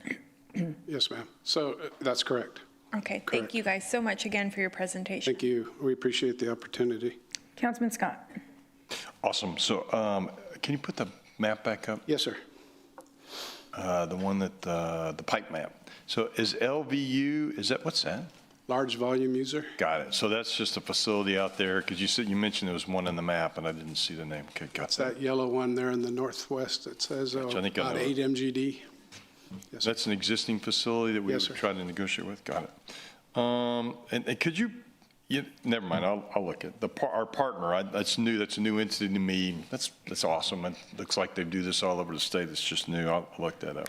Yes, sir. And then the HDPE, do we bury that pipe? Is that? Yes, sir. It'd be buried. We would bury it. Got it. And that's the pipe we would use permanently. It's just a different type of pipe. Yes, sir. Okay, got it. And do we have a sense of the impact on the Nueces River with the well fields that we're using now? So we're going to be commingling it, right? Yeah, it would be commingling. In our opinion, it'd actually help the water. Okay, could you maybe, I don't need now, it's 7:30, I trust you, can we get some Just a information quick, about the that? water that comes out of Oso and Greenwood is Yeah. extremely, extremely clean. Oh, really? It's very clean, yes, sir. And the chlorides that are in it are probably under, 100? They're much lower than the well field, yeah. So if you're adding water that has a lower salinity with water with a little higher, Right. you get the blend and it helps. And I guess is that a conversation for TCEQ at some Yes, sir, point? we definitely have It'll to. work itself out then, right? Yes, sir, we would definitely have to do. Do we have to get a separate bed and banks permit for that? That's possible. We've been investigating that. There is a thought out there that as volumes drop in the river, all you're doing is replacing that same water right, with the rights that you already have with this water. If I'm making sense. But yeah, that's it's going to work itself out either way. I just was Yes, sir. curious. It's just, But if needed, we will get a bed and banks permit. and then the return flows, we heard that. I've thought about that for some time. So I don't know anything about the 2 cubic feet, 4 cubic feet. So how much water does the OSO return to the bay? Currently, it's about 13.5 MGD, I believe, 13.5 on average. Okay. Treats, 13 and a half. Yeah. And Treats. right now, y'all have about, I would say, 2 million gallons a day. So 2 out of the 13 and a half that are kind of committed to other places, golf courses. Got it. It's mainly golf courses. And then part of that, too, we also reserved to send some. Yeah, that's going to be the big conversation, I think, is that there's going to be a recognition of whatever we returned yesterday, it's expectation to return that number tomorrow, right? And so there's got to be a conversation that says, really, actually, it doesn't need all 10 gallons. The bay system's fine at 7, and we're going to take the 3. We're going to take a certain amount, but yes, right, sir. yeah, That's and correct. I mean, so 13 MGD is what that returns. out of the plant into the bay, but. What it treats. Treats. Yeah. And so 2 goes to golf courses. Does that mean that the net at that point is 11.5 or? I just didn't know if you treat 13, but a lot of it ends up in sludge, and so you're only getting 10 out of it. I've been curious about this for a long time, strangely enough, so that's why I'm asking. Yeah, so I don't want to I'll just give you some round numbers. Please. Yeah, don't hold me to them, but it treats currently about 13 and a half. Got it. Right now, about 1 goes to golf courses. Yeah. And then you'll have about 1 that we have reserved for environmental flows and future uses. But right now. Now you got about 12 and a half. Got it. There you go. Okay, that's going to be the conversation, I Yes, sir. suspect. And I guess one of those things. Hey, thanks for being here. Appreciate you guys. I think the world of y'all. Glad you brought the idea. Thank you, Councilman. Councilwoman Campos. Sorry about that. Thank you. Well, I've been a big proponent of this forever, and I'm surprised that this had not been presented sooner, but okay, we're here now, right? So I guess the big difference between your, I guess the way, you're like a public, right? How do you describe your? No, we're a private engineering firm. Okay. Located here in Corpus Christi. Okay. And we're a nationwide firm. We have about 1,800 people across the country. We have about 83 employees here in town. Oh, okay. And we've been doing work in the city of Corpus Christi since 1996. Oh, my. Yes, ma'am. And we know your system very well. Wow. Water and wastewater systems. I was not aware. I mean, but I am, like I said, I am glad that you're here, and I'm glad that, that you have a commitment to this, to our area. Yes, ma'am. We live here. We understand. Yeah, Yes, it sounds like it. And I think you answered most of the questions, which was really about the environmental, making sure that we're able to put back, what we need as far as environmentally. And I guess the timeline is also like 18 to 24 months? Yes, ma'am. Okay. And the cost, it's pretty simple. Unit costs, $3.01. Initial cost with the treated water is $5.10. That's for 11 MGD and 16 MGD at $2.21 and $4.30. So again, and the cost seems just really, it sounds too good to be true, but let's see. And I went to this next slide. It's very competitive. Okay. It is. And you remember, it's water that you already own and control. Exactly. So and all this project really is taking water molecules where they're at abundantly right now and trying to put them where they're needed. Okay. And that's really what, in the big picture, that's what the project is. I don't know. It's crazy that we did not do this sooner, but okay, we're here now. All right. That's all I had. Thank you. Thank you, ma'am. Councilwoman Vaughn. I don't think you had me on. You don't want me to talk. Sorry. Thanks for bringing the project. It's been a long time coming, and Dan knows where all the skeletons are, Sylvia. He's been around forever. So you're very trustworthy, and I'm just glad you're on it. And I won't ask any more questions till we get the MOU. Thank you. Thank you, Councilwoman. Appreciate it. Councilman Cantu. Quick question. Thank you, Ben. What's it going to cost again, total for 16? I believe 160 million is our current estimate. And it's going to take, That's total project cost. And you said it's going to take about 18 to 24 months? Yes, sir. It'd be an accelerated program if GCA and the city can agree to an MOU and agree to a development agreement. Okay. And on the 11 MGD, how long will that take? Same amount of time? Yes, sir, because that's all from OSO. That's the longest stretch. Got it. Okay. Yes. And then I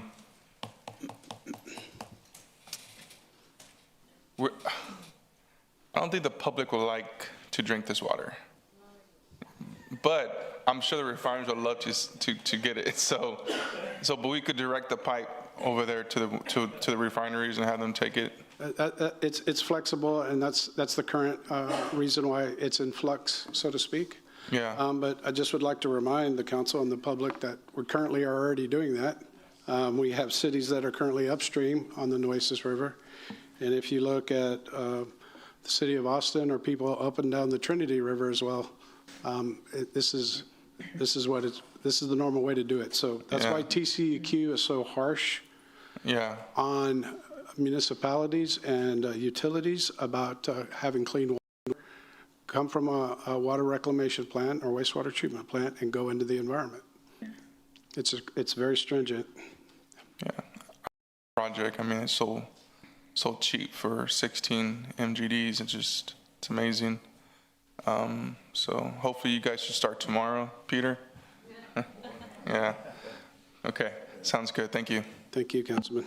And so how does this compare to, you mentioned that Garver's looking at something similar? Is it different? What are the differences here?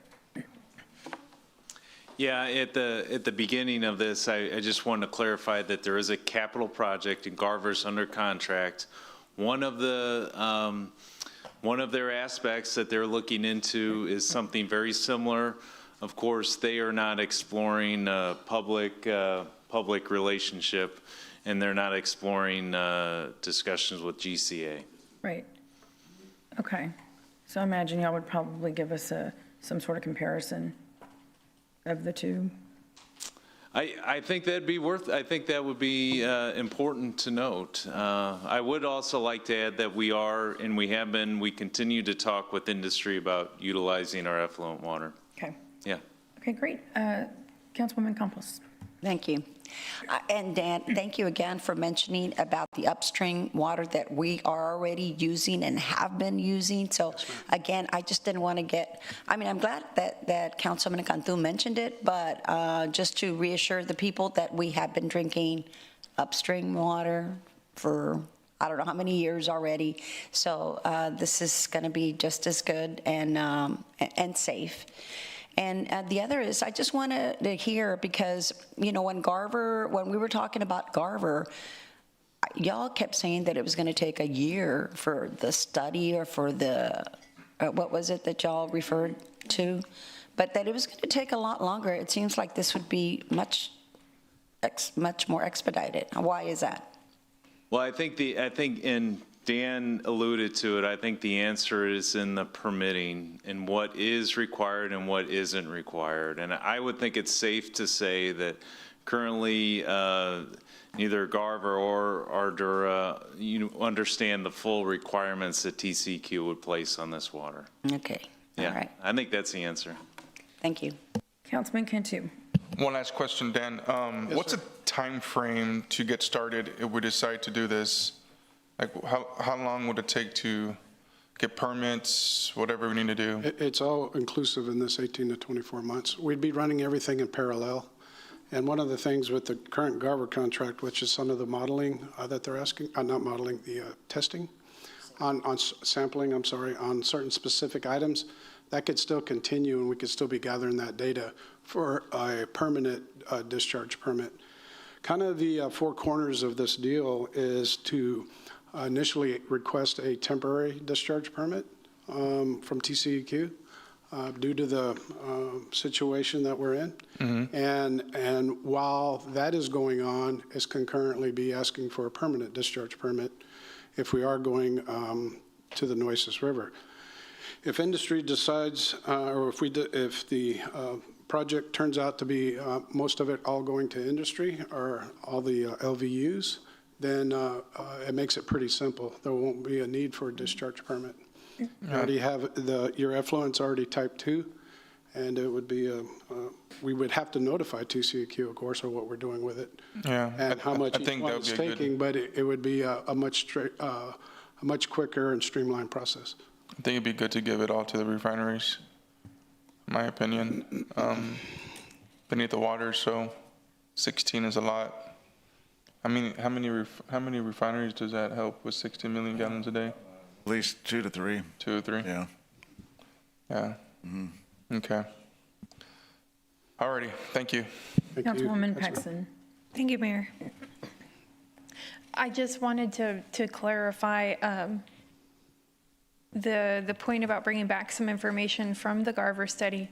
I don't want it to hold up any type of project that could have a return a lot quicker. And if we're still waiting a year for them to make a presentation, I would hate for that Yeah, you're talking about Garver, right? Yeah, so just to put it in context, we hired Garver to look at 3 options: direct use into the system, aquifer ground storage and recovery, and then putting it into the river. After that hiring, this proposal came to us, and so this one obviously it picks one of those and can do the work immediately. Garver was doing studying and pre-engineering of sorts. So this partnership here with the Houston firm is more of an action contract. So that's what I was saying earlier to Councilman Hernandez, that once we work through the terms with this partnership, we'll probably scale back on the Garver work because we don't need to study anything else if we're going to go with this route. Okay, perfect. So this doesn't have to pause to get an up. Right. Okay. We'd make adjustments to one or the other. Okay, excellent. Most Thank likely you, Peter. Garver would be the one. Right. What, Nick, is that a fair assessment? Just want to double check with Nick, but yeah. Yes, sir. I'd agree with that. I mean, all of this is moving really quick, so we're pretty nimble, and we would make adjustments. And I would say we'll definitely get feedback from Garver because they have done some sampling. They have done some of the site characterization, and all that information is important. I also know they've reached out to TCEQ as well. So again, that permitting piece is key. So whatever information we can get is important. Thank you. I think that's all the questions, Dan. Thank you so much. Mayor and We appreciate council, your thank you very patience. much for the opportunity. We Yeah. really appreciate it. And Thank you. thank you. Y'all have a good Yeah. evening. Thank you, Logan. Okay, with that, we are going to go ahead and go to item number 21. And that is a resolution approving the fiscal year 2027, fiscal year 2032, fiscal year 2031 Rapid Repavement Program, or RPP. Okay, we have a motion to approve. We have a second. Would anyone in the audience, I'm going to open public comment. Would anyone in the audience like to make public comment on item 21? Yes, I would. Thank you. Tom Whitehurst, District 2. And so this is the street fee, right? No. This is not? No, this is that's the next one. Sorry. Hang tight. Okay. Anyone else like to make public comment? This is on the proposed public work. It's basically a list of collectors and arterials that are planned for street reconstruction. Julian Hernandez, Corpus Christi. This is my second time here. It's a lot calmer here today than it was last time, but appreciate it. No, but some of that, I didn't get to print out anything else, and it's going back to repaving of the streets to make sure that there's things in place. In the area that I'm in, there's a road that's quarter-mile long, but that was repaved, gutted, and repaved, and coming apart worse now than it was before when they started. Of course, being in the industry that I am in, compaction of the subsoils and things of that nature, that they just weren't done appropriately. And if we are going forward with this, and as we go forward with the streets, do we have plans in place for quality as we do like in the utility field, that we have people present that are qualified to make sure that the contractors are doing appropriate work and that's going to last for a long time, unlike the street, if we're pouring money into streets and they're not being built correctly, it's just a revolving door, and we're just spending money that they can't be spent correctly. Sure. So yeah, Okay. Thank you. Thank you, sir. Anyone else on item number 21? Okay, we'll close public comment. I'm sorry. I'll entertain a motion. We have one. Okay, please submit your vote. It's getting late. Okay, the motion carries. Item number 22 is a one-reading ordinance amending Corpus Christi Code Sections 55-687, 55-688, and 55-697 to reestablish a street maintenance fee and update the street user rate.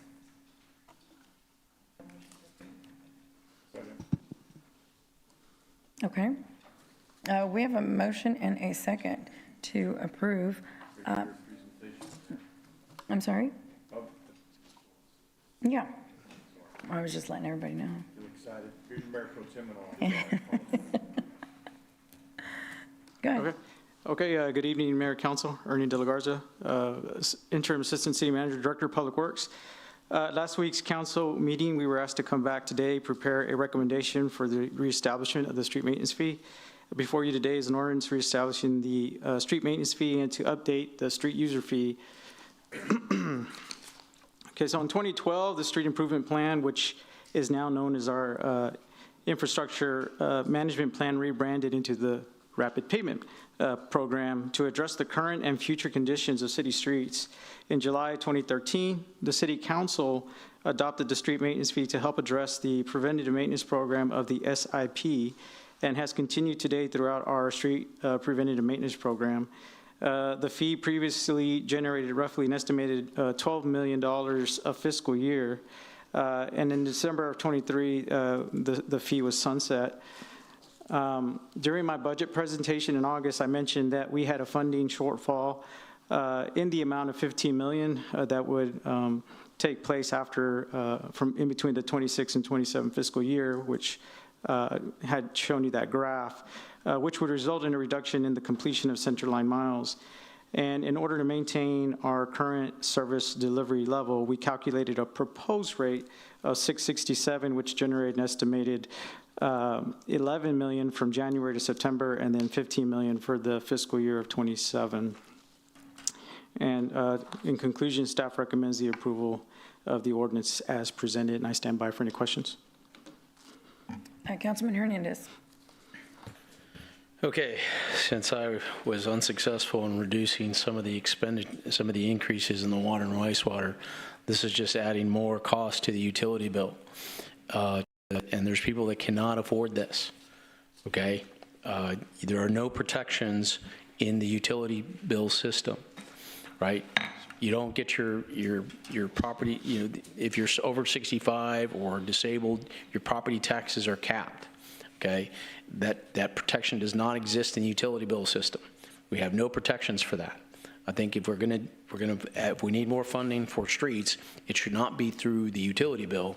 It should be through our property taxes or somewhere through the general fund.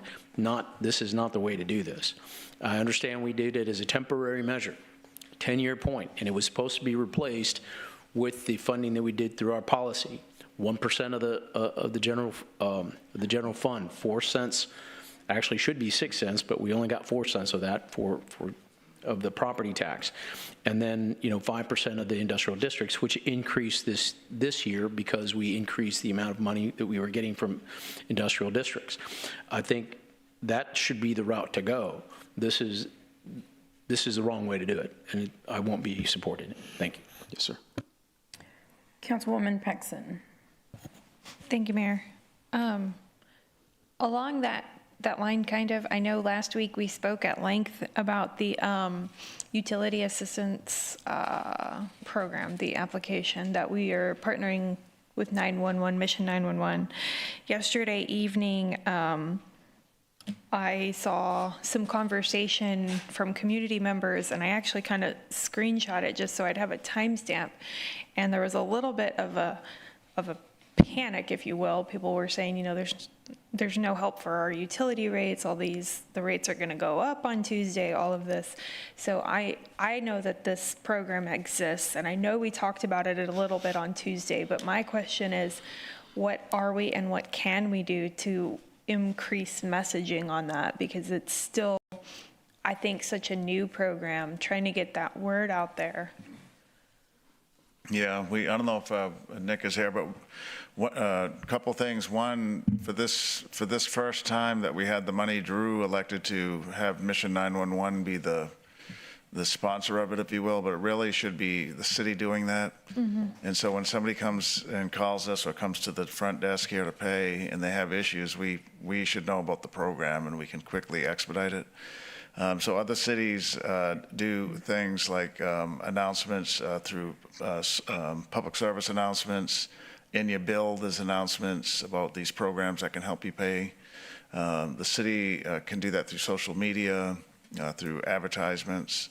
So the program is very much in its infancy, but we need to continue it, and the city needs to really be the biggest sponsor of it in terms of messaging and managing it.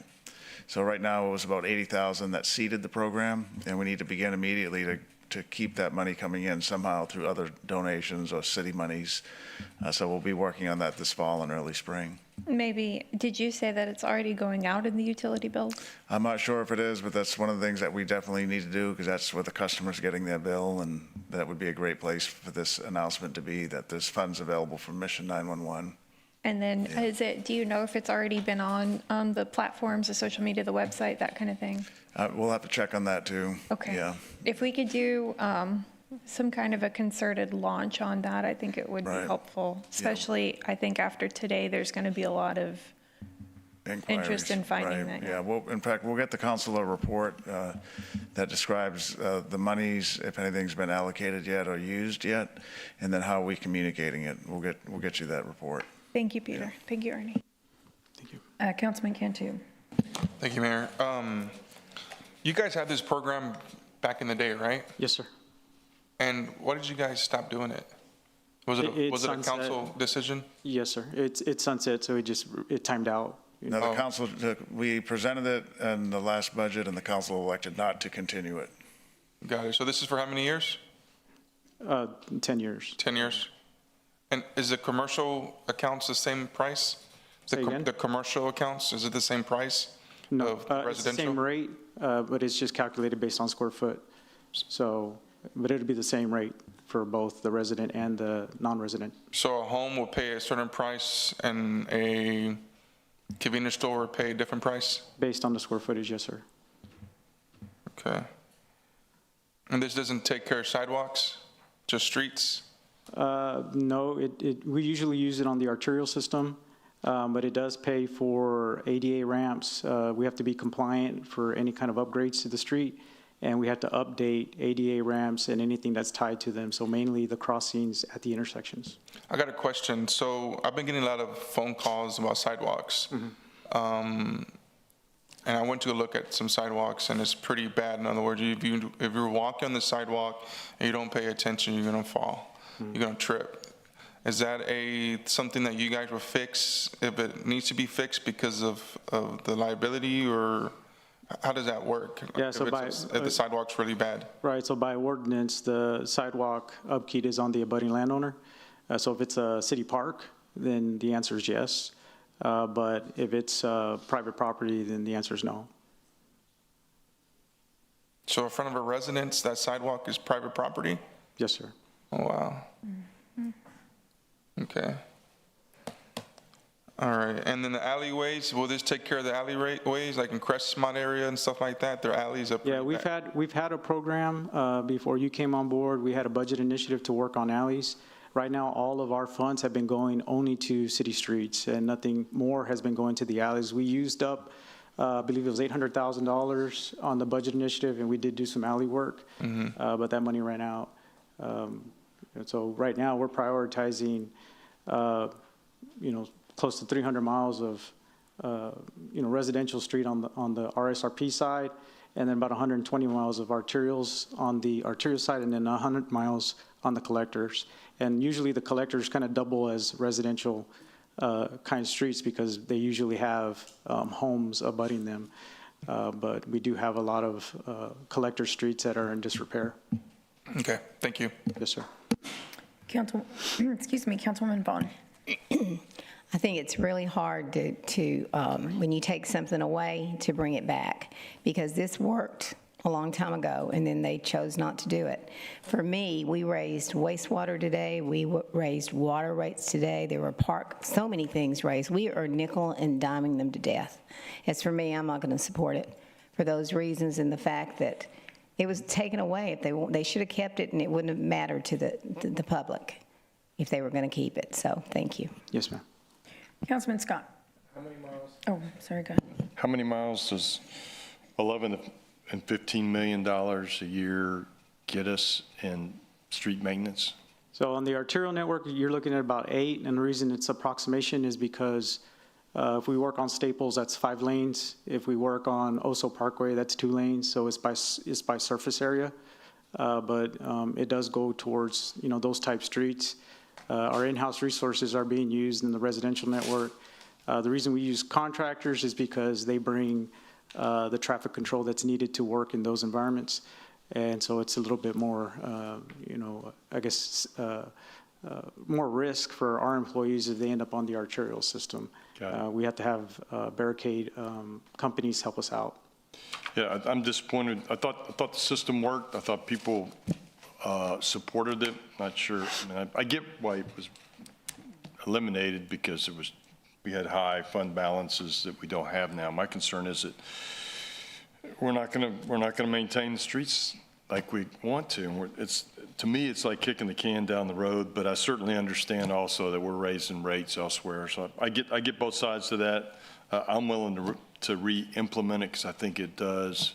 I think there's an expectation by our citizens that we maintain and increase our street maintenance program, but I certainly understand other people's position. But I would support it. Yes, sir. Councilwoman Campos. Thank you, Mayor. Yes, it is harder to bring it back when our residents had become accustomed to it, and they can see for themselves where their money is going.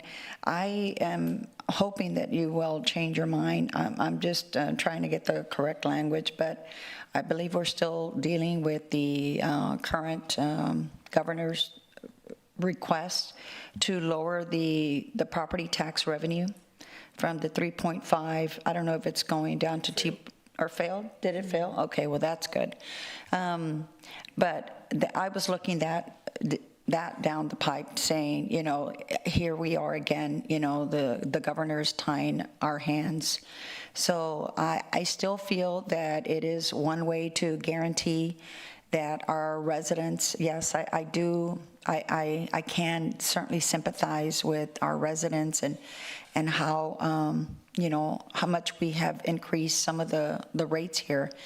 But in order to move our city forward, we need to be able to believe in ourselves and be able to justify this money. And we've seen how we have been able to justify it because of Ernie's program.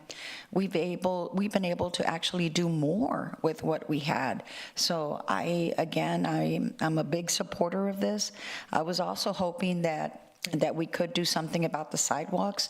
And so what I'm also hoping is that it'll free some money from the general fund that we don't have to use because, we have a dedicated fund for the residential streets, and we can free up some of that money from the general fund to hopefully use for our sidewalks. So again, I'm hoping that my colleagues will support this, and we'll just see how it goes. Councilman Roy. So, maybe last council meeting before, I remember one of the, during public comment, I believe, there was a gentleman that spoke about his daughter and talked about, I think she's a single mom, and in terms of what it cost her. This was when we were dealing earlier with the latchkey program. But it got me thinking about, today we had a day where we really increased rates on a lot of programs. And what it would take at the end of the day, because I think some of us may take that for granted, but what it would take for somebody to physically have to work maybe an extra 3 hours, 4 hours, 6 hours, maybe 8 hours to be able to accommodate some of the changes that we've made. And that's something that resonates with me. And I haven't been able to get that out of my mind because it's real. When you put it in that perspective, it really is real. To just be able to be where you're at, where you were before, you're going to have to be able to, the only other way you can do it is take on another job or work or whatever the case is. So my question is, if we don't do this, what's your alternative? The alternative, and we have run a number of scenarios actually even after we lost the street fee, internally. We were given the bond program, which helped immensely for the rapid payment program, and that's why we'll have a banner year in '26. But as soon as that shortfall happens, that $15 million shortfall, we're going to have to make some hard decisions internally. I'm really potentially looking at the idea of bringing all that work in-house. Yeah. And the reason I'm thinking of that is because it'll be a cheaper program, but it'll be a slower program. And then I no longer have to worry about a quality assurance program, monitoring contractors, because I can tell my own folks what to do. But when you do that, and I want to make this very clear, your progress slows down immensely. Yeah. But that would be a decision where if I bring it in-house, then I'm spending the money differently. Right. I'm buying barricades, I'm buying subs, and I'm using rental equipment so that Manuel and his team could have what they need to progress year-round. And I know that in the past, you talked about developing another crew in the past. Did you ever do that? I'm just curious. We did. We have 4 crews now. Yeah, 4. So we trained a pothole team and turned them into a paving crew. And so now they're productive out there on the road. And so now we have 4. They're not as good as our, first teamers, but they're coming along. And they're also learning, how to do things like reclaim and other aspects that are going to help us out. Another thing I need to mention, because we do get these calls a lot, and you all will receive the calls as well if we don't get this funding, is that I do have infrastructure that's not being attended to right now, and that's our industrial streets. So you're looking at Clarkwood, Carbon Plant, Hopkins, Westchester, just to name a few. And so what I was going to do with the street fee money was put a program where I get a contractor to work on some of those streets while we're also working on the urban arterials and collectors as well. I do have a reclaimer at Public Works, and we can do that kind of work as well. And so we would put that investment to work. Again, it would be slow going. So what, in the end, to answer your question, if we brought everything in-house, we would progress slower. We would end up with probably a fund balance at the end of the fiscal year, and then kind of work, beyond. I would come to y'all at later fiscal years to ask for, equipment and staff. But I mean, that's what would happen. That would be a hard decision for us to make, because it wouldn't make any sense for me to have a $15 million shortfall, take some of that 1042 money, and then use 1041 money in-house towards arterials, and then only get one contract for the year. It would just be a waste of money, in my opinion. So the other thing, just based on what you said earlier, is that the fee is basically set based on square footage. Yes, sir. So if you're just say hypothetically, if you're a apartment complex owner and you have 230 units in that apartment complex, right? Even though people are renting, they could actually increase in their rent too, because now you've got square footage of 238 units, that this is going to be a new cost to that owner, right? Right. Yeah, and there's a cap for. There is a cap. There's a cap in the ordinance up to 112,000 square feet, and that's that. And then the ERE or the trip factors is 5 point something. I don't have it memorized, but there's a cap. There's a maximum cap for what a non-resident would pay, and that's what would set that fee for a non-resident. And so this is commercials as well. So if you're a hospital, for example, you're going to be capped at that 100 and. Correct. Now, again, I think it's 112. It's 112,000 square feet, and I think the trip factors is like 5.48. But it's a formula you would calculate, and that's how they would base the cap off of. So we talked before, I think you said 60, at one point, we were projecting 11 years on this rapid pavement program that it would take, and then you were ahead of the game. You were down to 8, right? Yes, sir. As a matter of fact, in fiscal year 26, we would be almost a year ahead of schedule. But we'd be working on fiscal year 27 streets in fiscal year 26. And this would set you back? It definitely will set us back, yes, sir. Immensely. Okay. Back to 23? We're back in the 20, yes, sir. Yeah. Back into 20 years? Yes, sir. And we were at 60 before? We were like at 12. Oh, yes, the first one was 63. The first, yeah, we were talking 63 years. We're tracking about 60-something years, got us down to about 12 with the rapid payment funding that This will take us back up to 20. 23, around there, yes, sir. All right. That's all I have. Thank you. Yes, sir. Councilwoman Vaughn. So the street user fee was scrapped last year, right? It was scrapped last year by the council.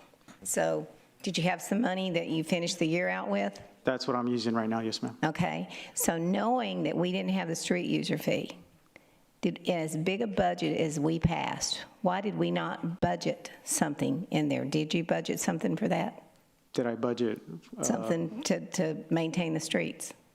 Yes, we did, Councilwoman. So the fee was sunset in the 24 budget. Okay.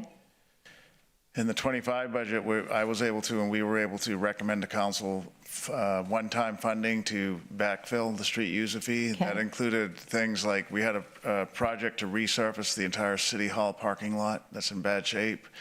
That was one-time money, so we also canceled some park capital projects. So we assembled monies from one-time uses that have been used, and that was in the 25 budget. Mm-hmm. So there's no more one-time monies to use for streets. What saves us in the 25 budget, or the 26 budget, excuse me, is the bond program. Mm-hmm. There was a project for $30 million for neighborhood streets, and that's what Ernie's working on, using that right now, and he'll use the rest in 26. The cliff comes from, the fall off comes from when that money's gone. Yeah. In the 27 budget, we'll have a $15 million shortfall, which is about 30% of your funding. Yes, sir. 35, 40% of your funding. That's why we didn't recommend it in the initial proposed budget, but hearing from council, we brought it back to talk to council about Yeah. it today. I'm just saying, we knew we weren't going to get it, so why would we not fund more? But I see what you're saying. We do have some money to do them, so we're not telling the public we're not going to do anything in the streets right now, because we do have some money right now. Yes, ma'am. For 26, we do, yes. You just don't think it's going to last real long? Say again? You don't think it's going to last very long? No, ma'am, it will not. Okay, thank you. Councilman Cantu. Thank you, Mayor. Can you give me a price if I had an apartment complex that's 112,000 square feet? What am I paying per month? 667, ERU's 1, and then 667 times $5, I mean, times 5. 667 times 5 approximate is your calculation. How much is it? What 667 times 5, $33.35. around $35, right? So I'm looking at Bobby. $35 a month? Yes, sir. For 112,000 square feet? Yes, sir. Okay. That's about the calc, yeah. Yeah. It blows my mind that the sidewalks is private property. Yeah. I seen the show Cops, and I remember seeing this episode of this crazy ex-girlfriend, and the cop told her, hey, told him we can't do anything, that's public property. Mm-hmm. So it just blows my mind that the sidewalk is property. If it was not, then we would automatically be on the hook for 8 million linear feet of broken sidewalk in the city. Yeah. From one day to the next. Wow, okay. And then what about your busiest streets that you're repaving? Considering concrete maybe? So when you go to bond program, yes, sir, that's an option. So we have a policy in place for a bond project. So like Everhart, for example, we brought to council a methodology where we would consider the traffic loads, the utilities underneath the roadway, the adjacent land use, and then the connectivity of one project to the next. Yeah. And then we would bring a recommendation to council for a bond project. And then that's how we would make a recommendation to bid it both ways or just bid it one way. And so in some instances, say for example, if Everhart was already concrete and you got an adjacent project for the next section of Everhart, we wouldn't say, let's make that one out of hot mix because it's already concrete. We would bid it just with concrete. And so it just depends on the scenario. But for our program is a maintenance program. And so for the arterial streets, what we are trying to do with this money when we work on arterial streets is to keep it in a situation where it doesn't have to go to reconstruction, to give it more performance life. And so when we come in there and do a project, we just finished a project on Cimarron or maybe Wooldridge, for example, you're giving it another 7 to 10 years of performance period before you would have to go to a bond on that roadway, which, you know, puts you in a situation where you don't have to worry about that road and you can go worry about one that actually needs to be rebuilt. And then you said earlier that this was going to be yearly about 8 miles of roadway? About 8 miles. And so I don't know if you've been driving around town, but for this last go around, this budget that the city manager just recommended or just explained that we put together, we've worked on Wooldridge, we've worked on Greenwood, we've worked on Cimarron, we've worked on Everhart, we've worked on Galahar, Baldwin. You know, so that's 6 major streets already that I can think of. I may be missing some. And all of those were done in a matter of months. So out of like 100%, what percentage are we at right now of fixing the roads in Corpus Christi? As far as the whole network? Yeah, Bar Park. Oh, okay, so let me break it up. So on the residential side, of the 100% of residential streets, we're about 25% in of 800 miles. You know, So if this gets approved today, in a year from now, what the percentage would be, you think? Well, the good thing about this money is that this money is what we use to maintain the arterials and collectors, and it keeps me from having to dip into the residential program, because that's what council has set as the priority. And right now, the calculation of time to get all those streets done in 12 years, that money stays fixed. I don't have to dip into those funds to go and handle arterials and collectors. What I cannot do if we don't get this funding is I cannot go and say I'm going to still work on residential streets and neglect the arterials and collectors because you have more people using those streets. And so by default, I have to keep the arterial network intact. Yeah. And that's the crux of the matter here, is that the money is so that we keep the arterial network intact. And I agree with you. The industrial streets are really, really bad. I mean, terrible. But those kind of streets, I think we need to put concrete over there because, I mean, there's a lot of big trucks, you know, that are going in and out of those streets. But I'm on the fence on this one. I might delay my vote for like 10 minutes, recess. Well, you know, let me just mention something else to you.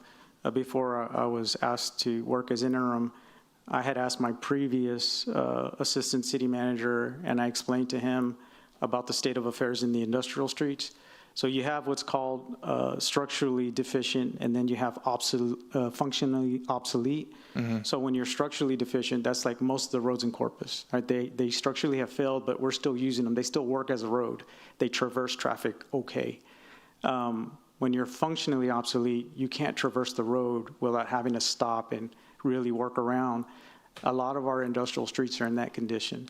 And so what I had explained to the ACM at the time was, at some point, if we're going back instead of going forwards, then we have to strategically convert those roads to caliche roads, because they're unsafe right now as they are, and I can't do anything with them because I can't put hot mix on a road that's functionally obsolete. I have to go tear it up, bring caliche, and then treat it like a caliche road, because at least it's going to traverse traffic safely. Yeah.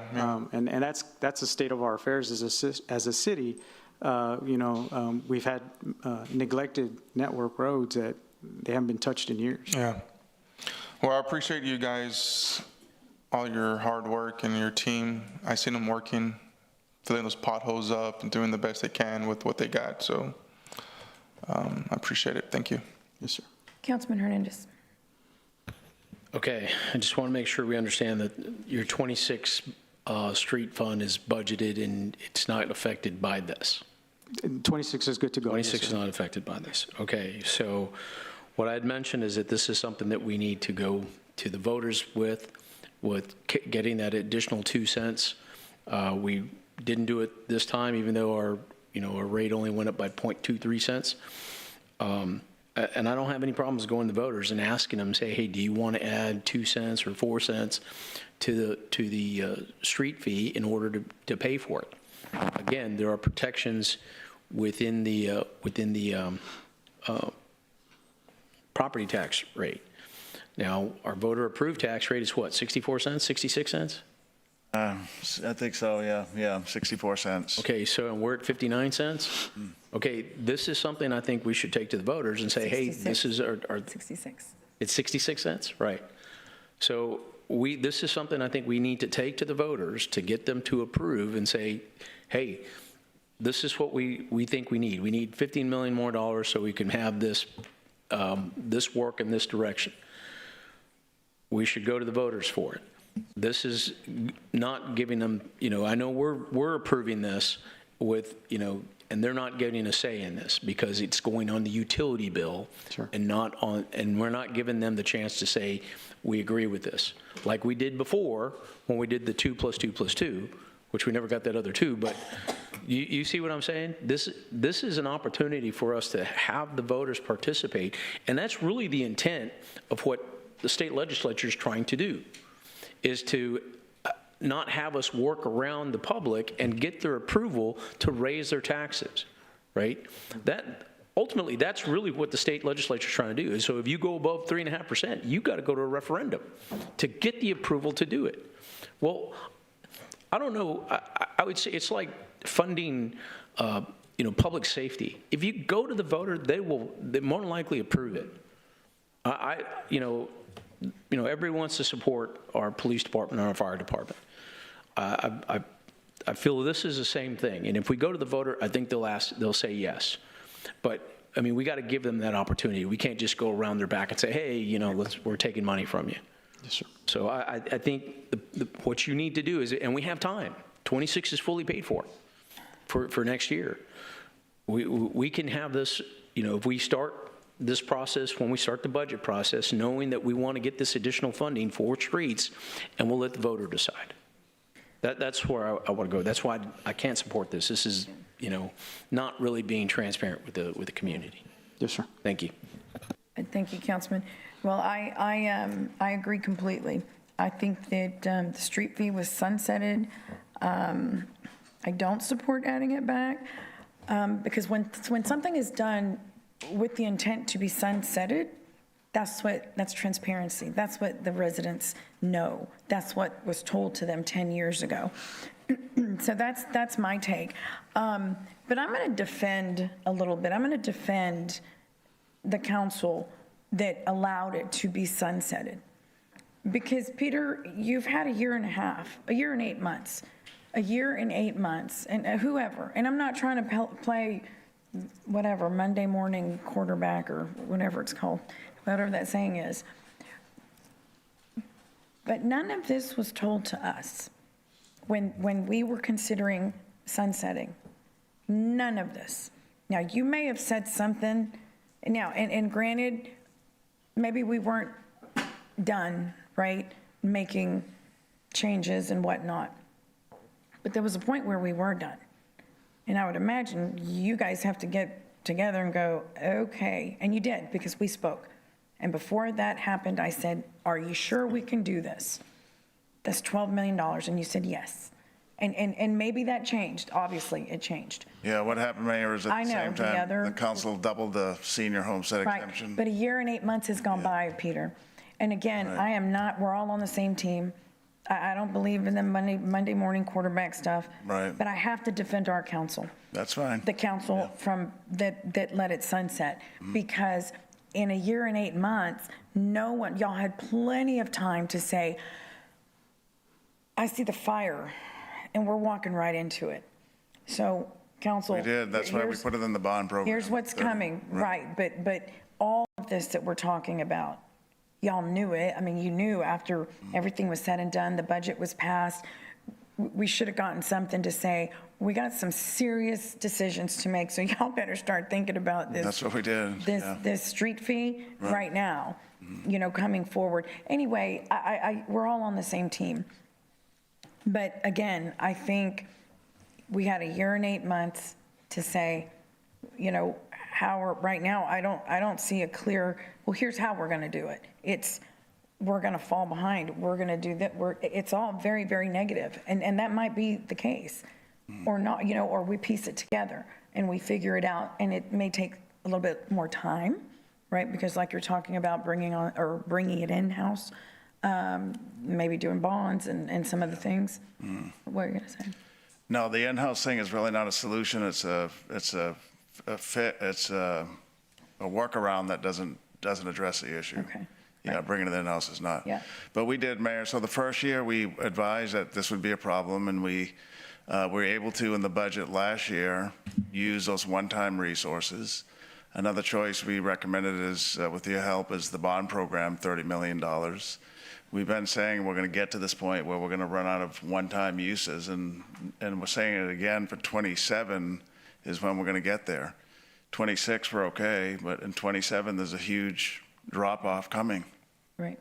And this, I can't raise taxes and fees. Only the council can do that. And it all comes down to money. Right. So, I mean, we can produce. Ernie knows how to pave streets, but if we don't have the money, we can't do it. Well, I do It's really that simple. agree with Councilman Hernandez's suggestion. That's a good one, and that one we'll have to do. Heather was reminding me, we can't. The 2+2+2 was a charter amendment, and that the voters can approve that. They can't approve a property tax rate increase for a specific purpose. So next year we'll have to move the budget calendar up so that we can take the voter approved rate sooner to be able to do that. So that we're going to be looking into that if this doesn't pass today. Okay. It's essentially doing what you're talking about, Councilman. Yeah, but it's not, it would be, the voters would approve the voter approval rate. Right. Yeah, moving up, not necessarily 2 cents for streets. Okay. Yeah. All right. Okay, Councilwoman Paxson. Thank you, Mayor. I know I've got a couple of council members that are still on the fence. For me, I try to boil it down to what is the actual felt impact. So today we had an increase in water rate. Do we know what that may look like on the average residential user's bill once a month? Do we know what the increased wastewater fee would look like on the average residential bill once a month?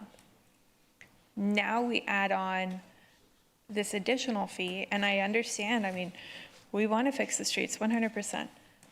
But to look at everything that we've raised in one day, all of that is going to compound. That to me is where it's difficult to pass these because, you know, 30, 50 bucks added a month may not be something a lot of people even notice. But to a lot of people in our community, it is. And we're in the position where we have to, you know, we get the emails, we get the phone calls, we get community members pleading out to us. Like even if they do apply for the Mission 911 assistance, how many times are they able to utilize that resource? If their bill is too high, it's too high. And so I think what's before us is the foresight that this city has already put on this, that now this year is funded, 2026 is funded. We have an option that gives it back to the people. You know, they're going to see these rate increases. They're going to feel the change in their bills. Then we ask them, is this something that you prioritize? Is this something you would like to add back in? Because we can't do it in our rates unless you approve it somewhere else. And so for me, I feel like that makes the most sense, is to tell them, you know, we're trying to be good stewards. We're trying to meet all the needs that you reach out to us, that you want to be accomplished, but our hands are a little tied. How much further do we get there? And so that's the way I kind of look at it. $6.67 may not be a whole lot, but added on to everything else, that's where it adds up to me. So I unfortunately I can't support it tonight, but I do fully support measures to bring it to the voter, maybe in a May election or something like that. Councilman Barrera. Here, explain to me, so if a voter-approved tax increase would be equivalent, and how much would we target to raise? It would be equivalent to the 2 cents in the property tax rate if we wanted to follow that 222 plan that was adopted by the voters. But I thought that was a, That was a charter amendment, and so that literally changed the charter. Since that time, state law on taxing has changed. So what we would do is what we recommended the council in this budget, which is have the voter approval rate, which is higher than the regular rate, be approved by voters, and that would be, we would recommend a rate that would be 2 cents higher than the 59 cents. and, Yeah. and that would go on, It would go on the November, well, but no, November ballot. it would last for how long? How long would we ask? It would be permanent. So to clarify, so the 2 + 2 + 2 was a charter amendment, and the 2 + 2 + 2 just said that the rate couldn't be increased more than 2 cents per year for a total of 6 cents. That was during the time when there was the 8% cap, not a 3.5% cap. Now there's a 3.5% cap, so even though the voters approved a concept of increasing property tax rates, they did not approve a tax rate increase, and it still has to fit within the truth in taxation calculation. So state law only allows you to call an election for certain reasons. You can't call an election to ask a voter if they want to increase the tax rate by 2 cents. You can call an election to ask the voters if they want to set the tax rate at or above the voter approval rate.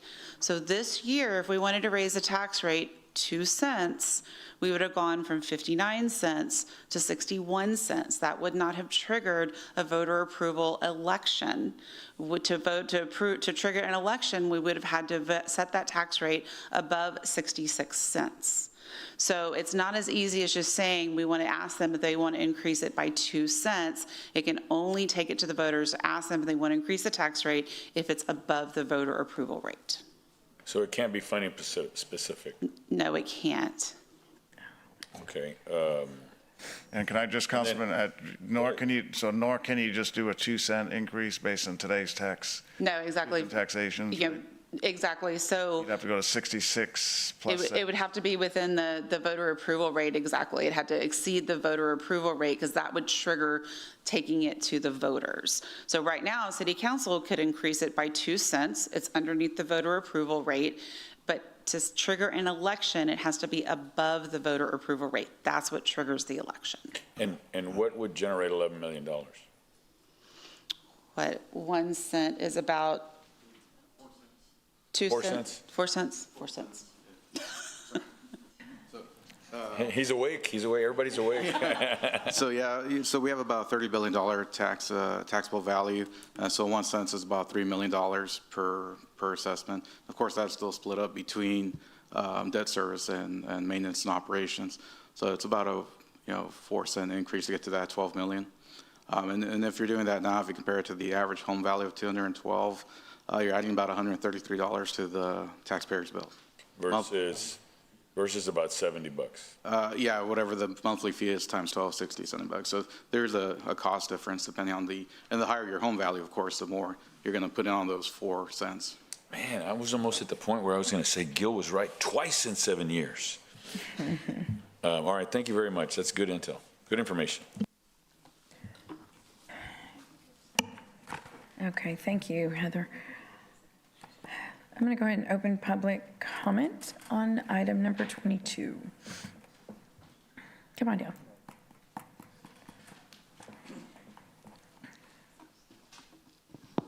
Tom Whitehurst, District 2.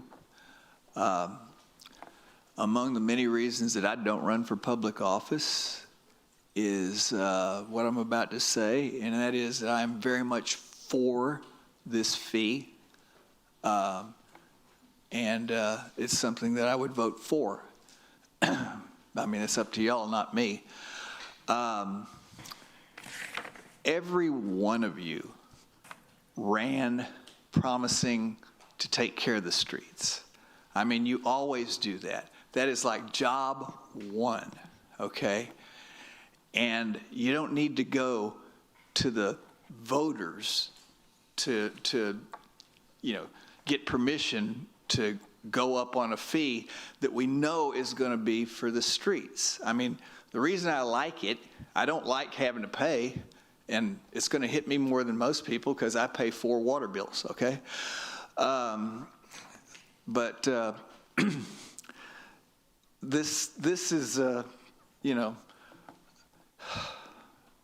been sitting there so long that, y'all just filibustered the hell out of me is what you did to me. I've been for this street fee all the way back to like 2011 when they first started talking about it. And when they first started talking about it, they were talking about like $21 a month. And I was like for it then when I was working for the Caller Times and had the power of the Caller Times voice to put behind it. I wrote a column taking blame for how the streets had gone to hell in, H-E-double toothpicks, in Corpus Christi. Over 30 years, it took that long. And I took the blame because I'd been with the Caller Times for like 25 of those 30 years by about that point. And I was in positions where I could have used the Caller Times resources to look into it and to call people to account. Going forward from then, it's been on y'all, okay? And what you decided was instead of $21, it was like $5.60 or something like that. And then this series of bond elections so that the people could decide. Well, the people already decided when they voted for you that they wanted streets because you ran saying, we'll fix the streets. Okay. This, of all these fees, yes, you have approved way too many fees for way too many things that I don't know what they're for. But I know what this one's for. You know what this one's for. It's for the streets. It's that simple. This one I can at least understand. I don't like paying it, but I also don't like having streets that in the situation they're in. Okay? Thank you. Thank you, Mr. Whitehurst.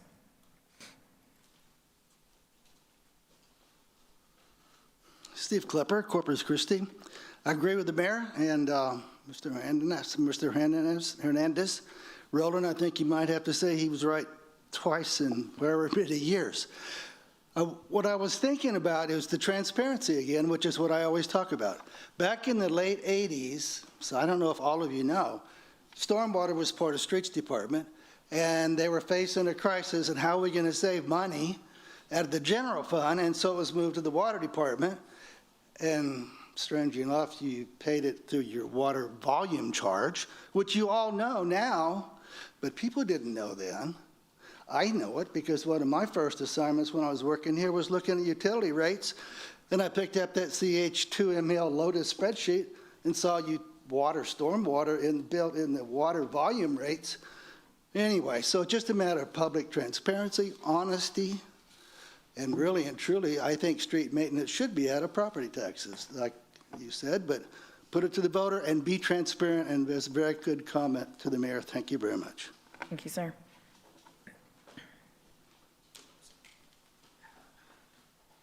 Rachel Caballero, D1. I think that there is a better way to approach this issue. I don't agree with adding an additional fee. And at some point, we're going to have to figure out why the budget that is being used is not enough, and you guys have to keep coming to us for more money. Thank you.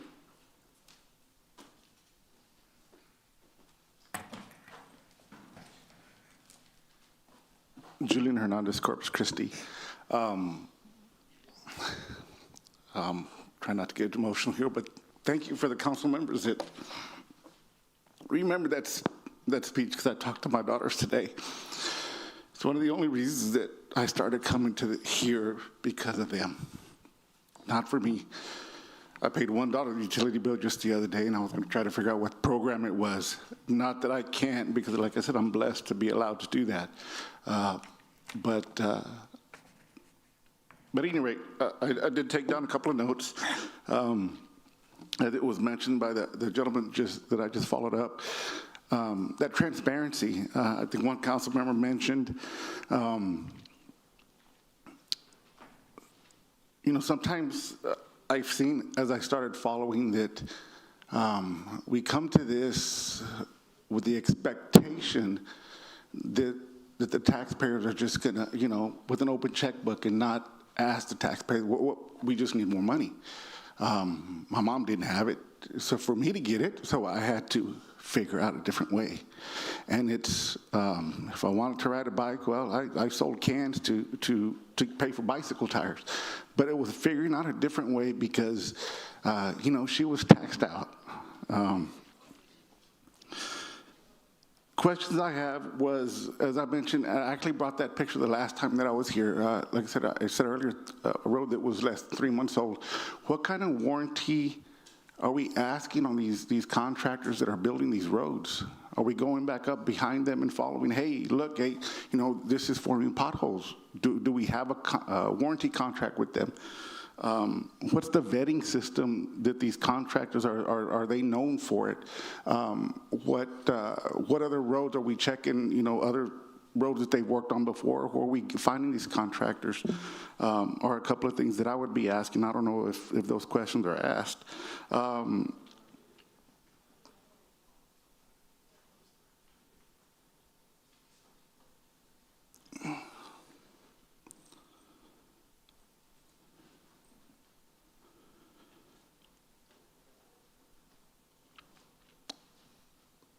I was jotting these notes down as I was taking notes, and somebody made me emotional back there because they mentioned some things. But I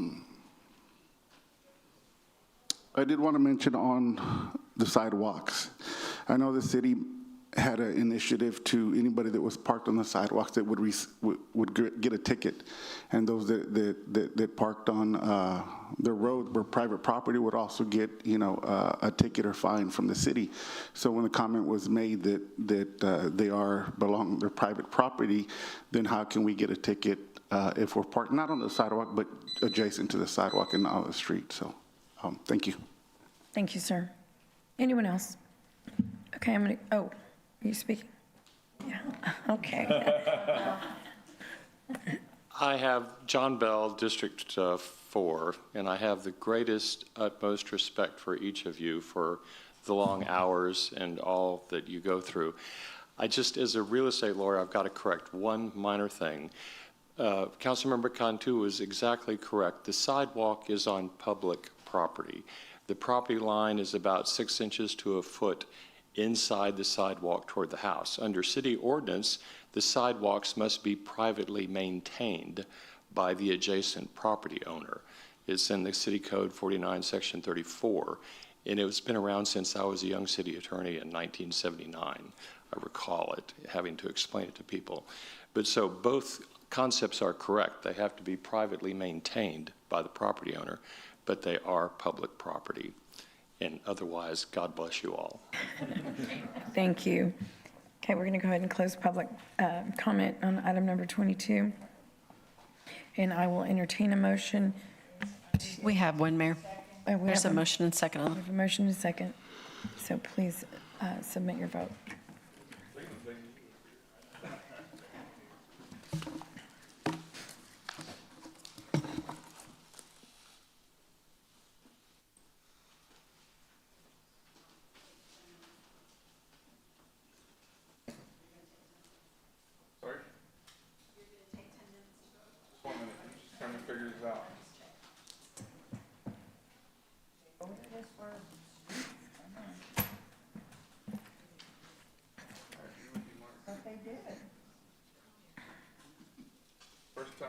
The motion fails. 5-4. Okay, so we're going to go back. Rebecca, let's go to ethics. What? We're connecting there, we're connecting. Okay. Connect. We're going to go back to the board and commitment, board appointments commission. Okay. The board so appointments, we hadn't done that. We have the Ethics Commission. We didn't get to do that earlier. So there's one vacancy on the Ethics Commission, and members are appointed by 2/3 vote of the full council, and that's 6 votes. Okay, So, yeah, go ahead. I'll open nominations. We have Thank 2 applicants, Guerrero and, what was the other name? Guerrero and Willingham. Okay. Well, we have to vote. Or just nominations. I nominate Guerrero. There you go. Okay.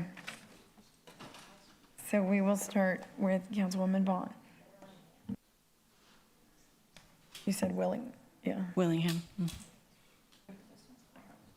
For ethics, Guerrero and Willingham, I guess. Oh.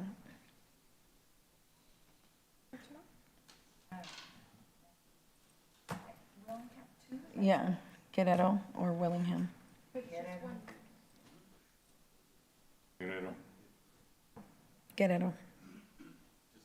Willingham.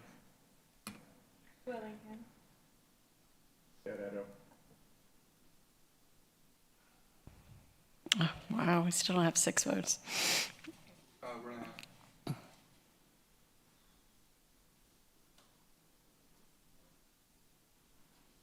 Is it 6? Okay, good. No, it's 5. Oh, is it 5? I can't see. Okay, we need 6 votes. Okay, so. So we're still at a stalemate. Take it back next week. Yeah. Another week. We'll see if we can get you some more candidates, maybe. Yeah. We'll work on that. All right, so we're going to go back. Let's see, now we are on item number, for individual consideration item, section M. Item number 35 is an ordinance approving an economic development incentive agreement project between the Corpus Christi B Corporation, Type B Corporation, and Padre Island North LLC for a total amount not to exceed $2 million for development of the Marriott dual-branded hotels, Courtyard and Residence Inn, Conference Center, Bar, and Restaurant located at 15210 to 15222 Windward Drive in Corpus Christi. Yes, ma'am. Thank you, Mayor. Council, Randy Almaguer, Compliance Officer with your Corpus Christi Regional Economic Development Corporation. So yes, that's a long caption for you to read. I apologize, Mayor. I have a short presentation for y'all to talk about, what's needed on the island, project description, a little bit about the developer, some renderings, timelines, things like that. And you feel free to stop me as I'm pushing along here. Pardon me? Yes, go ahead. Go ahead. Okay, so what's, we identified some things on the island that was needed. For one, there hasn't been a hotel development in the past 40 to 50 years. And it was, what's the question, why hasn't that happened?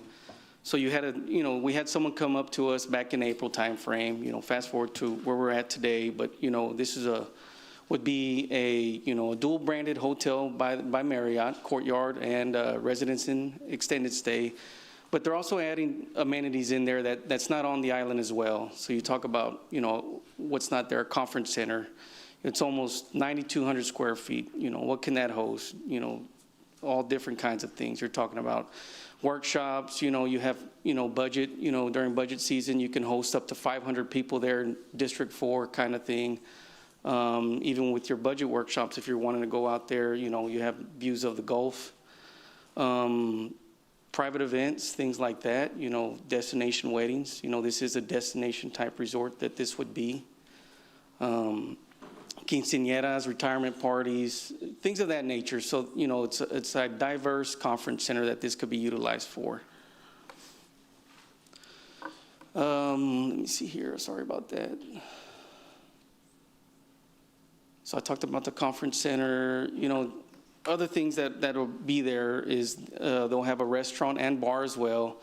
This will be available to residents, in Corpus Christi, guests, at the hotels as well. So this will be open to everyone. They're going to have an overflow parking lot. So, if you're going out for a night on the island, You can go over there, you're parked there, you'd walk underneath on the courtyard side, first floor, you can bypass all the lobby and all that stuff, and you go have dinner, drinks, and what have you, and you know, have your night out at the island. So what this is the dual branded. You have a courtyard that's 107 rooms, and you have the residence inn extended stay that's 98 rooms, so total room capacity of 205.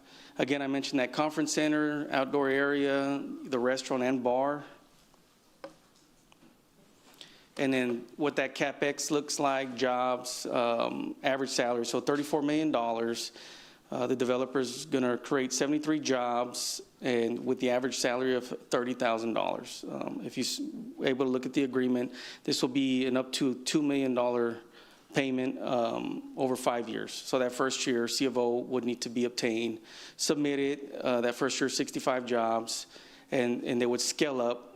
Third year should have the 73 jobs. So every year they would get a payment of $400,000, an up to amount. If they didn't meet, say they were under a job requirement 64, there's a formula base where they wouldn't get the full $400,000 for that first year, they would get $350,000, just based on the formula that's in your agreement. That I'm just throwing numbers out there, but just to give you an idea. So if you didn't have a chance to look where the project's at, as you can see there, it's off of Windward. And you see where it's located. It's right there, right on the water. So this developer also has adjacent land owned by the water. So here's some of the renderings.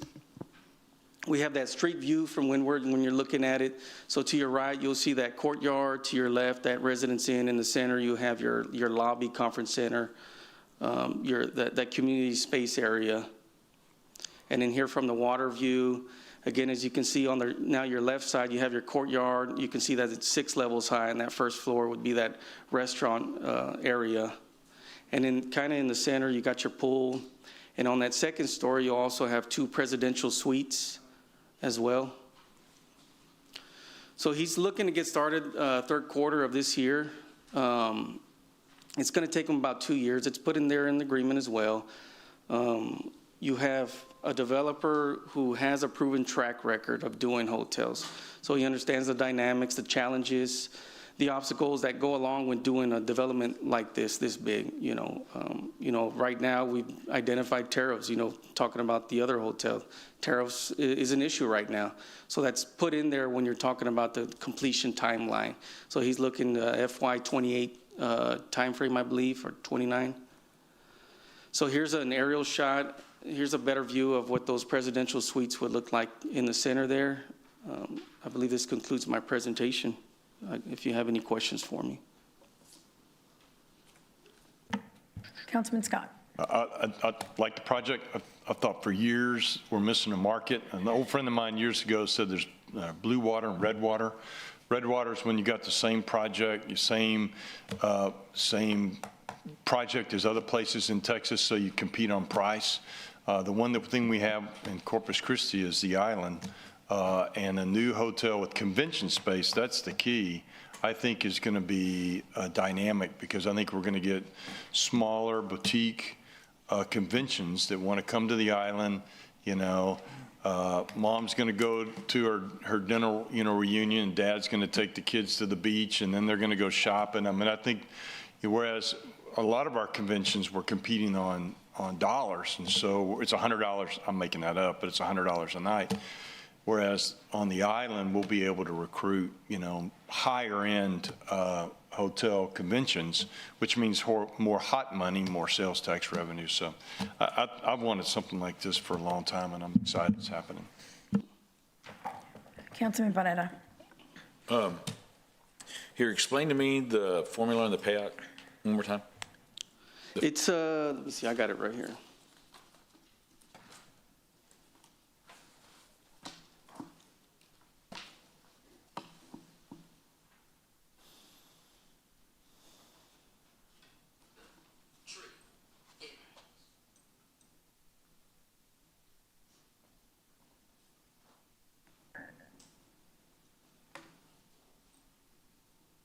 So it would be a prorated amount. So if they were to go below the 70% threshold, say, for example, that first year of the 65 jobs, they wouldn't get any of the up to amount of the 400,000, and they would go on to the second year of that requirement. So again, this is an up to 2 million. That doesn't necessarily mean they'll hit the full 2 million, but it's based on your CapEx, your C of O, your job requirement, you know, the 941, you're verifying all this with employees, just that head count, things like that. So it's reading it, I'm trying to find exactly what it said. So for purpose of example, if company creates at least 65 jobs in the first year, minimum payroll of 1.8, corporation will provide the full incentive at 400,000. However, if company creates only 60 full-time jobs in the first year of payroll of 1.7, then company is entitled to 92.3% of that 400,000. So there's So compliance in place. So they've got to maintain 73 jobs to get. For the full, yes. For the full 5 years to be able to get the $2 million. Yes, yes, sir. That's correct. So we're going to pay out $400,000 over 5 years for $2 million for 73 jobs of $30,000 apiece. Yes, sir. Okay. And then in addition, obviously $34 million in investment. Do we know what kind of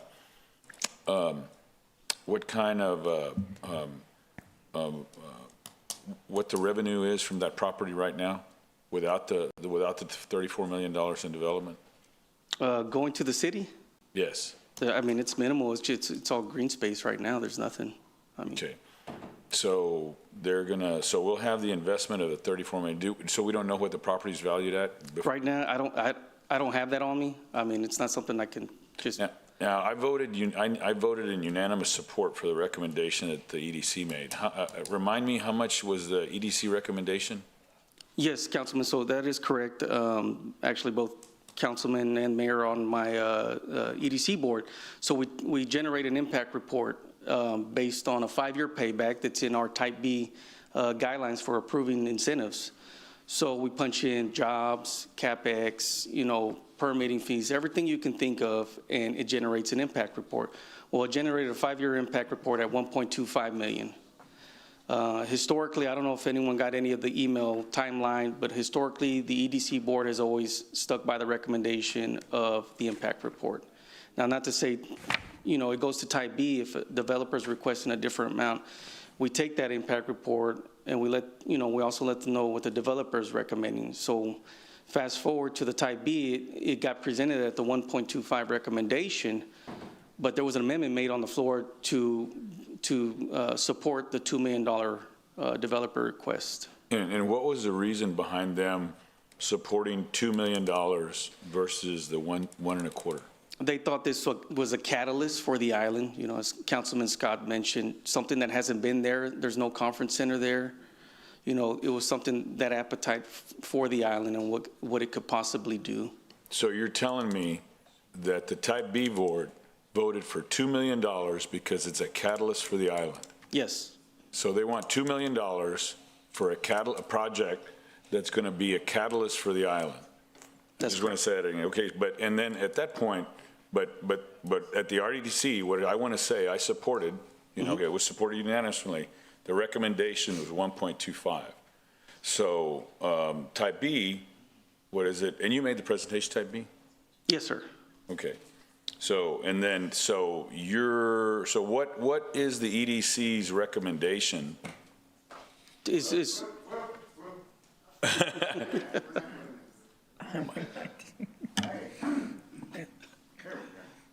Hi, how you doing? Mike Culbertson from your EDC. But when we were in this chamber doing a Type B, we were Type B staff. So the Type B recommends $2 million. Okay, I just want to say that. There we are, sir. Sorry about that. Okay, so Type B recommends $2 million. Yes, sir. It's a catalyst for the island. Yes, sir. All right, so Type B recommends because it's a catalyst for the island. Yes, sir. Now, who are how many principals are there for, what's the name of the LLC? Padre Island North LLC? Yes, sir.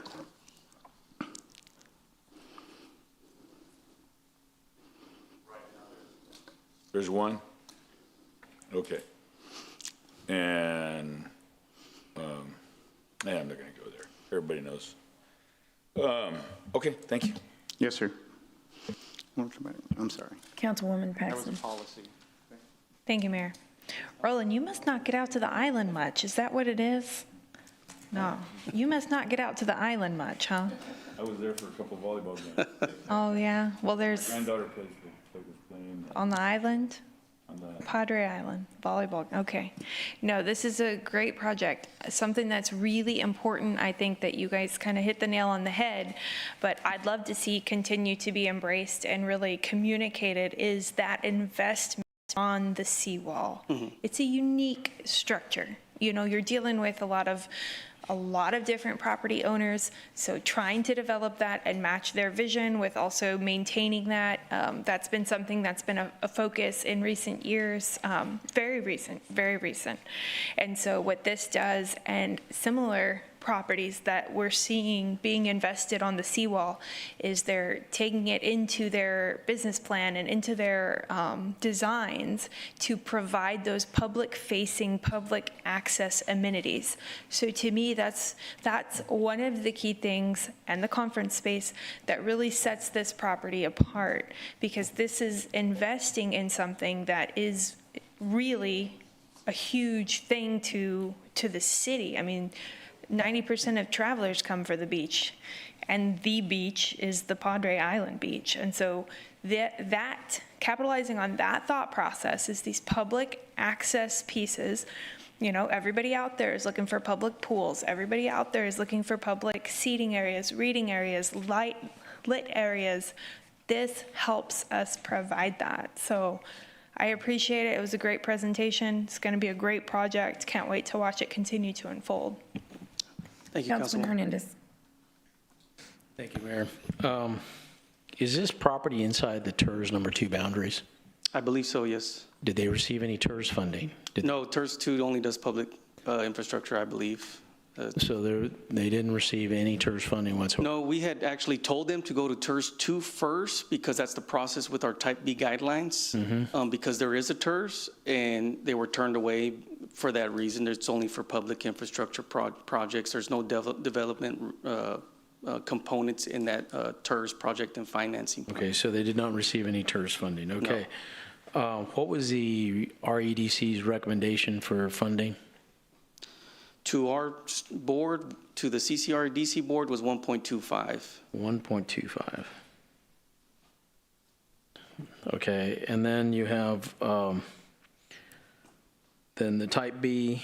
And as Mike said, we are staff for Type B as well. So we took what Type B recommended was a $2 million, and we're bringing that to council. Okay, they're recommending $2 million. Not to quote Yogi Berra, but this feels like deja vu all over again. And maybe it was intentional.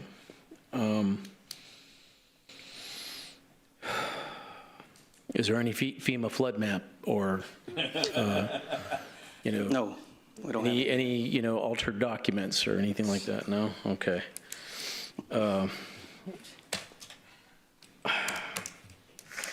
You know, you know, we've opened the door here with funding hotels, which is, you know, I'm not really sure that they provide primary jobs, but, you know, since we've already opened that door and we've already funded a project similar to this, you know, I'm torn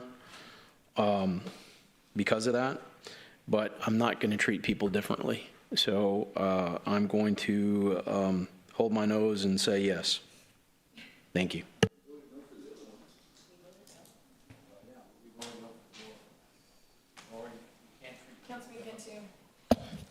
Quick question, Peter, sorry to put you on the spot, but does city staff recommend this project with this funding? This one, we do, yeah. Okay, so everything's clear, everything's good, documents, the whole 9 yards, right? There was no issue brought to our attention on this one. Got it. Thank you.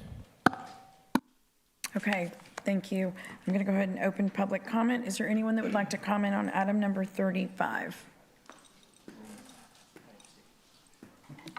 Susie Luna Saldana, Corpus Christi, Texas. You know, this project sounds fantastic on the island, you know that? Let me tell you what my problem is. You have a group that is bringing this project forward that is suing the city for $2 million because of another hotel. connect the chains, okay? I have a big problem with that. I'm against anyone that sues the city because it comes out of our pocket. Now, supposedly that group is not asking for money, but it's taking staff time. It's taking time to take care of those court costs. It's taking care of all those times. I'm not asking you to scrape the project. I'm asking you to look into it, wait till the lawsuit is settled before you move forward on it. The Type B board is obviously very generous to give out for the hotels and everything else. And I watched some of those meetings, but I want you to know that you also have to be responsible to the citizens of Corpus Christi. If there is a lawsuit pending because of the group, then it should be hold on to till the time is right for it to do. You settle your lawsuit, then get that funding. Because the project sounds beautiful, I'd love to be there, okay? But it has to be something that is clear and it doesn't interfere with what's going on with our city. Thank you. Councilman. Miles, the person who's suing the city of Corpus Christi, what's his name, for the record?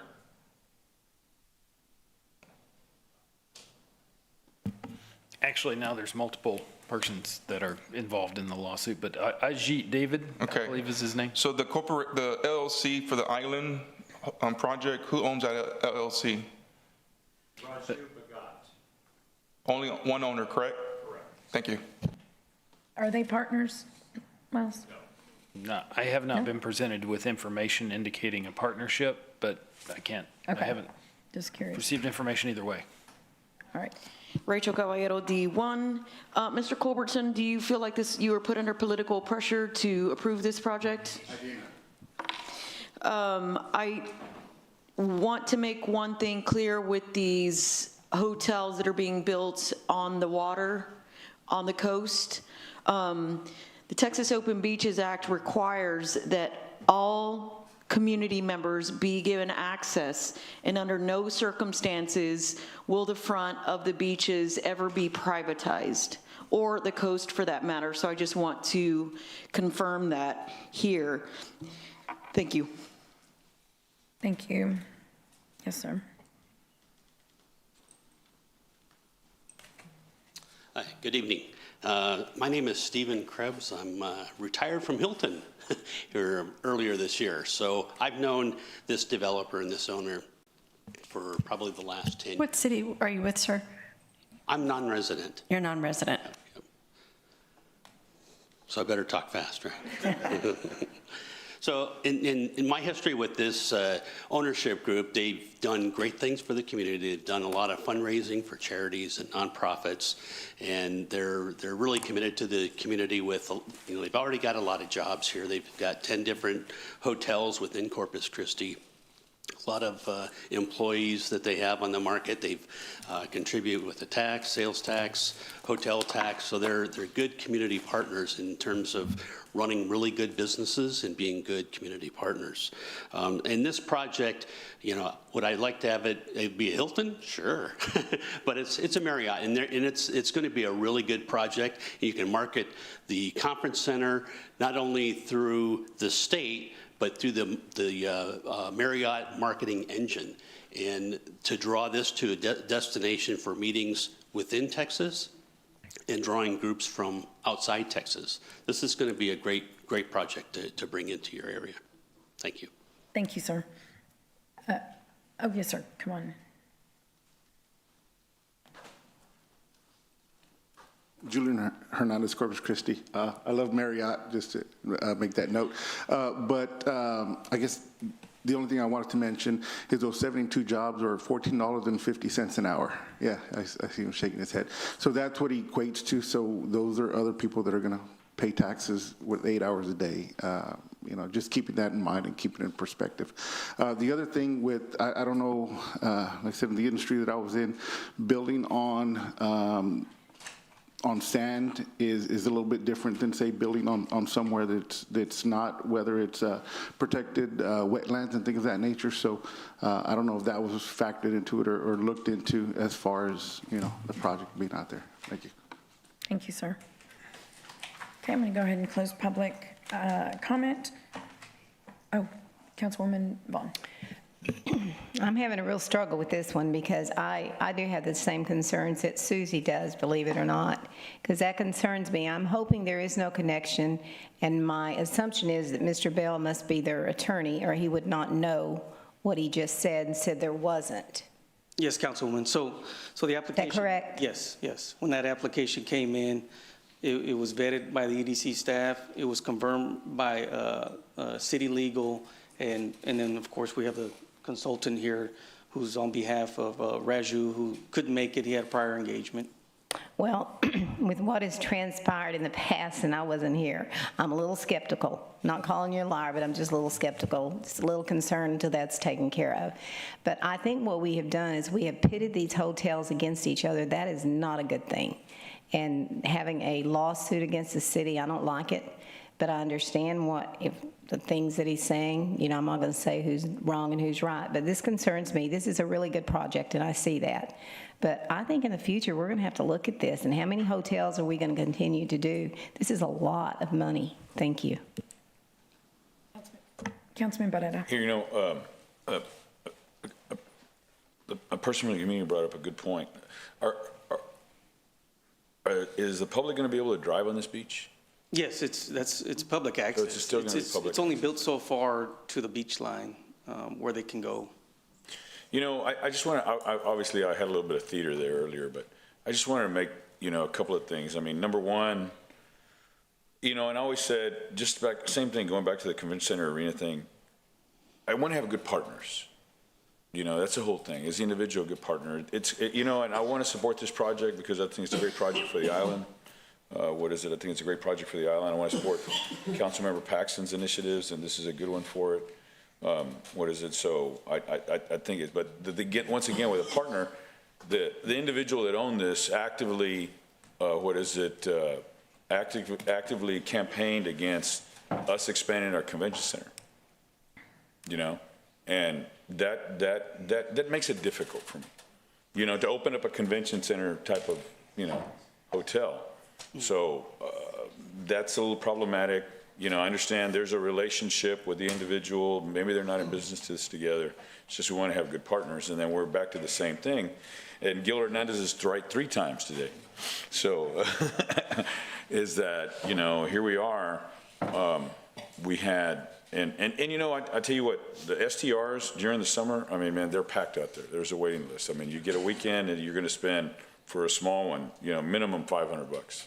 So there's that activity, and I know there's no conference center and no hotel of this magnitude.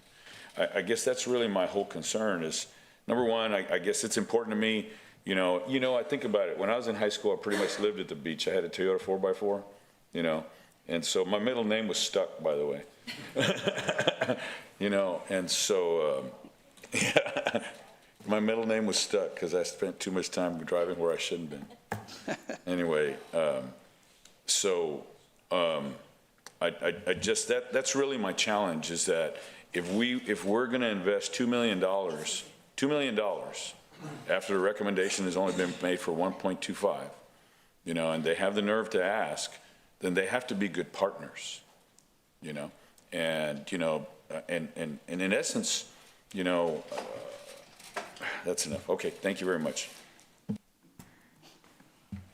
Okay, Randy, thank you. Yes, ma'am. We have a motion and a second, and we can go ahead and submit our votes, please.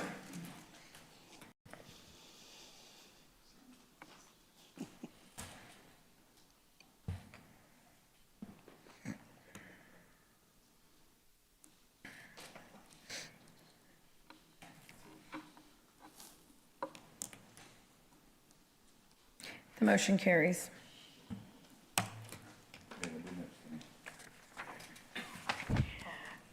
Item number 36 is a one reading ordinance appropriating $5,554,000 $1,472.85 from the 2025 Utility Revenue Improvements Bond for the purchase of the assets of the City of Rockport Natural Gas Utility System and amending the fiscal year 2025 operating budget. I move for approval.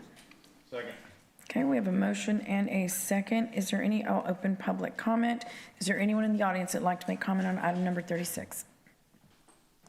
Okay, we'll close public comment. We have a motion and a second. Please submit your vote.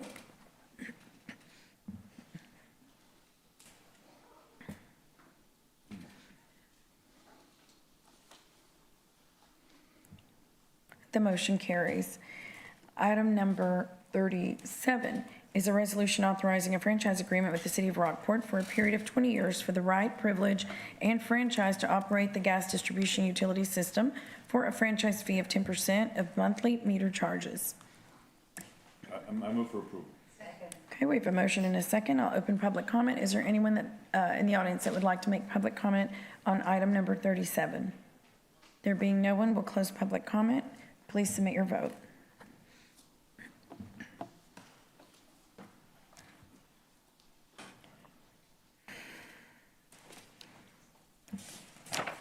The motion carries.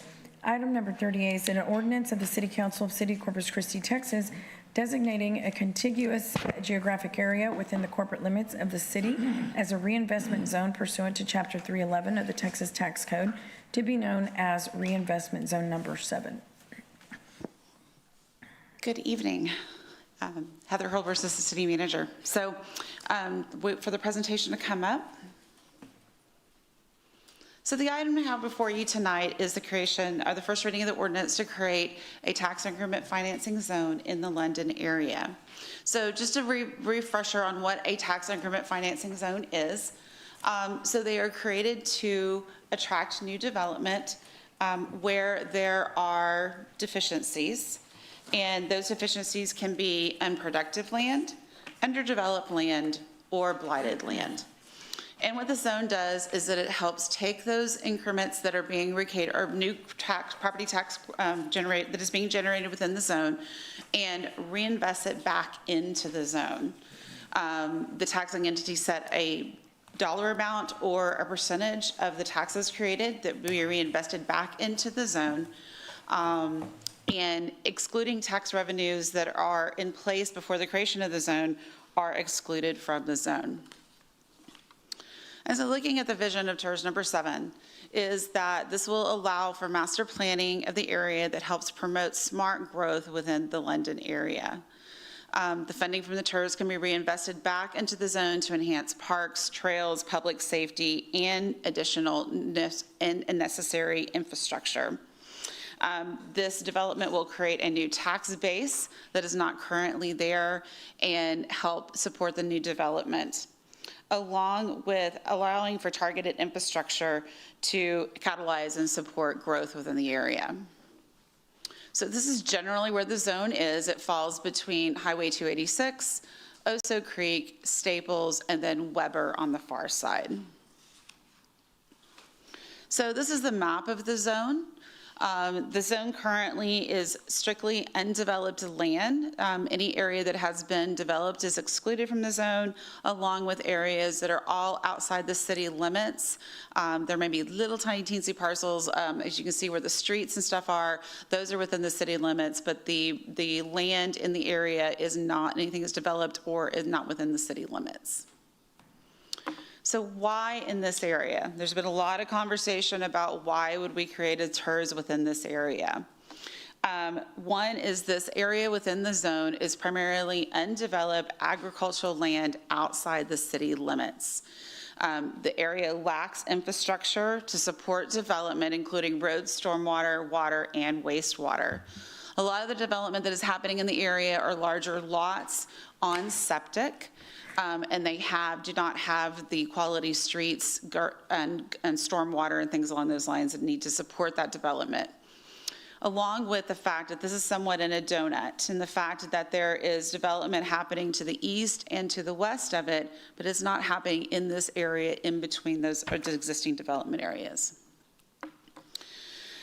So how is this area eligible to be created into a TERS? So Chapter 311 sets up the parameters for TERSs, and specifically Chapter 311, subsection 005, subsection 2 of the Local Government Code says that due to predominantly undeveloped character and lack of sufficient infrastructure to support growth is eligible for TERS creation. So based on the development patterns, where you have development on one side and on the other, this area is in need of intervention to help support that growth. And sufficient utility and road structure is not present to support or encourage that within a timely manner without public investment. Solely through private investment, it will probably not occur within the foreseeable future. So this TERS is different from the TERSs that we already have established, and the fact that while we are creating this larger zone, it will work off of subzones along with require specific things for specific development aspects to qualify to receive TERS funding. So all the land must exceed the current UDC standards. It must annex into the city limits, and it must connect to city sewer to be able to even be considered for incentives or any type of reimbursement for infrastructures. While the zone is being created, none of the taxing entities will contribute any increment until a subzone is created and these conditions are met and a development agreement is in place. And then the developments will only receive funding from the new tax revenue that they generate. So unlike our other TERS where we have a larger zone and all of the developments share within those increments that are being created across the zone, the development will be within a subzone, and only the increment created within that subzone will be eligible to reimburse for the infrastructure that is put in. So this is just an example of what a subzone would look like. So we're looking at Mirabella, one of the first subzones that we are proposing to create. So while you see the black lines of the larger zone, anything that would be within that subzone, which is that blue with the red X through the middle of it, would only be the areas that the taxing entities would contribute to. And only the funding within that subzone would go back to the developer for reimbursement for infrastructure. So currently there are 2 subzones that are being proposed. There will be additional subzones come forward, which will be considered as by the board after that is formed. So the first one is the Mirabella development. And so this one is down towards the bottom, which is, it says it's Zone A. The other is the Prosper, which is up to the top of the map, which is Zone B. Zone A, right now, we'll talk a little bit more about it, but that is primarily going to be residential. The proper, which is subzones B, is going to be a mixed use with commercial, residential, multifamily, things along those lines. So delving a little bit more into the Mirabella development, like I said, this is going to be primarily single-family resident. It is 300 acres with approximately 1,100 homes planned. These homes are within 3 price ranges, so it does allow for move up within the same development, where you can move from a smaller to a larger and have those move up opportunities. One of the things that set this apart is that this is what we would call an amenity-based development, which will contain 23 acres of parks, green spaces, connected hike and bike trails, along with community amenities, including community center, pool, sports fields, and things along those lines. So these are just some renderings of the development. As you can see, the picture over to the left-hand side shows where that primarily amenity center would be with the sports fields, the community center, things along those lines. Proposing a nice entrance into the subdivision with wider streets, more of a parkway feel, along with a rendering of what that community clubhouse or community center would look like with the pool area. So infrastructure costs for Mirabella are estimated at about $65 million. This is going to be paired with a public improvement district, or a PID, that the City Council approved last year in '24. And so there are costs that are going to be eligible through TERS reimbursement along with PID reimbursement. So right now, the TERS is estimated to create between $30 and $33 million in increment that can be contributed to this infrastructure. The remainder would be considered for reimbursement through the Public Improvement District, which, unlike a TERS, is utilizing assessments on individual project property owners versus property taxes, which are created by the value within the TERS. So like I mentioned, the second subzone that is going to be coming forward for consideration is the proper, which is a mixed use and residential development. Looking at about 441 acres. We'll have hospitality entertainment offerings, office space, mixed real retail, along with residential, single family, and multifamily. So looking at the overall terms of the TERS, along with what the anticipated investment is, this is proposed for a 25-year term.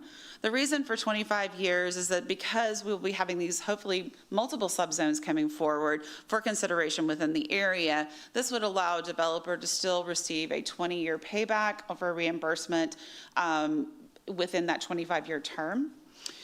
Unlike a lot of our other TERSs, this will only be a 50% contribution of new tax revenues by the city.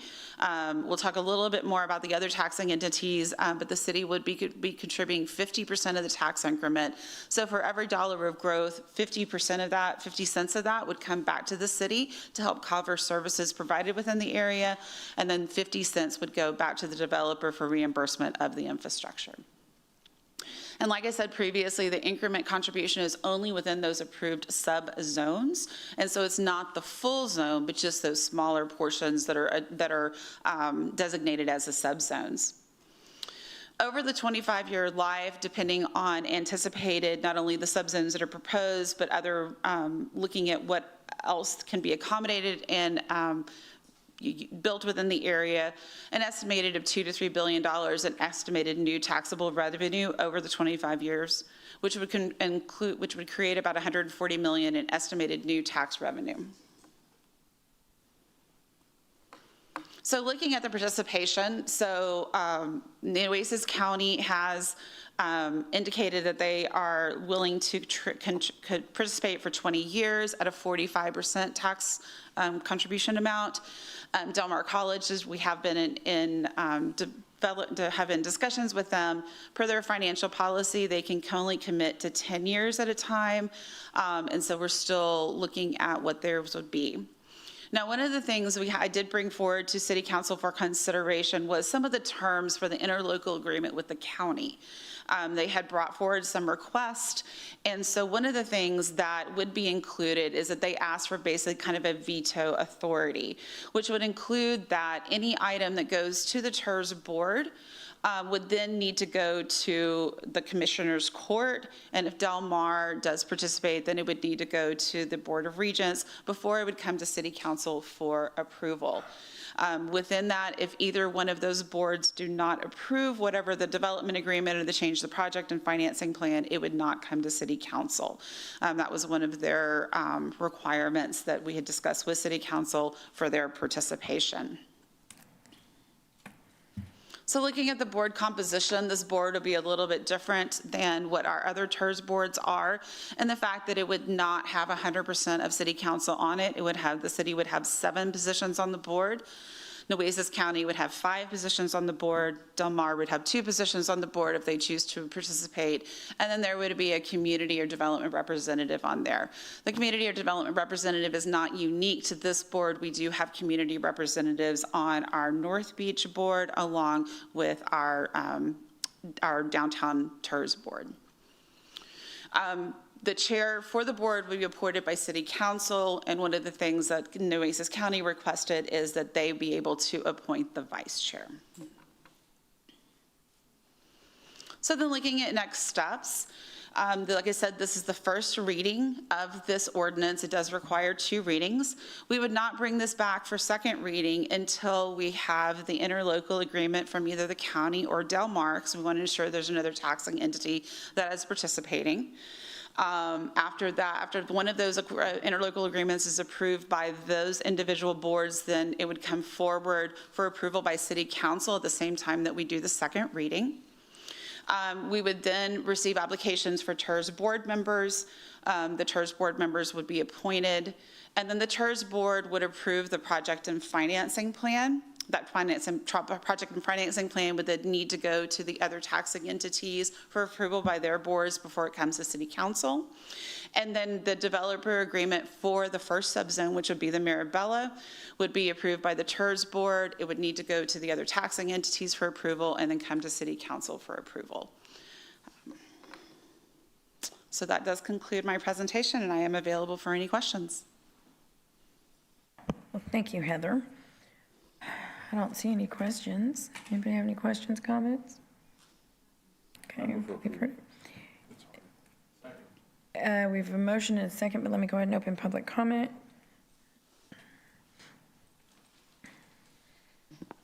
Rachel Caballero, D1, Home Atlanta. All right. TERS was meant to help dilapidated communities bring life back to them, not create new ones. Just because you think there might not be foreseeable development in the future does not mean that it might not happen. And at some point, we have to be a governing body that understands that we also have to let things flow naturally. We can't keep forcing new neighborhoods and paying for them. As far as I'm concerned, and this is really, really odd to me, in the private sector, whenever an employee resigns or quits, they stop being involved in presenting, making decision-making, and doing things like that. In my experience with this particular assistant city manager and the bootstrap fiasco that was sold, and council was lied to about its completion, and they were lied to about their water usage, and now we have this same assistant city manager presenting a project right when they have one foot out the door. This makes absolutely no sense to me. This TERS should not be developed. The community should not continue to have to forfeit their taxes or anything for that matter, so for new development. Let developers, we have to quit begging people to come here. If they have the money, then allow them to develop on their own and quit giving handouts of our tax dollars.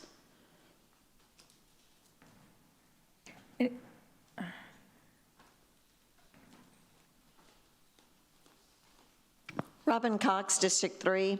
I drive all over town and see buildings shut down. Are we going to be giving money to new buildings? Just because some of your friends are building places out there and building up neighborhoods, don't give them this money. We've got places in town and country. Y'all keep talking about developing downtown. Everything's boarded up down there, even on Saratoga, and we're going to give money to develop even new projects. If y'all vote for this, I'm glad y'all are not handling my checkbook, or I wouldn't give my credit card. This is like giving a 16-year-old a credit card and telling them, go buy whatever you want. It doesn't matter where the money comes from. I know the ones of you that have been in business understand that. The ones of you who have just had other companies' checkbooks and credit cards, you don't understand this. Let's be fiscally responsible. It would be an embarrassment to the businesses downtown if y'all did this. I totally agree with Rachel on this. This would be a waste of our money. Please spend our money wisely. Pretend it's your own checkbook for once. Thank you. Anyone else? Okay, we'll close public comment on item number 38. Councilman Hernandez, did you have a comment? Yes. Okay, I want to make sure we understand what's happening here.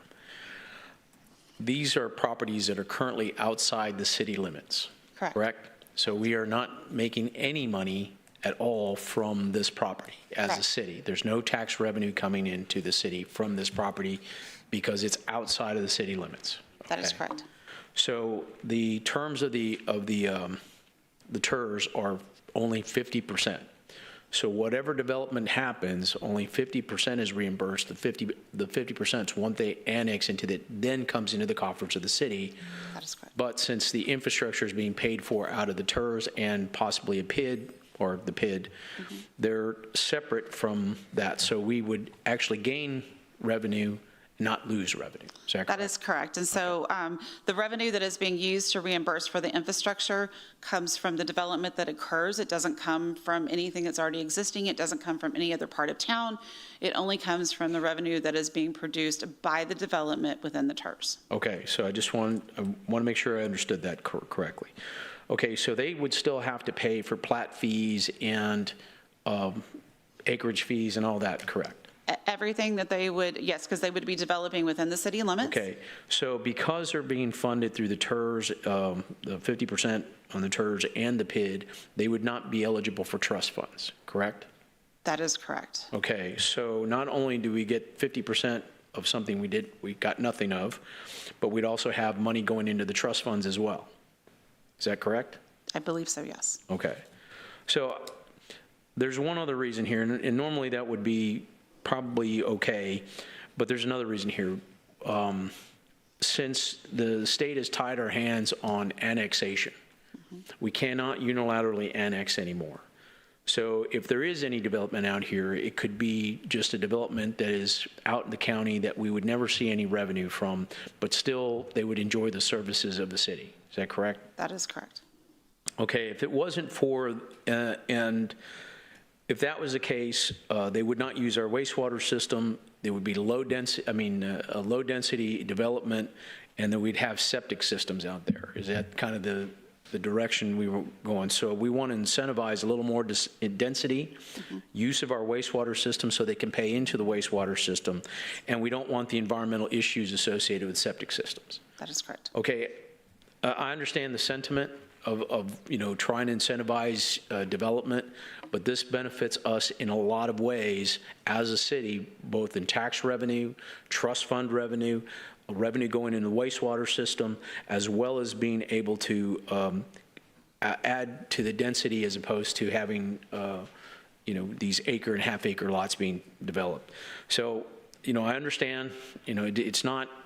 It looks, like we're incentivizing business, but in the reality, there is a lot of benefit to us as a community, as a city. So I will be supporting this based on that information. Okay, thank you. Councilwoman Vaughn. You explained that really good, Gil. That's good. I just want to tell you, thank you, Heather. The Bible says that you will be given the grace that you forgive. That's what you will be given, to grace to be forgiven. I always say that the grace that you give to others will come back to you with that grace. And I think that we've got to quit attacking. I understand that people get mad, but we accuse people of things that we don't even know is true just because you heard something. So I apologize for that. And but you've done a really good job, and I hate to see you leave. Thank you. Thank you, Heather. Okay, we do have a motion and a second. Oh, we closed public comment.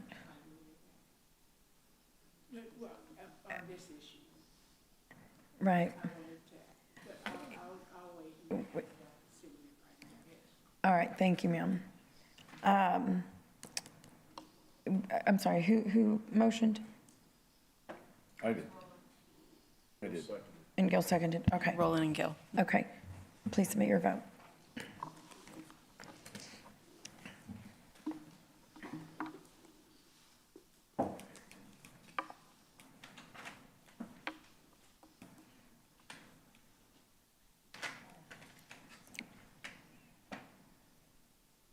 Okay, the motion carries. Thank you, Heather. Item number 39, motion to approve the live broadcast of audit committee meetings and to request for council direction to fund the broadcast expense, with such expense to be from the fiscal year 25-26 budget of the Office of the City Auditor, or to return on September 23rd, 2025, with a budget amendment to be effective October 1 of 2025. Okay, we have a motion and a second. I'm going to open public comment. Is there anyone in the audience that would like to make comment on item number 39?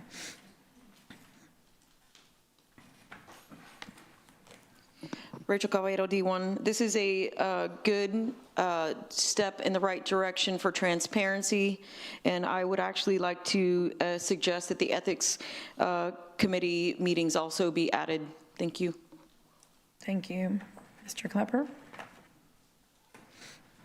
Steve Klepper, Corpus Christi. I too think it's a great idea. I believe in transparency, accountability, and so too the voters who in 2012 created or approved creation of this department. Mr. Holland is doing a good job. He's the 4th auditor in 12 years, which I guess isn't particularly high rate turnover for the city, but he has done a good job in establishing a competent staff and doing some good work. I've been attending the meetings. One of the readings, some of the meetings will put you asleep, like an actuarial report, but some of them won't. At one meeting, they talked about the audit that he worked with the solid waste department to actually achieve a savings of $300,000, and that's great. I am biased. I was the internal audit director for the city of Austin at one time, a certified internal auditor, performance audit manager for city of Dallas. Did you say Boston or Austin? What did I say? I thought you said Boston. Austin. Austin. Austin. Okay. All right. All right, thank you, Council. Okay, thank you, Mr. Klepper.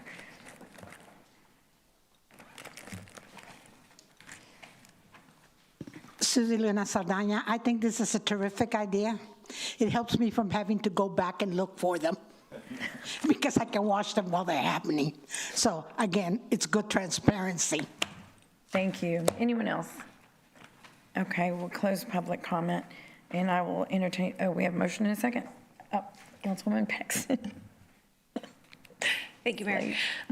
Curious, at a little over $200 an hour, 3 hours a meeting, let's say 12 meetings a year, it's a little over $7,000. Do we charge all meetings out of this, it's saying communication, like if I read the breakdown, it seems like it's coming from the communication department. Is that, isn't that an internal, like a general fund? You're right, yeah. Charge that?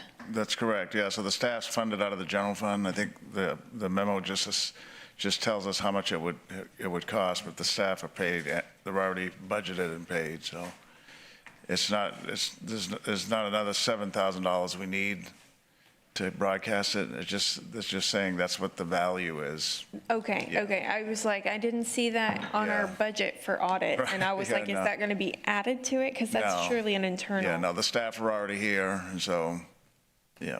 Okay, thank you. Okay, please submit your vote.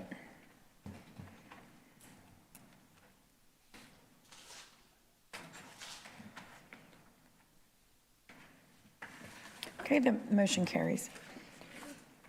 Item number 40, and our last item, I think, is discussion and possible action on city auditor recommendation in a memo dated August 21, 2025 for outside agency investigation on the Homewood Suites fraud allegation. And who would want to make comment on this? I'm sorry, this was put on by Gil Hernandez, Kaylin Paxson, and Sylvia Campos. Council,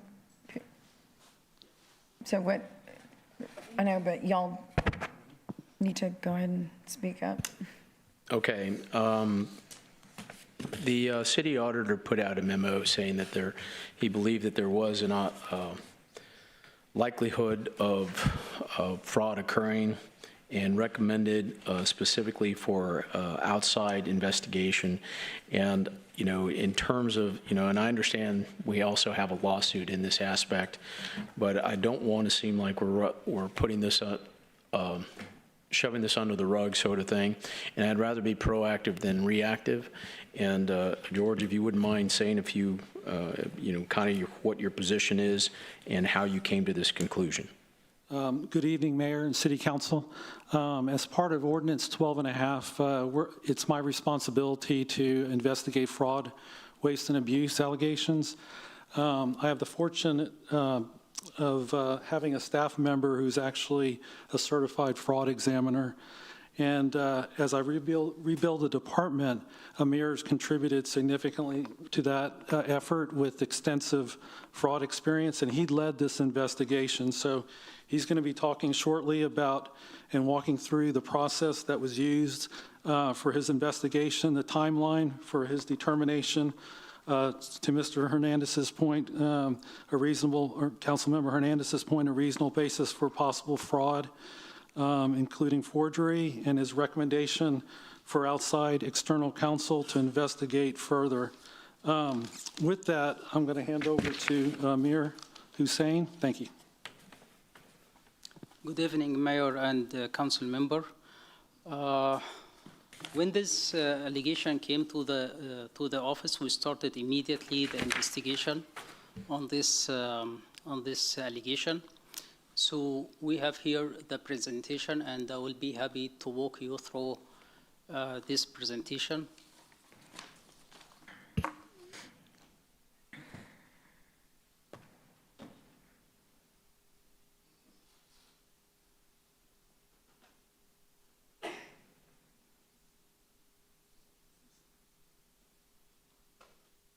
I'm sorry. Oh, this second slide. Yeah. There you go. There you go. Okay. So here, when the allegation came to our office, we decide to investigate. We evaluate the allegation itself, and if the allegation is eligible, we take it to the next step, which is plan to the investigation. And after that, we review the records and the document associated with this investigation, take it then to the interview level, and analyze the evidences. And after that, we write the recommendation and findings, the findings and the recommendation. So next slide. Here, I'm going to walk you through the timeline of events. So in April 13, 2022, the Federal Emergency Management Agency flood map released, later concealed in applicant's slide. On October 2022, FEMA flood maps adapted by the city after public hearing. In September 27, 2023, incentive application submitted by Elevate LLC. In February 2024, first ordinance reading with FEMA justification. The second reading happened in April 23, 2024. Second ordinance reading included retail activations justification and removal of FEMA justification. As a result, $2 million incentive was approved. Between February and April 2024, the city manager and assistant city manager conducted investigation and confirmed that the FEMA exhibit used in the presentation had been altered as part of scheme. August 2024, the city auditor's office received the allegation and started the investigation. November 2024, plaintiff filed the legal action. In 2025, city leadership testified under oath that the FEMA portal, the FEMA document, was altered. 2025 also, city leadership testified under oath that they had informed some of the city council member and the mayor. August 2025, the city auditor's office issued a memorandum to the city council recommending an independent external investigation in the best interest of the city. The key finding here was that FEMA portal, the FEMA document, appears to have been altered. So we reached out a reasonable basis for that. Ordinance language, presentation, and reason for award shifted between readings. City auditor's office found reasonable basis for fraud concerns. Recommendation, we recommend that an independent external law firm be hired to investigate this matter. The external law firm should be retained from outside the city and skilled with Type A and Type B funding process knowledge. The external law firm appointed to perform the investigation should be selected based upon the short list of candidates selected by the City Council. With that, the presentation concluded. Thank you, Amir. Councilwoman Campos. Thank you, Mayor. Okay, so typically when you find... Oops. Hang on, we press your light again. There you go. Okay.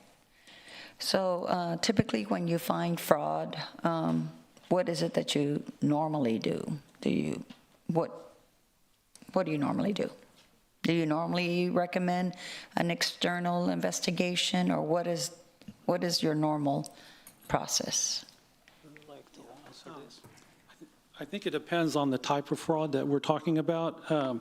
We typically get about a dozen allegations a year, only which a small fraction of which become actual instances of fraud. Oftentimes, it's situations where we've got someone who's not anonymous, who's actually somebody we can go to and get additional information.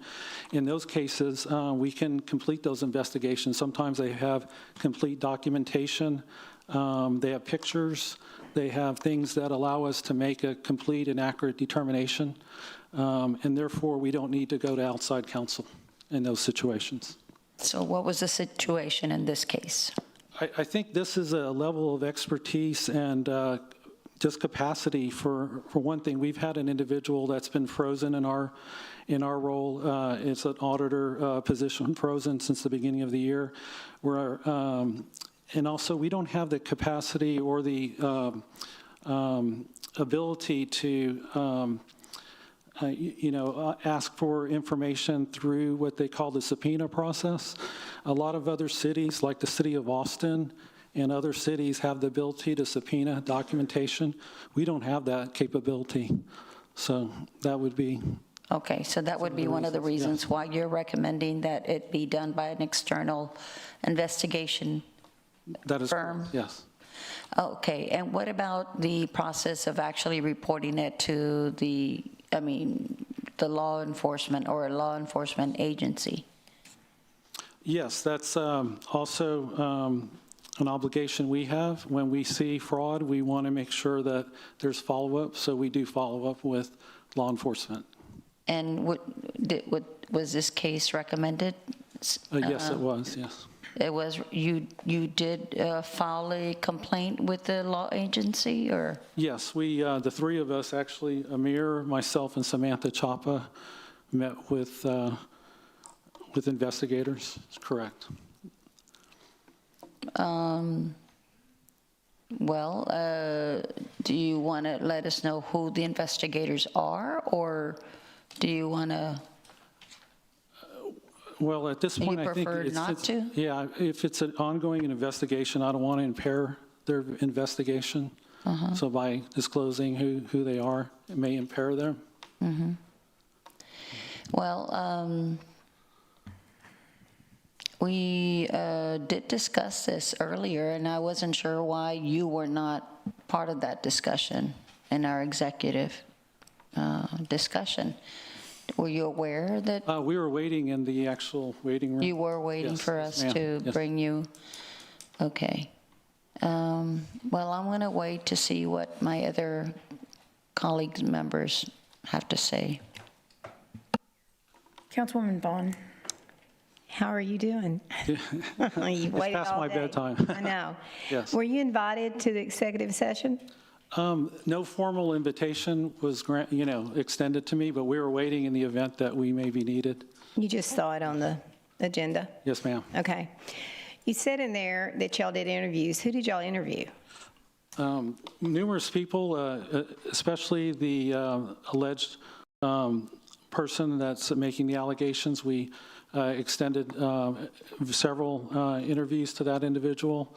Who are some of the other people we did? Again, Amir led this investigation.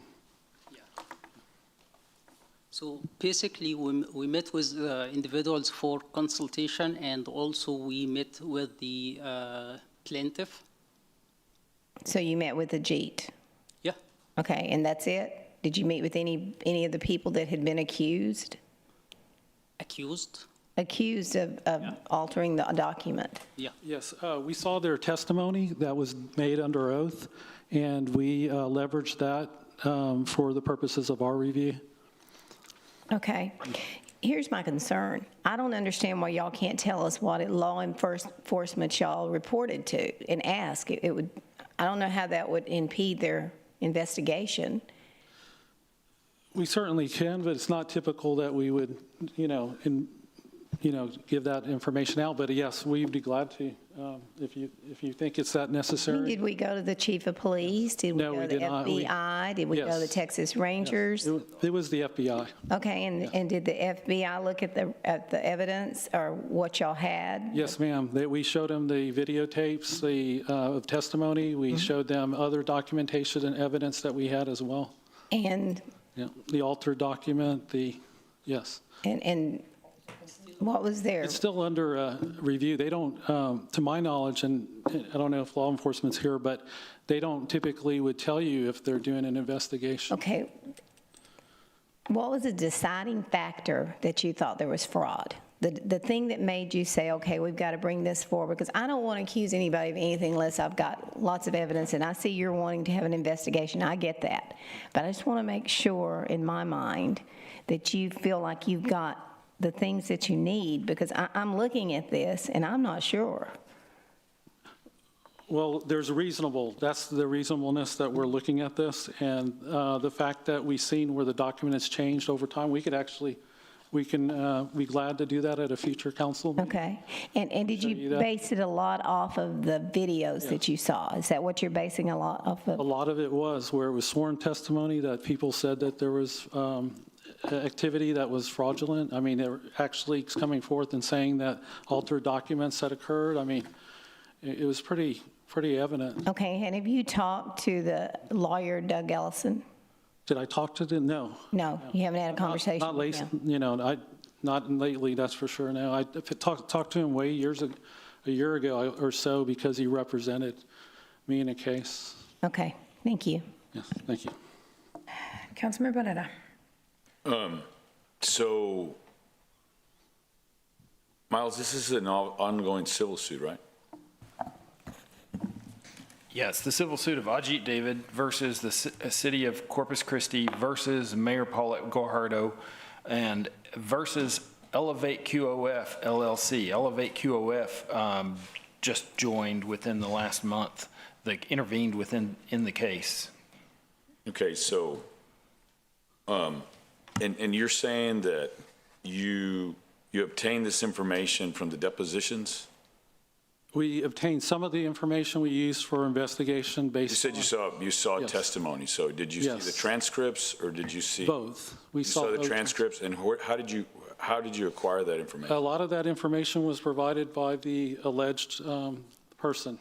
By the plaintiff? Yes, but we didn't have any reason to believe it was altered or anything to that effect. So the plaintiff provided you with recorded material and the transcripts from the depositions? That is correct. In an ongoing civil suit. Perhaps, I know depositions, I've been deposed. So I know depositions have not been completed.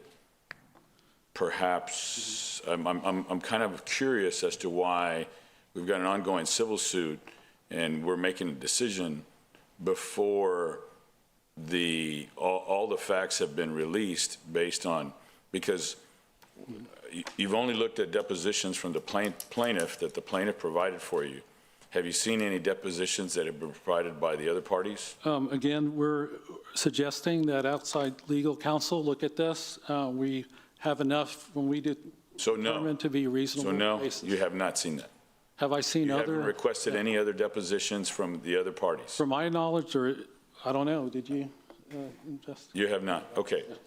So they don't exist at this time. How much money are we appropriating for this investigation? To my knowledge, there's nothing other than our time. No, but you're recommending that we use outside counsel. Have we determined a budget? No, we haven't. Have you talked to legal? So you haven't talked to legal about that? Okay. No. Amir, how long have you been employed with the city? 7 months. 7 months.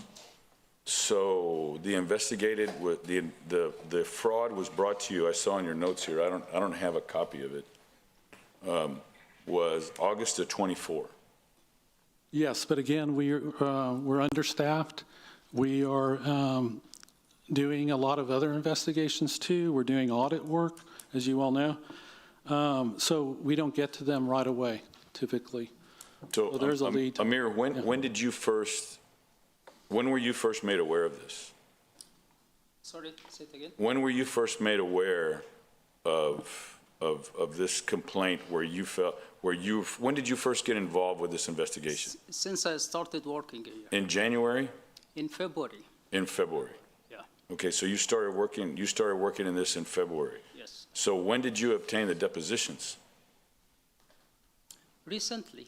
I mean, as George explained, the fraud investigation went through many phases, right? And we evaluated this phase by phase.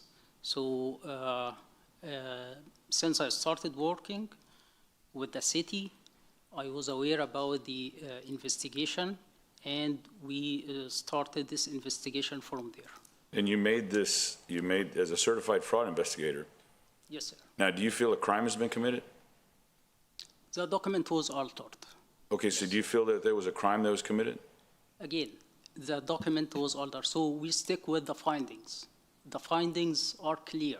The document was altered, and the decision was taken based on this. So if you don't feel there was a crime committed, then why would you go to the FBI? For consultation. For consultation? Yes, of course. Okay. And how did they respond? You may need to ask them, sir. Okay. But you're proposing that we have an investigator come in to pursue that. Why wouldn't we refer this to the chief of police? I mean, Miles, wouldn't the chief of police be the authority for this organization, for the city? If you're looking at criminal activity, it would be law enforcement. It'd be either the chief of police or the FBI, depending on whether it's federal or state that you're looking at. If you're looking at civil type fraud, that would be a private type attorney that would pursue civil type fraud. However, civil type fraud that was upon which the city was being defrauded, there's no problem with us pursuing that. I mean, that would be normal, and that's part of the lawsuit as well. I mean, we're free to depose all the participants in the lawsuit about any civil fraud. I mean, I think we've got 3 attorneys involved in the city, plus the plaintiff has an attorney, plus the other party has, I believe, 2 attorneys. So why would we refer it out when there's an active civil investigation of which more depositions have to be completed? There's more testimony that has to be completed, additional evidence that has to be completed. And we've only heard from one party that basically is in an active lawsuit against the city, and we've only obtained information with this. I have a problem with the impartiality there. Well, I question it. Okay. If I may respond. Yes, I have that expectation.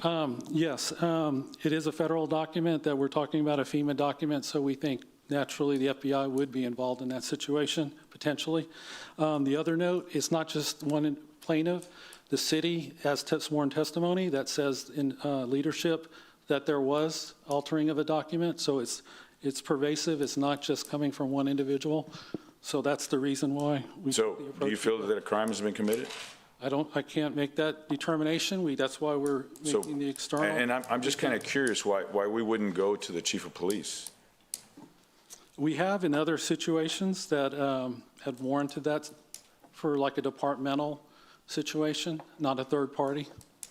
Yeah, I mean, I would just think, particularly that the civil suit's going on, why wouldn't we go to the chief of police here, who has resources, who has an internal affairs department, and who has at times referred it out to other parties because he's the authority on law enforcement here in the city, at least within our organization, the 8th largest city in the state of Texas. Yes, and like I said, we have in other situations. Why wouldn't we do it in this one? I mentioned this is a federal situation, I think. We can certainly reach out to the local CCPD. Again, we were just reaching out yesterday on another allegation, so we do have that contact. Okay, I appreciate that. Thank you. Councilman Scott. Hey, George, I appreciate the report out of the committee. I would like to have seen the report. That's okay. I don't want to impede your initiative.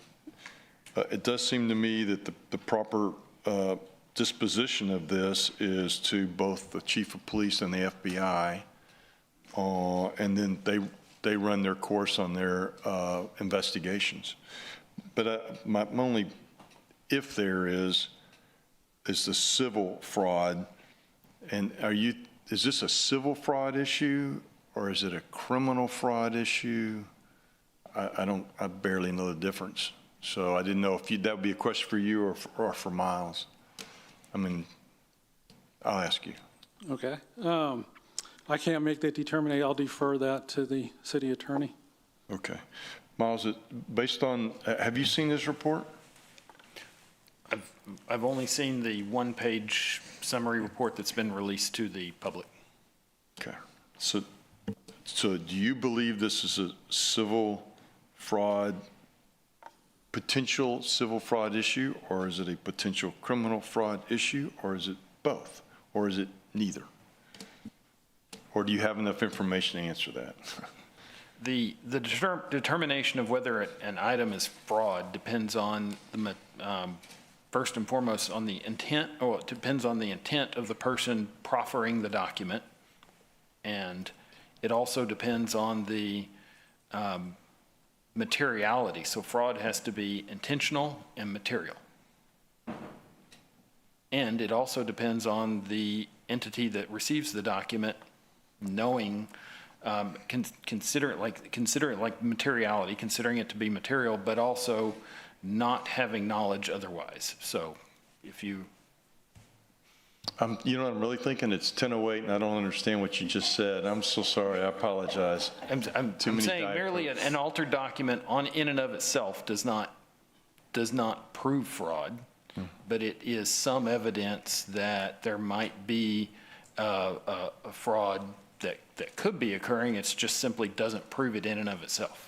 No, and I recognize your determination is this is worthy of additional review or investigation. Yes, sir. My sense is the proper channel is the chief of police and the FBI, and that if you have submitted this to the FBI, then check that box, and I think you should submit it to the chief of police to investigate. Yeah, we'd be more than happy to do so. Thank you. And then what I don't, again, I'm trying to learn. If there are civil concerns, that the city attorney ought to weigh in. But I also, I guess I also understand the potential of impartiality issue, and so I'd like you to maybe weigh in on that. Well, they're thinking we should go get another lawyer from another town. If there's fraud that vitiates a transaction from which the city needs to be, from which the city wants to, it feels a need that that it was material to the issue, and the city believes that the transaction is defective because of the fraud that was conducted in the transaction, we're perfectly capable of handling those allegations. Law enforcement determinations of fraud should be handled exclusively by law enforcement agencies. Sure. And in fact, we would not want to be interfering with those law enforcement investigations should they be occurring. Right. Okay, so I think what I'm suggesting is that this ought to be referred to the FBI and the chief of police, and that the audit committee ought to solicit an update in 30 days, although I'm laughing because we're having a hard time meeting. Right, I guess, yeah, you guys are working hard on that, and that's not your fault. I did one other thought. you said it's part of a scheme. Was that language that came out of one of your interviews, or was that come from city staff? Or? That came from city staff in one of the interviews with leadership. Fascinating. Okay, thank you, sir. Amir, someone's already asked you that. You said you don't have a copy of the full report, city attorney. I think it would be prudent that you have a copy of that. Is that a confidentiality issue, the full investigative report that led you to believe, or to recommend hiring an outside attorney? I'm sorry, I don't. I guess I haven't seen your full report. And maybe that's intentional. Maybe we're not supposed to. I think the memo was my report. Oh, really? Yeah, yes, Okay, yes, sir. there was no background in addition to that. Okay, Yeah. that's fine. You said you have talked to the FBI. All right, so council members, my take is that I don't want to get in the way, but it sounds like the answer, you're doing what the answer is, which is it needs to be turned over to the FBI. I would add the chief of police because he has an internal investigation unit. I would also ask that you share it with the city attorney. And again, I've listened to you 3 times now. I'm not completely sure where that's going, but I do also think there needs to be some sort of follow-up. And maybe it's straight to the council. I'm not trying to circumvent a city council, but I was just thinking that's what the audit committee is, as a part of the city council, is designed to, to manage the audit structure. So that's my thought. That's my thought. Sure. Thank you. And may I ask what follow-up you were thinking of? Yes. No, you're fine. Go ahead. I know it's my second time today. Look, this is good. I don't know. I think we would like a sense. I think council. I think I would like a sense that we're staying on top of it. Is the FBI investigating? At some point, the FBI has got to tell us, right? Don't you think? Yes, we're moving forward on a cause of action, or we've closed the case. I think we'd all like to know that, if that's the avenue we take, and then if it goes through the chief of police, through his investigative unit, I think we would all like a sense of, it's going from where it's going, or if it's not going any further because they choose to close the case because they don't think fraud's committed, I think we'd like to check that box too. And then finally, I think we would look to the city attorney to kind of help us understand the civil fraud concept through all of this. That's what I meant. Thank you for the clarification. Okay, and George, I appreciate the information that you provided. I think, I'm not sure if this is a criminal aspect, to where, and I'm assuming you, when you had communication to the FBI, they don't tell you anything. But I'm not sure if it's criminal in the sense of that aspect. However, I do know that this is highly politically charged, right? With very politically connected individuals involved in this aspect. And so the idea for a third party outside the city limits gives that doesn't have any connections with anybody in Corpus Christi would probably give us a unbiased position. Yourself as a city auditor, anybody within the city of Corpus Christi, our city attorney, our city manager, all have some connection here in the city. And, I don't want to say anybody would be influenced by that professionally, but you never know. And would you have the complete trust of the public if that was the case? I think about the FBI. This is considered a hardship location, and they're required to stay here 3 years, and then they can pick where they want to go from here. So I know we have a constant rotation of FBI agents here locally, of where they only stay here 3 years. It's unfortunate that's the case, but that's how they see this area here in South Texas. I would, based on your recommendation of trying to have somebody from outside the city who has no connection to anybody here locally, would probably be the best option. And I would make that recommendation. Thanks. Councilwoman Campos. Thank you, Mayor. And I would agree with Councilman Hernandez. It may not rise to the criminal, as a criminal case, And, I'm not sure if it's, I know it's a civil case now, and it's an ongoing civil case, but it's definitely a case that tarnishes our proceedings, here, how we do business in council. So I would also strongly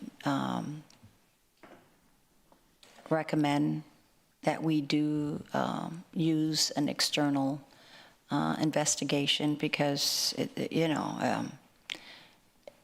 just the perception of it just being independent, it just would be worthy, especially with, it concerning the mayor, the city manager, some previous some present city council members. So I think just, for everybody's sake, I would agree with that, so. Councilwoman Paxson. Thank you, Mayor. Unfortunately, this whole thing has become very public, and I use the word unfortunate because right now my interest really is finding ways to unite, move forward, become cohesive. There's so much unrest right now. That's my interest in using those words. With that being said, it's hard to be someone who sits on the audit committee and receive a memo like we did from your department and do nothing, So the next automatic thought is, what do we need to do? So we bring this forward for this discussion to try to determine, because your memo basically said, based on information that's crossed your department, there's reason to believe there could be perhaps a failure of controls or something that falls outside of the normal flow chart of how we would do something. What's the crux of it? The crux, we're talking about an incentive. We wanted to work with the local business to help invest in something. So all we're really evaluating is going back and saying, did we follow all the right steps there, in my opinion? My concern is that it is an inactive lawsuit.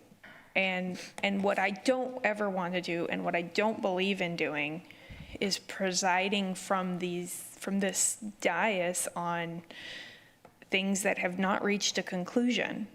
When you're talking about, what do we do with, my partner sitting here next to us?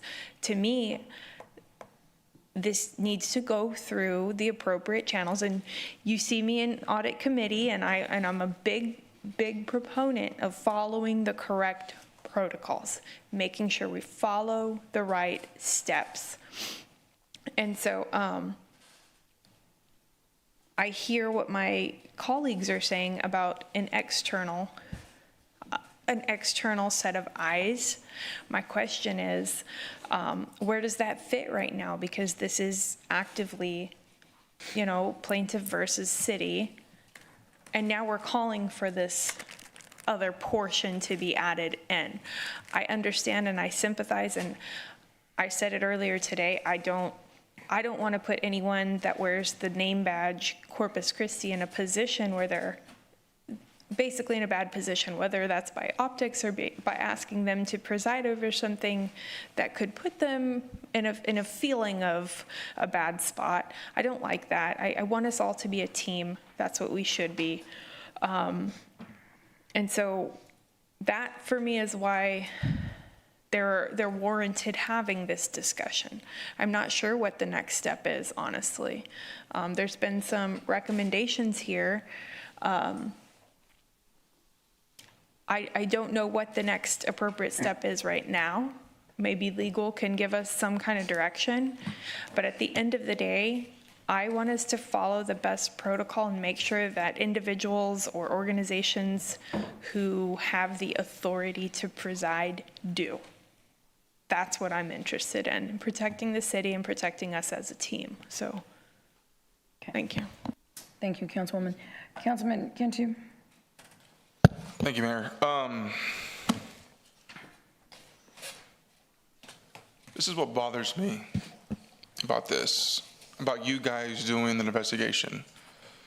And I hear it from my colleagues and other people is that at one time you hired Doug Allison to represent you for the city.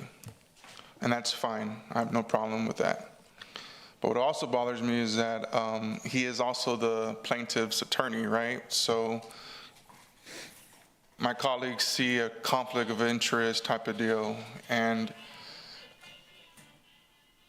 I understand where they're coming from. Me personally, I don't think there's anything criminal that happened. I think it's unethical. I think that there are some people involved that's held to a higher standard. I think if the police or the FBI is investigating this, I think we would have known something by now. I feel that we need to move forward to get an outsider to investigate this because they have no ties to you, no ties to Doug Allison, no ties to the hotelers, no ties to the mayor. Somebody out of Corpus Christi to look at all the information. I understand Councilwoman Paxton's concerns because there's ongoing civil lawsuit, but it's only civil right now. And I think we could get information from both sides of the lawsuit and give it to the attorney we decide, if we do decide to give it to. But I think we need to investigate it outside because I think some unethical stuff has happened, and I think we need to address that if it is true. You know, so there's always three sides of the story. You know, so theirs, ours, and the truth, and I think we need to look into it, and I encourage my colleagues to feel the same and find somebody to look into this. My opinion. It's really sad that we have to go through this as a community. It's all over Facebook. It's all over everywhere. But those depositions are public. You know, civil lawsuits are more or less public unless there's a seal on it for whatever reason from the judge. But, you know, it's out there. You know, it's no secret to Corpus Christi. Everybody knows about it.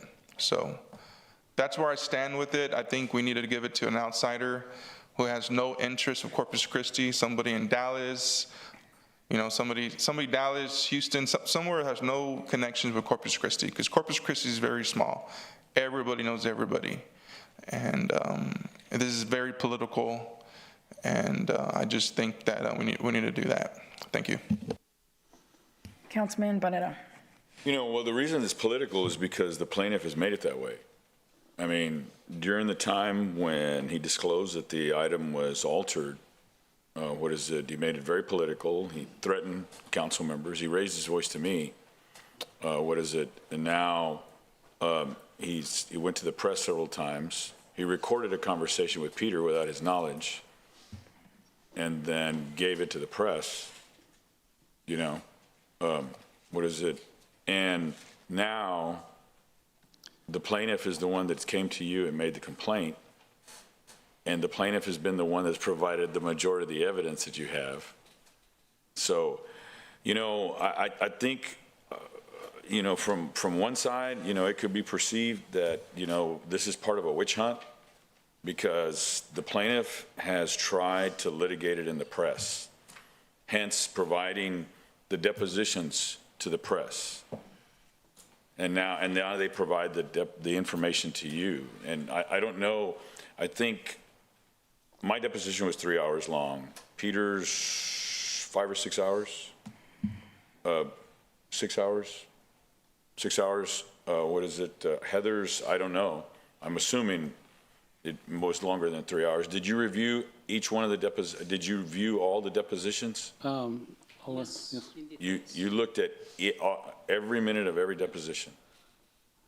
Okay. Yes, and if I can add, if I may, the easy thing would have been just to sit on this and not done anything. No. The easy thing would have been to report it to law enforcement, but you don't feel it. You haven't gotten enough information. Yes, sir. But wait, you haven't gotten enough information to determine that there's a crime, correct? You told me you don't know that there's a crime. We don't know for certainty. We're not law enforcement. Okay, but you've referred it to law enforcement. Yes. And I would ask also, my concern is that, number one, I would have a difficult time myself because of the fact that I've been deposed, and I've heard that I may be deposed again, that I couldn't make a decision. I don't think it would be, I think it would be a conflict for me to try to determine an attorney, what is it, to try to determine an attorney as well as the mayor's name in the lawsuit. Everett is also, it was also deposed. And then, I mean, that's the thing. So it makes it difficult for the council to be able to determine what outside investigative authority we have. When we already have a system, we have an ethics commission, which I would think that they have integrity.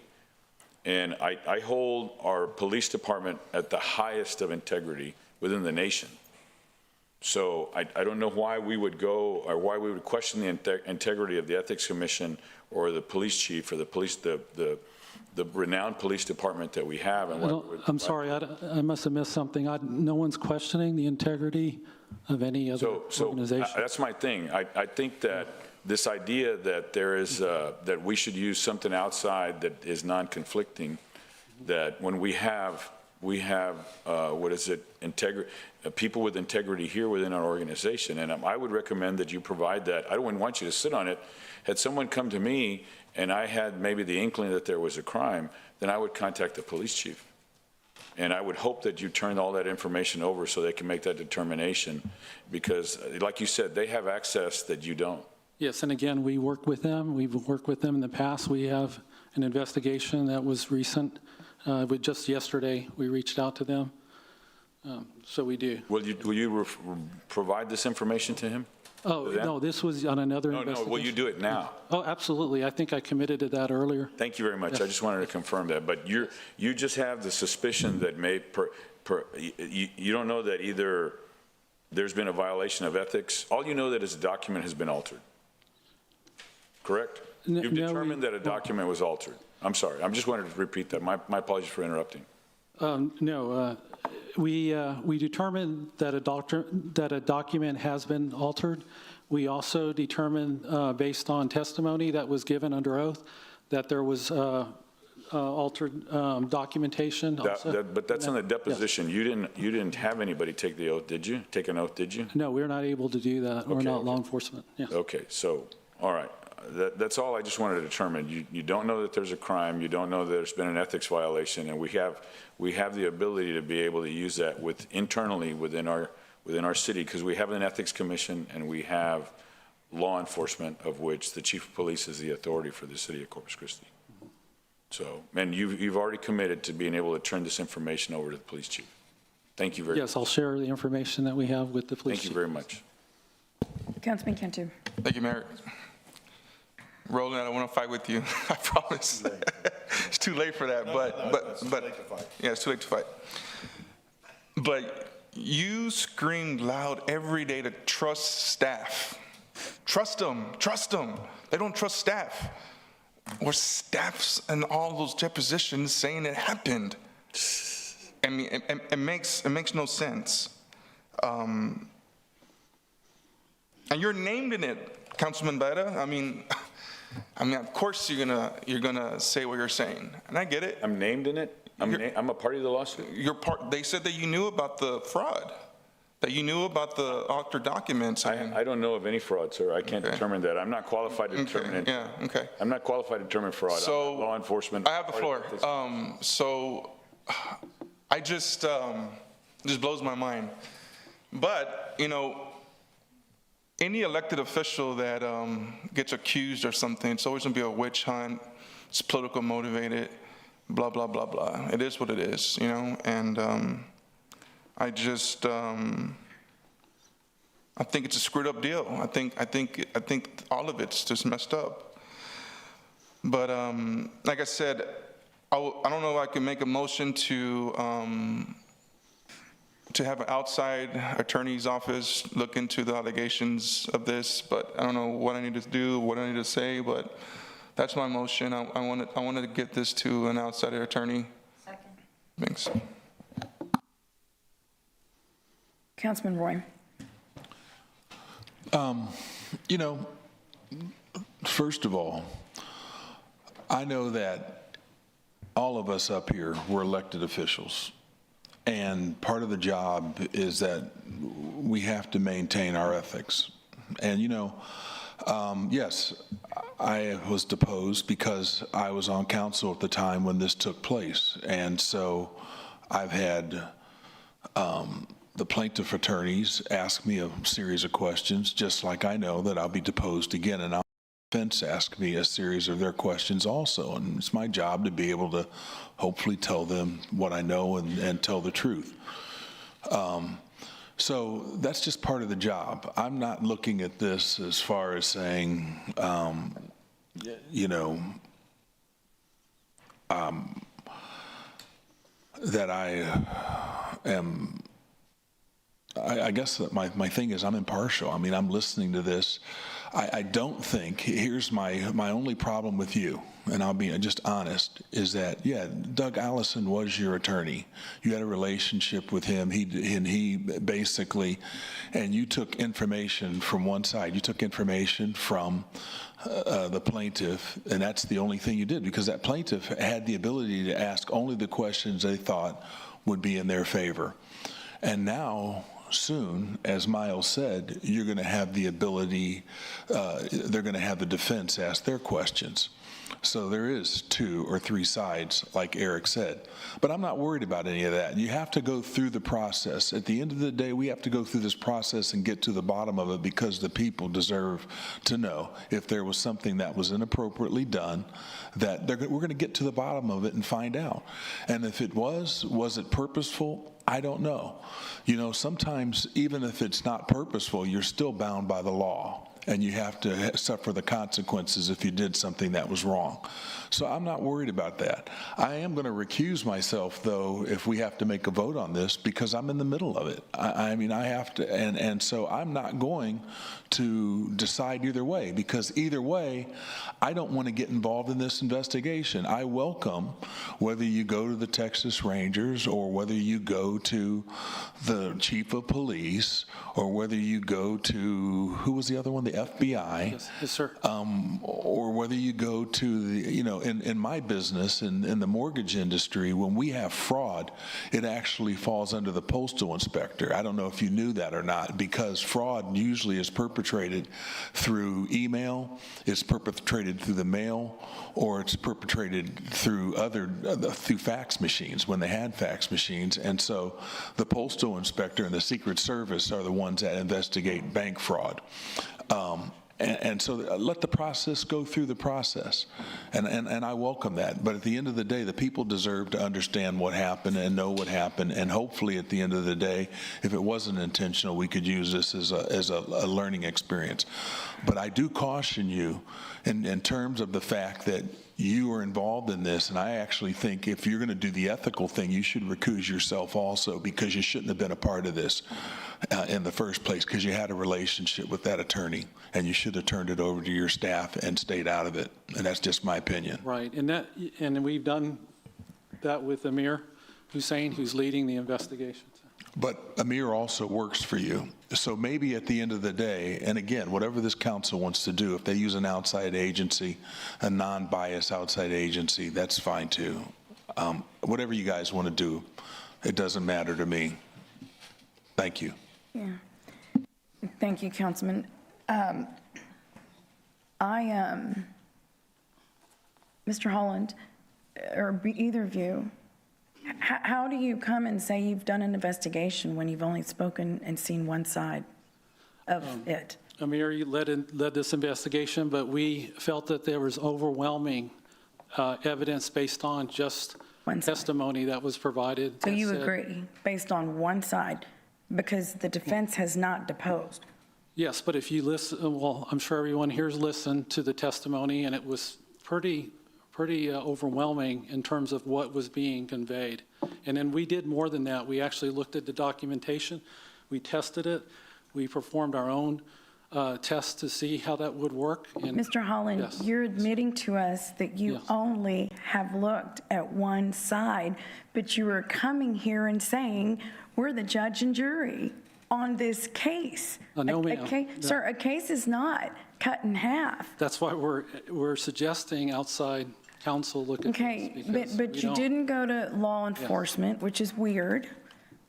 Anytime anyone in this room, you think there's a crime that's been... FBI is- You sorry. think there's a crime that's been committed, somebody has broken into your home, you go to law enforcement. You've not done that yet. Yes, we have. Which is interesting. We went to the However, you FBI. did go to the FBI with a one-sided case, and you, sir, are conflicted. Doug Allison was is your lawyer. He's not my attorney. He was, though. Was he? Maybe I'm wrong.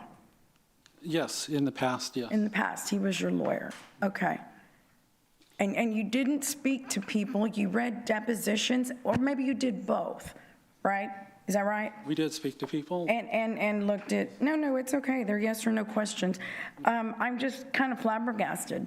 You know, the ordinance was vetted by staff, was vetted by legal, was vetted by city managers, was vetted by the legal department, and then it was on this dais.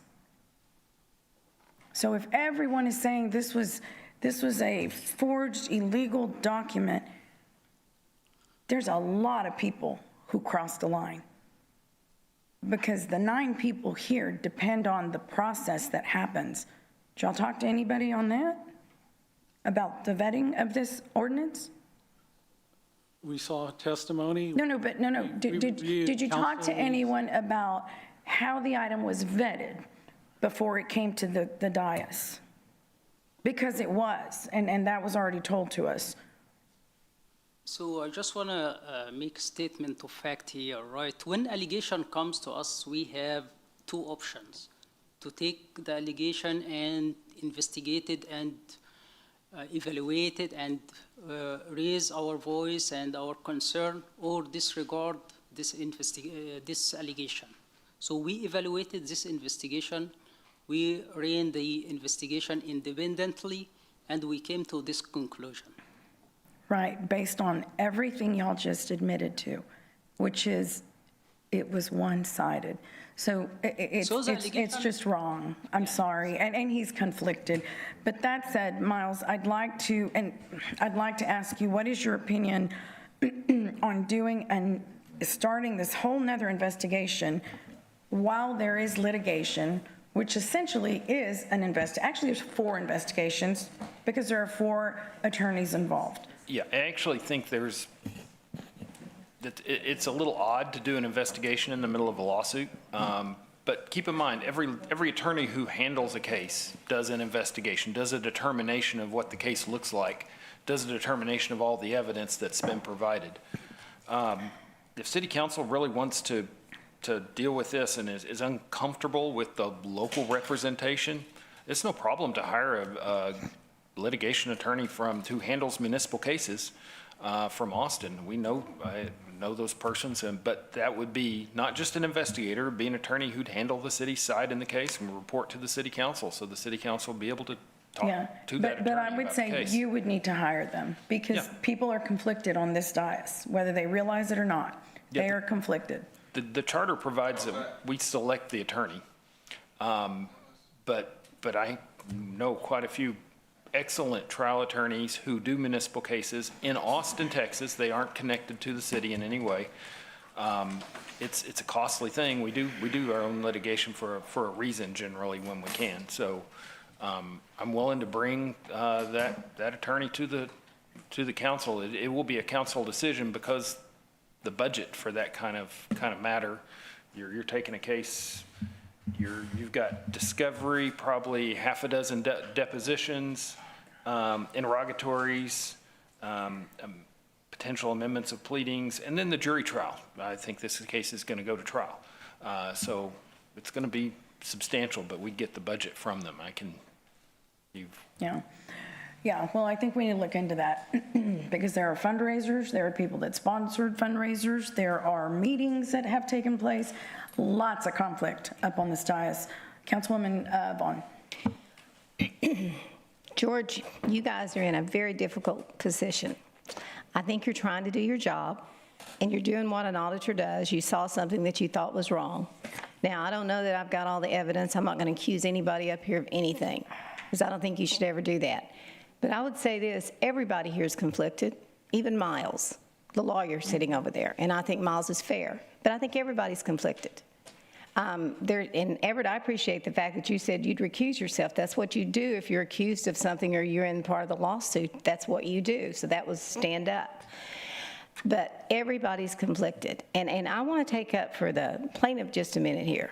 You know, it says he felt like he was done a wrong. He did, and that's the reason he filed the suit. He felt like something wrong was done.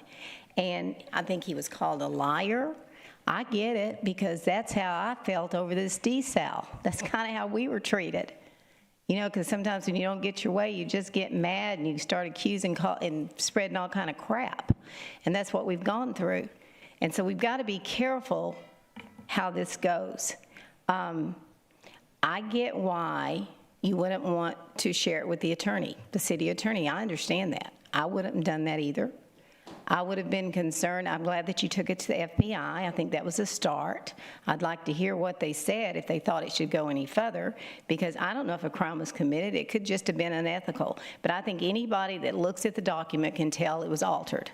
I mean, and what's bad about this is the community has seen all of this. They've seen the testimony. So if you see the testimony, then you think something has happened.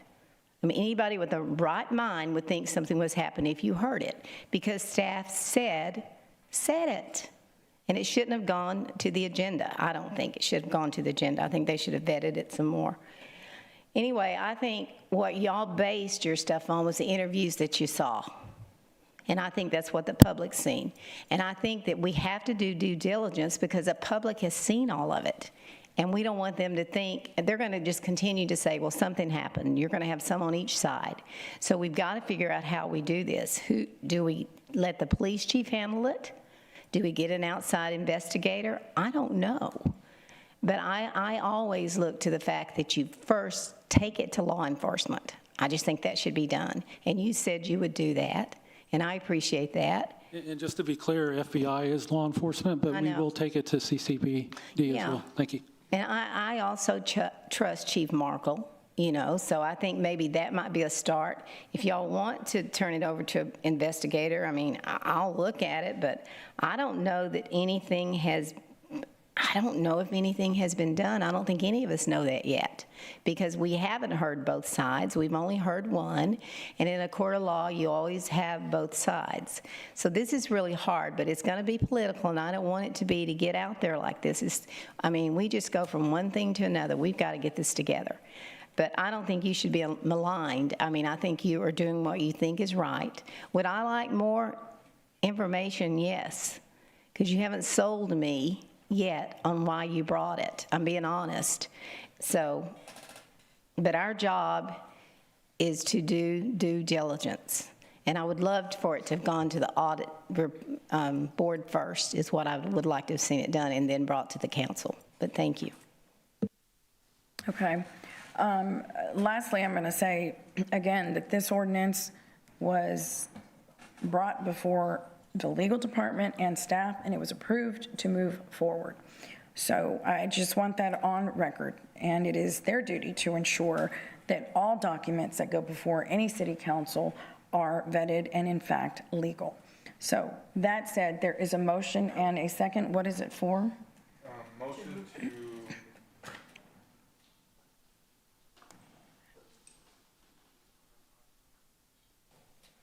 Motion to refer the city attorney to hire an attorney from outside of Corpus Christi to investigate the fraud allegations regarding the Type B funding of the Homewood Suites. Okay, you said outside agency before, so you've changed your motion? Your motion was seconded by Ms. Campos, and it was to refer it to an outside agency. So now you've changed your motion? With an attorney. Okay, can you repeat it? Oh. I missed it, because I thought you made another motion. So Eric, Mayor, can I talk? Yes, go ahead. Before you do that, do you think maybe we should consider, before we go and spend a bunch of money, take it to the chief first and let him look at it? Would y'all be open to that and let the chief look at it first? How about, how much money is it gonna cost, Miles? Can you get an estimate or something like that? It probably won't cost a lot less to investigate than to have an attorney actually represent us. An attorney, good competent counsel representing us and being able to evaluate all the claims is probably what you want. Like I said, he's going to be having to observe this case through all the evidence creation, observe all this. I would estimate somewhere between $200,000 and $300,000. Oh, my God. $200,000 and $300,000. Jesus Christ. They would stay in the entire case. It's through yeah. trial. Oh, Based on well. Miles's, Okay, so do you want to take Carolyn's advice, send it to PD? And then look move at on? it. I just feel that I trust the chief, I trust our police department, but y'all putting them in a very hard situation because the fact that they work with us here, like we know them, like some of these allegations are people in this dais. I mean, it just it doesn't make sense. But Hey, I'm going to go any way y'all want to go. I'm just saying, that is a lot of money. We don't have that kind of money to do that yet. And I just want to know for sure, does he think it needs to go forward? I just think they need to look at all the evidence that they've gotten, listen to the tapes. I don't know if the chief has listened to those. I'm willing to go the way y'all want to go because I think we have to do due diligence, but I just want you to think about it. That's a lot of money to spend for that. It's kind of like desal on a maybe. I mean, how much money are we going to spend with CCPD with their time doing this? Nothing. Would you have to? You wouldn't have to pay CCPD to do it, would you? I mean, the payroll that they're working on this case and everything. Well, they get paid every day. Yeah, but I'm just saying, it could cost how much? Hundreds of thousands of dollars to run a city council meeting. I mean, yeah, I think I want to point out, CCPD is not just sitting alone as their own little insular agency. CCPD collaborates with the FBI. CCPD collaborates when they are doing a criminal analysis of a potential criminal case, they are collaborating with the district attorney to determine what is the type of case that could be I just hope, Miles, for the record, I just hope that you're not just throwing $200,000, $300,000 out of your butt, because the fact that I know for a fact you don't like Doug Allison. So you're trying to do anything and everything. And I get it, whatever the case is. I just want to make sure that we send it out to somebody who could look into it. I mean, this is not just some small allegations. I mean, this is a pretty big deal. But if my motion fails, it fails. I mean, as long as the public's here, as long as you know that I tried, that's all that matters. For the record, I don't not like Doug Allison. Okay, well, that's my opinion. He is Doug Allison. That's my opinion. Respected representative of an opponent in a case, and he's a good attorney. And that's my opinion. Hey. But that's the only thing I want to do. I just want to show the public that we're trying, and that's it. So if it fails, it fails. Hey, I still have it. Hey, I just want you to think about it, because we don't know if it's criminal. We don't know if it's just. Oh, sorry, I accidentally cut you off. I just want us to make sure, because I don't want it to look like a witch hunt. Whenever we do it, I want us to be sure what we're doing. And so I don't have a problem with the chief looking at it and then coming back and have George meet with him. I don't have a problem with that. And then go forward after that if we're not satisfied with what he says. But I'm going to go with you guys wherever you want to go, because I think we have to do due diligence.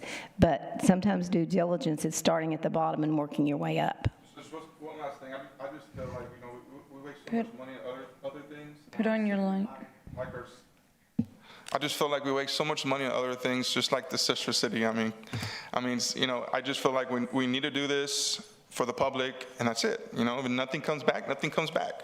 But I think they should follow the case outright and making sure that no one's done anything wrong. That's it. It's my opinion. Okay, Councilman Scott. So I said I didn't want to get in the way of your continuing investigation. I think the right answer is to go to the police chief. Doesn't mean we can't hire somebody afterwards, but I think that would be the next step. I would like to ask him to kind of give again, I don't know how this works. I don't know that I want to know how it works, right? But I think he can provide some context with the other investigative agencies. That doesn't mean we can't hire somebody. We need to know really what number we're talking about, right? Which, if we don't not do this, if we first have a conversation with, you sit down with the police chief, and the police chief, through his internal investigation, do their work. I don't know how long that takes. I would hope not long at all. Then come back, and by that time, you'll be able to say you found, I assume you'll be able to find there's 5 people and this is what it costs. And then we make that decision. If I vote no, it's not because I don't want to do it. It's that I think we should go to the police chief first, and then subsequent to that, if we feel the need to, then go on. Okay, thank you, Councilman Scott. We have a motion and a second to, oh, right, I'm sorry, yeah. Public comment. Yeah, come on down. Open public comment. Okay. Oh, I think she's up.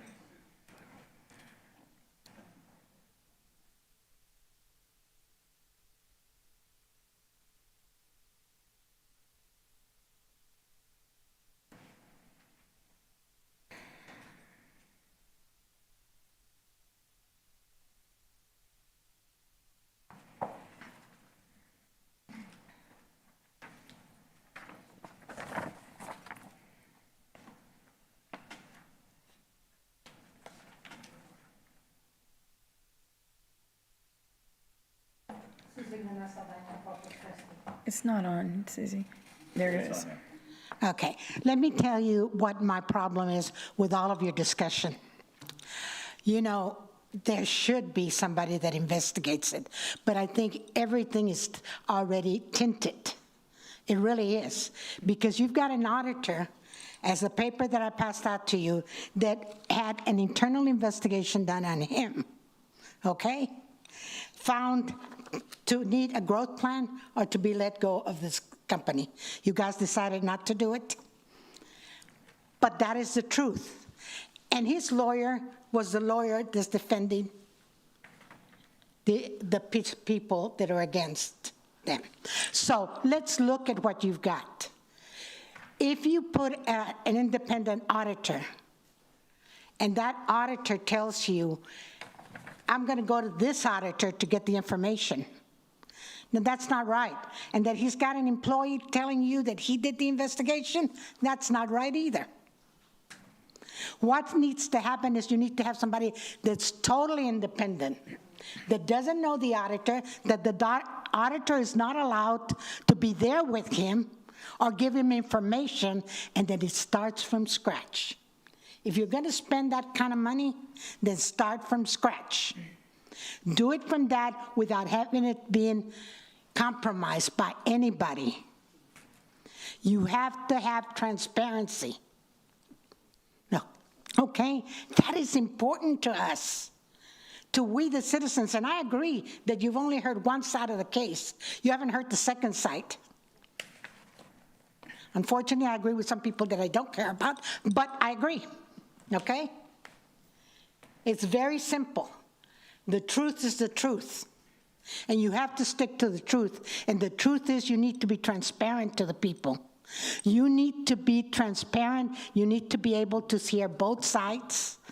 And putting the chief of police involved in this, it's going to be kind of hard.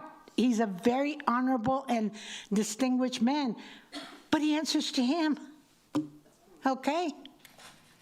So an independent thing would be better if you can keep it truly independent and transparent. That is the question that you're going to have to ask yourself. That is the question that we, the people, are going to be asking you. We want transparency. We want the truth. We don't want any innuendos, and we don't want a person that's already been found to have problems to be the person conveying that information. Thank you.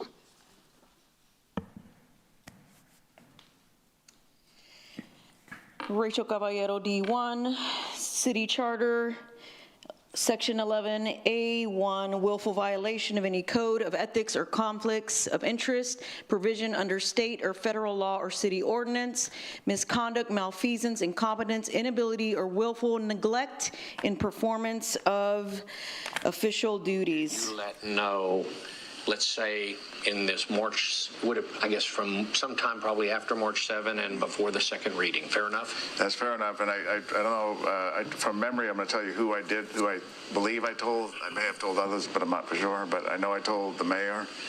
I know I told Councilman Roy, Councilman Pusley, and maybe Councilman Suckley.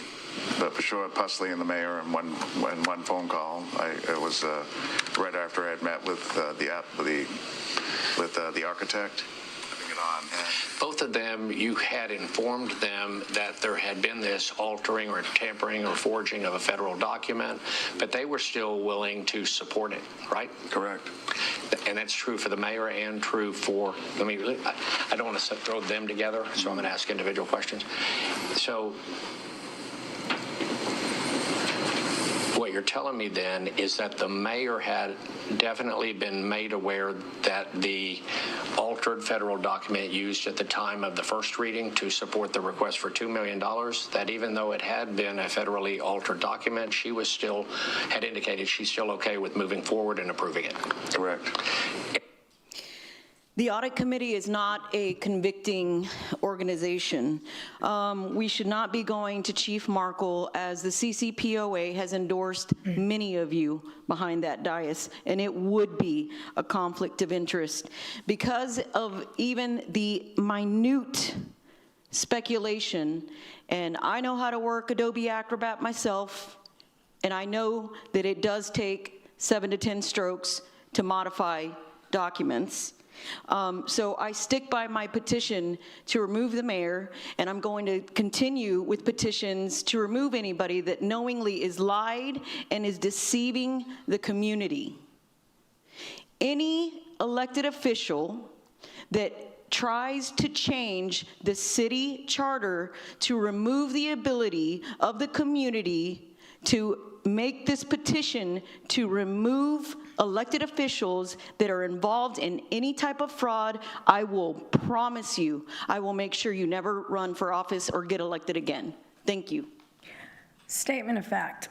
The city manager is a constitutionally sworn officer that swears an oath to defend the laws. If he believed the item was any of those, he had a duty to inform the entire city council to not just select a few public officials or myself, but all of us. And to this date, no one, no expert has said in this litigation that the document was a fraud or you know, whatever term they're using. No one has. And so, I'm sorry, that is a statement of fact. I was never told the document was not legal. And I'm not an attorney, and I rely on the city's attorney, or our attorney, our legal process when we all do. There's 5 of us that voted for that item because it landed on an agenda. Illegal, and there was proof of that. The legal department looks at that. It should have never gotten to this dais. Yes, ma'am. Good morning, good evening. I am Bridget Baldwin, Corpus Christi, Texas. I was also coming here tonight because I am a citizen. I'm sorry, I'm a GLO. I sit on the mitigation committee as a citizen, on the citizen committee, excuse me. I'm trying to get it together. And I am that person that don't know anything about this document. I haven't seen it. I'm fasting Facebook, so I don't know. I'm just hearing what you all are talking about right now, and I'm trying to make it make sense. You know, if you're innocent or something, I'm not accusing. Like I said, I don't even know what we're talking about this thing. I'm just here, listen to the issues. But why would it be not a good idea to send it outside? We don't have anything to worry about. And then putting the chief of police in a position that he works for all of you to make that determination. And as a citizen listening from the outside, who would believe anything he said? And what would happen? I want to know what would happen if he said there's nothing here. Would we not send it on to the FBI or someone else, or no? I'm just asking because I don't know. So if he said, I don't see anything, what are we going to do then? And then as a citizen listening and then coming back and hearing that there was an investigation, but after it got to the chief, nothing's going to happen, I would be more suspicious as to what did or did not happen. And I don't know. For 5 years, I've been sitting on something, waiting for an investigation because I trust my elected officials. And I believe blindly that everybody here is a person of integrity and walks straight forward before us and here to serve us and have our best interest at heart. That's what I believe. So all this coming at me and listening to what's going on, I don't know. And I feel sorry for you, sir, that sitting here and the way things are thrown at you. I think you don't have anything else to do but your job, you know, and what else can you say? And I don't know what happened before then. I'm just, like I said, coming in as an unbiased person listening to that, and it sounds kind of crazy to me that you wouldn't take something on the outside and not sit there and investigate it. I don't think that is something anybody would want to do and be put in that position. And what a horrible position to be put in. And for Representative Paxton, I think the position you held that you want everybody to work as a team and together, I don't think that's going to happen from this point. I think that y'all have a lot of work to do, need a retreat or something. But anyway, so I am wondering how an investigation is placed in somebody's office or given to someone, and then what takes place after that is what I want to know. Okay. Yeah. Thank you, ma'am. That's what I want to know. Okay. Because I have something that's been under investigation, and now that all this has been said, I see why it hasn't gone here or there or anywhere. Yeah. But it will. Thank you. Thank you. Thank you, ma'am. Yes, ma'am. Robin Cox, District 3. First, I want to say that I sit here and I'm really sad because we voted for y'all and we trusted y'all. If I committed fraud, I would go to jail. And there has been people that go to jail. Ask Wesley Snipes, fraud is illegal. And when I look at you and see some of your judgments, and I know we're not supposed to say you by name, so I'm just going to kind of point. He said at one meeting that, and to my face, that one of his mentors, his idols, was John Longoria. Well, I think John Longoria went to jail, got caught doing fraud, so I wouldn't use somebody as one of my people that I looked up to as someone who got in trouble for fraud and was in house arrest. The second thing is you say, why not go to Chief Markle? I know Chief Markle, he's a respected man, but what a horrible position to put him in when he's got to work with the mayor, the city manager. It's almost like who's minding the keys, who's minding the shop right now? And I don't know if Mayor Guajardo is guilty or not. It sounds like it is. My dad used to say, if it walks like a duck, talks like a duck, it's probably a duck. And then I heard some of you say, well, we don't know what happened. You sound like the man who walks in and catches his wife in bed with another man and says, I don't know if he slept with her, he was in the bed. We all know what's going on right here, and if we don't do and call a third party in, I know you say it's going to cost $200,000 or $300,000. Some of you have that much money invested in shoes in your closet. Your 5 purses would add up to that. This is worth it. The city of Corpus Christi is worth knowing the truth. By the way, if anything happens to any of us, we didn't commit suicide. I know people who are literally afraid. They're afraid to come up here.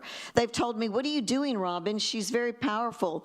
Roland, you say you've been yelled at. I've been yelled at on the campaign trail. Some of us are afraid to say anything. We shouldn't be afraid. This is my city too. This is every one of ours. If you live in Los Encinos, if you live in Hillcrest, if you live in Ocean Drive, it's all our cities, and we deserve to know the truth. I also wanted to say, I lived in Lafayette, Louisiana in 1991. When David Duke and Edwin Edwards were running against each other. And I remember asking one of them, you've got a Klan member and someone who stole from you running. They said, we're used to getting stolen from. Let's don't look like the city that we're used to crimes being gone against. I also wanted to say, I remember back when I was a little girl, and I think it was J.P. Luby was the mayor, and we respected our mayor. Whether they were Democrat or Republican, we respected them. We knew they weren't going to lie to us. I wrote a letter at that same time to, I think the governor was Briscoe, and I was so proud. I had it framed.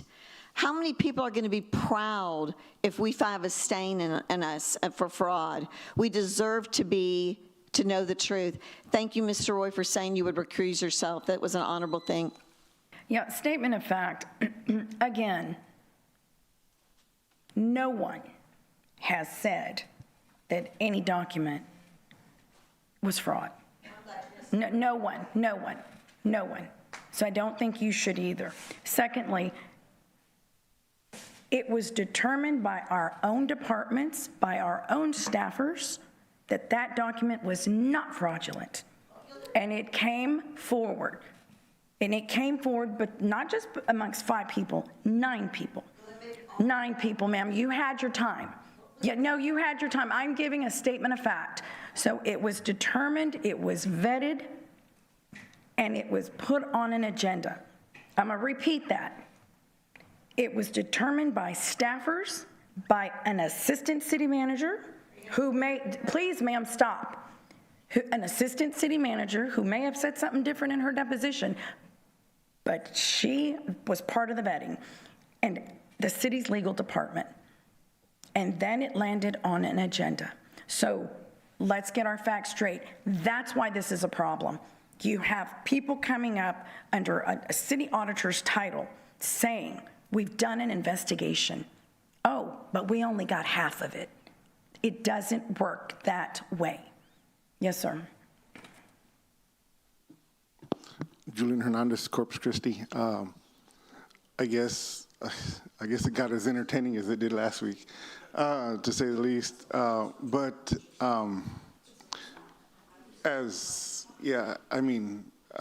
That's some of the stuff that you're displaying here is rude and whatnot, you know. But last I heard, and like I said, I've only started coming to these meetings. Last I heard, an auditor was fired for auditing something. I give these guys praise because to do the right thing sometimes is very hard, and all I heard from a lot of the council was hardship on these guys for doing a job. If a little girl got molested, would you go to the house and start asking the dad? Would you go to the brother that might have been in the same room, or would you go to the police? Just in my personal perspective, you know, I look at this in the eyes of me as a parent, me as a taxpayer, me as just Joe Blow, just sitting down there. I came in today, obviously this is my second time here, but I thought I noticed that the assistant city manager was, if that was her, came in here and just resigned, but came in here posing something. And is that correct? And that's because she just looked familiar to me, if that was her.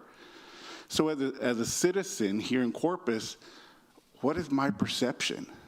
What is my perception of that? Like, she had an agenda. She knows something like insider trading. Okay, that's the perception of your folks out here that are not able to come here. The other thing is if to get an outside bias that's not involved, it's not recommended by anybody here, or not even knowing something, that would, yes, put the city taxpayer at ease, you know. And the strong opposition that some people are pushing makes the red flags go up. And that's what I think, you know, if you really want true transparency, this is for the people, and what does it cost? Yeah, 200,000, but like somebody mentioned, we spent more on less. We spent more on less, so what is this? And then maybe you can have the city behind you instead of causing the division. Because right now what I see is, as the young lady mentioned before, that it's just sowing that division here in the city, or the taxpayers. But think of that one girl that we're not gonna go ask the in-house, the people that were there, we're gonna go somewhere else. And it was a federal document, and it should go to the federal people. If I speed, I guarantee that guy is gonna pull me over, whether I read it incorrectly or not. So that's all I'm saying, thank you. Thank you, sir.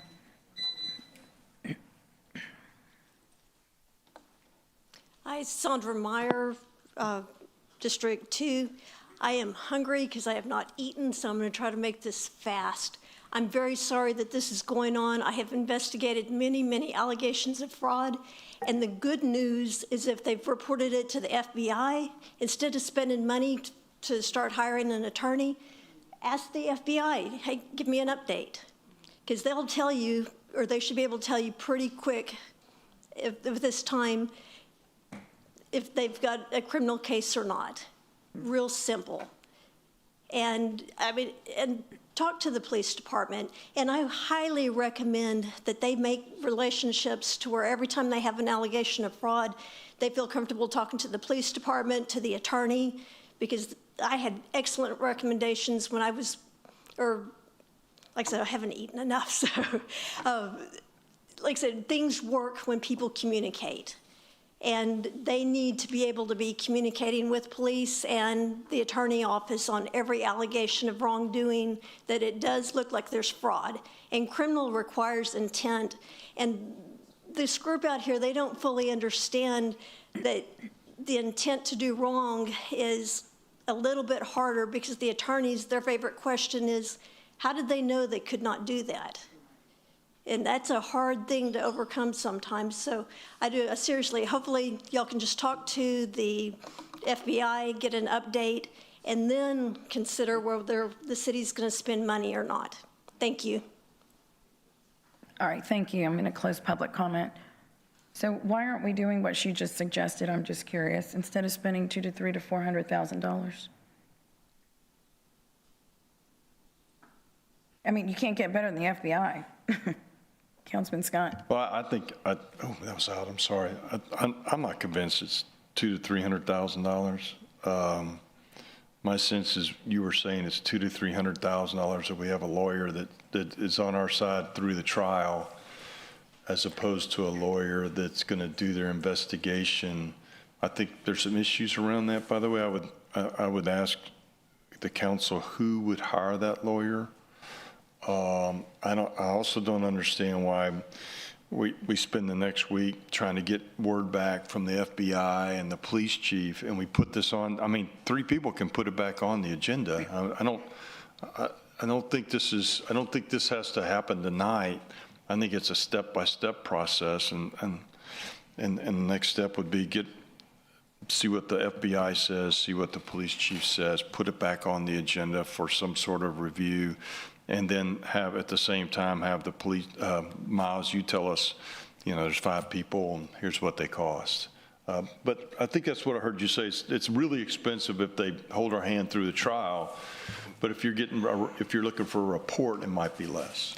Well, keep in mind, the information is still in the process of being developed. The deadline for completion of discovery is December of this year, and there's a trial in January. Good point. So any person that's reviewing this case is going to want to see all the depositions that come in order to have a complete investigation. That's going to be an attorney who's going to review all the evidence in this case. Well, you might as well have an attorney representing the city itself through the trial. I mean, that really would provide a value to the city. So that's why I say it would be $200,000 to $300,000, and that's what it would cost. And actually, you just hired an attorney about a month ago to handle a case. So for the rest of the case, it was about $200,000 was Not me was the budget, personally, so- don't look at me like that. No, I mean the city did. Yeah. And so that's not exaggerated at all. And this Okay. would be more complex than the one that was. I just think this is a step-by-step process, and I know today, if it passes, that's fine. I get clarity and a third eye. I just think that it would be nice to know what the FBI is saying. It would be nice to know what the police chief thinks. It'd be nice to know if the police chief says this is a 2-week investigation or a 4-week investigation, or talk to the FBI. So my sense is there's a step-by-step process. Well, but and I would I'll like to follow, of also course, point the will. out that if anybody thinks that we as the legal department are conflicted in this case, then we have a duty to go out and hire that outside attorney as well. So that in and of itself, if there's a thought that we're conflicted, we're going to go out and get an outside attorney because we need to. So that's. I'm sorry, Mayor. I guess my point is I'm not saying no to an outside investigator. I just think it's important to hear what our chief thinks and hear if the FBI can give us a response. And I don't know, right? So maybe before next Tuesday, they go, yeah, we're not talking because it's an active investigation. And maybe the police chief says, hey, this is, this needs to go outside of us, but we don't have that. And I just think it's a step-by-step process. Councilwoman Campos. Thank you, Mayor. Okay, so I did hear there was a motion, and I second it, and I'd also heard Councilman Roy recuse himself. I'm just wondering if some of the other... I am. I'm abstaining. Okay, and Councilman Barrera will be abstaining as well. I'm just wondering. Yeah. He's not? Yeah. Okay. So I guess there's still somebody else. That's what I was wondering, if y'all were going to be recusing yourselves. So you've answered the question. Thank you. I will say for the record, I think a few others should be recusing themselves. Well, not y'all. Y'all weren't even here. I was like, darn, this has been the craziest 9 months. Yeah, so much for 10 o'clock. I know there's a motion in a second. I am a huge believer in independent, outside, because I said it earlier, I don't like the appearance or there being any kind of connections that could cause, from the social research terminology, a bias. I think this is a very serious thing that I, too, sympathize, and I want all of the processes to be followed correctly, because I don't want to be in a position where there's uncertainty. And so Councilmember Scott was saying, Mr. Risley was saying, if there is even a concern for there to be a bias, then we should go outside. What I think, and I will support what prevails here, but I think what we should do is, there is a case currently active where the plaintiff has a lawsuit against the city. They are still under discovery. They're still getting all the facts. They have not made a determination. There is already an active group of lawyers and judges and everyone that has the credibility to preside over the legal system, actively looking at the pieces of this.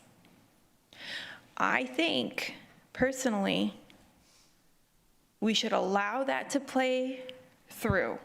Once there's a determination made, revisit. I don't know what the ramifications are of having a third group come in while we're in the middle of this case. So for me, what a plausible timeline would be is allow this case to proceed.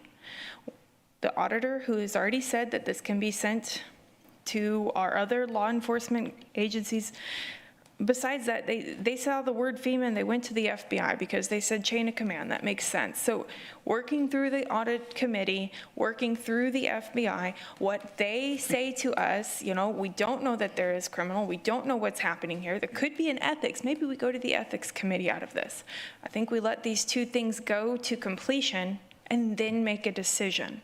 I don't know that we can bring in a third party in conjunction with the steps that are taking place right now. But there's a motion and a second. So those are my 2 cents on it. I think that's a plausible direction.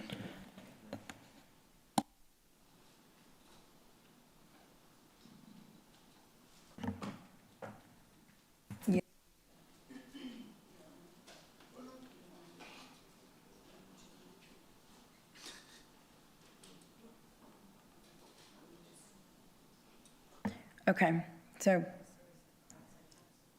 you're right.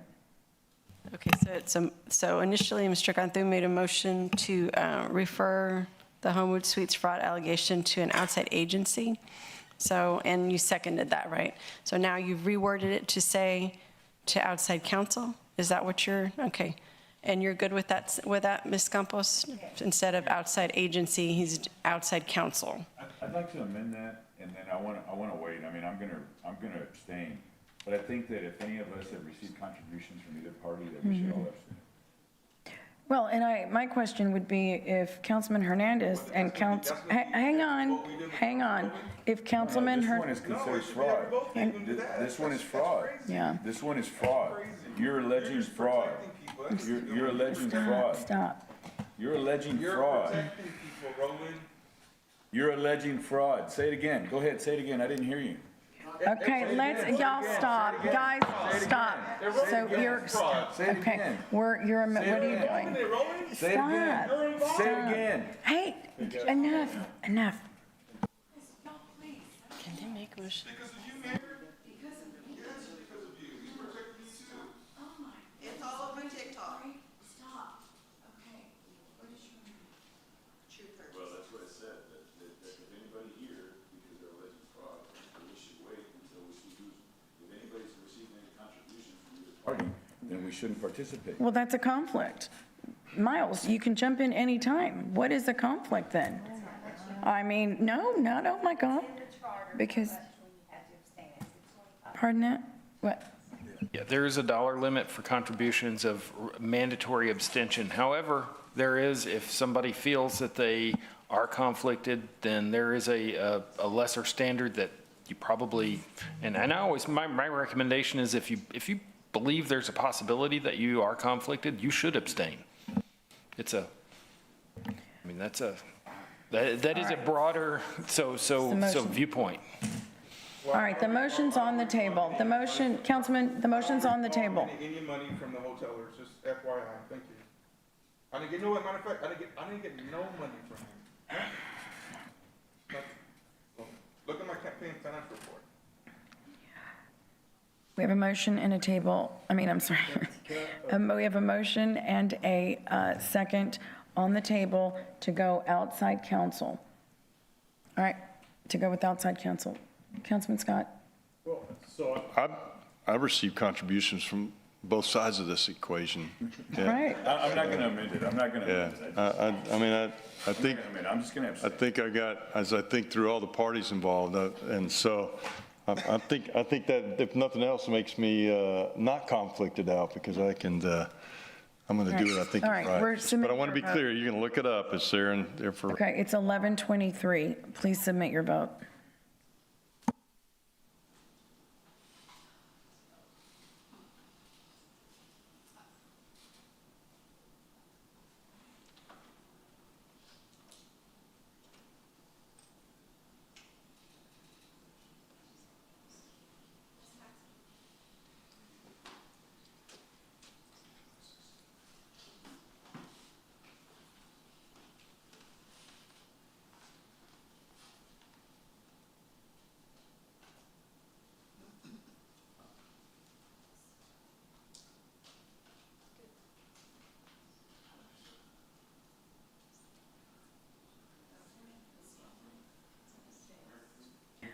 Okay, the motion fails. So is there another motion to, Councilman? Oh, motion? Councilwoman, hold on. Paxson? I'm sorry, okay, he was first, yeah, sorry, go ahead. I just wanted to say to the audience here, first of all, thanks for hanging in here for this long. day. But the other thing I just want to say from my perspective, I want everybody to understand why I abstained. Because the fact that I was on council and I was in this process and I was under a deposition, I feel that. So are we just trying to figure, did it pass? It failed. Or did it fail? It failed, but she'd like to Can I, I'll wait till everybody's done and then. Sorry. No, that's okay. I make a motion to reconsider my vote. Hang on a second.